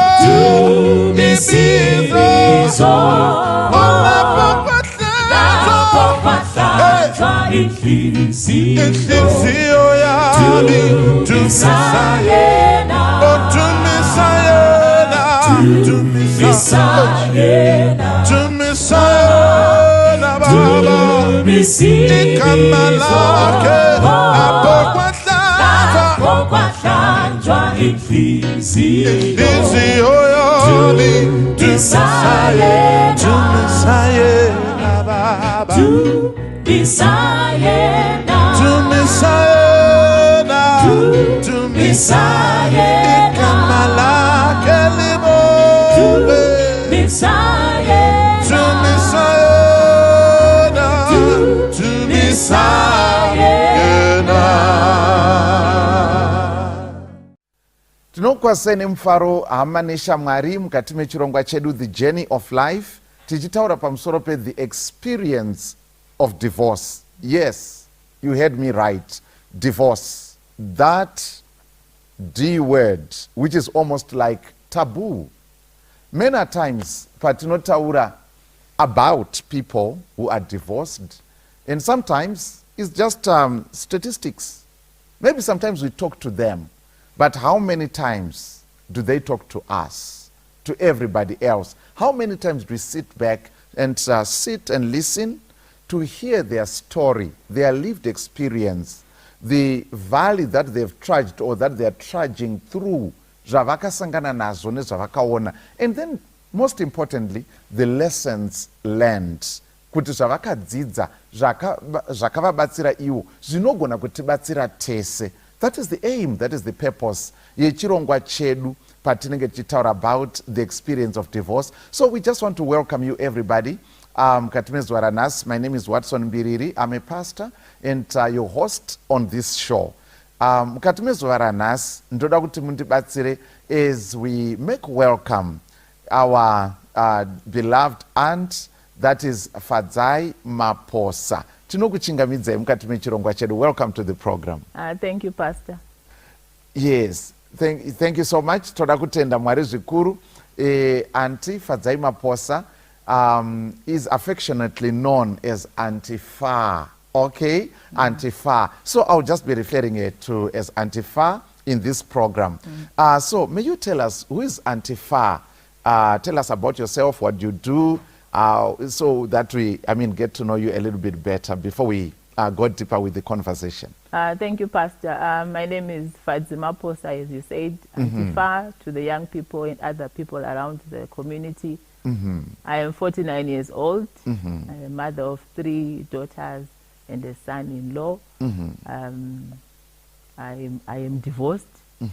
I am a journalist by training. I am now with Zimbabwe National Family Planning Council as Provincial Marketing and Communications Officer for Marsh East. So I am a talker. I talk a lot and I'm paid to talk. Yes. So I'm passionate about empowering young people and the communities to reach their full potential. Thank you so much. Once again, most welcome. Thank you, Pastor. And pachirongwa chino tinoda vanhu vanotaura. So you are in the right place, but I feel a little bit nervous to interview a journalist, you know, because you know this. Worry, Pastor. Yeah. That's good. That's good. So okay. So you have already told us that you are divorced. So subject yatiri kutaura nezvayo is not something that you learnt about by kungonzwa nyaya yemukombi or kungoverenga newspaper or something like that. It's a personal experience that you've gone through. Yes, it is. Okay. It's a very personal experience. Andina kuzviona paTV. Okay. Kana kungonzwa kuti pane vakasangana nedivorce. Ndakasangana nedivorce personally. Okay. All right. Thank you so much for that, and especially for the fact that, an issue yakaita say divorce, it's a deeply personal and it can be an emotive issue. So we appreciate your courage and your willingness to share your experience. The aim yepachirongwa chino ichi handechekuti toda kutsvaga nyaya dzevanhu stereki, toda kuti what lessons can be learned so that zvinogona kutibetsera tese, and that's why we really appreciate your coming mukati mechirongwa. May you share with us, Kuti, how long were you married for? Uye makaita zvokutizira here, makachata kukoti kachechi here? May you tell us about that and how long you were married for before the divorce occurred? Okay, Pastor. Ndakaroorwa ndine 21 years. Okay. Ndaroorwa ndine 21 years. Mhm. Handina kutizira. Okay. Ndakabvisirwa roora yakakwana. Okay. Sekuru Maposa vakafa vadya roora yavo. Vapfeka majazi avo. Hakuna chikwereti kwamaposa. Wow. Tanga tiri chevakwasha. Okay. Tanga ndakaroorwa zvakanaka tikachata muchechi. I was married for 11 years. And I am divorced now. Tanga takachata muchechi. Tikaropafadzwa nevana 2. Okay. 2 girls. And then pane relationship yandakazoita after the divorce. And I have another girl. So ndine 3 girls. From 2 relationships. One my former marriage, and then another relationship yandakazoita after my marriage fell through. Okay. All right. Did you ever imagine or see yourself as someone who would end up a divorcee? Did that ever cross your mind before it happened, or maybe before you got married? No, I never imagined myself as being divorced. Ndaitoti isusu ndisuka vanonyorwa ma-Mills and Bone. Okay. Vanoita happily married and vanozogara pamachair vachiona sunset vari mbuya nasekuru. Vachiti vazukuru vauya here kana kuti chii. Handinambobvira ndakafunga kuti ndingazoda divorced. Okay. And I was married to a man that I loved. Anga ane malooks emu-Mills and Bone. Okay. Well built, Well very built. handsome. And we were both young when we got married. Handambofunga kuti ndingava divorced. Ndaitoti ndechiramba chingonzi Mrs. But hazvina kudaro pa. Hazvina kuzodaro. Okay. So. And ndaitoda vana 5. Oh. In my initial plan, I wanted to have 5 children. Okay. Maitoda vari 5. Ndaitoda vari 5 vana. Wow. I wasn't very particular about sex, but I was hoping ndaita vasikana nevakomana. Oh. I'm the eldest of 7 children, so maybe ndokwazvanga zvakabva. Okay, saka zvokuti pa5 inenge iri a small family. Aiwa yanga itori nani pane 7 ndakakura ndiyo. You know, I have a friend mumwe zvake. He was born in Zimbabwe, but my parents acho vaibva kuBotswana, and so on. And he's the last born in that family.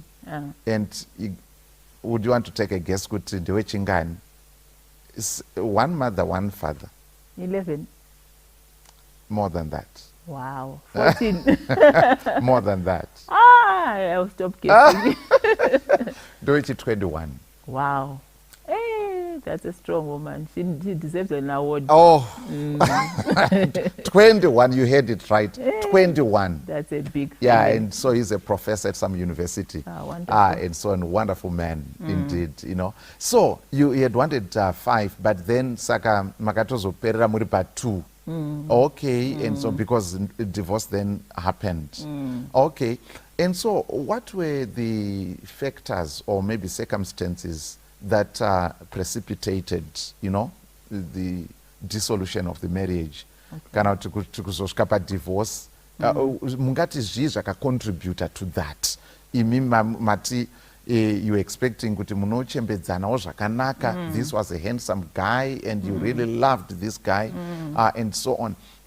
So what factors? And in this, of course, we are not going to concentrate much on, I mean, we just want to focus on the factors as much as we can. Yeah. And not talking of people who are not on the set. Yeah, true. Yes. All right. I met my ex-husband at college.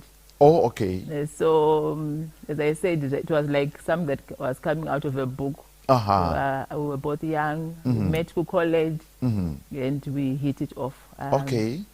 And after that, we decided would get married. Tangati vadiki, I was 21, he was 24. Okay. We are getting married. Oh, okay. Yeah. And were you done with college? And then by the time you got married? He had finished his program that he was doing. Then I had also finished, but ndisati ndanyazotanga kunyatsoshanda. Oh, okay. But tanga ndanyorawo ma-final exams angu. So takati taakunoroorana. Okay. Tikanyatsobvumirana kuti taakunoroorana. Okay. And zvaitofamba kazvemubhuku chaizvo. Okay, all And right. then akaita zvekunobvisa mari tikaroora zvese zvikagadzirika ndikaita move in and tikagara. Taigara kwama-in-laws angu kwamama. Oh, okay. Kwamama ndokwataigara. Tagara ikoko takashanda kuti takacontributa chimwe ndechekuti taisagara tese like continuous for a long time. Okay. Taigara different areas because muti azoti mwakushanda out of town mwachigara muHarare. Okay. And vice versa. So taisagara tese munonzi musame town. And then tatigare tatova nevana 2. Yes. He got an opportunity, or he decided he decided to go to the UK. And papa ndo pavaenda stereki kuLondon. All right, all right. Tiendako vamwe vachidzoswa, but iye akaenda haana kudzoswa. But ndochinji akacontributa. Mwana wedu wechi2 was only 18 months paakaenda kuUK. Okay. Aenda kuUK akambogara. So you're saying he decided, it was like a unilateral decision? Yeah, he decided. We talked about it, but aida fanga kuti anga asiri very keen on going to UK. Okay. Plus kuti aiti anonoitei akaenda ku UK. Mabasa aenzwa aitwa nevamwe, he wasn't very comfortable. Okay. So noita ikoko. Because vamwe vaizonzi vanoita care work, vamwe vanoita zvavasina kudzidzira. So he wasn't very keen, but akazongo decide. I think nekuti zvinhu zvanga zvatiomei. But for me it was a surprise that anga azoti ada kuenda ku UK. Okay. Because our plan was kana tichenda totoenda tese. Okay. Because sevanhu vaida kuchembedzana kavari 2. Our plan was tongofambawo tiri 2. Yes. Saka iye akazongo decide kuti akuendawo ku UK. Then akaenda ku UK. It was a terrible time past. Okay, for you and, and the because kids. In for me it was like I didn't expect kuti anongangoenda ku UK. Okay. Ipapo I knew it maybe zvaizongoita because zvinhu zvanga zvisina kunyaso maybe ma opportunities ekuita mari nekudi anga ariko ku UK than muno muZimbabwe. All right. So 1998 he went to the UK. As I said mwe mwana anga 18 months. Andovaenda ku UK. Akazombodzoka 2001. Okay. Adzoka 2001 inini ndobva ndazonyatsoshingawo zvekuda kuenda ku UK. Okay. All right. In November 2003 ndobva ndaendawo ku UK. Okay, muchitevera. Ndichitevera. Okay. Because ndanga ndati tagara kuno tisikumboona progress, let me try and come. Okay. But no time dzaidzoswa vanhu vanachimwa mavisa. Was there communication between the two of you by like 98 to 2003 actually? What was the state of interaction or communication between the two of you? Okay, it was basically tsamba kudhara. Okay. Also to go the WhatsApp. It was more of letters. And then aigona kuzotara kuti ndozokufonera musi weSunday and ndoendawo pane landline kubasa kwandaishanda ndomira kuti afone utaurawo nevana, but the communication was there and he used to send us money for upkeep. Oh, okay. He used to send us money when he could for upkeep. But mungu aigona kuti anga ari in between jobs, but he would take care of our upkeep ipapo. Although not as we had expected, because I'm going to go to UK. Mari chawanda sungate as takasungate disappointed. Okay. It's now kuwanda as we expected. Yes, okay. All right. Saka inini ndofunga for us. Yeah, so the factors. The age yedu. Age. We were young when we got married. Okay. So and tanga tiri mu dream world yedu. Okay. Meal. For me it was like part of fulfillment yekutopinda mu Mills and Boon. Okay. Saka mabhuku ndakaverenga Saka in other words, fantasy world. you might have had fantasies or unrealistic expectations. Exactly, Pastor. Okay. Ndaifunga kuti zvichibatana neage. Okay. I wanted to be swept off my feet. Okay. Yeah. All right. And then also kuti takazita ma-issues of communication ipapo. And also taibva kuma-backgrounds akati siyanei. Okay. Saka background dzedu also what do you mean kuti your backgrounds were different? Inini I was coming from a family. Yeah, my parents, they're in a stable relationship. And baba wangu na mama yangu ndio wakazita ndaida kuti zvekuchembedzana. Okay. And also takatiri like a stable family. He grew up in a single parent home. Okay. And then he for the greater part of his life, he was born out of Zimbabwe. Sakazoya ku Zimbabwe. Oh, okay. Atova in a young person. Okay. So our backgrounds were different, and indozvimwe zvakacontribute. And our goals in terms of what we wanted to achieve. Okay. Zvanga zvakasiyana. All right. In what ways? And then I wanted to, I had my plans and my dreams. I wanted to go to school. I wanted to advance professionally. Okay. Yeah, he seemed at that time to be satisfied nezvaanga ari. Oh. Saka it was like kuti inini ndaitoda zvimwe zvinhu zvanga zvisiri izvozvo. Saka and issues ekuti taita nyaya dzedu tikaita ma-issues edu. Yes. Aigarirwa matare. Oh. Saka inini up to now no family conferences for me. Mabone ma-family conference. Aiwa ndakakwana pastor, ndakapinda akakwana. Okay. Maitike maipisa here mumatare umu? Pastor, kutaurwa hunyimwa chokwadi. The conferences kana kuti maingowanikwa muri guilty mumatare umu? Handinazombowanikwa umwe musi ndisina mhosva, ndaingowanikwa ndine mhosva. Saka matare handambobvira akandiitira zvakanaka. All right. Effect yematare, is it because maigara nema-in-laws or what? All right. Taigara nema-in-laws. And then also kuti aingoti like tikatadza kunyatsowirana ndeti would seek someone at least kuti atiyananisi. Okay. Saka pakuyananiswa apa dzimwe nguva ndopaizogarwa dare. Oh. Saka ma-family conference iwawo inini hangu handinyatsozvafara, ndine ma-experience asina kunaka. Nema-family conference. Saka I think maybe ndo zvimwe zvakacontribute because ndakabva ndaona funga kuti ndanga ndiri non-aligned. Ndaitori numb pachangu non-aligned movement. So but otherwise vamwe family members were wonderful, they were supportive. And but ndaingozoona kuti maybe because ndaida kuti ndiwine nyaya yacho ere kana pane nyaya. Kuti vanhu havasinyatsa kubata zvandiri kutaura. And dzimwe nguva because I was young ndaipedza ndakubuda musodzi, saka nawa kuchema uchakwanisa kutsanangura nyaya yacho. Saka I think maybe kutsanangura nyaya dzacho dzaisabuda zvakanaka. And ndaingofila kutoti dzimwe nguva hakuno wekwamaposa aishedzwawo kunzi anzi uyu. Kuti at least hama yangu yaivapo yaizonzwisisawo kuti saka maizofila fadzi ndo makuru akaita maybe pane zvamusiri kunyatsobatawo ipapo. Zvaari kutaura. Ipapo saka maizoona sekuti masara mega. Ndaitoona sendiri ku-non-aligned movement. Okay. All right. Saka issues ndiwo andofunga kuti akacontribute. Okay, thank you so much for that. Vadiwa vateereri nevatariri. Let's try to go through my contributory factors ataurwa panapa tione kuti taabata here. She's the examiner.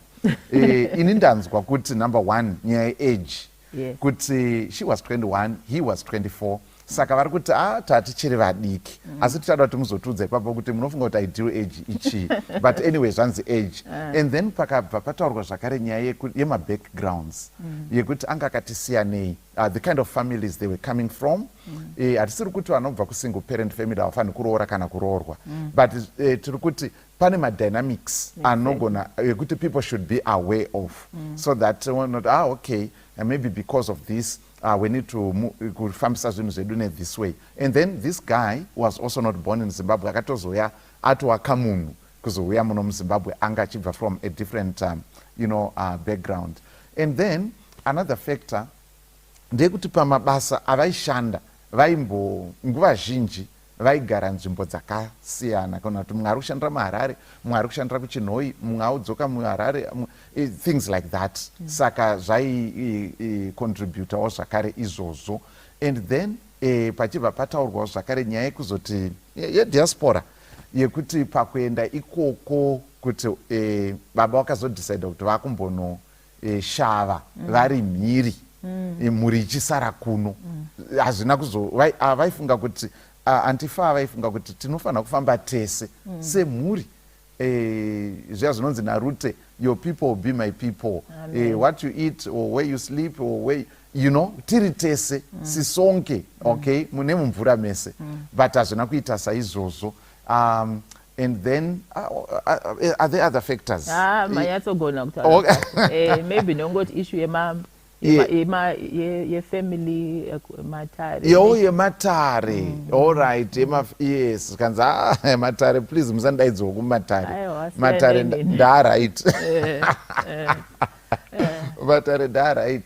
And so on. So maybe muchazotibatsira later on kuti saka kana vanhu vakuonana vanofanira kuti vaite sei. But pa-age yamataura apa, what do you think kuti mune here age yamunofunga kuti iri ideal kana kuti zvingava gender specific here, kuti maybe for asikana if they maybe at this age munhu anenge pfungwa dzakadzanyatsa kugadzikana, kana kuti vakomana, kana kuti imari here inodecide kuti munhu akuchiroora kana kuti kwete. What is it? Pastor, handifungi kuti pane age chaiyo like kuti iri specific kuti vanhu ngavaroorana, but I think 21 for asikana is rather a bit early. Okay. Even I think vakomana kana upfuura kuma 26, 27 ikoko. Okay. Zvinenge zvave nani. I think pfungwa dzavo dzinenge dzadachigadzikana. Plus responsibility yacho yanenge azoti anoigamuchira nekuitora sei. So I think post 21 vamwe vanenge vachada kutopedza kuuniversity. So it's a bit on the early side. Plus munhu anenge akuti rediscover themselves. Akunoti wondro andinodai zve 21. Apa 21 wobva waroorwa 22 wave nemwana. Vamwe vako vachitori kutotsvaga kuti ndoita sei in terms of my life. So I think 21 is a bit too early for us. Okay. Although vamwe who've been married at 18 are still in marriages. So ndofunga upenyu chaiyo haunyatsona formula yekuti 1 yemunhu wese hatinga-apply kune munhu wese. But in your experience, yeah, in my experience, you think it was early? I think 21, 22 is a bit early. Ko vabereki did they say anything pakuroorwa kuti wadi wambomira fadzi kana kuti whatever, kana kuti vakangoti aiwa ese machena mazai uku hapana dema?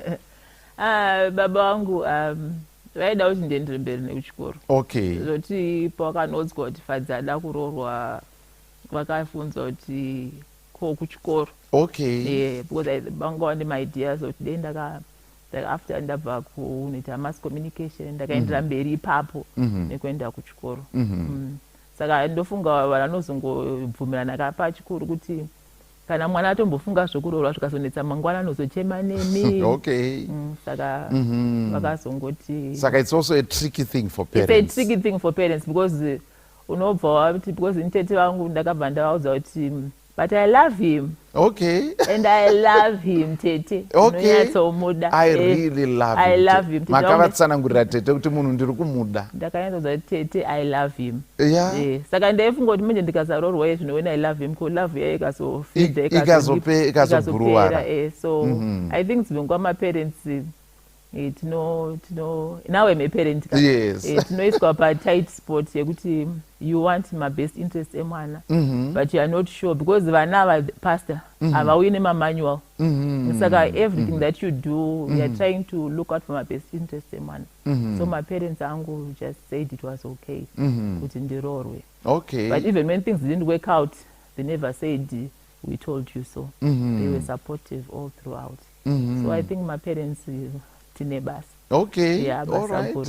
So take us through the experience yekuti divorce yenyu makaenda kucourt here chii chakaitika, nokuda kwokuti vamwe vanoti it can be a drawn out and exhausting process divorce. In your case, what happened? Okay. Was there drama and dust, or it was like just ngoti vanhu okay, that's cool. I think story yangu ndofanira kutonyora riri bhuku pasta kunyora riri bhuku chairo nokuti inini as I said my ex husband aenda kuuk ndakazombodzoka and then ndikazomiti ndauda kutoyo UK. Okay. Saka November 2003 ndakaendawo UK. Okay. Ndakaenda nguva yainetsa mavisa I managed to get a visa. Okay. Ndikaenda kuuk. But ndangogara kuuk 7 months. May yakunopera 2004 I was back in Zimbabwe. Okay. I walked out on my ex-husband. Okay. And I came back home. Ndakatenga ndangadawo wano mukana wekuenda kubasa. Ndikatengawo ticket rangu ndikadzoka Zimbabwe. Ndakaona kuti tanga taita drift apart. We were not like reading from the same page. So taigara in a 1-bedroom flat. But taida kuti setakawanda mumba imomo. Vanga tiri crowded but chingori 2 in a 1-bedroom flat. Wow. It was a difficult time for the two of us. Okay. I think you think you also felt like it was difficult, or you were the only one maybe feeling like the space is crowded? Tanga tisina, as I said, takanga tapedzera kugara tese like basically around 1998, like in the same environment. Oh. Saka and now this is 2003. 2003, 5 years later. Wow. My interest amanga achinja. Okay. Like kuti zvimwe zvinhu zvanga zvachinja maonero ateda zvinhu anga matanga achinja and apa ndaingofunga vana vangu vandakasiya kuZimbabwe. Okay.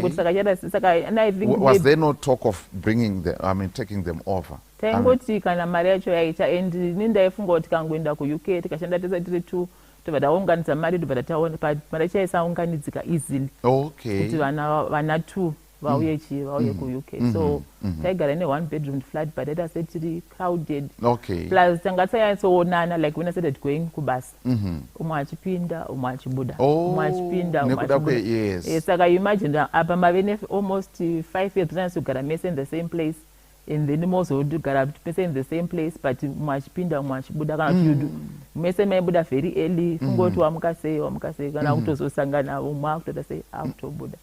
So I think that's the challenge. So ini ndakatenga ticket rangu and I came back to Zimbabwe. Ndakasiya ndamunyorera tsamba. Okay, saka yakangowafungira mumwoyo rwendo rwemwe kuti ini hangu izvi handichakwanisi. Okay. Then I came back to Zimbabwe. All right. Did he follow up and Yeah, pakufollow up apa ndokwakava nedrama. Inini hangu drama yacho handina kuzoiona. Ndina hanzvadzi yangu imwe iri kuuk. Okay. Saka ndokwawakazonoti ko atezvara mukadzi wedu atanzi aenda kuZimbabwe pane zvamuri kuzivawo here. Okay. Saka vakambonoona atezvarawo asi ndanga ndatoya hangu kuZimbabwe. Okay. Saka kana drama yakaitika ikoko vanhu vaitsvaga mukadzi wavo vauya kuZimbabwe. Inini ndasvikawo kuZimbabwe ndanga ndakamirwawo nevamwe vanga vaiti matiza murume kuuk. Okay. Saka hatina kuonana hedu physically nevamwe vanga vazonditsvagawo but okay. kuti matiza murume. But so the thing is you felt that you had drifted. We drifted apart. And yeah, like inini hangu kumba kwedu takakura tisingadyi fish. Okay. My ex-husband is the one who taught me kuti fish inoitwa sei kuti ibikwe inake. Okay. Saka that I always tell people kuti I give him all the credit. Okay. Because ndakanzisa kubika fish. So we had things that I really learned from this guy. But ipapo it was like kuti fish yanga kanzisa kuti ndibike anga asaidi. Ini napa ndopa ndakunyatsogona kubika fish. Saka tanga tine ma-issues ekuti zvinhu zvedu zvanga ready from the same page. Okay. And the push was for me to become a nurse kuuk kuti it would be easier kuti vana vauye. Okay. But inini ndaingoargua kuti dei ndaida kuita nurse ndakaita nurse kana ndakaenda kuParenya tikoko ndakaita nurse kudhara. Okay. Nursing is not for me. Saka iyoyo nyaya yekuti ndakaramba kuita nurse kuti vana vaone mavisa zviri easy. Okay. Saka tanga tine maizvo taitadza kunyatsoti gejege. All right. Okay, so that's how it happened. Okay, not kuti it was like a court process and things like that and so on. No. Okay, so what changes and challenges maybe came with that adjustment? Alright, ndadzoka kubva ku-UK. Ndakadzoka ndave unemployed, handilanga ndasiya ndabuda basa kuno. Okay. Ndadzoka ndave unemployed and tumari twanga ndasavha mapounds aya aendawo achingoita sei achingopera. Ndikambotraya zvokutengesa kuti at least tikwanise kuva zvichiita ndichikuti bhadhara marentals nechi because tanga tisina imba yatanga takatenga kuno. Okay. And izvozvo ndakuzotsvaga futi basa kuti ndidzokere. I then met someone. Okay. Saka like rebound manje yekuti uri fragile. Okay. Wobva waona munhu anenge ari kuda kutokupa time. Ndakabva ndatofila kutoti hey, apa ndadiwa apa ndatova ma-30s angu. And then ndokubva I had a relationship with another guy and pastor. I got pregnant. Wow. It was a big shock. Kana neno ndakaitawo shock. This should have happened kudhara ndiri young. Okay. And then I had a baby girl in 2005. And ndakamboita almost postnatal depression. Okay, because of that. Nenyaya yeconfusion. Okay. Because kuti ndodza baba vangu ndakadzoka ndakasiya murume ku-UK. 1. Baba. Number 2. Ndazodara nomwe murume. Yeah. Ndikaita nhumbu. Ndave nemwana. It was terrible. All right, saka imimi kuti mufunge kuti ndinovaudza sei vamaposi nyaya yakadai. Pastor, I couldn't do it, and I struggled. I beat myself up. Okay. This mistake I should have made before Kudar. All right. But I thank God for the gift of the child. I always tell mwana uchembere wangu. Okay. And she's very special to me. Wow. So yes, and a big shout out to her. May God bless you. Yes, may God bless you abundantly. So ndikuti maybe issue challenge ndeyekuti unenge wave 1 ndakadzoka ndizoti handina murume. Because ndatosenda ndomudza kuti plus handazi ngitaura kuti it's okay iwe woenda kwako endoita zvangu ipapo. Saka 1 handina murume. 2 ndakazenge ndambosvika ndisina basa. Okay. 3 ndanga ndichidawo emotional support. And then I've got a man who's giving me the attention. Okay. Saka it was like a rebound thing. And I had a relationship with All him. right, so maybe do you think this guy was an opportunist or what, or he genuinely cared about you? Now I don't know, Pastor, but for that time when he was there, okay, it was good. He was there for Inim. He was there for even for the older girls. I agreed a father figure to them. Okay. But things didn't work out well. And ndakazongosara inine mwana and other children that I had. So saka machallenges anga aripo ekuti ndanga ndamboenda kuweekend ndiri Mrs. Okay. Apa ndazodzoka ndave miss up. Okay. And ndatodzokera hangu my maiden name. And then unfortunately I got a job again. And I managed to go back to work. All right. Challenge ndekuti ava vana vandaiti freely they could call their dad could call them. And I could refer to my ex-husband and kuti aizotitumira mari kana akuda. So with the challenge around even my financial issues. And kuti even for my parents, I understand pana mwe pastor anogora kutaura kuti mamwe BP aya vana. Okay. And I always think kuti maybe ndakatokonzerwa imwe BP kuna baba vangu, but even kumana mai vangu. But nyaya dzekuti I failed to handle my issues in my relationships zvakanaka. But we thank God for His grace. Okay. Yeah. Wow. Wow. Yeah, quite a story, quite an experience, dear brothers and sisters, dear viewers. Quite an experience, and I'm sure we are taking note. You could see, that factor, and so on. And some of these things relate to situations that we are in, my experiences that we're actually going through. May we reflect and, be introspect and be honest with ourselves. And tichiona kuti okay, pane vakambosanganawo neizvi zvakazoita lead into this kind of situation, and so on. So totora chidzidzo or zvidzidzo kubva pama experiences atiri kunzwa nezvawo. Saka you think kuti you were quite fragile patime yekudzoka iyi. then the rebound. Can you just talk a little bit more about that? Is it something that people should be careful about? Maybe somebody's watching and maybe they're in that kind of space right now. You Alright. could see, yes. Rebound, Pastor, is dangerous. Okay. Yeah, because I think in Indanganda, I'd flown thousands of kilometers to be with a man. Yes. And hopefully that relationship chagadzirika and marriage would move continue. on. Yes. But it didn't work out that way. So pandakadzoka, ndanga ndine kamoyo kari fragile. Of course, ndanga ndamusiya. Okay. But the fact that I needed somebody anyazondipa time and vanhu vanga vasingandipi time because vanhu vazhinji vaichemera kuenda kuuk. Okay. Indanga ndadzoka kuuk ndasiya saka vaingoti aya ndo anonzi mamhepo chaivo kubva kuuk mamhepo chaivo kusatanangura kuti it wasn't working. Kumusha kwakwini chaiko wodzoka saka wakadingoshingira kana kutiza ikoko kwawaigara naye wakaendawo kumwe asi uri muuk mapounds akaramba achiuya. Okay. Saka but I thankfully I had some friends vaindi support. But ipapo ndanga ndiri fragile. So there is a man who is willing to listen to your story. Okay. Kuti Fadzi ndakanzwa kuti makadzoka kuuk kwazvina kushanda. But hazvina kushanda kuchii. So what is going to happen to those beautiful girls that you have? Ndikatoti he knew he knew because we had worked in the same building at same building at some point. Saka he knew bits and pieces about upenyu hwangu and I spouse anga ari kuuk. So ndikati hazvina kushanda takatodzoka. Saka tanga kuti saka nhasi zviri sei after ndazodzokera kubasa ikoko until nhasi ko uri kuiteiko palunch. Okay. Muchiri kuti zive here sadza timboenda nemi kusati. Then I developed the next thing. Okay. Tatova like a couple. The next thing pastor tautoti pregnancy test yaita positive. The next thing ngatinonyoresa ikako achiremba zvikwanise kuita. Saka kana munhu achingobva murelationship anenge ari very fragile. And anything can happen. Saka uyazoziva kuti anga ari real here anga aida kungotraya luck here. But zvakazongoitika zvokuti ndazongosara ndave nechi. Okay. Yeah, you then moved on after that. Akabasa the disappearing act on me.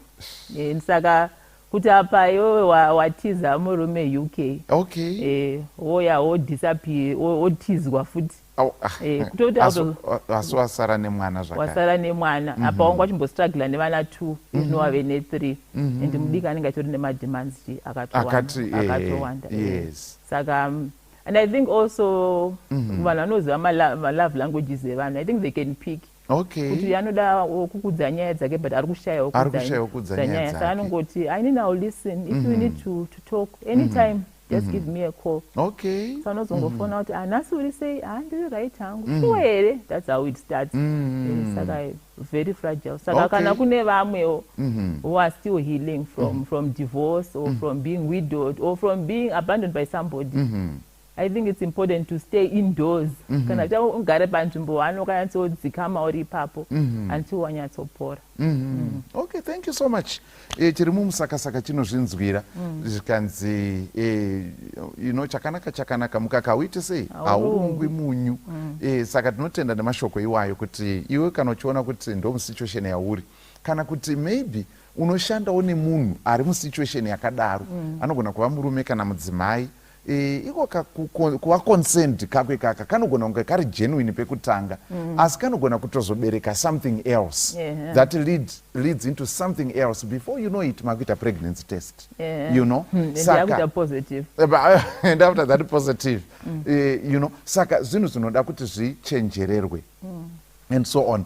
But at the same time I think ndichada kuzonzwa futi kuti saka tinofanira kuita sei nemunhu anenge abva musituation yakadai kana kuti munhu anofanira kungoita confide maybe in professional counselors and other people that they trust or whatever kana ari musituation yakadai because mutime iyoyo munhu ari kutodawo futi support.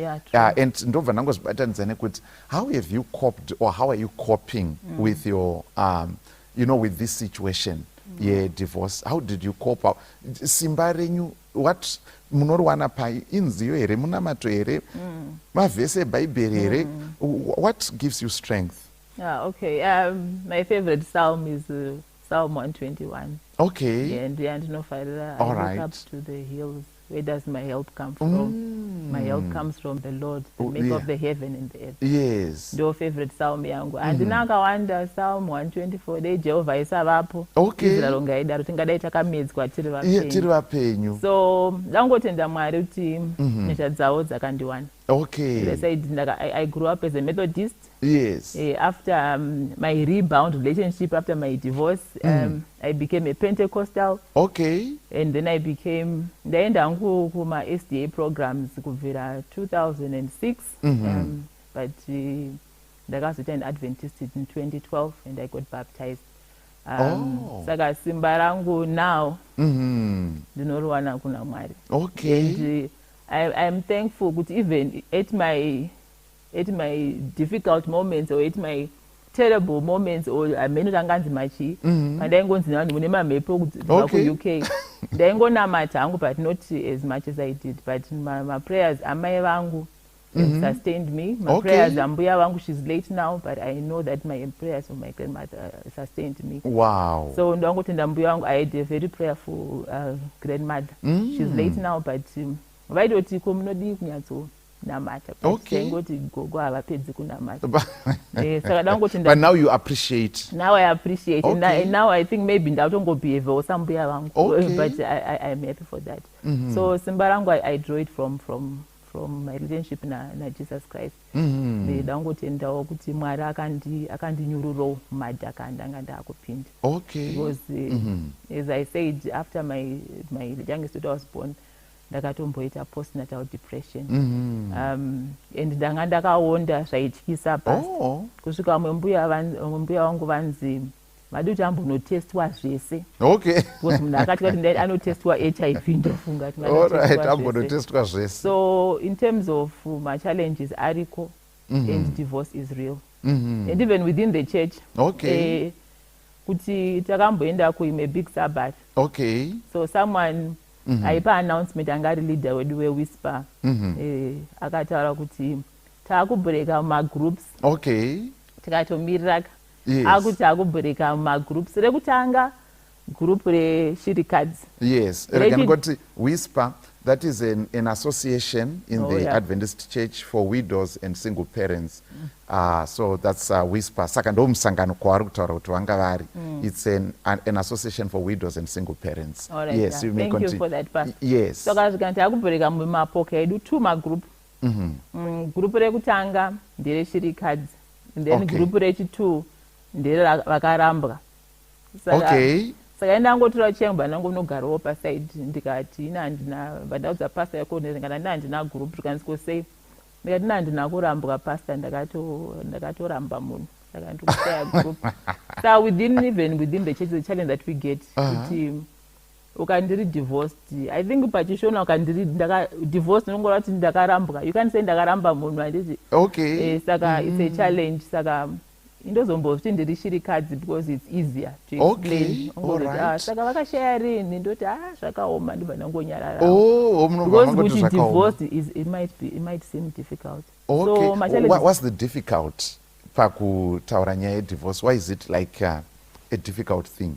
Because ukati pastor kuti ukati uri divorce kana uri mukadzi usually ndiwo wakatorambwa. Okay. And vanhu vanokuudza kuti wakaitei kuti urambwe. Une problem somewhere. Dautoona kuti because vese vakarambwa vanenge ndururani, saka they want to find out kuti wakarambirwei, waisagona kubika here, waisagona kunyatsogeza here, wanga wasagona kuchengeta murume wako here. What was the problem? Saka ukangoti ndiri shirikadzi, people understand kuti murume wacho akafa. Saka it's easier. Anyaya chaizoende kure. Saka machallenges ariko even within the society kunzi vepa next door apo havana murume. Okay. As if kushaya murume kuti ati magetsi enyu asakwane kana kuti kudii. Saka people just stigmatize. And dzimwe nguva unogona kutoshaya imba because hauna murume. Okay. Because kwansiko vakazoya vakarwa pano. And then ubva kuti vana vangu havarwi, vanzi handisi kureva vana. Okay. Then you know kuti you might have boyfriends that are coming that might end up fighting vakaputsa imba yavo. So ndo machallenges aripo ipapo. Alright. But now what I've discovered is kuti it's important to have a strong support system. Okay. Whether All right. with church or within the family, Mhm. within my friends. Okay. And I'm thankful I've got supportive friends. I've got Mhm. friends who are also in a similar situation. Mhm. Anokwanisa kuvachiridza too. Mhm. And also within the church, we've also got a support system yakatinakira. But Yes. I think it's important kuti munhu awane support system. Okay. Whether it's if we can't Mhm. have it within the family, even my professional counselors, where you just go and you let out Mhm. zvinenge zviri mukati mako. Yes, that's right. Saka, but support system is nekukosha kwayakaita and everything. Asi ndoya mati maybe munhu anofanira kuchenjerera pada waanoudza. Exactly. Nekuda kwekuti pamwe pacho panozototangawo zvimwe. Ukazoudzawo mumwe munhu dzimwe nyaya dzinogona kuzotiwa blow out of proportion. Okay. Saka hazvizobudi zvakanaka. Saka be careful. I think togona kutoziva kuti shamwari yangu iyi ndikaiudza zvakati inoremerwa iyi ndikaiudza zvakati hakwanisi kuzvimanager. So I think it's also important kuvheta support system yacho kuona kuti havakasimba kusvika pakadii. Ndogona kukuudza umwe munhu nyaya yangu and then I go home and sleep. But uye hachatorara aitofunga kuti sakafadza kuzvifambisa seko nyaya yake it's so confusing. Okay. But I'm already fast asleep ndo wakutomuka utoshaya rugare nenyaya iyeye.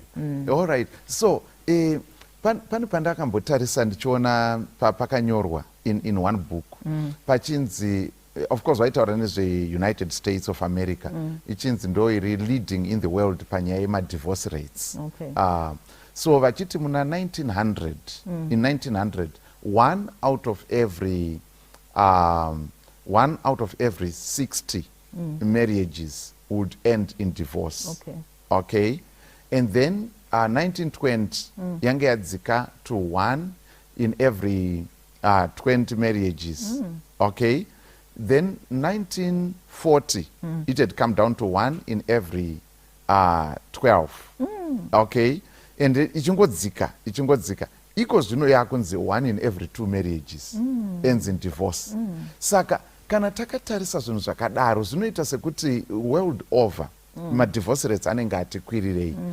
In your view and maybe through the field of your experience, zvii zvingaitwe to reduce madivorce rates kana kuti occurrence yedivorce mukati memhuri dzedu? All right. Yeah, divorce is there and it's real past. Ndofunga number 1 ndezvekuti when people are dating, yes, ngavangoona kuti musikana wandada uyu anotaurisa. Okay. Handichazomunyararidzi. Saka kuti munhu anozofunga maybe ndikazomuroora andofunga achadzikama kupfuura zvaita izvi. Kana aitotaurisa aitoseka stereki handifungi kuti achachinjika.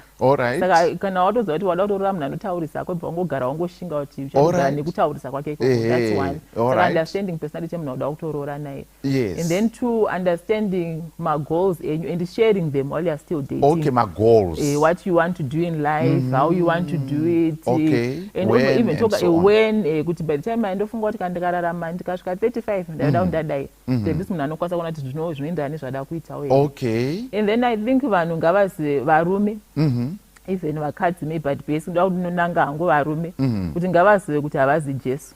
Oh, okay. Jesu ndiyega akati ndinokusiyai tambonokugadzirai pekugara. Alright. Kana murume ane mukadzi wake ngaafambe nemukadzi wake. Saka I think vanhu ngavasarifunga kuti ivo vauda kuitawo kunogadzira vanhu pekugara. Kana wauda kunogadzira mese muchiona.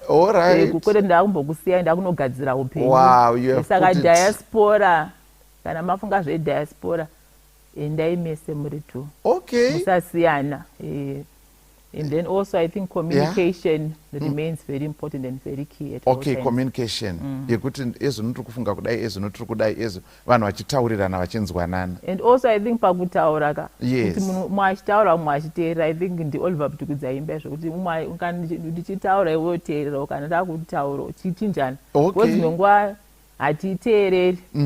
Tinenge takangogadzira answer. That are on the defense already, so that's also a challenge. Defensive listening. Saka hachitomboiti active listening. Kutoti alright, kana apedza ndatompindura chiti zvakati but handisikanyazoteerera.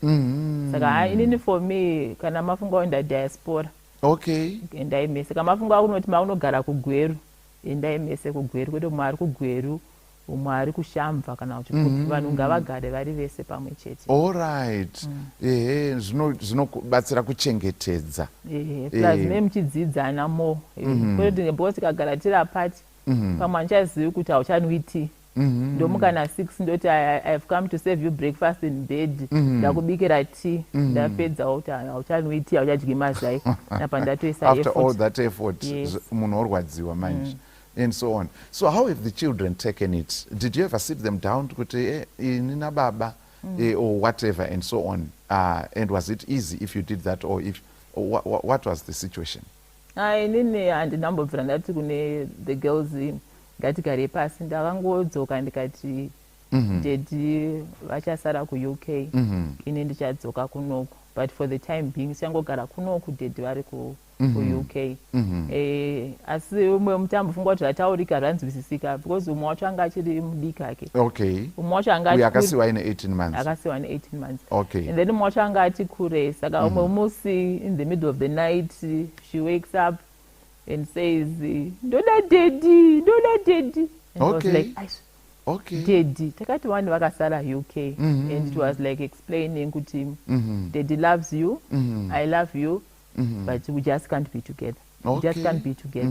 So I think vana was like ndozofunga kuti pamwe zvakazoita with time vakaenda vachiadjusta, but I can never know. And maybe they would be better placed to explain kuti zvakanyatsoifamba through what stage. Okay. But my emotional scars past haonekeri. And munhu akwanisi kuti ndine vanga rangu pamwoyo rakati. Because I think munhu anoda kungokurawo nevabereki vako. Even kana vari vese vari vapenyu vachigara vachiwirirana. Isusu we do not manage to do that. So I think vana, it's not easy for them. And also kuti ivo vana vacho vanenge vane maizvo vanenge vachiti vabereki vedu vanga vari vese, because umwe hazoshandi kana if you are apart. Alright. You don't agree. Like I was deciding what schools do they go to ndega without even consulting. Munhu anozofunga kuti baba vangu vanga varipo, pamwe denda kaenda kuchikoro chakati, denda kaenda zvakati, maybe denda kaenda kucollege kwakati, but because unenge uchidecida nezvinenge zviripo izvozvo. It's unfortunate kuti as parents we decide for our children, and zimengwa it might not be the best of decisions. Okay, all right. Okay, as we get close to the end of our conversation, ngatimboti kune vari ku maybe whatever situation yavari mu marriage yavo, vanogona kunge vakatogara vari kuona chirongwa nesu izvozvizvi, baba namai, asi nekudawo kwezvavari kusangana nazvo, nekuda kwezviri kuitika, maybe one of them or both of them are contemplating, maybe seriously contemplating maybe divorce. Imimi kana makatarisana nawo izvozvizvi mungati kudii kwavari muchitaura through your experience? Alright, ndikangoti sit down. First thing, garai futi pasi and go through issue yamuri kutarisana nayo. Zvanyanyonetsa zvii chaizvo chaizvo hazvigadziriki here? Can't you like strike a balance or reach an understanding? Because being a single parent is not easy. And unogona kutofunga kuti ndabuda moto, ndabuda mupani, obva watopinda moto chaimo chaimo. Saka rethink kuti zvii zvonyanyonetsa chaizvo chaizvo. Maybe I know vanhu vatema hatina kujera zvekuenda zvekuma professional counselors, but seek professional help. Kana muchienda kuchechi, look for a pastor and who can assist you. Because pamwe zvinogadzirika, pamwe one of you has to compromise and give in to the other while you accommodate my needs a moment. Saka think through it again, and kana musingakwanisi kuti think through muri pamwe chete, umwe wenyu ngaamboendawo maybe in a different environment, and then mozoita come together might rethink. Saka now say past ngavadzokorodze kufunga and rethink, and then kana zvazonetsa hazvo vozoendawo go their separate ways. Okay. But consider my issues akawanda before deciding that. Thank you so much. Saka, in other words, sometimes kuenda that route, kuenda nenzira iyoyo might in some cases be a solution worse than the problem that you are trying to solve. Saka zviri kunzi consider, reconsider, consider again. Yes.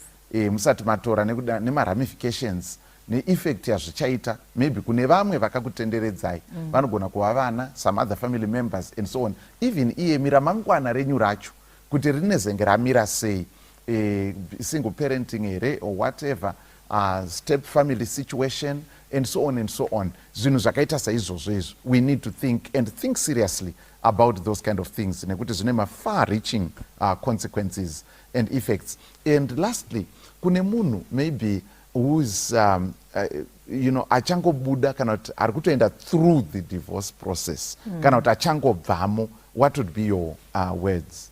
All right, just to say, you're at a point where you're very fragile. Right now, maybe you've just gone through a divorce or you're going through it. You're very fragile. And get a strong support system. Get someone to reach out to, that you can reach out to and share your story.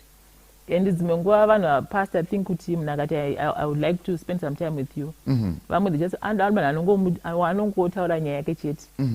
Saka vanongori very fragile, and when you're fragile, you are bound to make my emotional decisions. Anogona kuzoita consequences akatokura neakatowanda mangwana. Saka kana zvoita as I would say pastor kutozvivharira mumba and keep yourself busy nezvimwe zvinhu so that you do not focus on feeling unloved, because munhu kana wabuda mudivorce you feel unloved, and munhu akada akupa attention you feel kuti ndivo chaivo, but stay at home, keep yourself busy nezvimwe zvinhu and get someone anoita say who looks out for you all the time. So be careful where you go, with whom and what you do, otherwise unozochema mangwana. Okay, thank you so much. Tinotenda zvikuru. We want to appreciate every one of you. Tinoda kunzwa ma-comments enyu, your views, your questions. Mukati mechirongwa chino hatizivi, maybe makasanganawo neexperience yakaita sei kana mamwe akasiyana amunoti ndofunga iyi nyaya iyi inofanira kuti ibatwewo zvakare pachirongwa for the purposes of benefiting other people nema-lessons anenge akadzidzwa. Please get in touch with us. Tizivisei, tiudzei. Tinotenda zvikuru kuti maybe tabata tadzidza ichi nechocho through the experience yaAntifa.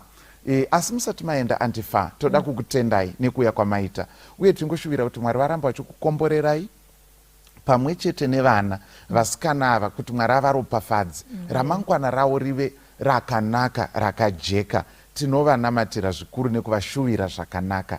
Yes. Asi tisati taenda tinokumbira kuti mutipewo munamato nekuda kwokuti mudzimba umu ishona inoti kachakafukidza dzimba matenga. Mune ma-situations, mune vari kudumbirwa, mune vari kuona vari crowded mu one bedroom flat.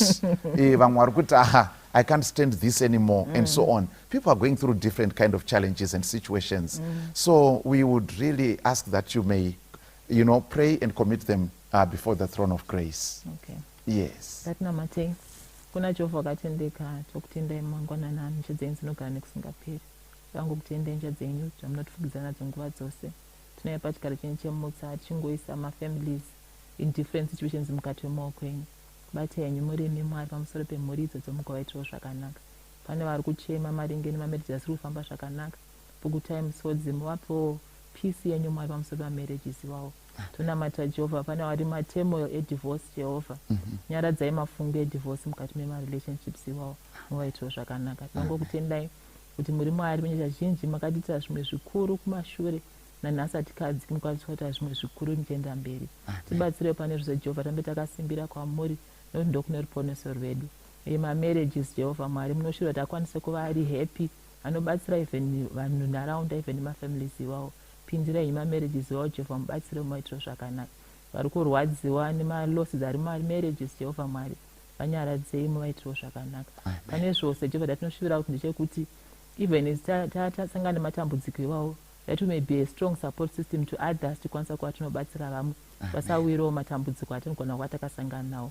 Pane zvose mubatsirewo vana vari mamarriages iwawo, mafamilies iwawo, muvachengetedze, muvarwire, muvaitiro zvakanaka. Pane zvose tingoziva kuti Mwari nemi we are complete at all times. Amen. We are not complete because we've got partners. We are complete because we Mwari, you love us the same all the time. Tinongokutendai nje dzenyu dzinogara nekusingaperi. May we never lose our self-esteem because we are single parents. May we never lose our self-esteem because we are divorced or widowed. Tingoziva kuti even in all situations Mwari, you remain God. Vaonesi mutiitiro zvakanaka nokuti muri Mwari. Muzita raJesu Kristu unogara nekusingaperi. Amen. amen. Tinoda kukutendai, rambai muchitandadzana nesu pane zvirongwa zvinotevera. Mwari vakukomborerei mukati memhuri dzenyu, mukati meupenyu hwenyu. Shevenekai penyo wangu, nanganedzai shezvandiri. Ivhenekai pandakasviba, mundipe simba rekukorera. Temo enye ndinotyora, ndinobata nekunyengera. Upenyu wangu wazara nezvivi, shindipewo kucheneswa. Shevenekai upenyu wangu, nanganidzai shezvandiri. Ivhenekai pandakasviba, mundipe simba rekukorera.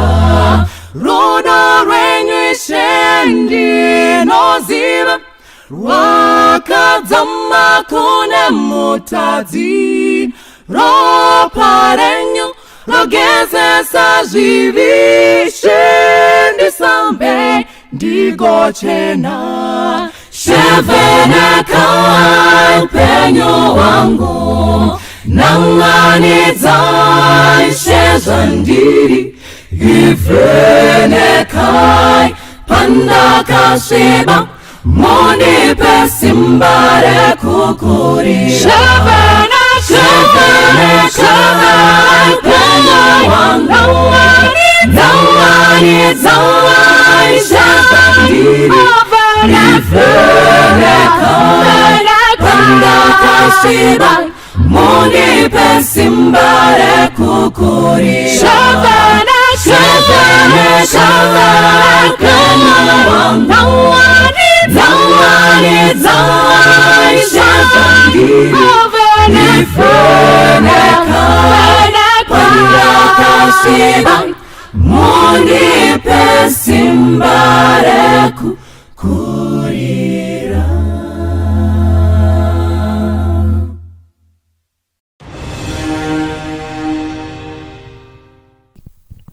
Zouya zvikomborero, ndicho chidzidzo chake. Kuchazotumirwa mutsa kuna muponesi. Zvikomborero, zvikomborero zvedu, unotidonera mutsa, toda zvikomborero. Zouya zvikomborero, zvinotimutsirazve pamakomo nemikana, sekunaya kwemvura. Zvikomborero, zvikomborero zvedu, unotidonera mutsa, toda zvikomborero. Zouya zvikomborero, titumire nyitenzi,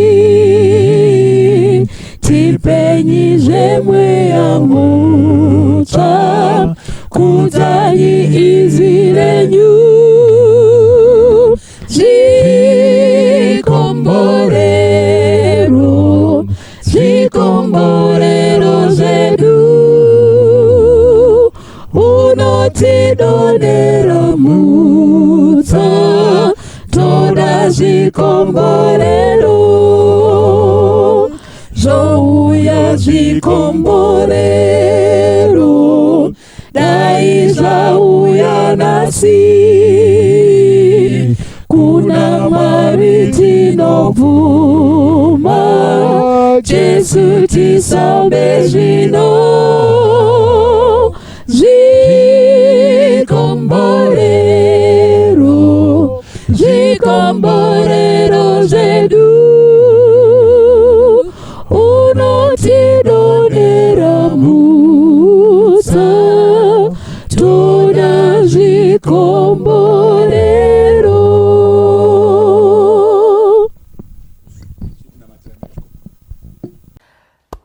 makadini kudzimba kumakereke vari muno muzimbabwe, vari muno mukontinenti yeafrica, vamwe tinotoyambuka nyanza kusvika pamuri. Asi pane dzino nguva tiri kukumbana pachirongwa chinonzi Bless Me Indeed. Ndinoda kukuchingamidzai mose pachirongwa chatinacho nhasi. Kurudyi kwangu semazuva ose ndinoda kukuchingamidzai Pastor Makiwa. Tinotenda tokuchingamidzai vatari nevateereri vechirongwa. Tinoda kutenda. Kuruboshwe kwangu ndina Elder Sitole. Tokuchingamidzai. Tokuchingamidzai baba mwenje. Toda kukuchingamidzai vateereri nevatariri. Anditika. Tinoda kutenda. Nyaya yakanaka here kumhoresana nemutupo kuchisabata. Takangokura chinzi ndezvemashawi. Ameno ndimi makaridzidza bhuku iri. Zvakanaka. Zvoiba kuti ndiyatiri kukurukurira. Togona kutoipinza mudarira.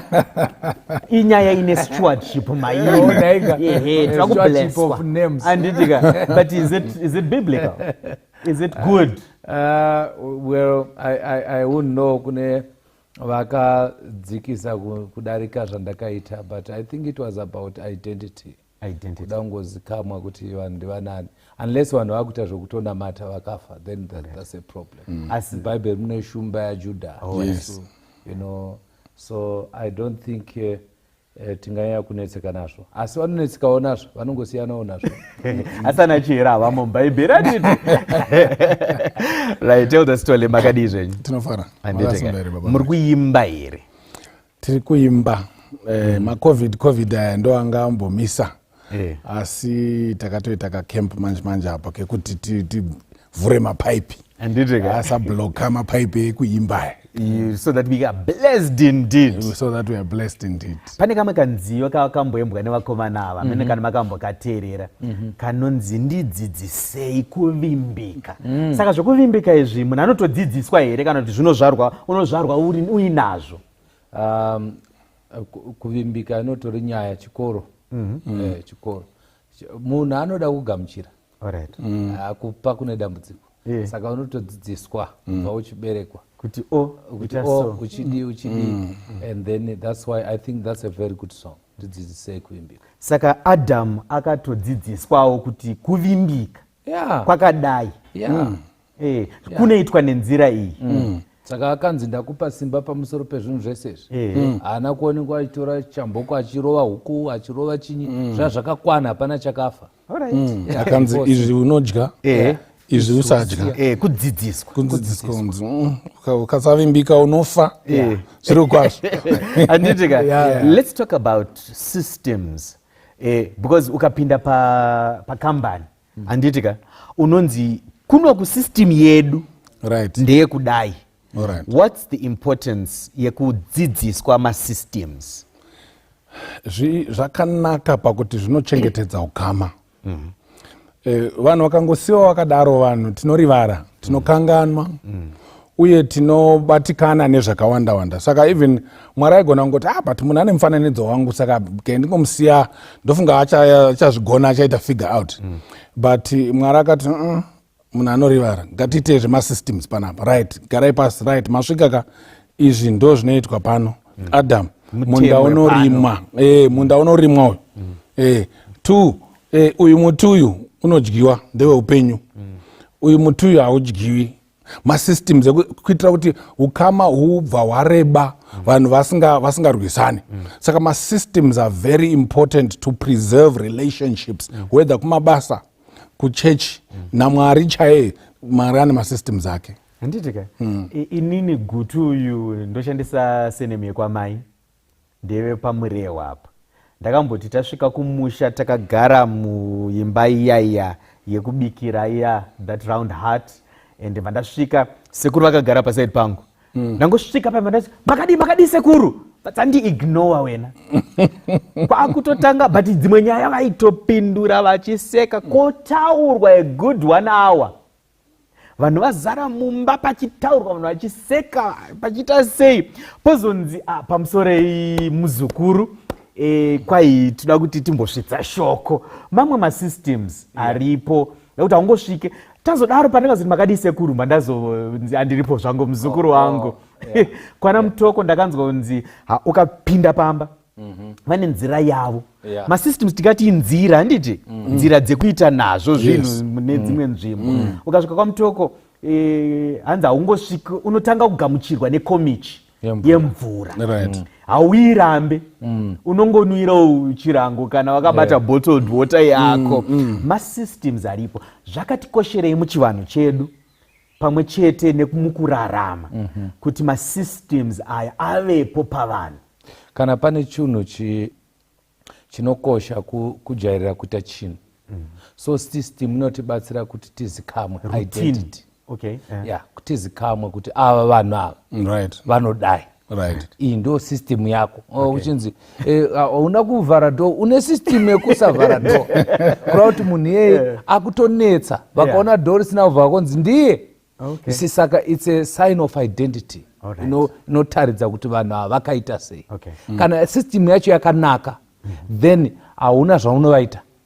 Kana yakaipa, panoita problem kuti vachinje. Saka inounza consistency. Inounza even kuti mukwanise kuziva vanhu. Inoita kuti mimi pachenyu mukwanise kukura. Because mimiza kuti iyi tsika yawaita yaisi system yedu. Saka vasina kukudavira. Vari kuti this is foreign. Isi yedu nomborega togara pasi. And then weisvitsa iyo kasekuru, iyo muzukuru, yodzoka system yavo. Saka vanozikama naizvozvo. That preserves their culture. Elder Stoli. Inoitawo kuti zvinhu zvirongeke. Order. Because nemunhu akangouya nezvake mazvake hazvina identity and hazvina kurongeka. Kundeverewo kune kuti hauvhunzi munhu mukuru kuti makadini linjani. Munhu mukuru iwe unongoti salepo nani, omira ipapo. Munhu mukuru ndiye achakuvhunza kuti right mufanami kunjani kutu. Because iwe ungandibvunza kuti zviri sei, ndiri sei, iwe mudiki ukazviziva ungaita sei nezvazvo. That's a good one. Saka system idzodzo zvinoita zvinyatsorongeka, sezvaukaita uchimhanya uchipinda mumba paya usinga ndoza kuti nedzikama wagara pasi. Makadii sekuru, makadii, zvinoita kuti zvinhu zvirongeke. So confusion ndo inoitirwa masystems kuti isavepo zvinge zvakarongeka. Tinoda kutenda muri kungonzwa muri kumba. What are some of the things that you do at home anobatsira semasystems? Pane masystems atinodzidza mubhaibheri. Isystem yechisabata kana kuti yatikadzidza yechikristu yatikadzidza kubva mubhaibheri kuti munhu kuti anzi apinda mumhuri yechikristu anofanirwa kuombekwa. Ndokuti ndo system dzacho dzinotibatsira sezvataurwa order, identity. Nhasi pachirongwa tiri kudiscussa some of the systems, kind of one of the principal systems dzatinoita dzekupa. Kuti mukupa kunombopiwa sei, zvichifamba sei, zvichienda kupi, zvichieta sei. Tiritese here yanga iri nhanganyaya yechirongwa chedu. Saka ine munotora mapenzura nemapepa nemabhaibheri pasaidi, tichange tichidzidza tichipinda mubhaibheri tichidzidza kuvimbika musi wanhasi. Stay tuned, we'll be back. Hello everyone, we want to welcome you to Mandara Online. Here we meet with God. Whether you're 90 or you're 9, we've got something just for you. We've got worship programs, music, preaching, something for the young people, something for the children, something for the married people, something for the singles. Everybody, you need to tune into Mandara Online. Worship the Lord, praise His name. Even if you want to know how to manage your money, we've got something here for you. Like, share, and subscribe to our channel. This is the place to be. Welcome back. Tati tikudzidza nhasi kuvimbika. Ndichitaura nevamwe vangu mustudio muno muzvanzi nyatsoti nemo. Systematic giving is what we are discussing today. Tapinda pachirongwa chedu tikangotanga nenhanga nyaya, asi patakudzamisa nhasi tira kuti tisati tapinda mubhaibheri timbozvipira kuna Musiki kuti vatizarurire. Elder Stole, tinamatirewo patakuzarura shoko radzvene. Ngatinamatei. Ishe, tinokutendai nenyasha dzenyu dzinogara nekusingaperi. Muri Mwari anoshamisa. Plani yenyu yekuponesa kwemunhu inoshamisa. Naizvozvo we count it a privilege isu kuno mberi kuti tikwanisewo count among those that are given an opportunity yekukurukura pamusoro pekuponeswa kwevanhu. Tinongokumbira kugezwa neropa raJesu Mwari. We are not gurus, we are not righteous, we are just servants. Toda kuzviisa pamberi penyu, tokumbira Mweya Mutsvene wenyu utungamire nhasi. Zvese zvichataurwa muno zvinge zvakatungamirwa kubva pachigaro chekumusoro kudenga. Imi Mwari mokomborera nevari kunzwa, vateereri nevatariri. Mweya Mutsvene wenyu utaure nesu tose tikwanise kutevera mashoko atinenge tadzidza kubva mushoko iri. Akwanise kutishandura tinge tiri vanhu vanoita kuda kwenyu. Nerimwe remazuva tizowanikwa tiri mukati meavo vamuchati, well done my good and faithful servants. Tanamata nezita raJesu nogara nekusingaperi. Amen. Amen. Tinoda kutenda. Right, so we are discussing systematic giving today.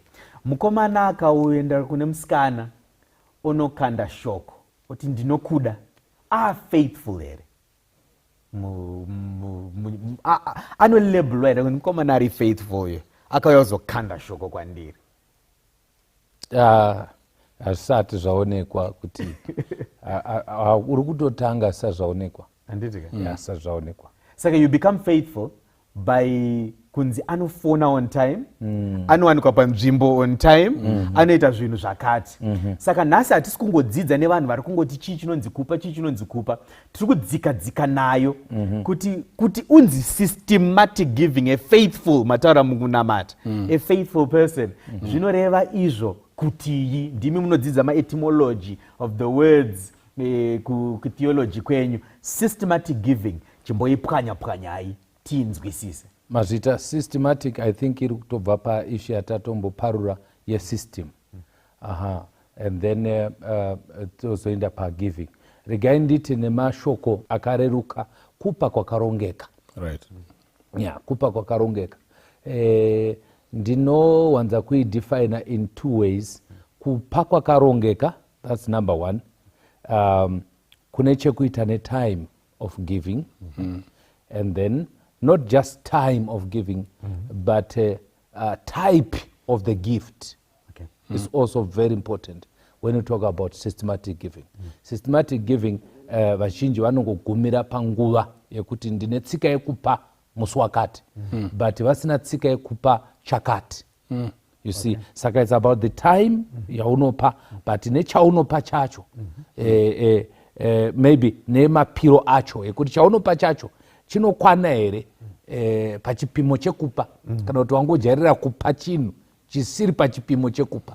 Saka this is what I understand by systematic giving, and the Bible is full of examples of such. Yes, we'll get to the biblical examples. Tichiri pamuri mufundisi, mumwe munhu ari kumba anongobvunza kuti haizi ngori gimmick yevafundisi here yekuti vazowanewo pay dzavo on time. You know, we are online, anditika?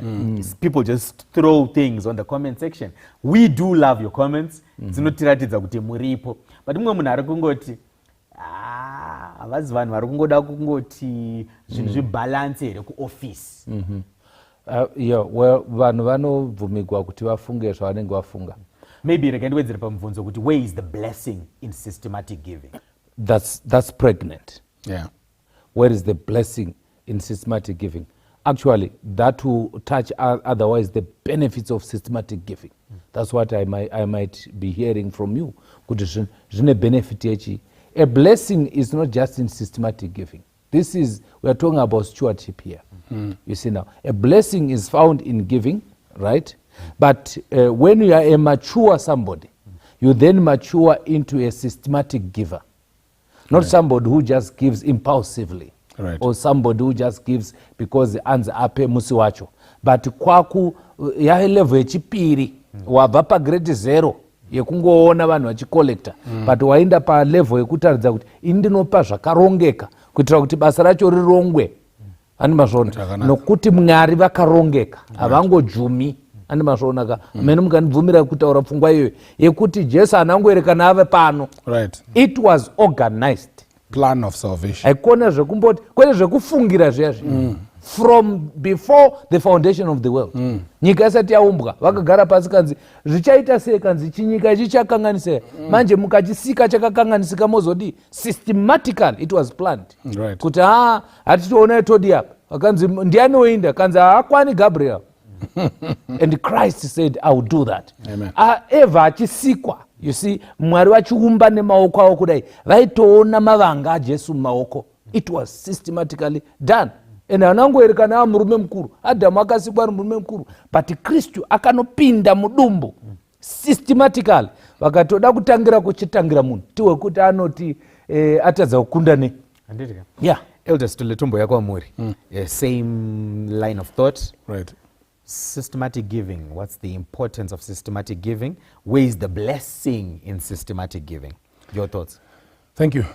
Ini pfungwa dzangu dziri pakuti systematic giving inorakidza kuti we are serious about the giving aspect, because kupa munoza zvinoita munhu ukadriver uri muroad ukasawana bega unogona kurega kupa, ukawanawo mumwe akuita kunge anonzwisa tsitsi yakaremara opa a bit more. Kana kuti ukawana mumwe wekuti unofunga kuti uyu havana kunge achibhega unopa a bit less.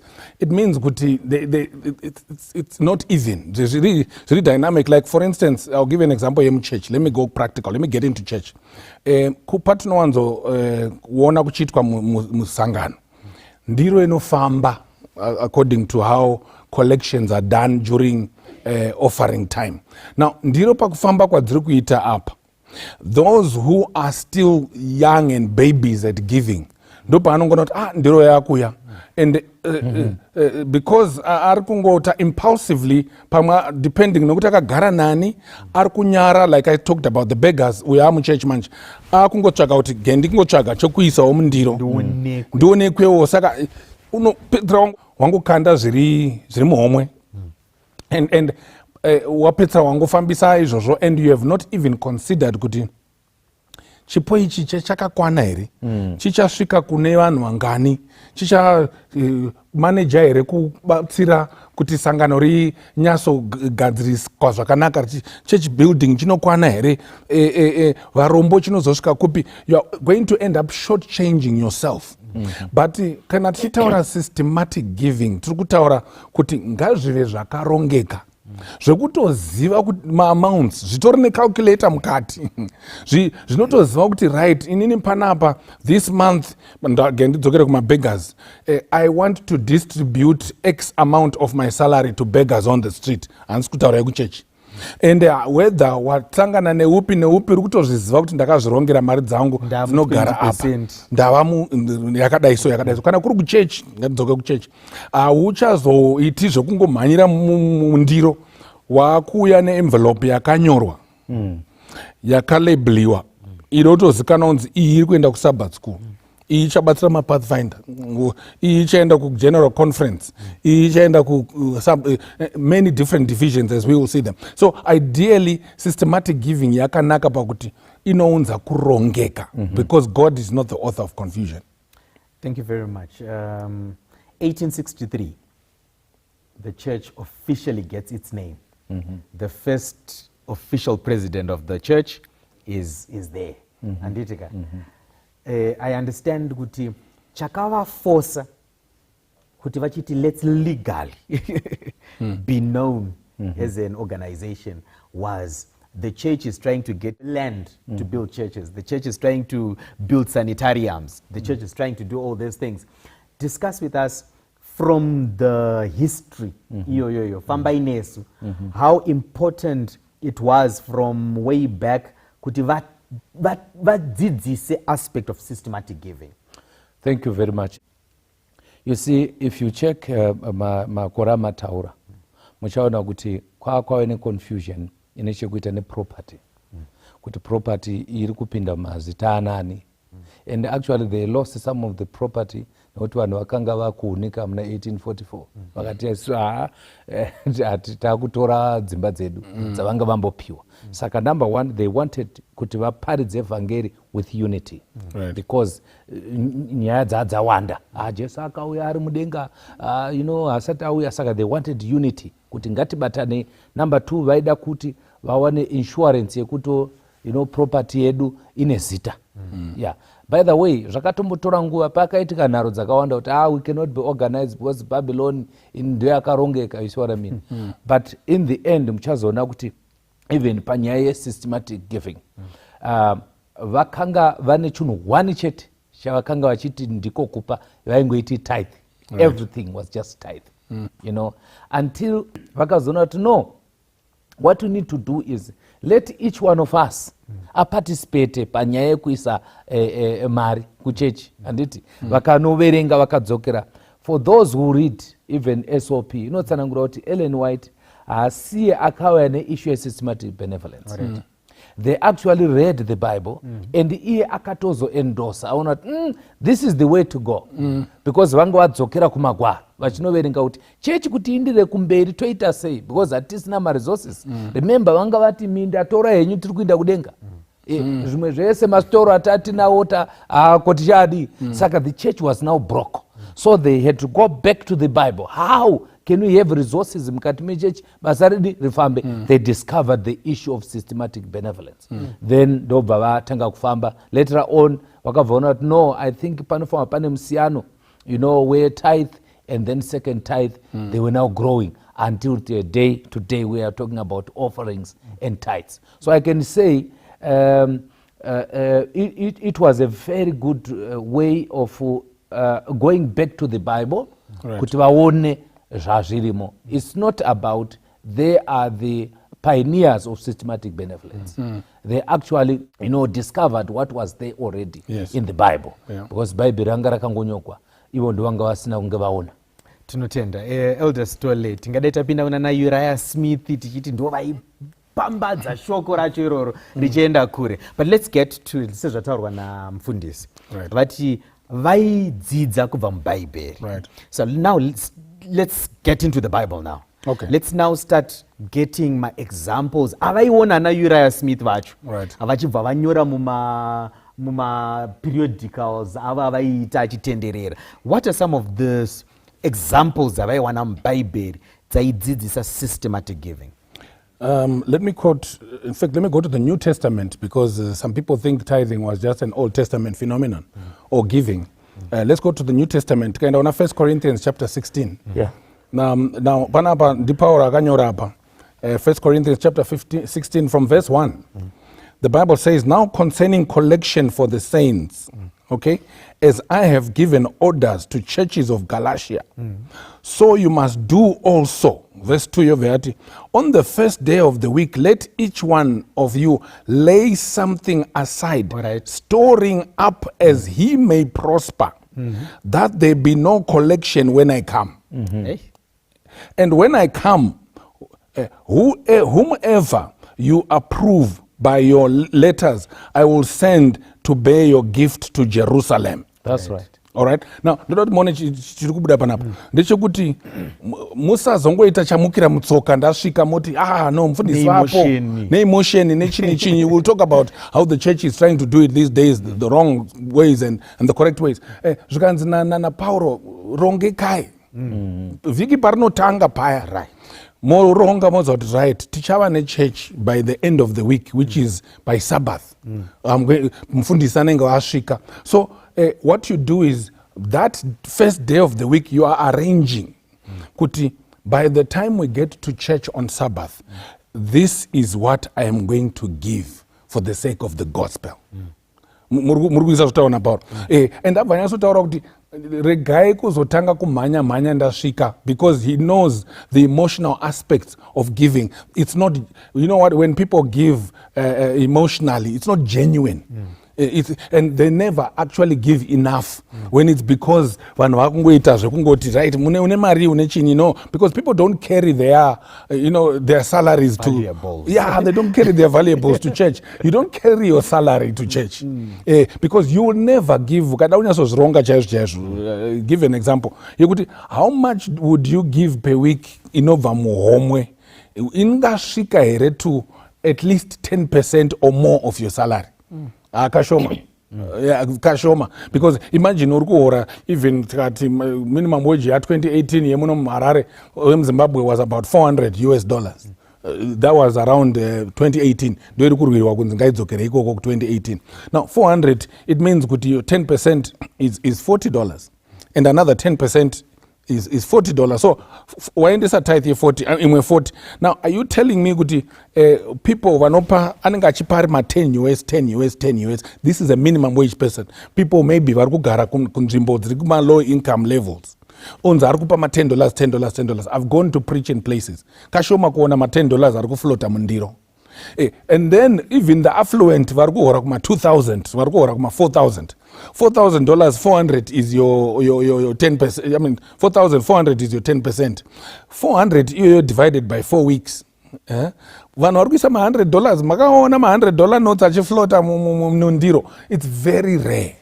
But when it becomes systematic zvataurwa naPaul, when you do it from home, you do it necalculator. Hanzi naPauro panapa, as each one is blessed, as you are prospering, Saka, it actually is a percentage of what you have been blessed with. That's the biblical example I can give you, one of them, of systematic giving. Yeah. Like what you were saying, you realize I always go to the meaning of offering.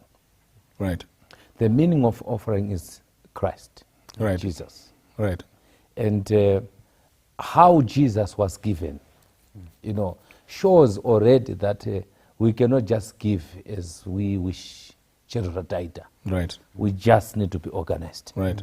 And if you check where he was reading, Paul says, imimi muchaprova munhu anotakura mari anozoinda nani nayo.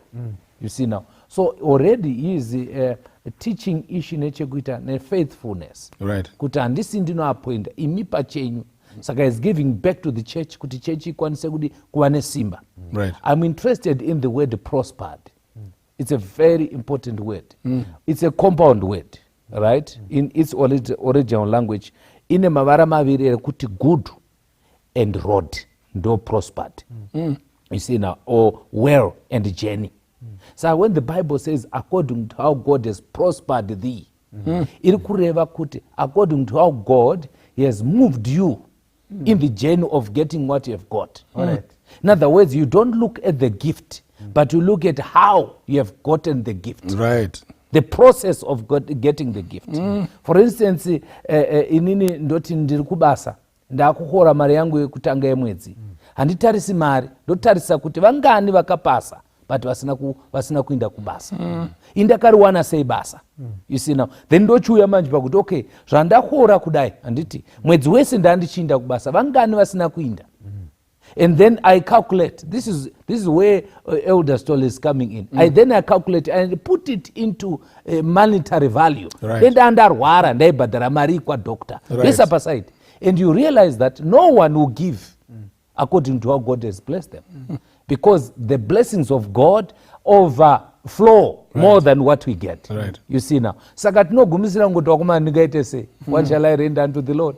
What he has given me benefits. Then you just give uchitarisa manje chipimo chetithe. Ndo pane nyaya ipapo. Because the tithe is your sign of how much you should give as offering.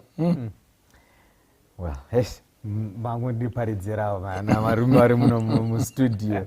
Ndihana here anenge achiti anamata mbva azotanga kunamata akutenda akati anzi anosimudza marombe kubva muguruva. Ndihana nditi akaenda kunopa mwana wacho akamudzosera kutemberi. Saka muri kuti mimi as prospered ndimwari atikufambisa panzira iyoyo.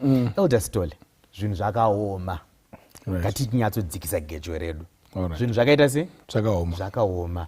How can I have systematic giving in economic instability?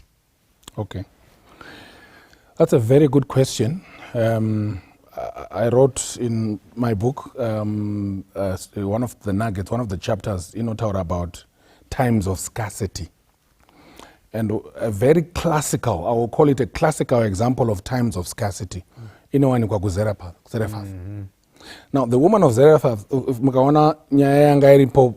it was a time of a drought. And my kuna 1 Kings chapter 17.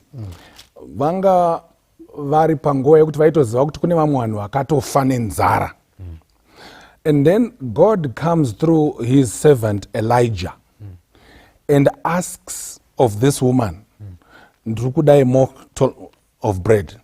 Bread to this woman was life and death, because even testimony yaakapa kubva verse 10 achiti imi ndanga ndakutounganidza tsotso muri kuiseni kuti ini nemwana wangu tidye tife, but Mwari obva aexpecta an offering from that very woman at that very time. But if you read that chapter, 1 Kings chapter 17, and verse, in fact, if you read 1 Kings chapter 17 and you read it from verse 13, ndoda kuti muone kuti chakavanzika chiri panapa chakataurwa namaya chakataurwa naElijah. Ndoda kuti munzwe mashoko aya. Hanzi naElijah verse 13. And Elijah said to her, do not fear. Go and do as you have said, but make me a small cake from it first, and bring it to me, and afterward make some for yourself and your son. Now, ndoda kuti muone principle yanga ichidzidziswa naElijah in a time of scarcity. Zvinhu zvakaoma kudai so. Elijah akati kune mudzimai uyu, ndoziva kuti muri kutaura kuti imi nemwana mamasara nelast meal, but God first. Okay. God first. Others next. You last. As long as you maintain that system of giving, muchaona kuti mai vaya, and naturally, let me explain how it was God first. Elijah akati endai munoitira ini kutanga, which is the same as Matthew chapter 6 verse 33. Seek first the kingdom of God and his righteousness, and then all these things will be added. I want you to see what happened here. Others next. My thinking and my understanding is that after vapa mufundisi maya vakagadzira zvavo, but pazvavo zvacho vakafidha mwana first. And that's where God first comes in tithing. Others next in offering. And then you last. Now the system of God in terms of understanding stewardship is God first, you, others next, you last. Now I want you to understand something about this. Zvakabva zvavhura manje, the abundance that God gives to those vanenge vamuprioritizer, even through times of scarcity. Muchaona, this woman kept going back. Paakaitira Elijah akadzokera akaona zvichirimo, akabva aitira iye nemwana wake ndizvere. The following day akabva aziva formula. She did the same thing. Elijah first, akabva aona kuti mwana wake iye, ndobva atorealize kuti this is the only way I will survive through times of scarcity. Saka bhaibheri munandibatsirawo. Thank you very much for that, Elder. Amenoti zviri mubhaibheri here panonzi I've been young and old, but I've never seen the righteous forsaken or their children begging for bread. Second times, what's your comment or your take on times of scarcity and systematic giving? Thank you very much. You see, maybe can I cut on the percentages in times of scarcity? Okay. If you check the church at Macedonia, right, in chapter 8 of 2 Corinthians, it's a very good example of people who were afflicted. Actually, they were not just poor, but they were afflicted. It was a persecuted church. A very good example. And the Paul, he had actually left them out. Mimi, no. They actually said, but why are you leaving us out? We hear you are collecting kweseko, but isusu taita say. And then Paul says, but you can try. The Bible says they actually, surprised him because vakapa zvinodarika. Zvavakanga, you see now, vakadarika paurombo hwavo, vakapfuurira. Saka it's an example yevanhu vakanga vachitambudzika. Inini I call them vanhu vanga vari pa-lockdown, right, because they were persecuted physically, vachisungwa vachiurawa, but they gave, right. Number 2, hapana example inokunda urombo hwakaitwa naJesu. Actually vanhu vanofanira kutopa varombo kuti denga rikwanise kupa rakatanga raita murombo kuti rikwanise kupa. Christ akazvininipisa kubvisa kukochonora zvese kuita mwana kwete musvava zygote, so that he can express kuti mukaona pachechi penyu varombo vamira kupa moziva kuti matofa. Varombo ndo vanofanira kuramba vachipa, kukurudzira vanazvo kutaura kuti hamuna excuse kana Macedonia ichipa. Paul akatozonyora akati munondishamisa, ini ndakutonokolekta muMacedonia ndichipa Korinde, mandishamisa. So giving isina murombo mukati, hapana giving yakadaro, because giving yaKristu ndeurombo kuti isusu tive vapfumi. You see now, so I'm not suggesting that vapfumi havapi, but ndiri kuti munguva yekushayiwa, you see now, elder, you can't be said be faithful usina challenge, right. Yeah. Okay. Yeah. Chiri tikati kututendeka toziva kuti pane chinhu chinokonesa kutendeka chiri pakati pako. Saka kana zvinhu zvakanaka, we cannot talk about being faithful because toziva kuti hauna choice ka, because zvinhu zviripo, you can do it. Nguva ichatariswa kutendeka kwevanhu, even kuti vanhu vaende kudenga, it's about matambudziko, right. Zvinhu zvakaoma. Ndabvunza futi mubvunzo, maybe any one of you can take it. Wandati kana wakaomerwa ukakata on my percentages, am I still doing systematic giving? 10% ndomboitawo ka5, okay, but ndoramba ndichipa zvakaenderana ka5 kakusvikira ndabuda mudambudziko. What's your take? It's a good question. It's a good question. And I wanted to kuwedzera pane zvataura namufundisi, then maybe I can attempt it and see kwainoenda. Ndavaviwa mufundisi pavanga achitaura, because that's a very powerful point yekuti tisavharira varombo muprogram yekupa. Yeah. For 2 reasons, in fact maybe 3. For me, understanding is this: number 1, nyaya yekupa is not about material things. That's right. The primary reason is about character building. It's about worship. Hatifani nokuva vakatotaura vekuMacedonia kuti po muri kuti matitadzisa kupinda muprogram yakakosha kudai. It's worship. So we can't rob the poor of worship. Number 2, itori imwe nzira yokuwana bless me indeed kwavari. Tinenge takutovamisa kuti vasumudzirwe, nekuti Bible rinoti give and it shall be given unto you. Pressed down, shaken together and running over. And obviously the last one, eternal life, comes from that character inenge yawakwa. Now I want to talk about church building, for instance. It is criminal for us as church members, maybe the wealthy, zviya zvokuti unoona munhu 1 anovaka chechi yese ari ega, and we don't give opportunity for the church members to contribute to the cause. As far as I see it, inini, we are robbing others of the opportunity to be built within their hearts.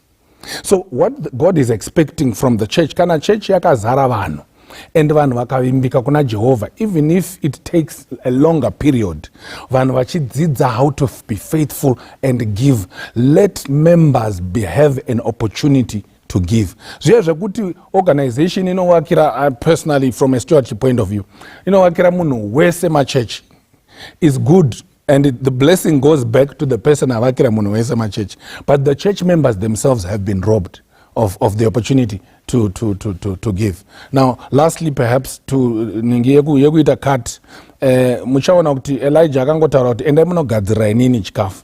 Now chikafu chaidiwa naElijah chikafu chaikonsuma zvose zvavanga vainazvo. Hamuna kundivisisa, because the lady of Zarephath akatotaura kuti ndapa tsotso level, zvasara ndezvangu nemwana wangu, but mimi kana makutodaro makutotora zvese. And so when God is asking for us to give, the goal is not a percentage. The goal is all to Jesus I surrender. the New Testament church yanga yasvika pakuti all to Jesus I surrender.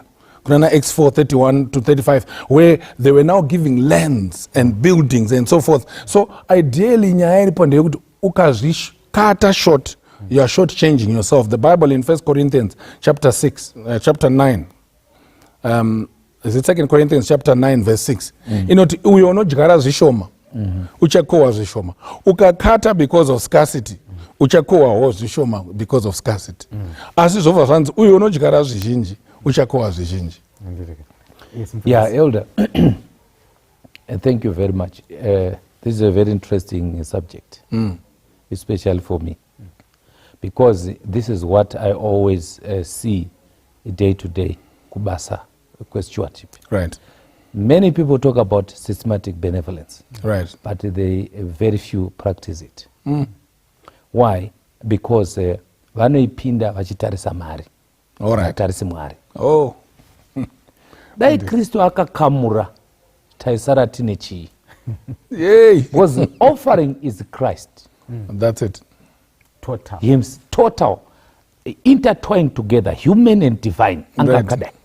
Saka dai akakamura taidzikinugwa sei. Akomana. Saka ndoda kuti kana itaura pamusoro pegiving, kana usati wakura namatira kukura. Right. You see now. And this is where Malachi chapter 3:10 comes in. Kuti nini ndatini, Mwari ini ndapa 12% pa offering. Ndibatsirei mundiropafadze. And don't forget zvimwe ratakadza kumasure. Cheka ishi mararamiro ako. Right. Anditi anodya mari. Cheka kuti wo uri kusenza se amini usenzisa sei mari nyaya zvikwereti nezvimwe zvese. Principle dzese ukadziita nemazvo. Chinda pana Malachi 3:10. Makati muchandikomborera. Zvino apa ndakukonewa. Mwedzi unondokata. Like I always say, kana usina usape. Mwari haadi kutora zvinhu zvemunhu because ane ine zvinhu. And this is why God puts himself pakuti nditestei ari Mwari. Right. Andimashona. Because aida kutoita rest assure them kuti azvigoneki kuti kana ukafamba nenzira yandakuudza ende ukatendeka nezvandataura nekuita zviga zvese zvine chekuita nemanagement yemari, because iwonozi ndakukamura because watadza kumaneja mari yako zvakanaka, wakutokamura. But I want our people not to feel compelled, because it's nothing to do with compulsion. Right. This is your heart. Right. And wazvipa chigachi kuti Mwari vachandiropafadza. This kana pane mari shoma, Elder Gutu, kana pane mari shoma ndeye tithe nechipo, ndo mari shoma pamari dzatowana dzese. Yes. Elder Stoli. Systematic giving chimbotidzidzisaiwo nezviri kuitika around kuti ini ndandaronga zvinhu zvangu zve-systematic giving, handiti ka? Mari yese iri kuenda kuchechi. Tobva tanzwa kuti kuchechi kuri kudiwa kutengwa bhazi rekuenda kucamp meeting. Alright. Ndinofanira kumbobvisawo here pane imwe because yese yagara iri kungoenda kuchechi anyway. Ndombobvisa apa here pane zvimwe zviripo kana ndoconcentrata pakumboti ngatimbodhila nebhazi rekuchinyi rekuchechi ndozodzoka pakupa zvimapercentages andaita. Project giving, how do I handle it in systematic giving?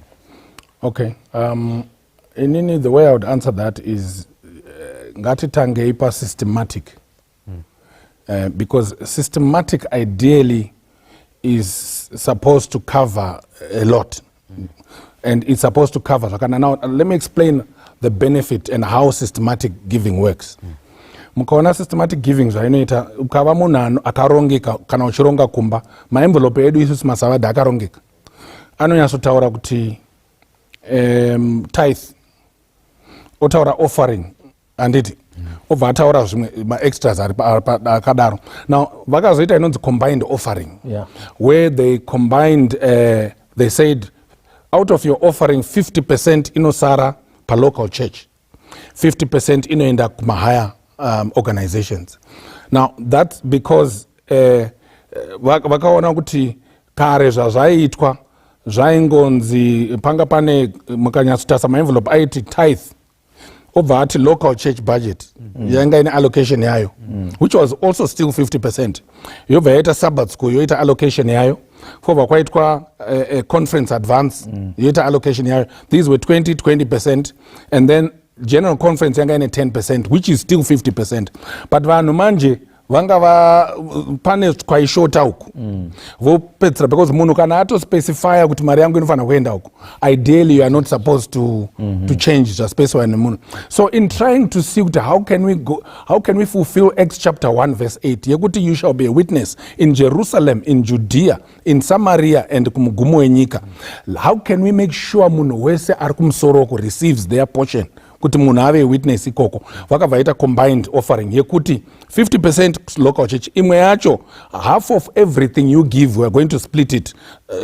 Whatever you are giving ku Sabbath school, whatever you are giving as offering, we'll split it toziva kuti iyo yaenda kuyadzoka. Now let me explain how that works. That means kuti local church yane funding yarongwa kumba yekuita ma activities epa local church. Pa local church papo ma activities akawanda, kune ma pathfinder, kune zvinodikanwa nemadhikoni, machair, and then kubhadharwa kune matrips anodiwa, kune vafundisi vanouya kuzoparidza vanoda kubatsirwa nefuel and so forth and so on. So as long as wakarongeka uri munhu ari pa yatiri kudzidzisa isusu systematic akafanana ne 10 plus 10 plus plus, your church will never go hungry.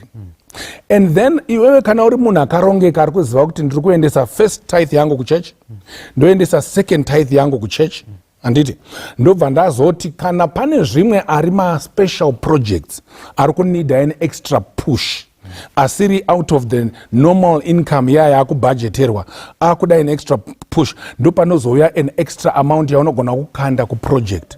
That's why you'll find Ellen White akanyora mubook rinonzi Patriarchs and Prophets, pane chapter 50 or 51 depending on the version yaunenge unayo. Chapter 51 inenge ichinzi God's care for the poor, 50 yacho inonzi tithes and offerings.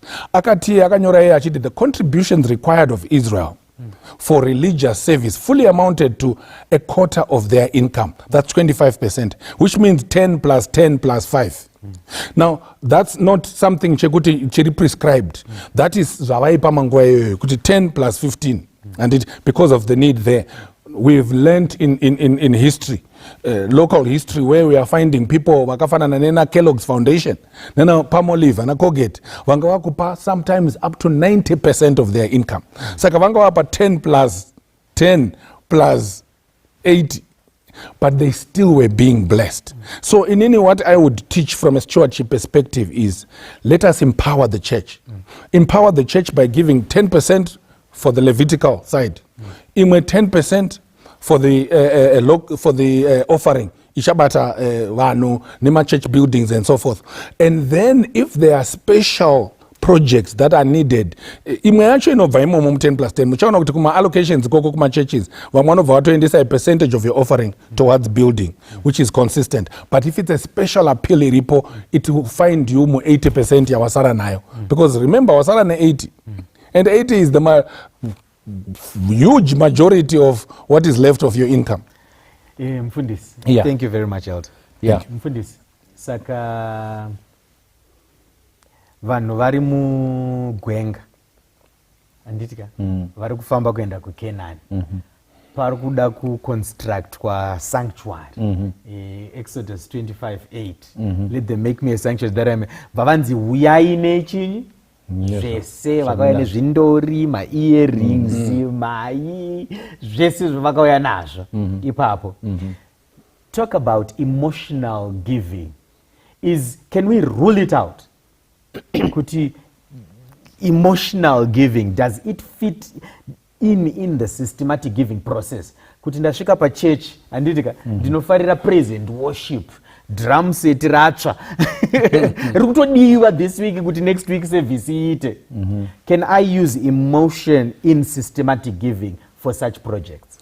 Thank you very much. I think I concur with what Elder has been saying about systematic giving and also Ishema projects. This is where patiri kufungidzira kuti tikure tichibva tichienda kuti tisaite zvinhu nemanyawi kana kuti kwazoimbwa kana kuti kwazoparidzwa. Izvozvo kutaura chokwadi ndo kapiro kazhinji kanoitwa nevanhu, ende zvinhu zvichitofamba asi akagare, right, yeah, akarongeki nako because hapana patichangoita program yekupa every Sabbath. Havangangoiti stewardship every Sabbath. True. Saka this is why chida kumhanya kuti tikaenda kushoko rinotaridza kuti panoda kurongeka pakupa. Emotional giving inowanikwa but haisustain basa, inogona kungoita kuti zvinhu zvifambe panguva ipi because my emotions anodzika panguva ipi iyoyo, and then pazvinenge zvangoporawo zvobva zvapora. Saka I cannot say it's sinful, no, it depends nekuti zvafamba semusi iyoyo, but the real thing yatiri kukurudzira ndeyekuti vanhu ngavarongeke pakupa kwavo. You spoke about churches vachitauda mbotenga bhazi and so forth, whatever. Dai tese tapinda musystematic giving. Hapana munhu anozombokolekta imwe mari. Because takaudza kuti mari takabvisa kuchechi. Chechi yakatorongeka, saka ine local church budget. You see, chechi yakatorongeka. Hatifangi uzotuda kutenga bhazi tamuna naJune. Ramberi riri kupi kuna January. Saka we must plan kuti isu pano pachechi munhu wese tiri 50 tiri pasystematic giving.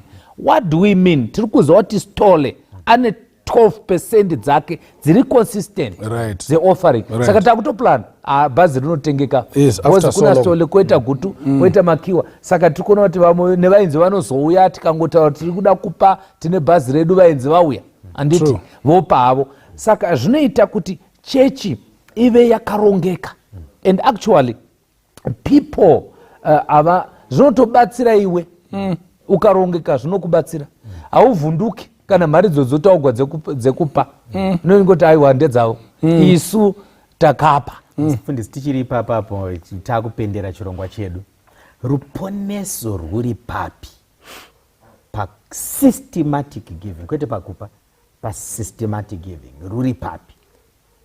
Tabva nayo taironda nyaya yedu anditika kuti zvakabva papi zvakabva sai, ruponeso rwuri papi? That's a big question. We cannot separate giving and the gift of Christ. Right.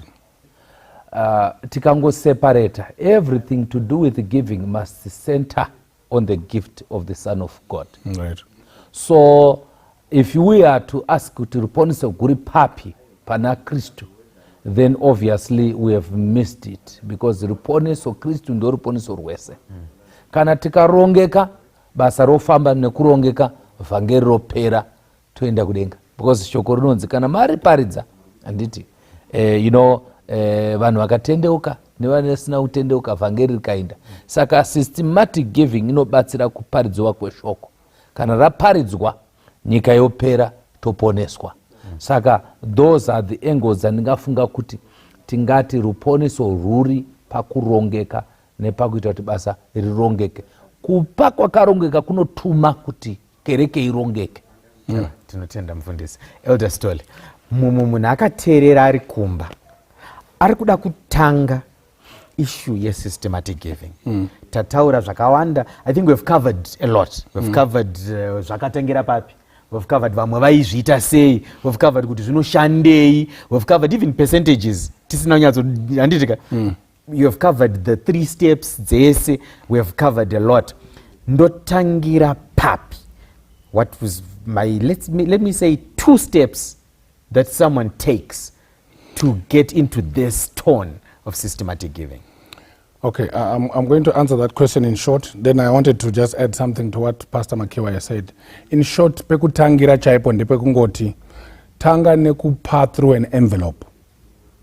Kupira through an envelope kwakanakira pakuti kunokupa record yekuti uri kupa zvakadini, because you get a receipt.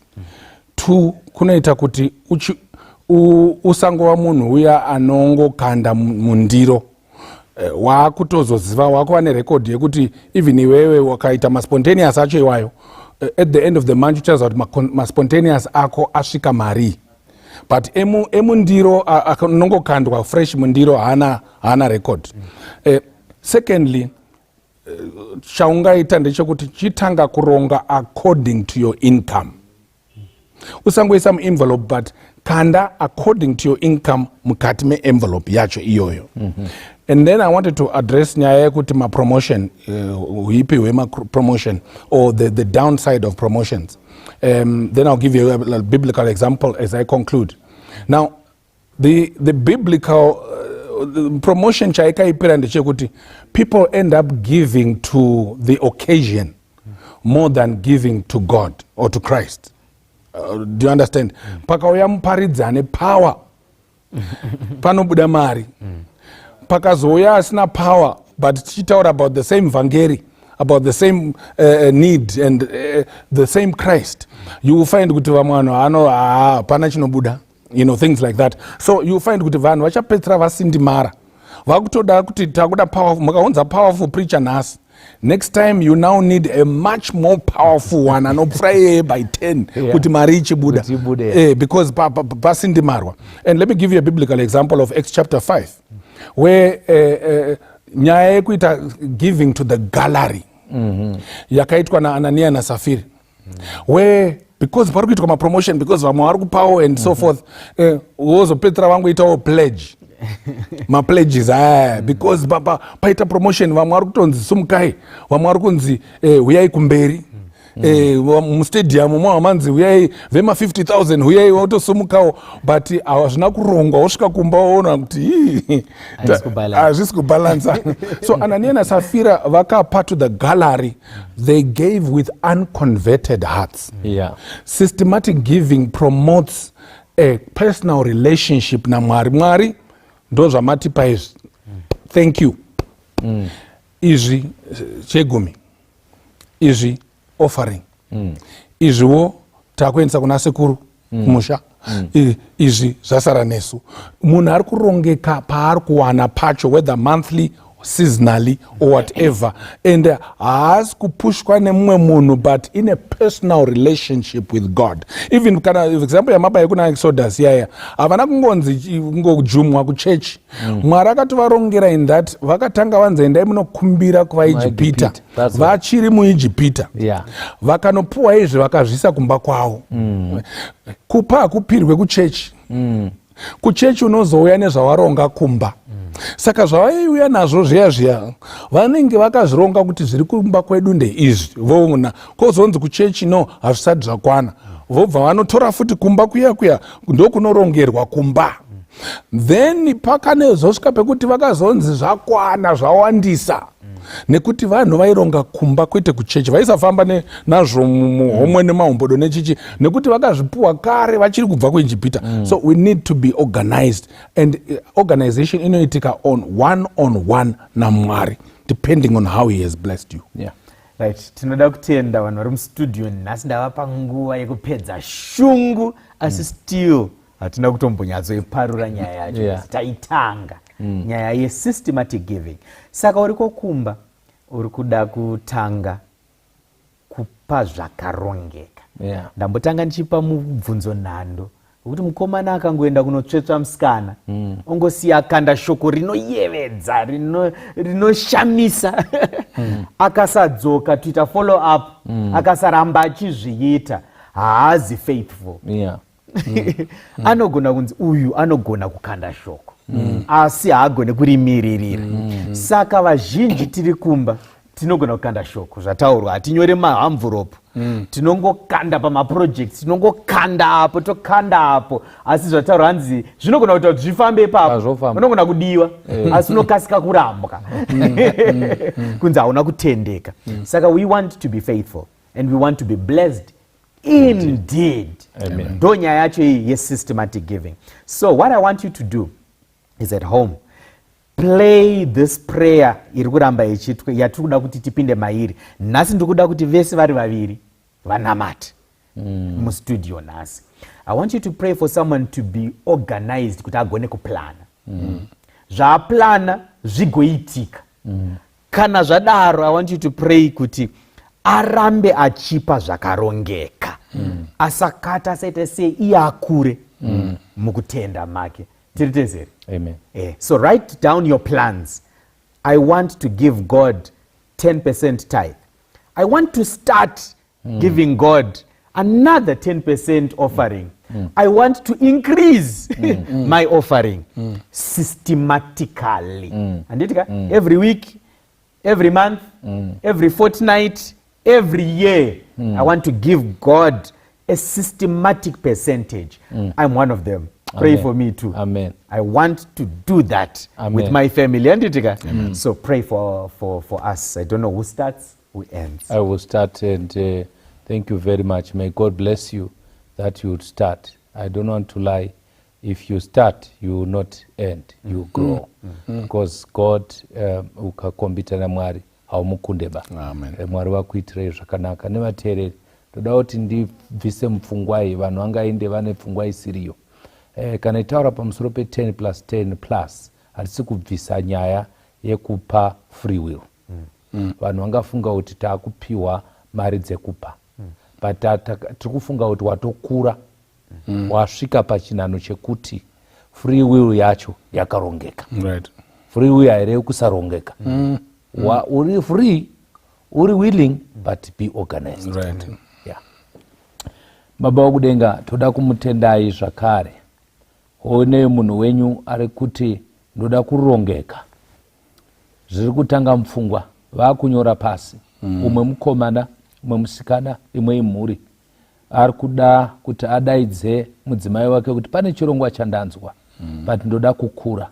Izvi hatisi kutaura nekuti tiri paTV. Tikutaura nekuti tiri pameso penyu. Imi Mwari munochengetedza zvidzidzo zvenyu uye musingarasi zvidzidzo zvevanhu.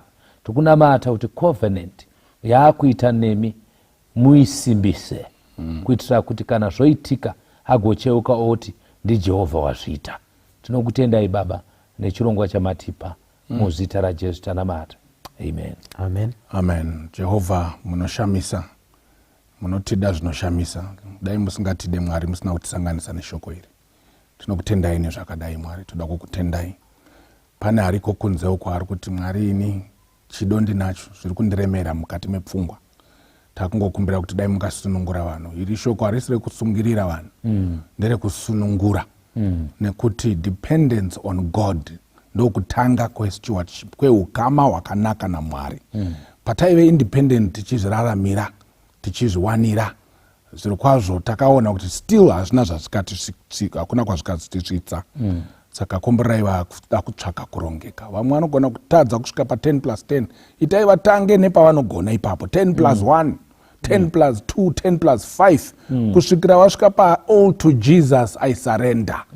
Toda kukutendai Jehovha neshoko. Wese ataura uyu ari kuti Mwari tiri kutotya neeconomy in times of scarcity. Itai kuti vazive kuti mwindi makati ndiidzei muone. Kana ndisingakuzaruri mahwindi ndikakudururirai mukomborero wekuti muchashayiwa pokuuyisa. Mashoko aya dai anga ari asitole vanhu vaikuunika. Kana amakiwa vanhu vaingoti vari paTV. Asi mashoko aMwari ndeenyu Jehovha. Imwe pamunotaura zvinoitika nekuti mashoko enyu anosika.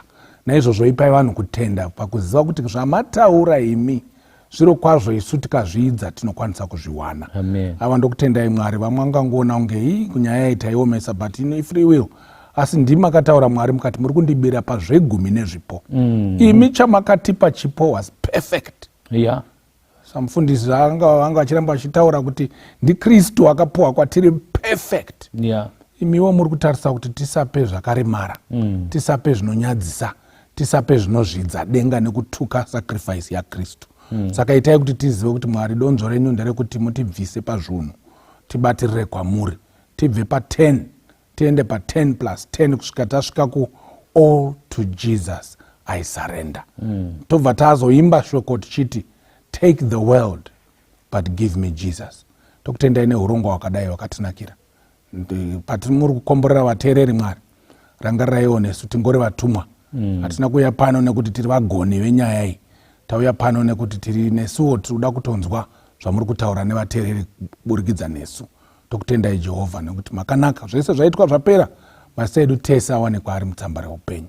Tanamata nezita raJesu nogara nekusingaperi. Amen. Amen. God Thank you. Until next time, be blessed indeed. Indeed.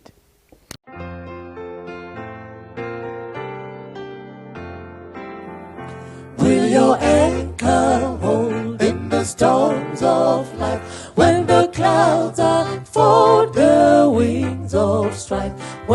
strong ties lift and the cable strain, will your anchor drift off and remain?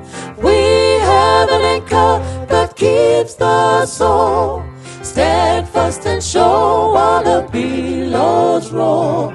Fastened to the rock which cannot move, grounded firm and deep in the Savior's love. It will firmly hold in the straits of feet. When the breakers have told the reef is me, though the tempest rage and the wild winds blow, not an angry wave shall above or flow. We have an anchor that keeps the soul steadfast and sure while the billows roar. Fastened to the rock which cannot move, grounded firm and deep in the Savior's love. It will surely hold in the floods of death, when the waters cold chill or let us spread. On the rising tide it can never fail, while our hopes abide within the veil. We have an anchor that keeps the soul steadfast and sure while the billows roll. Fastened to the rock which cannot move, grounded firm and deep in the Savior's love. When our eyes behold in the dawning light shining gates of Bella Harbor bright, we shall anchor fast to the heavenly shore, where the storms all pass forevermore. We have an anchor that keeps the soul steadfast and sure while the billows roar. Fastened to the rock which cannot move, grounded firm and deep in the Savior's love. Greetings. Toda kuchingamidzai zvakare pachirongwa chino, where we talk issues to do with stewardship, specifically looking at issues to do with business and money. And with my fellow comrade, with my brother in Christ, the brother in crime. But we are moving with the gospel of looking at the issues to do with finances. You're right. Issues to do with businesses. You're right. And Zora nasi tichenge tichibata on a topic, take a risk. Wherever you are you taking a business risk? Are you taking a risk with your money so that you grow? You're right. And we hope that you shall be blessed, you shall learn, and after the program, we are going to go out there and be practical at the same time. Otherwise, how are you, Baba? Phenomenal. The Lord has been so kind, Baba. Thank you so much for inviting me once again. No, tinokutenda ine kuramba muchiuya. Tinotenda Mwari zvikuru. Muchitiratidza, muchitipa wisdom. Things that we need to know no, we thank in God our lives. For that gift of wisdom, Baba. Yes. Thank you so much once again. Now, talk to me about risk before we get into the word of God. Right. I know we have a memory text on Matthew chapter 14. Risk. When you hear the word risk. Baba, life is all about risk. Right. That's one thing. Life is all about risk. You see, driving from point A, where we came from, to where we are, right, it involves risk. Right. Someone want to do me remote. Someone want to question anything can actually happen. That's life.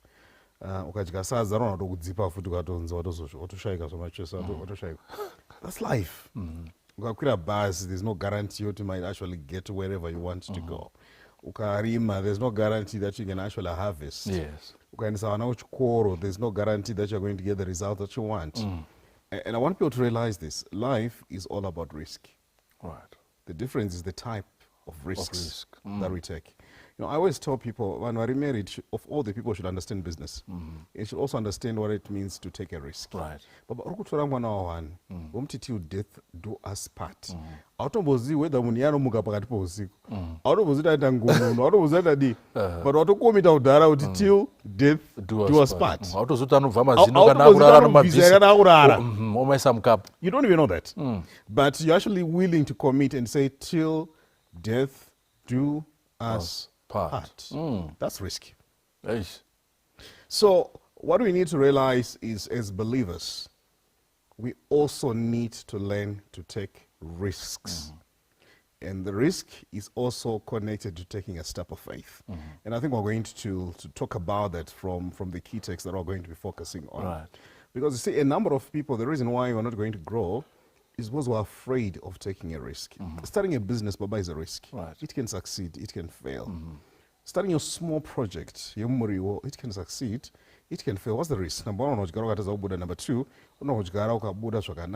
market. It's all about risk. You can start your small business, very promising. The next thing, all your financial projections were in order, but go down into reality, realize, right. That's a risk. But guess what?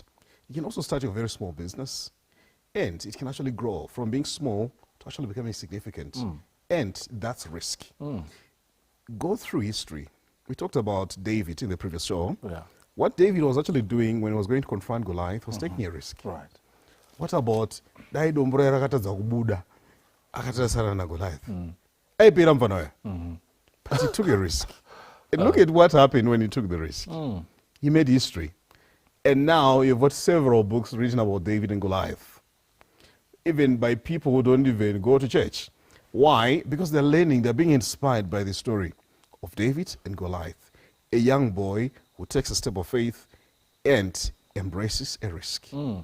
Which is the reason why many people are going to fail is because they're afraid of taking risks. They're not taking any risks. We are not. Baba, vanokonda tinotyka kunyura takanyura kudhara. That's the reason why many people's lives are not changing. So you have nothing to lose, as a matter of fact. But you also have what everything to gain. That's what people need to understand. You have everything to gain. What changed my life, Baba? I have a U in mathematics at all level. Okay. And I knew beparera 2 hours. Parent and ends with Dunyure. The mates. The mates. Yeah, I'm not going to wearing a marry. I was okay. But I realized that I could be holding on to that as a reason why I can't do anything. But I can also take a risk to change my perspective about all those things. Go out there and say, this is my story, I can do it. I have a U in mathematics at all level. I have a C in English at all level. C in English at A level. 3rd class university communication skills. I've written 15 books. 7 of my books have been approved, recommended for use in all schools by the Ministry of Primary and Secondary Education. Why would a person with a C, English, O-level, A-level university, write a book? Risk. I've seen an opportunity. I've identified a passion. Next thing, you send a book to ministry. Anything can happen, but someone can decide to photocopy a book, write it, and claim it's theirs. Secondly, they can say, get away, as long as a book I write it. Thirdly, you're not even a teacher by profession, get away. Plus, you takata sama O-level. Are dubious. Are dubious. But I took a risk. Walked into the ministry without knowing anyone. Walked into the ministry, looked for someone who had done that before. I'm like, Mama, can you show me the offices that I go? I took a risk, called someone. And by the way, I'm actually asking a fellow publisher to guide me on a book which is not going to be published by their own company. Right. But that risk, that willingness to say, ndikaedza, zvikaramba, zvaramba, I'm going to do that. Right. Talk about Esther, one of my favorite examples. Right. Esther gets to the level where she says, guys, pray. You know, that time, if the king was not in a mood to see you, you would die. Now, Esther has got the responsibility to serve the entire nation. He said, guys, please pray. I'm going. If I fail, I fail. And I want people to get to that level where you say, Baba, I'm just going to try. Tinochka defeat. Tinochka defeat, and we're defeated in the process. So a number of times before even defeat gets to us, we've already defeated us. And you see, if you follow the story of Esther, one thing that you notice is that resolve. To say, Baba, I'm not just going to say, I'm not going to go there. As a matter of fact, if you read the conversation between Esther and Mordecai, Mordecai says, Iwe, ukaramba uchipama stories. Help in deliverance from the Jews, for the Jews, is going to come from someplace else. Yes. But you and your family, don't think you're safe. You and your family are going to perish. But who knows? Maybe God made you queen for such a time as this. But what was Mordecai saying to Esther? Take a risk, my dear. Do it. And you know the story. Esther went. The king was so delighted to see the queen. The rest is history. How she served a nation. And what I want is for people to say, I'm going to step out of my comfort zone. I'm going to venture into new territory. It's taking risk. You see, chirikuti uraya vanhu vakawanda is we're so comfortable in one place where we're not growing. We're so restricted in one place where we're not growing. That's many times. Many times. And you see, that's why I think vanhu vakawanda we need to get to a time where we evaluate what is our comfort zone. Because the moment you step out of your comfort zone, you're entering into a level of risk. You're getting out of that. Stepping into new territory, stepping into new domains. That's where growth happens. Chiri kuitika right now, Baba, kune vanhu vane mabasa ari kuziva kuti haasi kuvaendesa anyway. Kwari kutovaendesa kumakuwa. But yet they don't want to step out. By stepping out, I'm not saying resign. I'm saying, Baba, why don't you stretch your thinking to a level where you say, okay, besides my day job, what else can I do? What else can I do? How can I survive? How can I survive? Besides my day job. Yes, how can I do that? So you see, a number of people, because our safety net is our jobs, even if the job is not giving us any meaning, even if there's nothing of value that's coming out, we rather be enslaved. The next thing, we do it for 30 days, we do it for 10 years, we call it experience. Why? Because we don't want to step out of our sources of comfort. We don't want to step out and embrace a risk. False comfort. False comfort. That's what it So gives you us. see, failure becomes failure when you don't do anything. But you don't fail when you try something. You learn when you try something. But you see, a number of people, they are failing by default. In other words, you have not done anything at all, and you fail. It's by default. You fail by default. So, chandrukushuwira Baba is one who got it to say, guys, I'm going to do X, Y, Z. Right. She got failure, she got failure. Right. But what if it succeeds? Koshikaita. You see, which is why I think I want our programming to be sorted. Right. We need to correct our programming, our mental programming. Because a number of times we think in terms of the penalties of failure rather than the rewards of success. Number one, tochika kunyura. Tinochika kunyura. Number two, tinozosekwa nevanhu. Tinozosekwa nevanhu. Vanhu vachati chii? Vanozoti kudii? Wozina ndichiita zvinhu izvi zvinenge zviri pachena. You're right. So you see, a number of times, because we're living for people's opinions, that becomes our comfort zone. Because you see, you're an accountant, you are a lawyer, you are whatever profession. Urukuroja flat rako, whether a studio, whether a bed sitter, whatever, urukutirwa $500 a month. And when Baba, it's actually not going anywhere. That's why you should be very careful when bigger. Because mbinga broke foot. So you should be very careful. The people celebrate. Why? Because they're actually celebrating you into your limitation. Rather than to conversate you, to talk to you, to get out of your limitation, which is also your comfort zones. That's why be very careful at people who celebrate you. Some people will celebrate you to your downfall. Some people will provoke you to your improvement. So a number of times, I don't know how far it is. But if you follow our conversations, what we're simply saying is, guys, we want you to move from your comfort zone. Right, true. Go into the level where you take risks. Are you going to be confident from the onset? No. You also go through your fear zone. It's okay, Baba, to be afraid. Very okay to be afraid. You see, a number of times we've been taught, no, don't be afraid. It's okay. Why, Baba? Because you've been so used to this for the past 10 years. And we can't expect you in one day just to make it normal. normal. No, it's okay to be afraid. But what's our encouragement? Whether you're afraid or not, take the risk. You know, I've listened to one elder, a businessman, and he was saying the problem with many of our Christian friends is that when they come to you, they're asking for money. That's a problem, actually. To start a business. Yep. And outside, akapaka mota. Yep. Arukumbira inini Maria start. Which So is if you are not going to, if you are not willing to take a risk, yekutengesa mota yako. Yep. Kuti uite business rako. Urukuda something for free. Kuti in case ndi ukanyura. Doshanisa mari umwe. You see, that's why before giving a person money, look at the amount of money they've put in their own business. All right, you order 50,000 from me. How much have you put in your own business? Wamboisa mari. Aiwa ndipeka kana zvazo simuka ndozo kudzorera 50. But you know, one of the things that I'll tell you, one of the things that I consistently tell people is ngative any priorities in place. Munhu mota yari kudriver right now ndo capital ari kuda kuti grow a business rake.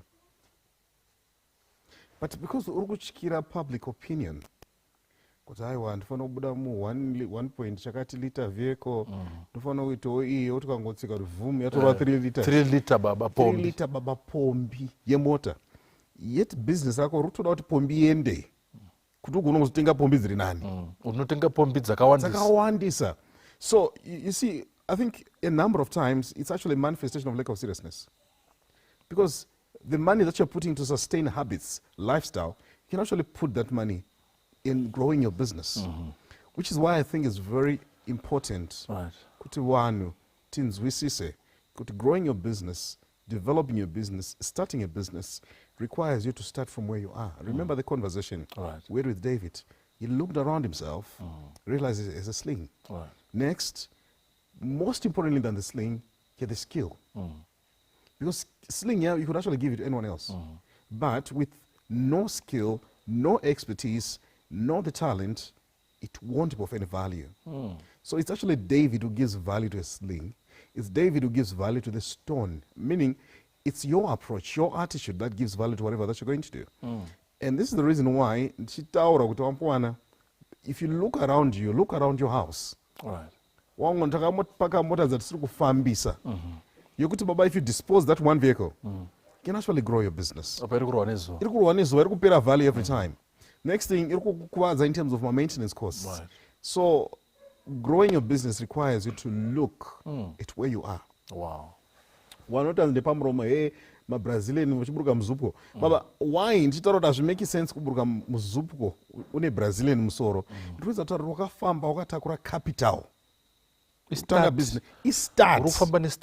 Ufamba wakatakura start musoro, ufamba uchizwa ndi utsvaga start. Why?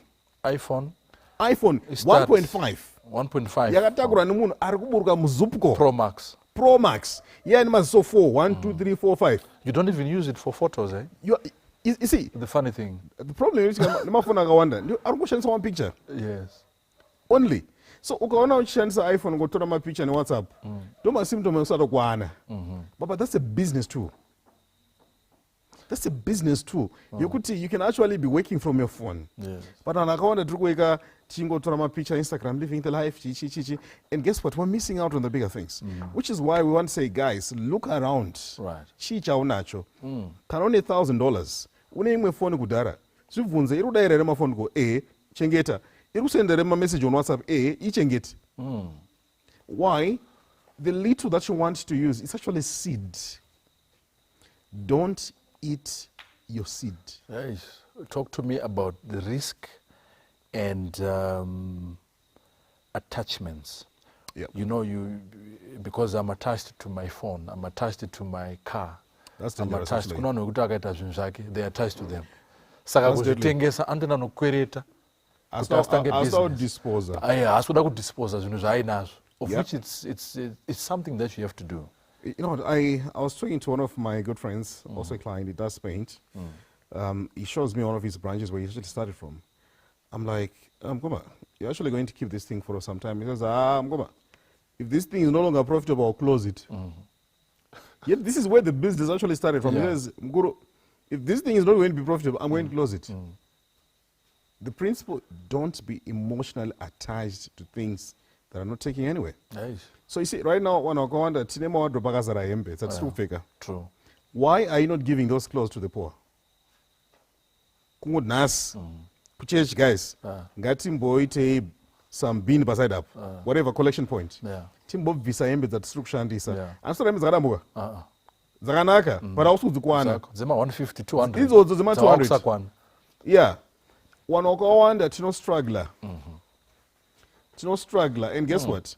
We end up keeping things we don't use because of attachment.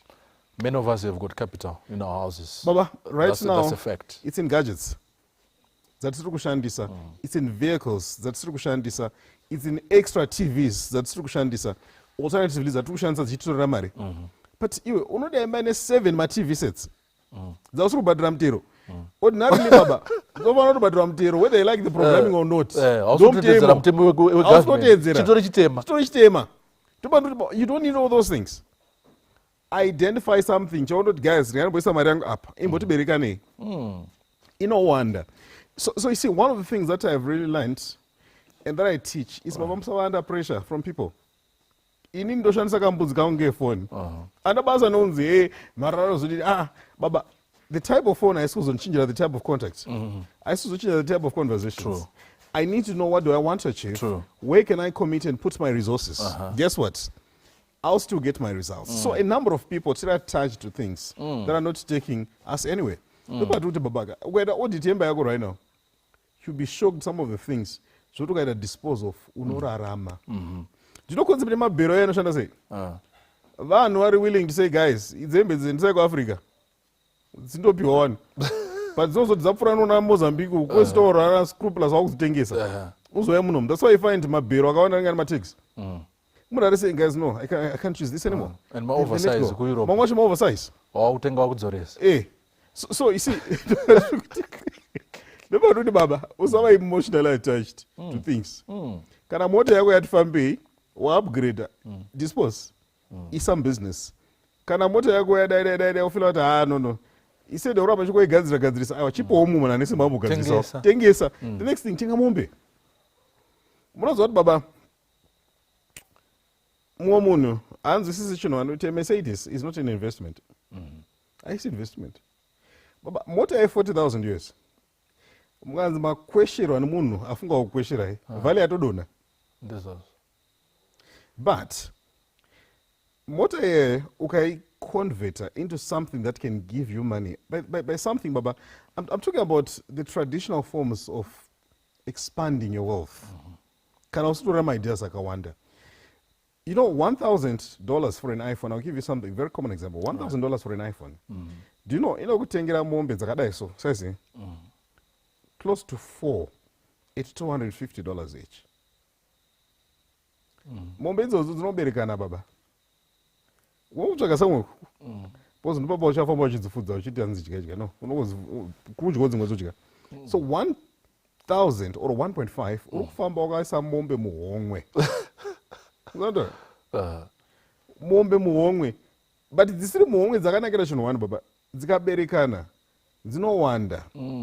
Then kana yazoti sumukei unozongodisposa kana 1 or 2. Kutenga yako phone yako. Otorarama. So because of Anakwanda, we don't want to take risks. Guess what happens? We end up working for people who take risks. Yes. Can you repeat that? That's pamongo apa. Wonder because we don't want to take risks. We end up working for people who take risks. Kuna group around and respect Baba. I'm not saying we should do this, but kuna ananza makorokoza unaza. Team rere kaunzi kwaputika go to kwakati. For sure. Peak ikoko. Zaiwa kuna geological survey report. Ande pasi. Ande. They're so quick. But it's just kind of chikoro. No, we've weighed the pros and cons. Right. We really don't think it's very feasible. Iwo baruzopedza feasibility study vapedza kudara. They take risks. Vapinda ka 10. Brain of course zomboshayiko. Vaupura chidya, wozombozukira ngomba. What I'm saying is Baba, if tikagona kuita zvivindi in the positive sense, taking risks in the positive sense, we change our lives. But let's learn from the Nigerians. Let's learn from the Chinese. Baba, my Nigeria, nduze one Nigerian omakaona anoshandira anyone mtown. Nduze one Nigerian akata application CV akati wamdoni nduro zvibasa kwenyu ku day night. Akamboya one. Nduze munhu anobva ku Lagos, anobva ku ikoko kumsoroko West Africa.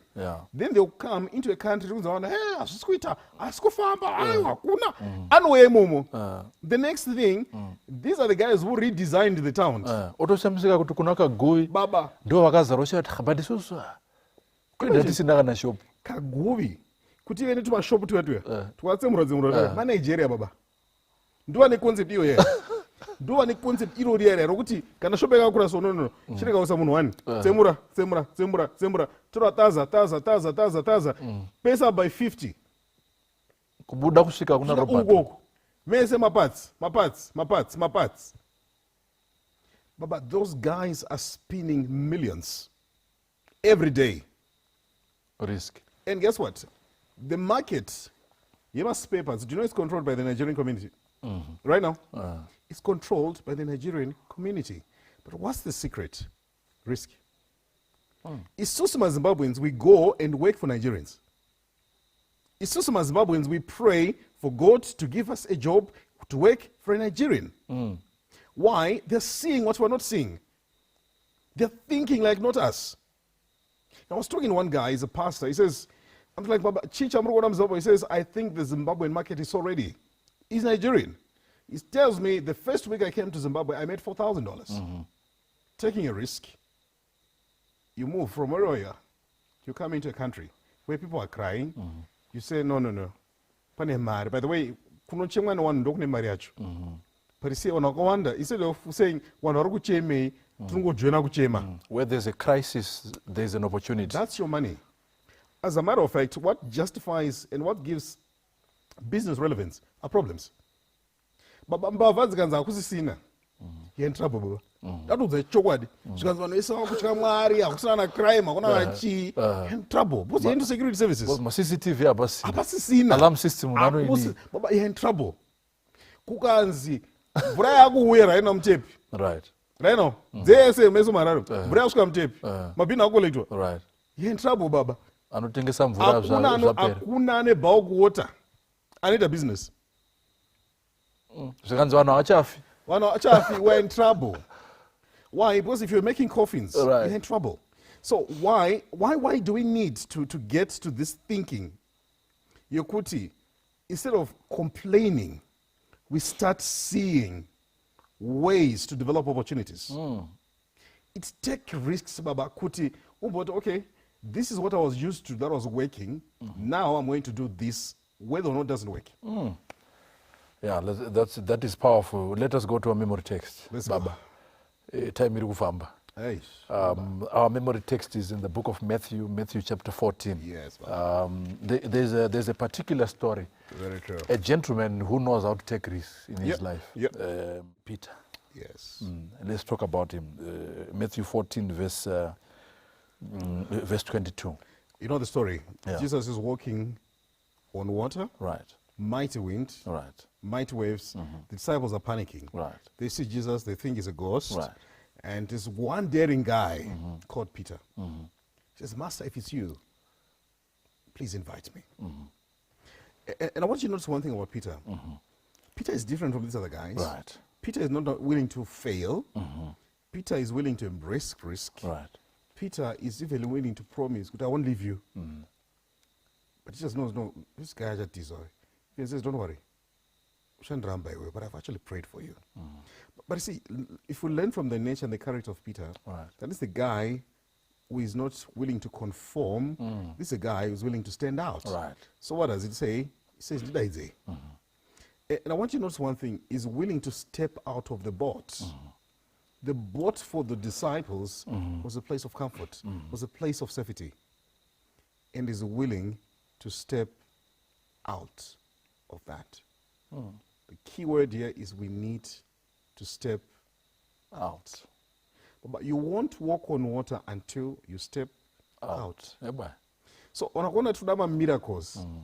But ma-miracles happens outside our safety nets. Ma-miracles will only happen when we decide to take the step of faith outside the boat. Look at the journey of success, Baba. The journey of success is not for everyone. It's not. Because one are boat vesa. And one are ship. Yes. But one man. One man. So we can get the same message. Yes. But the one man who is going to step out. And that's what I write.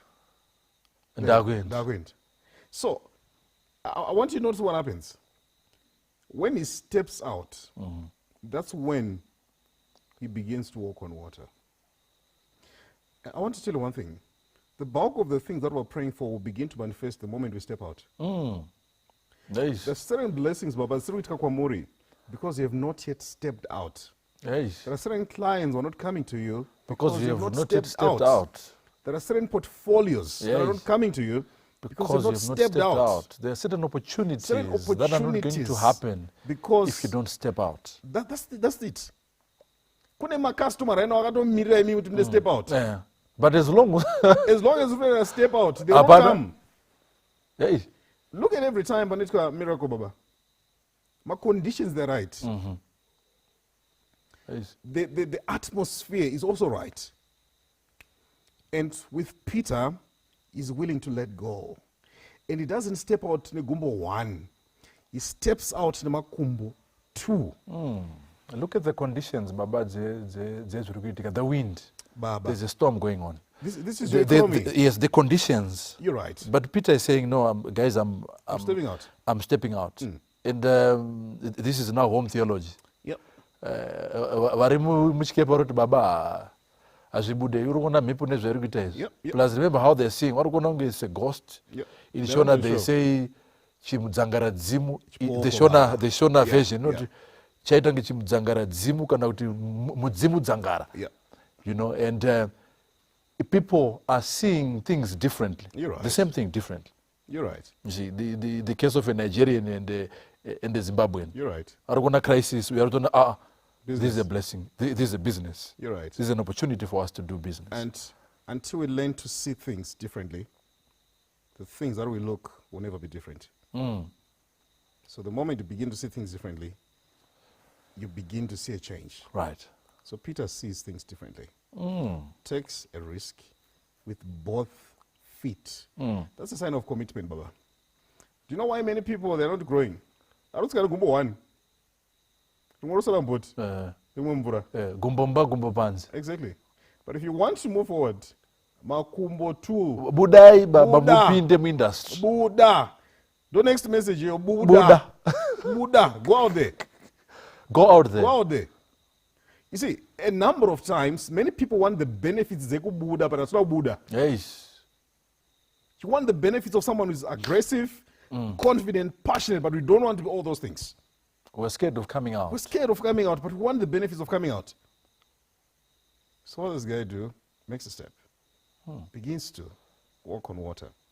That's the only guy who walks on water besides Jesus. I want you to notice one thing. Peter becomes distracted. It's only when he's distracted that he begins to sink. Why? Because he started looking at the surrounding. That's why one of the things we need to learn to do is to focus. Focus on him. Yeah. Him who called you. Focus on him. Don't focus on the surrounding. But as a matter of fact, if you wait for the conditions to improve, nothing is ever going to be started. And this is the reason why when I'm waiting for the economy to improve, for me to start my business, they will never start anything. True. Don't look at the surrounding. Focus. Look at the people Wasara. Peter is walking. Yeah. Pamvura. Yeah. Kune Wasara warim boat. You're right. Wasara warim boat, those we call them spectators. Do wakawandisa. Yeah. Peter is a participator. True. And there's a difference between participators and spectators. Spectators are saying, actually in the boat, they're saying, atina time. True. Beji, dora, mkomo warunyura. ende ndo vazhinji mai. Those who do not take marisk are the very same people vari kutotaurirana kuti atanga zvemadomasi hatina time anonyora. In fact, my spectators, Baba, they are what we call a non-profit organization. Right. A non-profit organization is a group of broke people talking about people. Ndo akazara. Anonzi non-profit what? Non-profit organizations. Organizations. A group of broke people talking about people. Ndo wacho wao. Hey. And you see, kune wanu, Baba, who are just banking on you to fail. Please don't make them happy. Embarrass them by success. The people who just want you to fail so that they tell you takambokudza. Please don't give them the pleasure of joy. Embarrass them by success. By success. And you know, one thing I love about Peter is a guy who's always witnessing miracles. When Peter was drowning, guess what? The Bible does not say Jesus ran. He simply recovered him. Which is why God is not in a hurry. That's why Abana verse 1 Jesus ran. If you read the Bible, Akuna. God's timing is the best. And we need to understand that.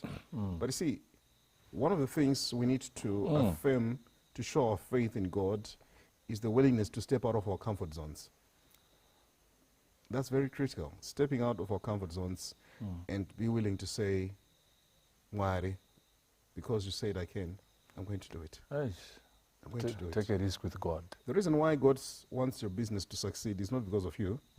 It's because of his reputation. Yes. Yeah, not for you. His reputation. So this is the reason why God is actively involved in your business. Right. Why? Because he wants to honor his word in your life. But guess what? We need to learn to actually show that we've got confidence in him. We need to learn to say, because he said it, I'm going to do it. Advantage yemunhu anotya Mwari akaita business ifavor yaMwari. True. Ndatokudzai. Advantage yemunhu anotya Mwari ifavor yaMwari. Because vamwe team vanongotemba neskill yavakadzidza kuchikoro. But inini on top of the skill ndina favor yaMwari. Look at Peter, even paari kunyora. Remember, he is the one who said, come. He's never going to let you drown. He's not going to let you drown. In fact, he's not about to witness you drowning. Yes, paari kutonyura. He's rescuing him. He's rescued. Why? Because Jesus aripo. True. In that business idea, he's there. In the risk that you have taken, we have Jesus. Do you know what? Jesus never participated in a funeral. Never. When you'd go to people who are mourning, Lazarus, you'd change. People would celebrate. That's why he's not about to bury your business. Take a step of faith. Believe him. Right.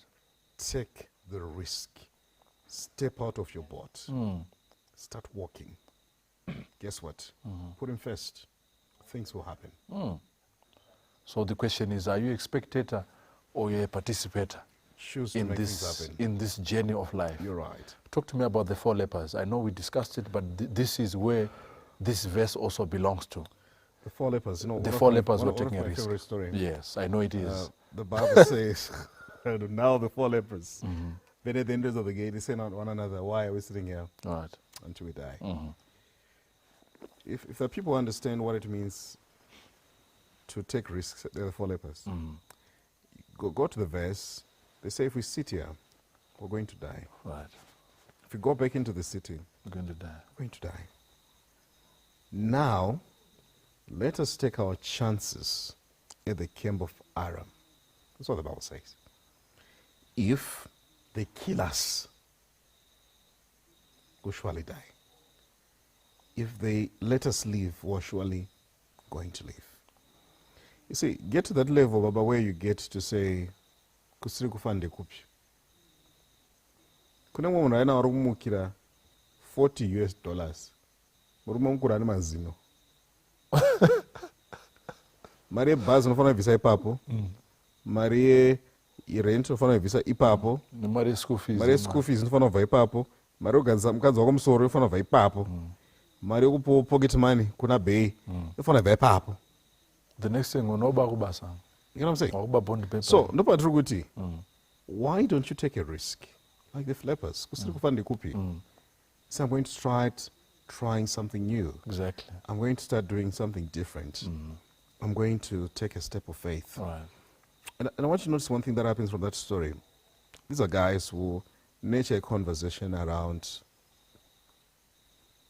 guys, let's take action. Enough is enough. And one thing that you notice is they made a resolution. We've talked about this. Right. But we actually need to take a step of faith. That's why the Bible says, and in twilight, early hours, they started walking to the camp of the Syrians. I want you to notice one thing. If you read the Bible, there's something that happened in the spiritual. Why? Because if you read the story, when they arrived at the camp, there was no one. And there's an explanation. The Bible says God had caused the Syrians to hear the sound of chariots. Yet it was 4 lepers walking.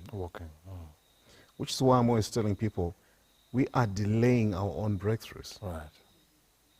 God is waiting for those 4 lepers' steps. He's waiting for those steps. Right. For him to cause the sound of chariots. That's why powerful. never say, I'm not capacitated. Never say, I don't have X, Y, Z. God is waiting on you. I need to repeat this. God is waiting on you to do what you're supposed to do, to take the step of faith. And I think the enemies, the devil's camp, is the one that gives us what we call an what if mentality. True. Yekuti uchifamba, Peter is walking on water, and you know, your mind yongo uyaswa, but what if zvikasabudire?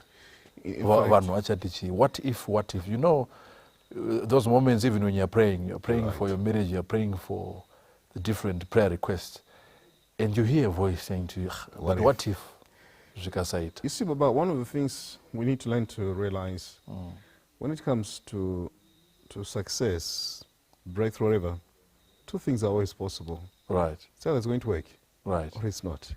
If it works, do more of that. If it doesn't work, it's learning.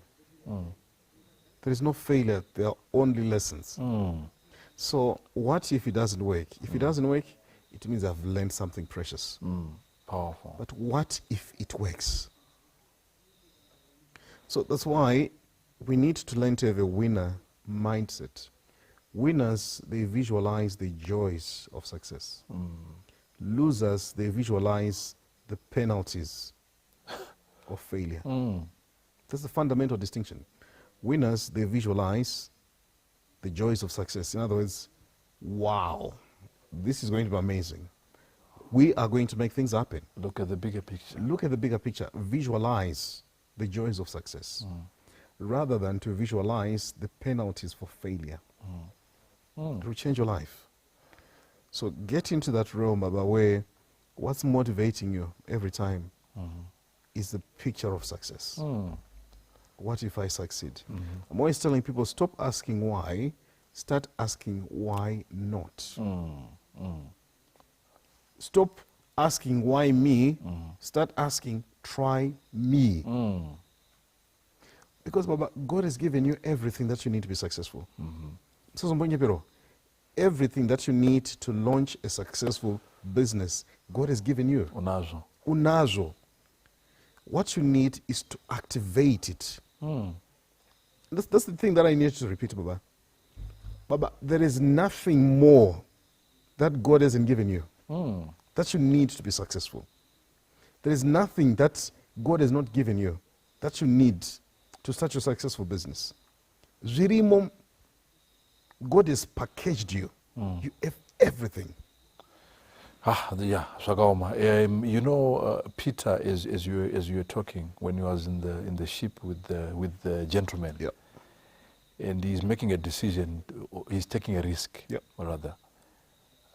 Ndofunga wakatombitaka discussion ndo wama nande. Tine vana. Iswamo tine vana. Tine bori mdara. Isusu I think endawega, and I'm sure we have read I've read prominent businessmen mabuki wana mu Zimbabwe muno mekuti they had an idea to start something. You're right. Vari 5-6 and my numbers akatanga kuita mashoma. You're right. Akasara 1. Akasara ari 2. you know, vamwe say they drop out. They do.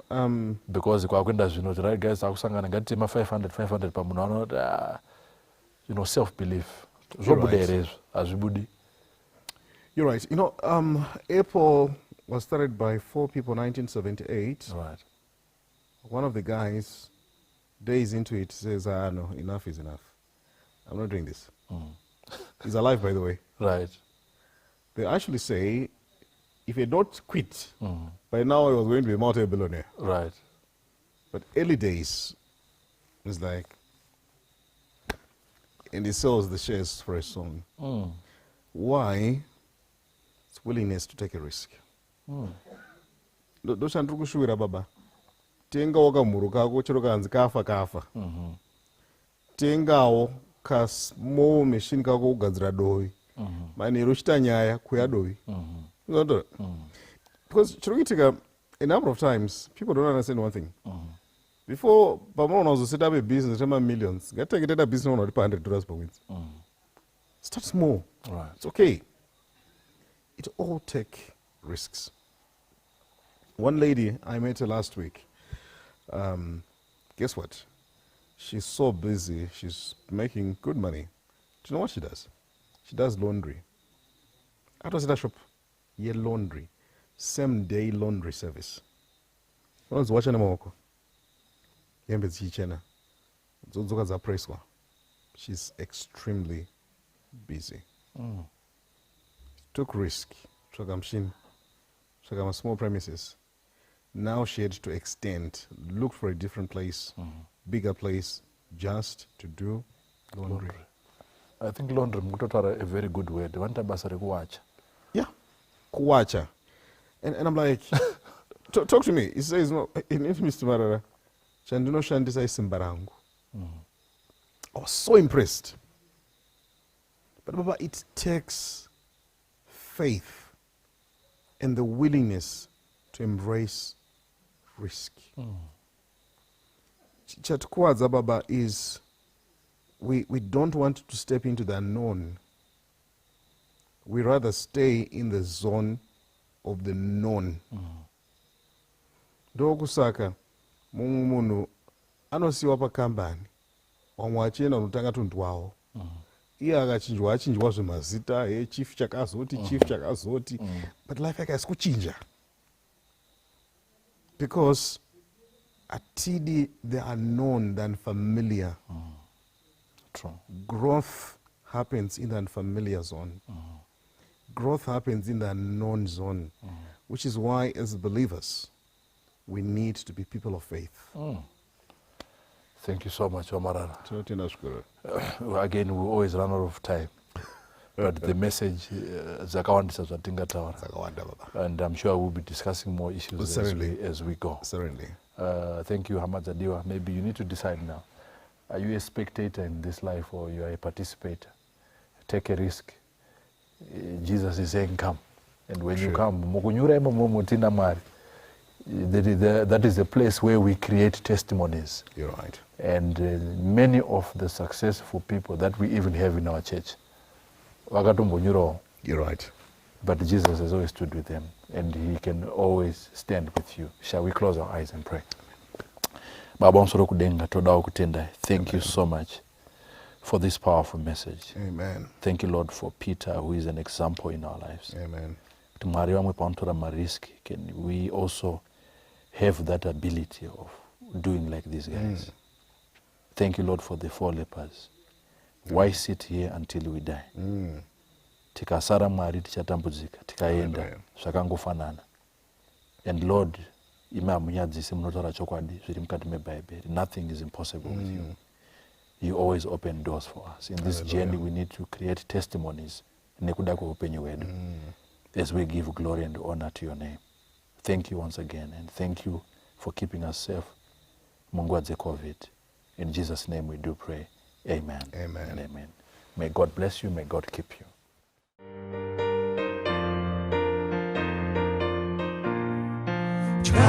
Mangwanani leo zote mutsadyara masikati leo maneru mira kupupura ngo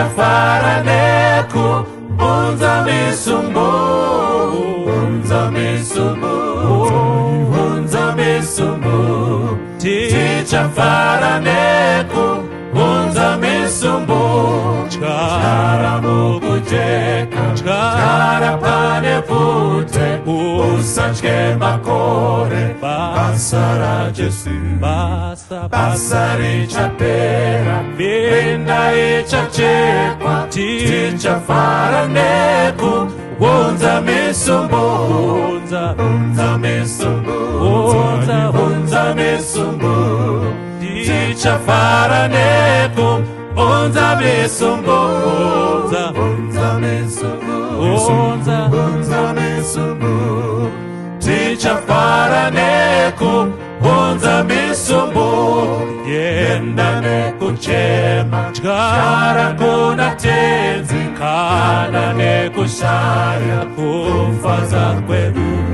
kuti taripedza, achachingamiza, tichafara nekuunza misumbu, unza misumbu, unza misumbu, tichafara nekuunza misumbu, unza misumbu, unza misumbu, tichafara nekuunza misumbu, unza misumbu, unza misumbu, tichafara nekuunza misumbu, unza misumbu, tichafara nekuunza misumbu.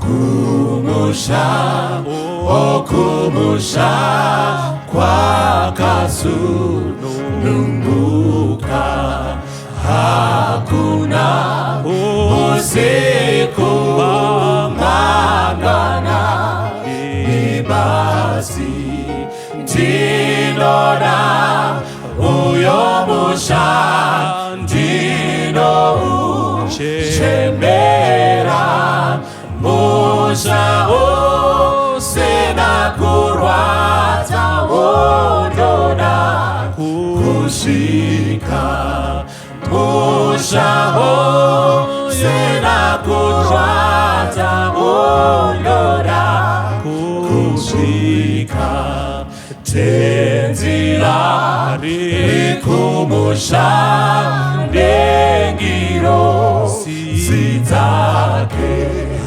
hakuna chitemayo kana nezviyedzo, zviyodze kumushayo ndodzinzwa munzeve, kuti ndofunga nemusha, ndinobva ndachena, kuti ndofunga nemusha, ndinobva ndachena, vagari vekumusha vanondidaidza, urombo zverufu hazvisopindimo, onyika inodiwa iri kumusoro, Kristu tiunze kumusha werudo rwe, Kristu tiunze kumusha werudo rwe, vagari vekumusha vanondidaidza, urombo zvenerufu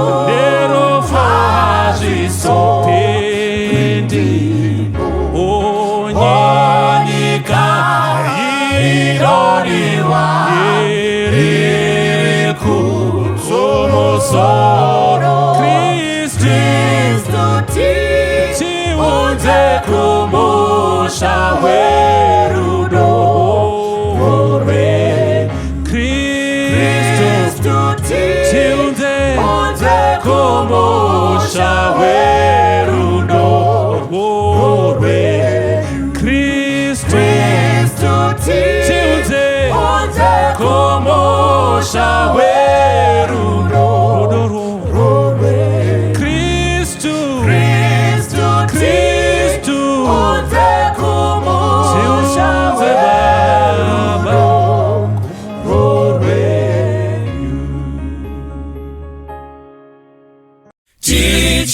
Sangana kurwizi Apa kune kupenya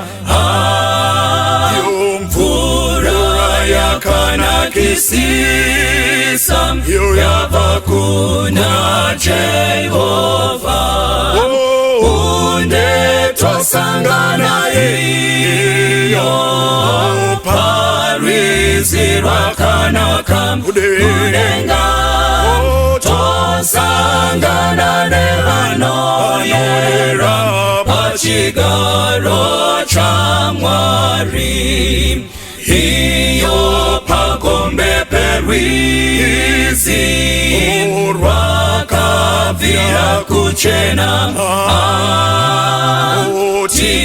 Tichafambane kutenda Uwadzese twafara Unde tosangana iyo Parwizi rwakanaka kudenga Tosangana nevanoyera Pachigaro chamwari Kurwiziro runopenya Mitoro ticharasa Tosunungurwa ngemutsa Togashira chiremba Unde tosangana iyo Parwizi rwakanaka kudenga Tosangana nevanoyera Pachigaro chamwari Toshikane kukasika Nerwendo ruchapera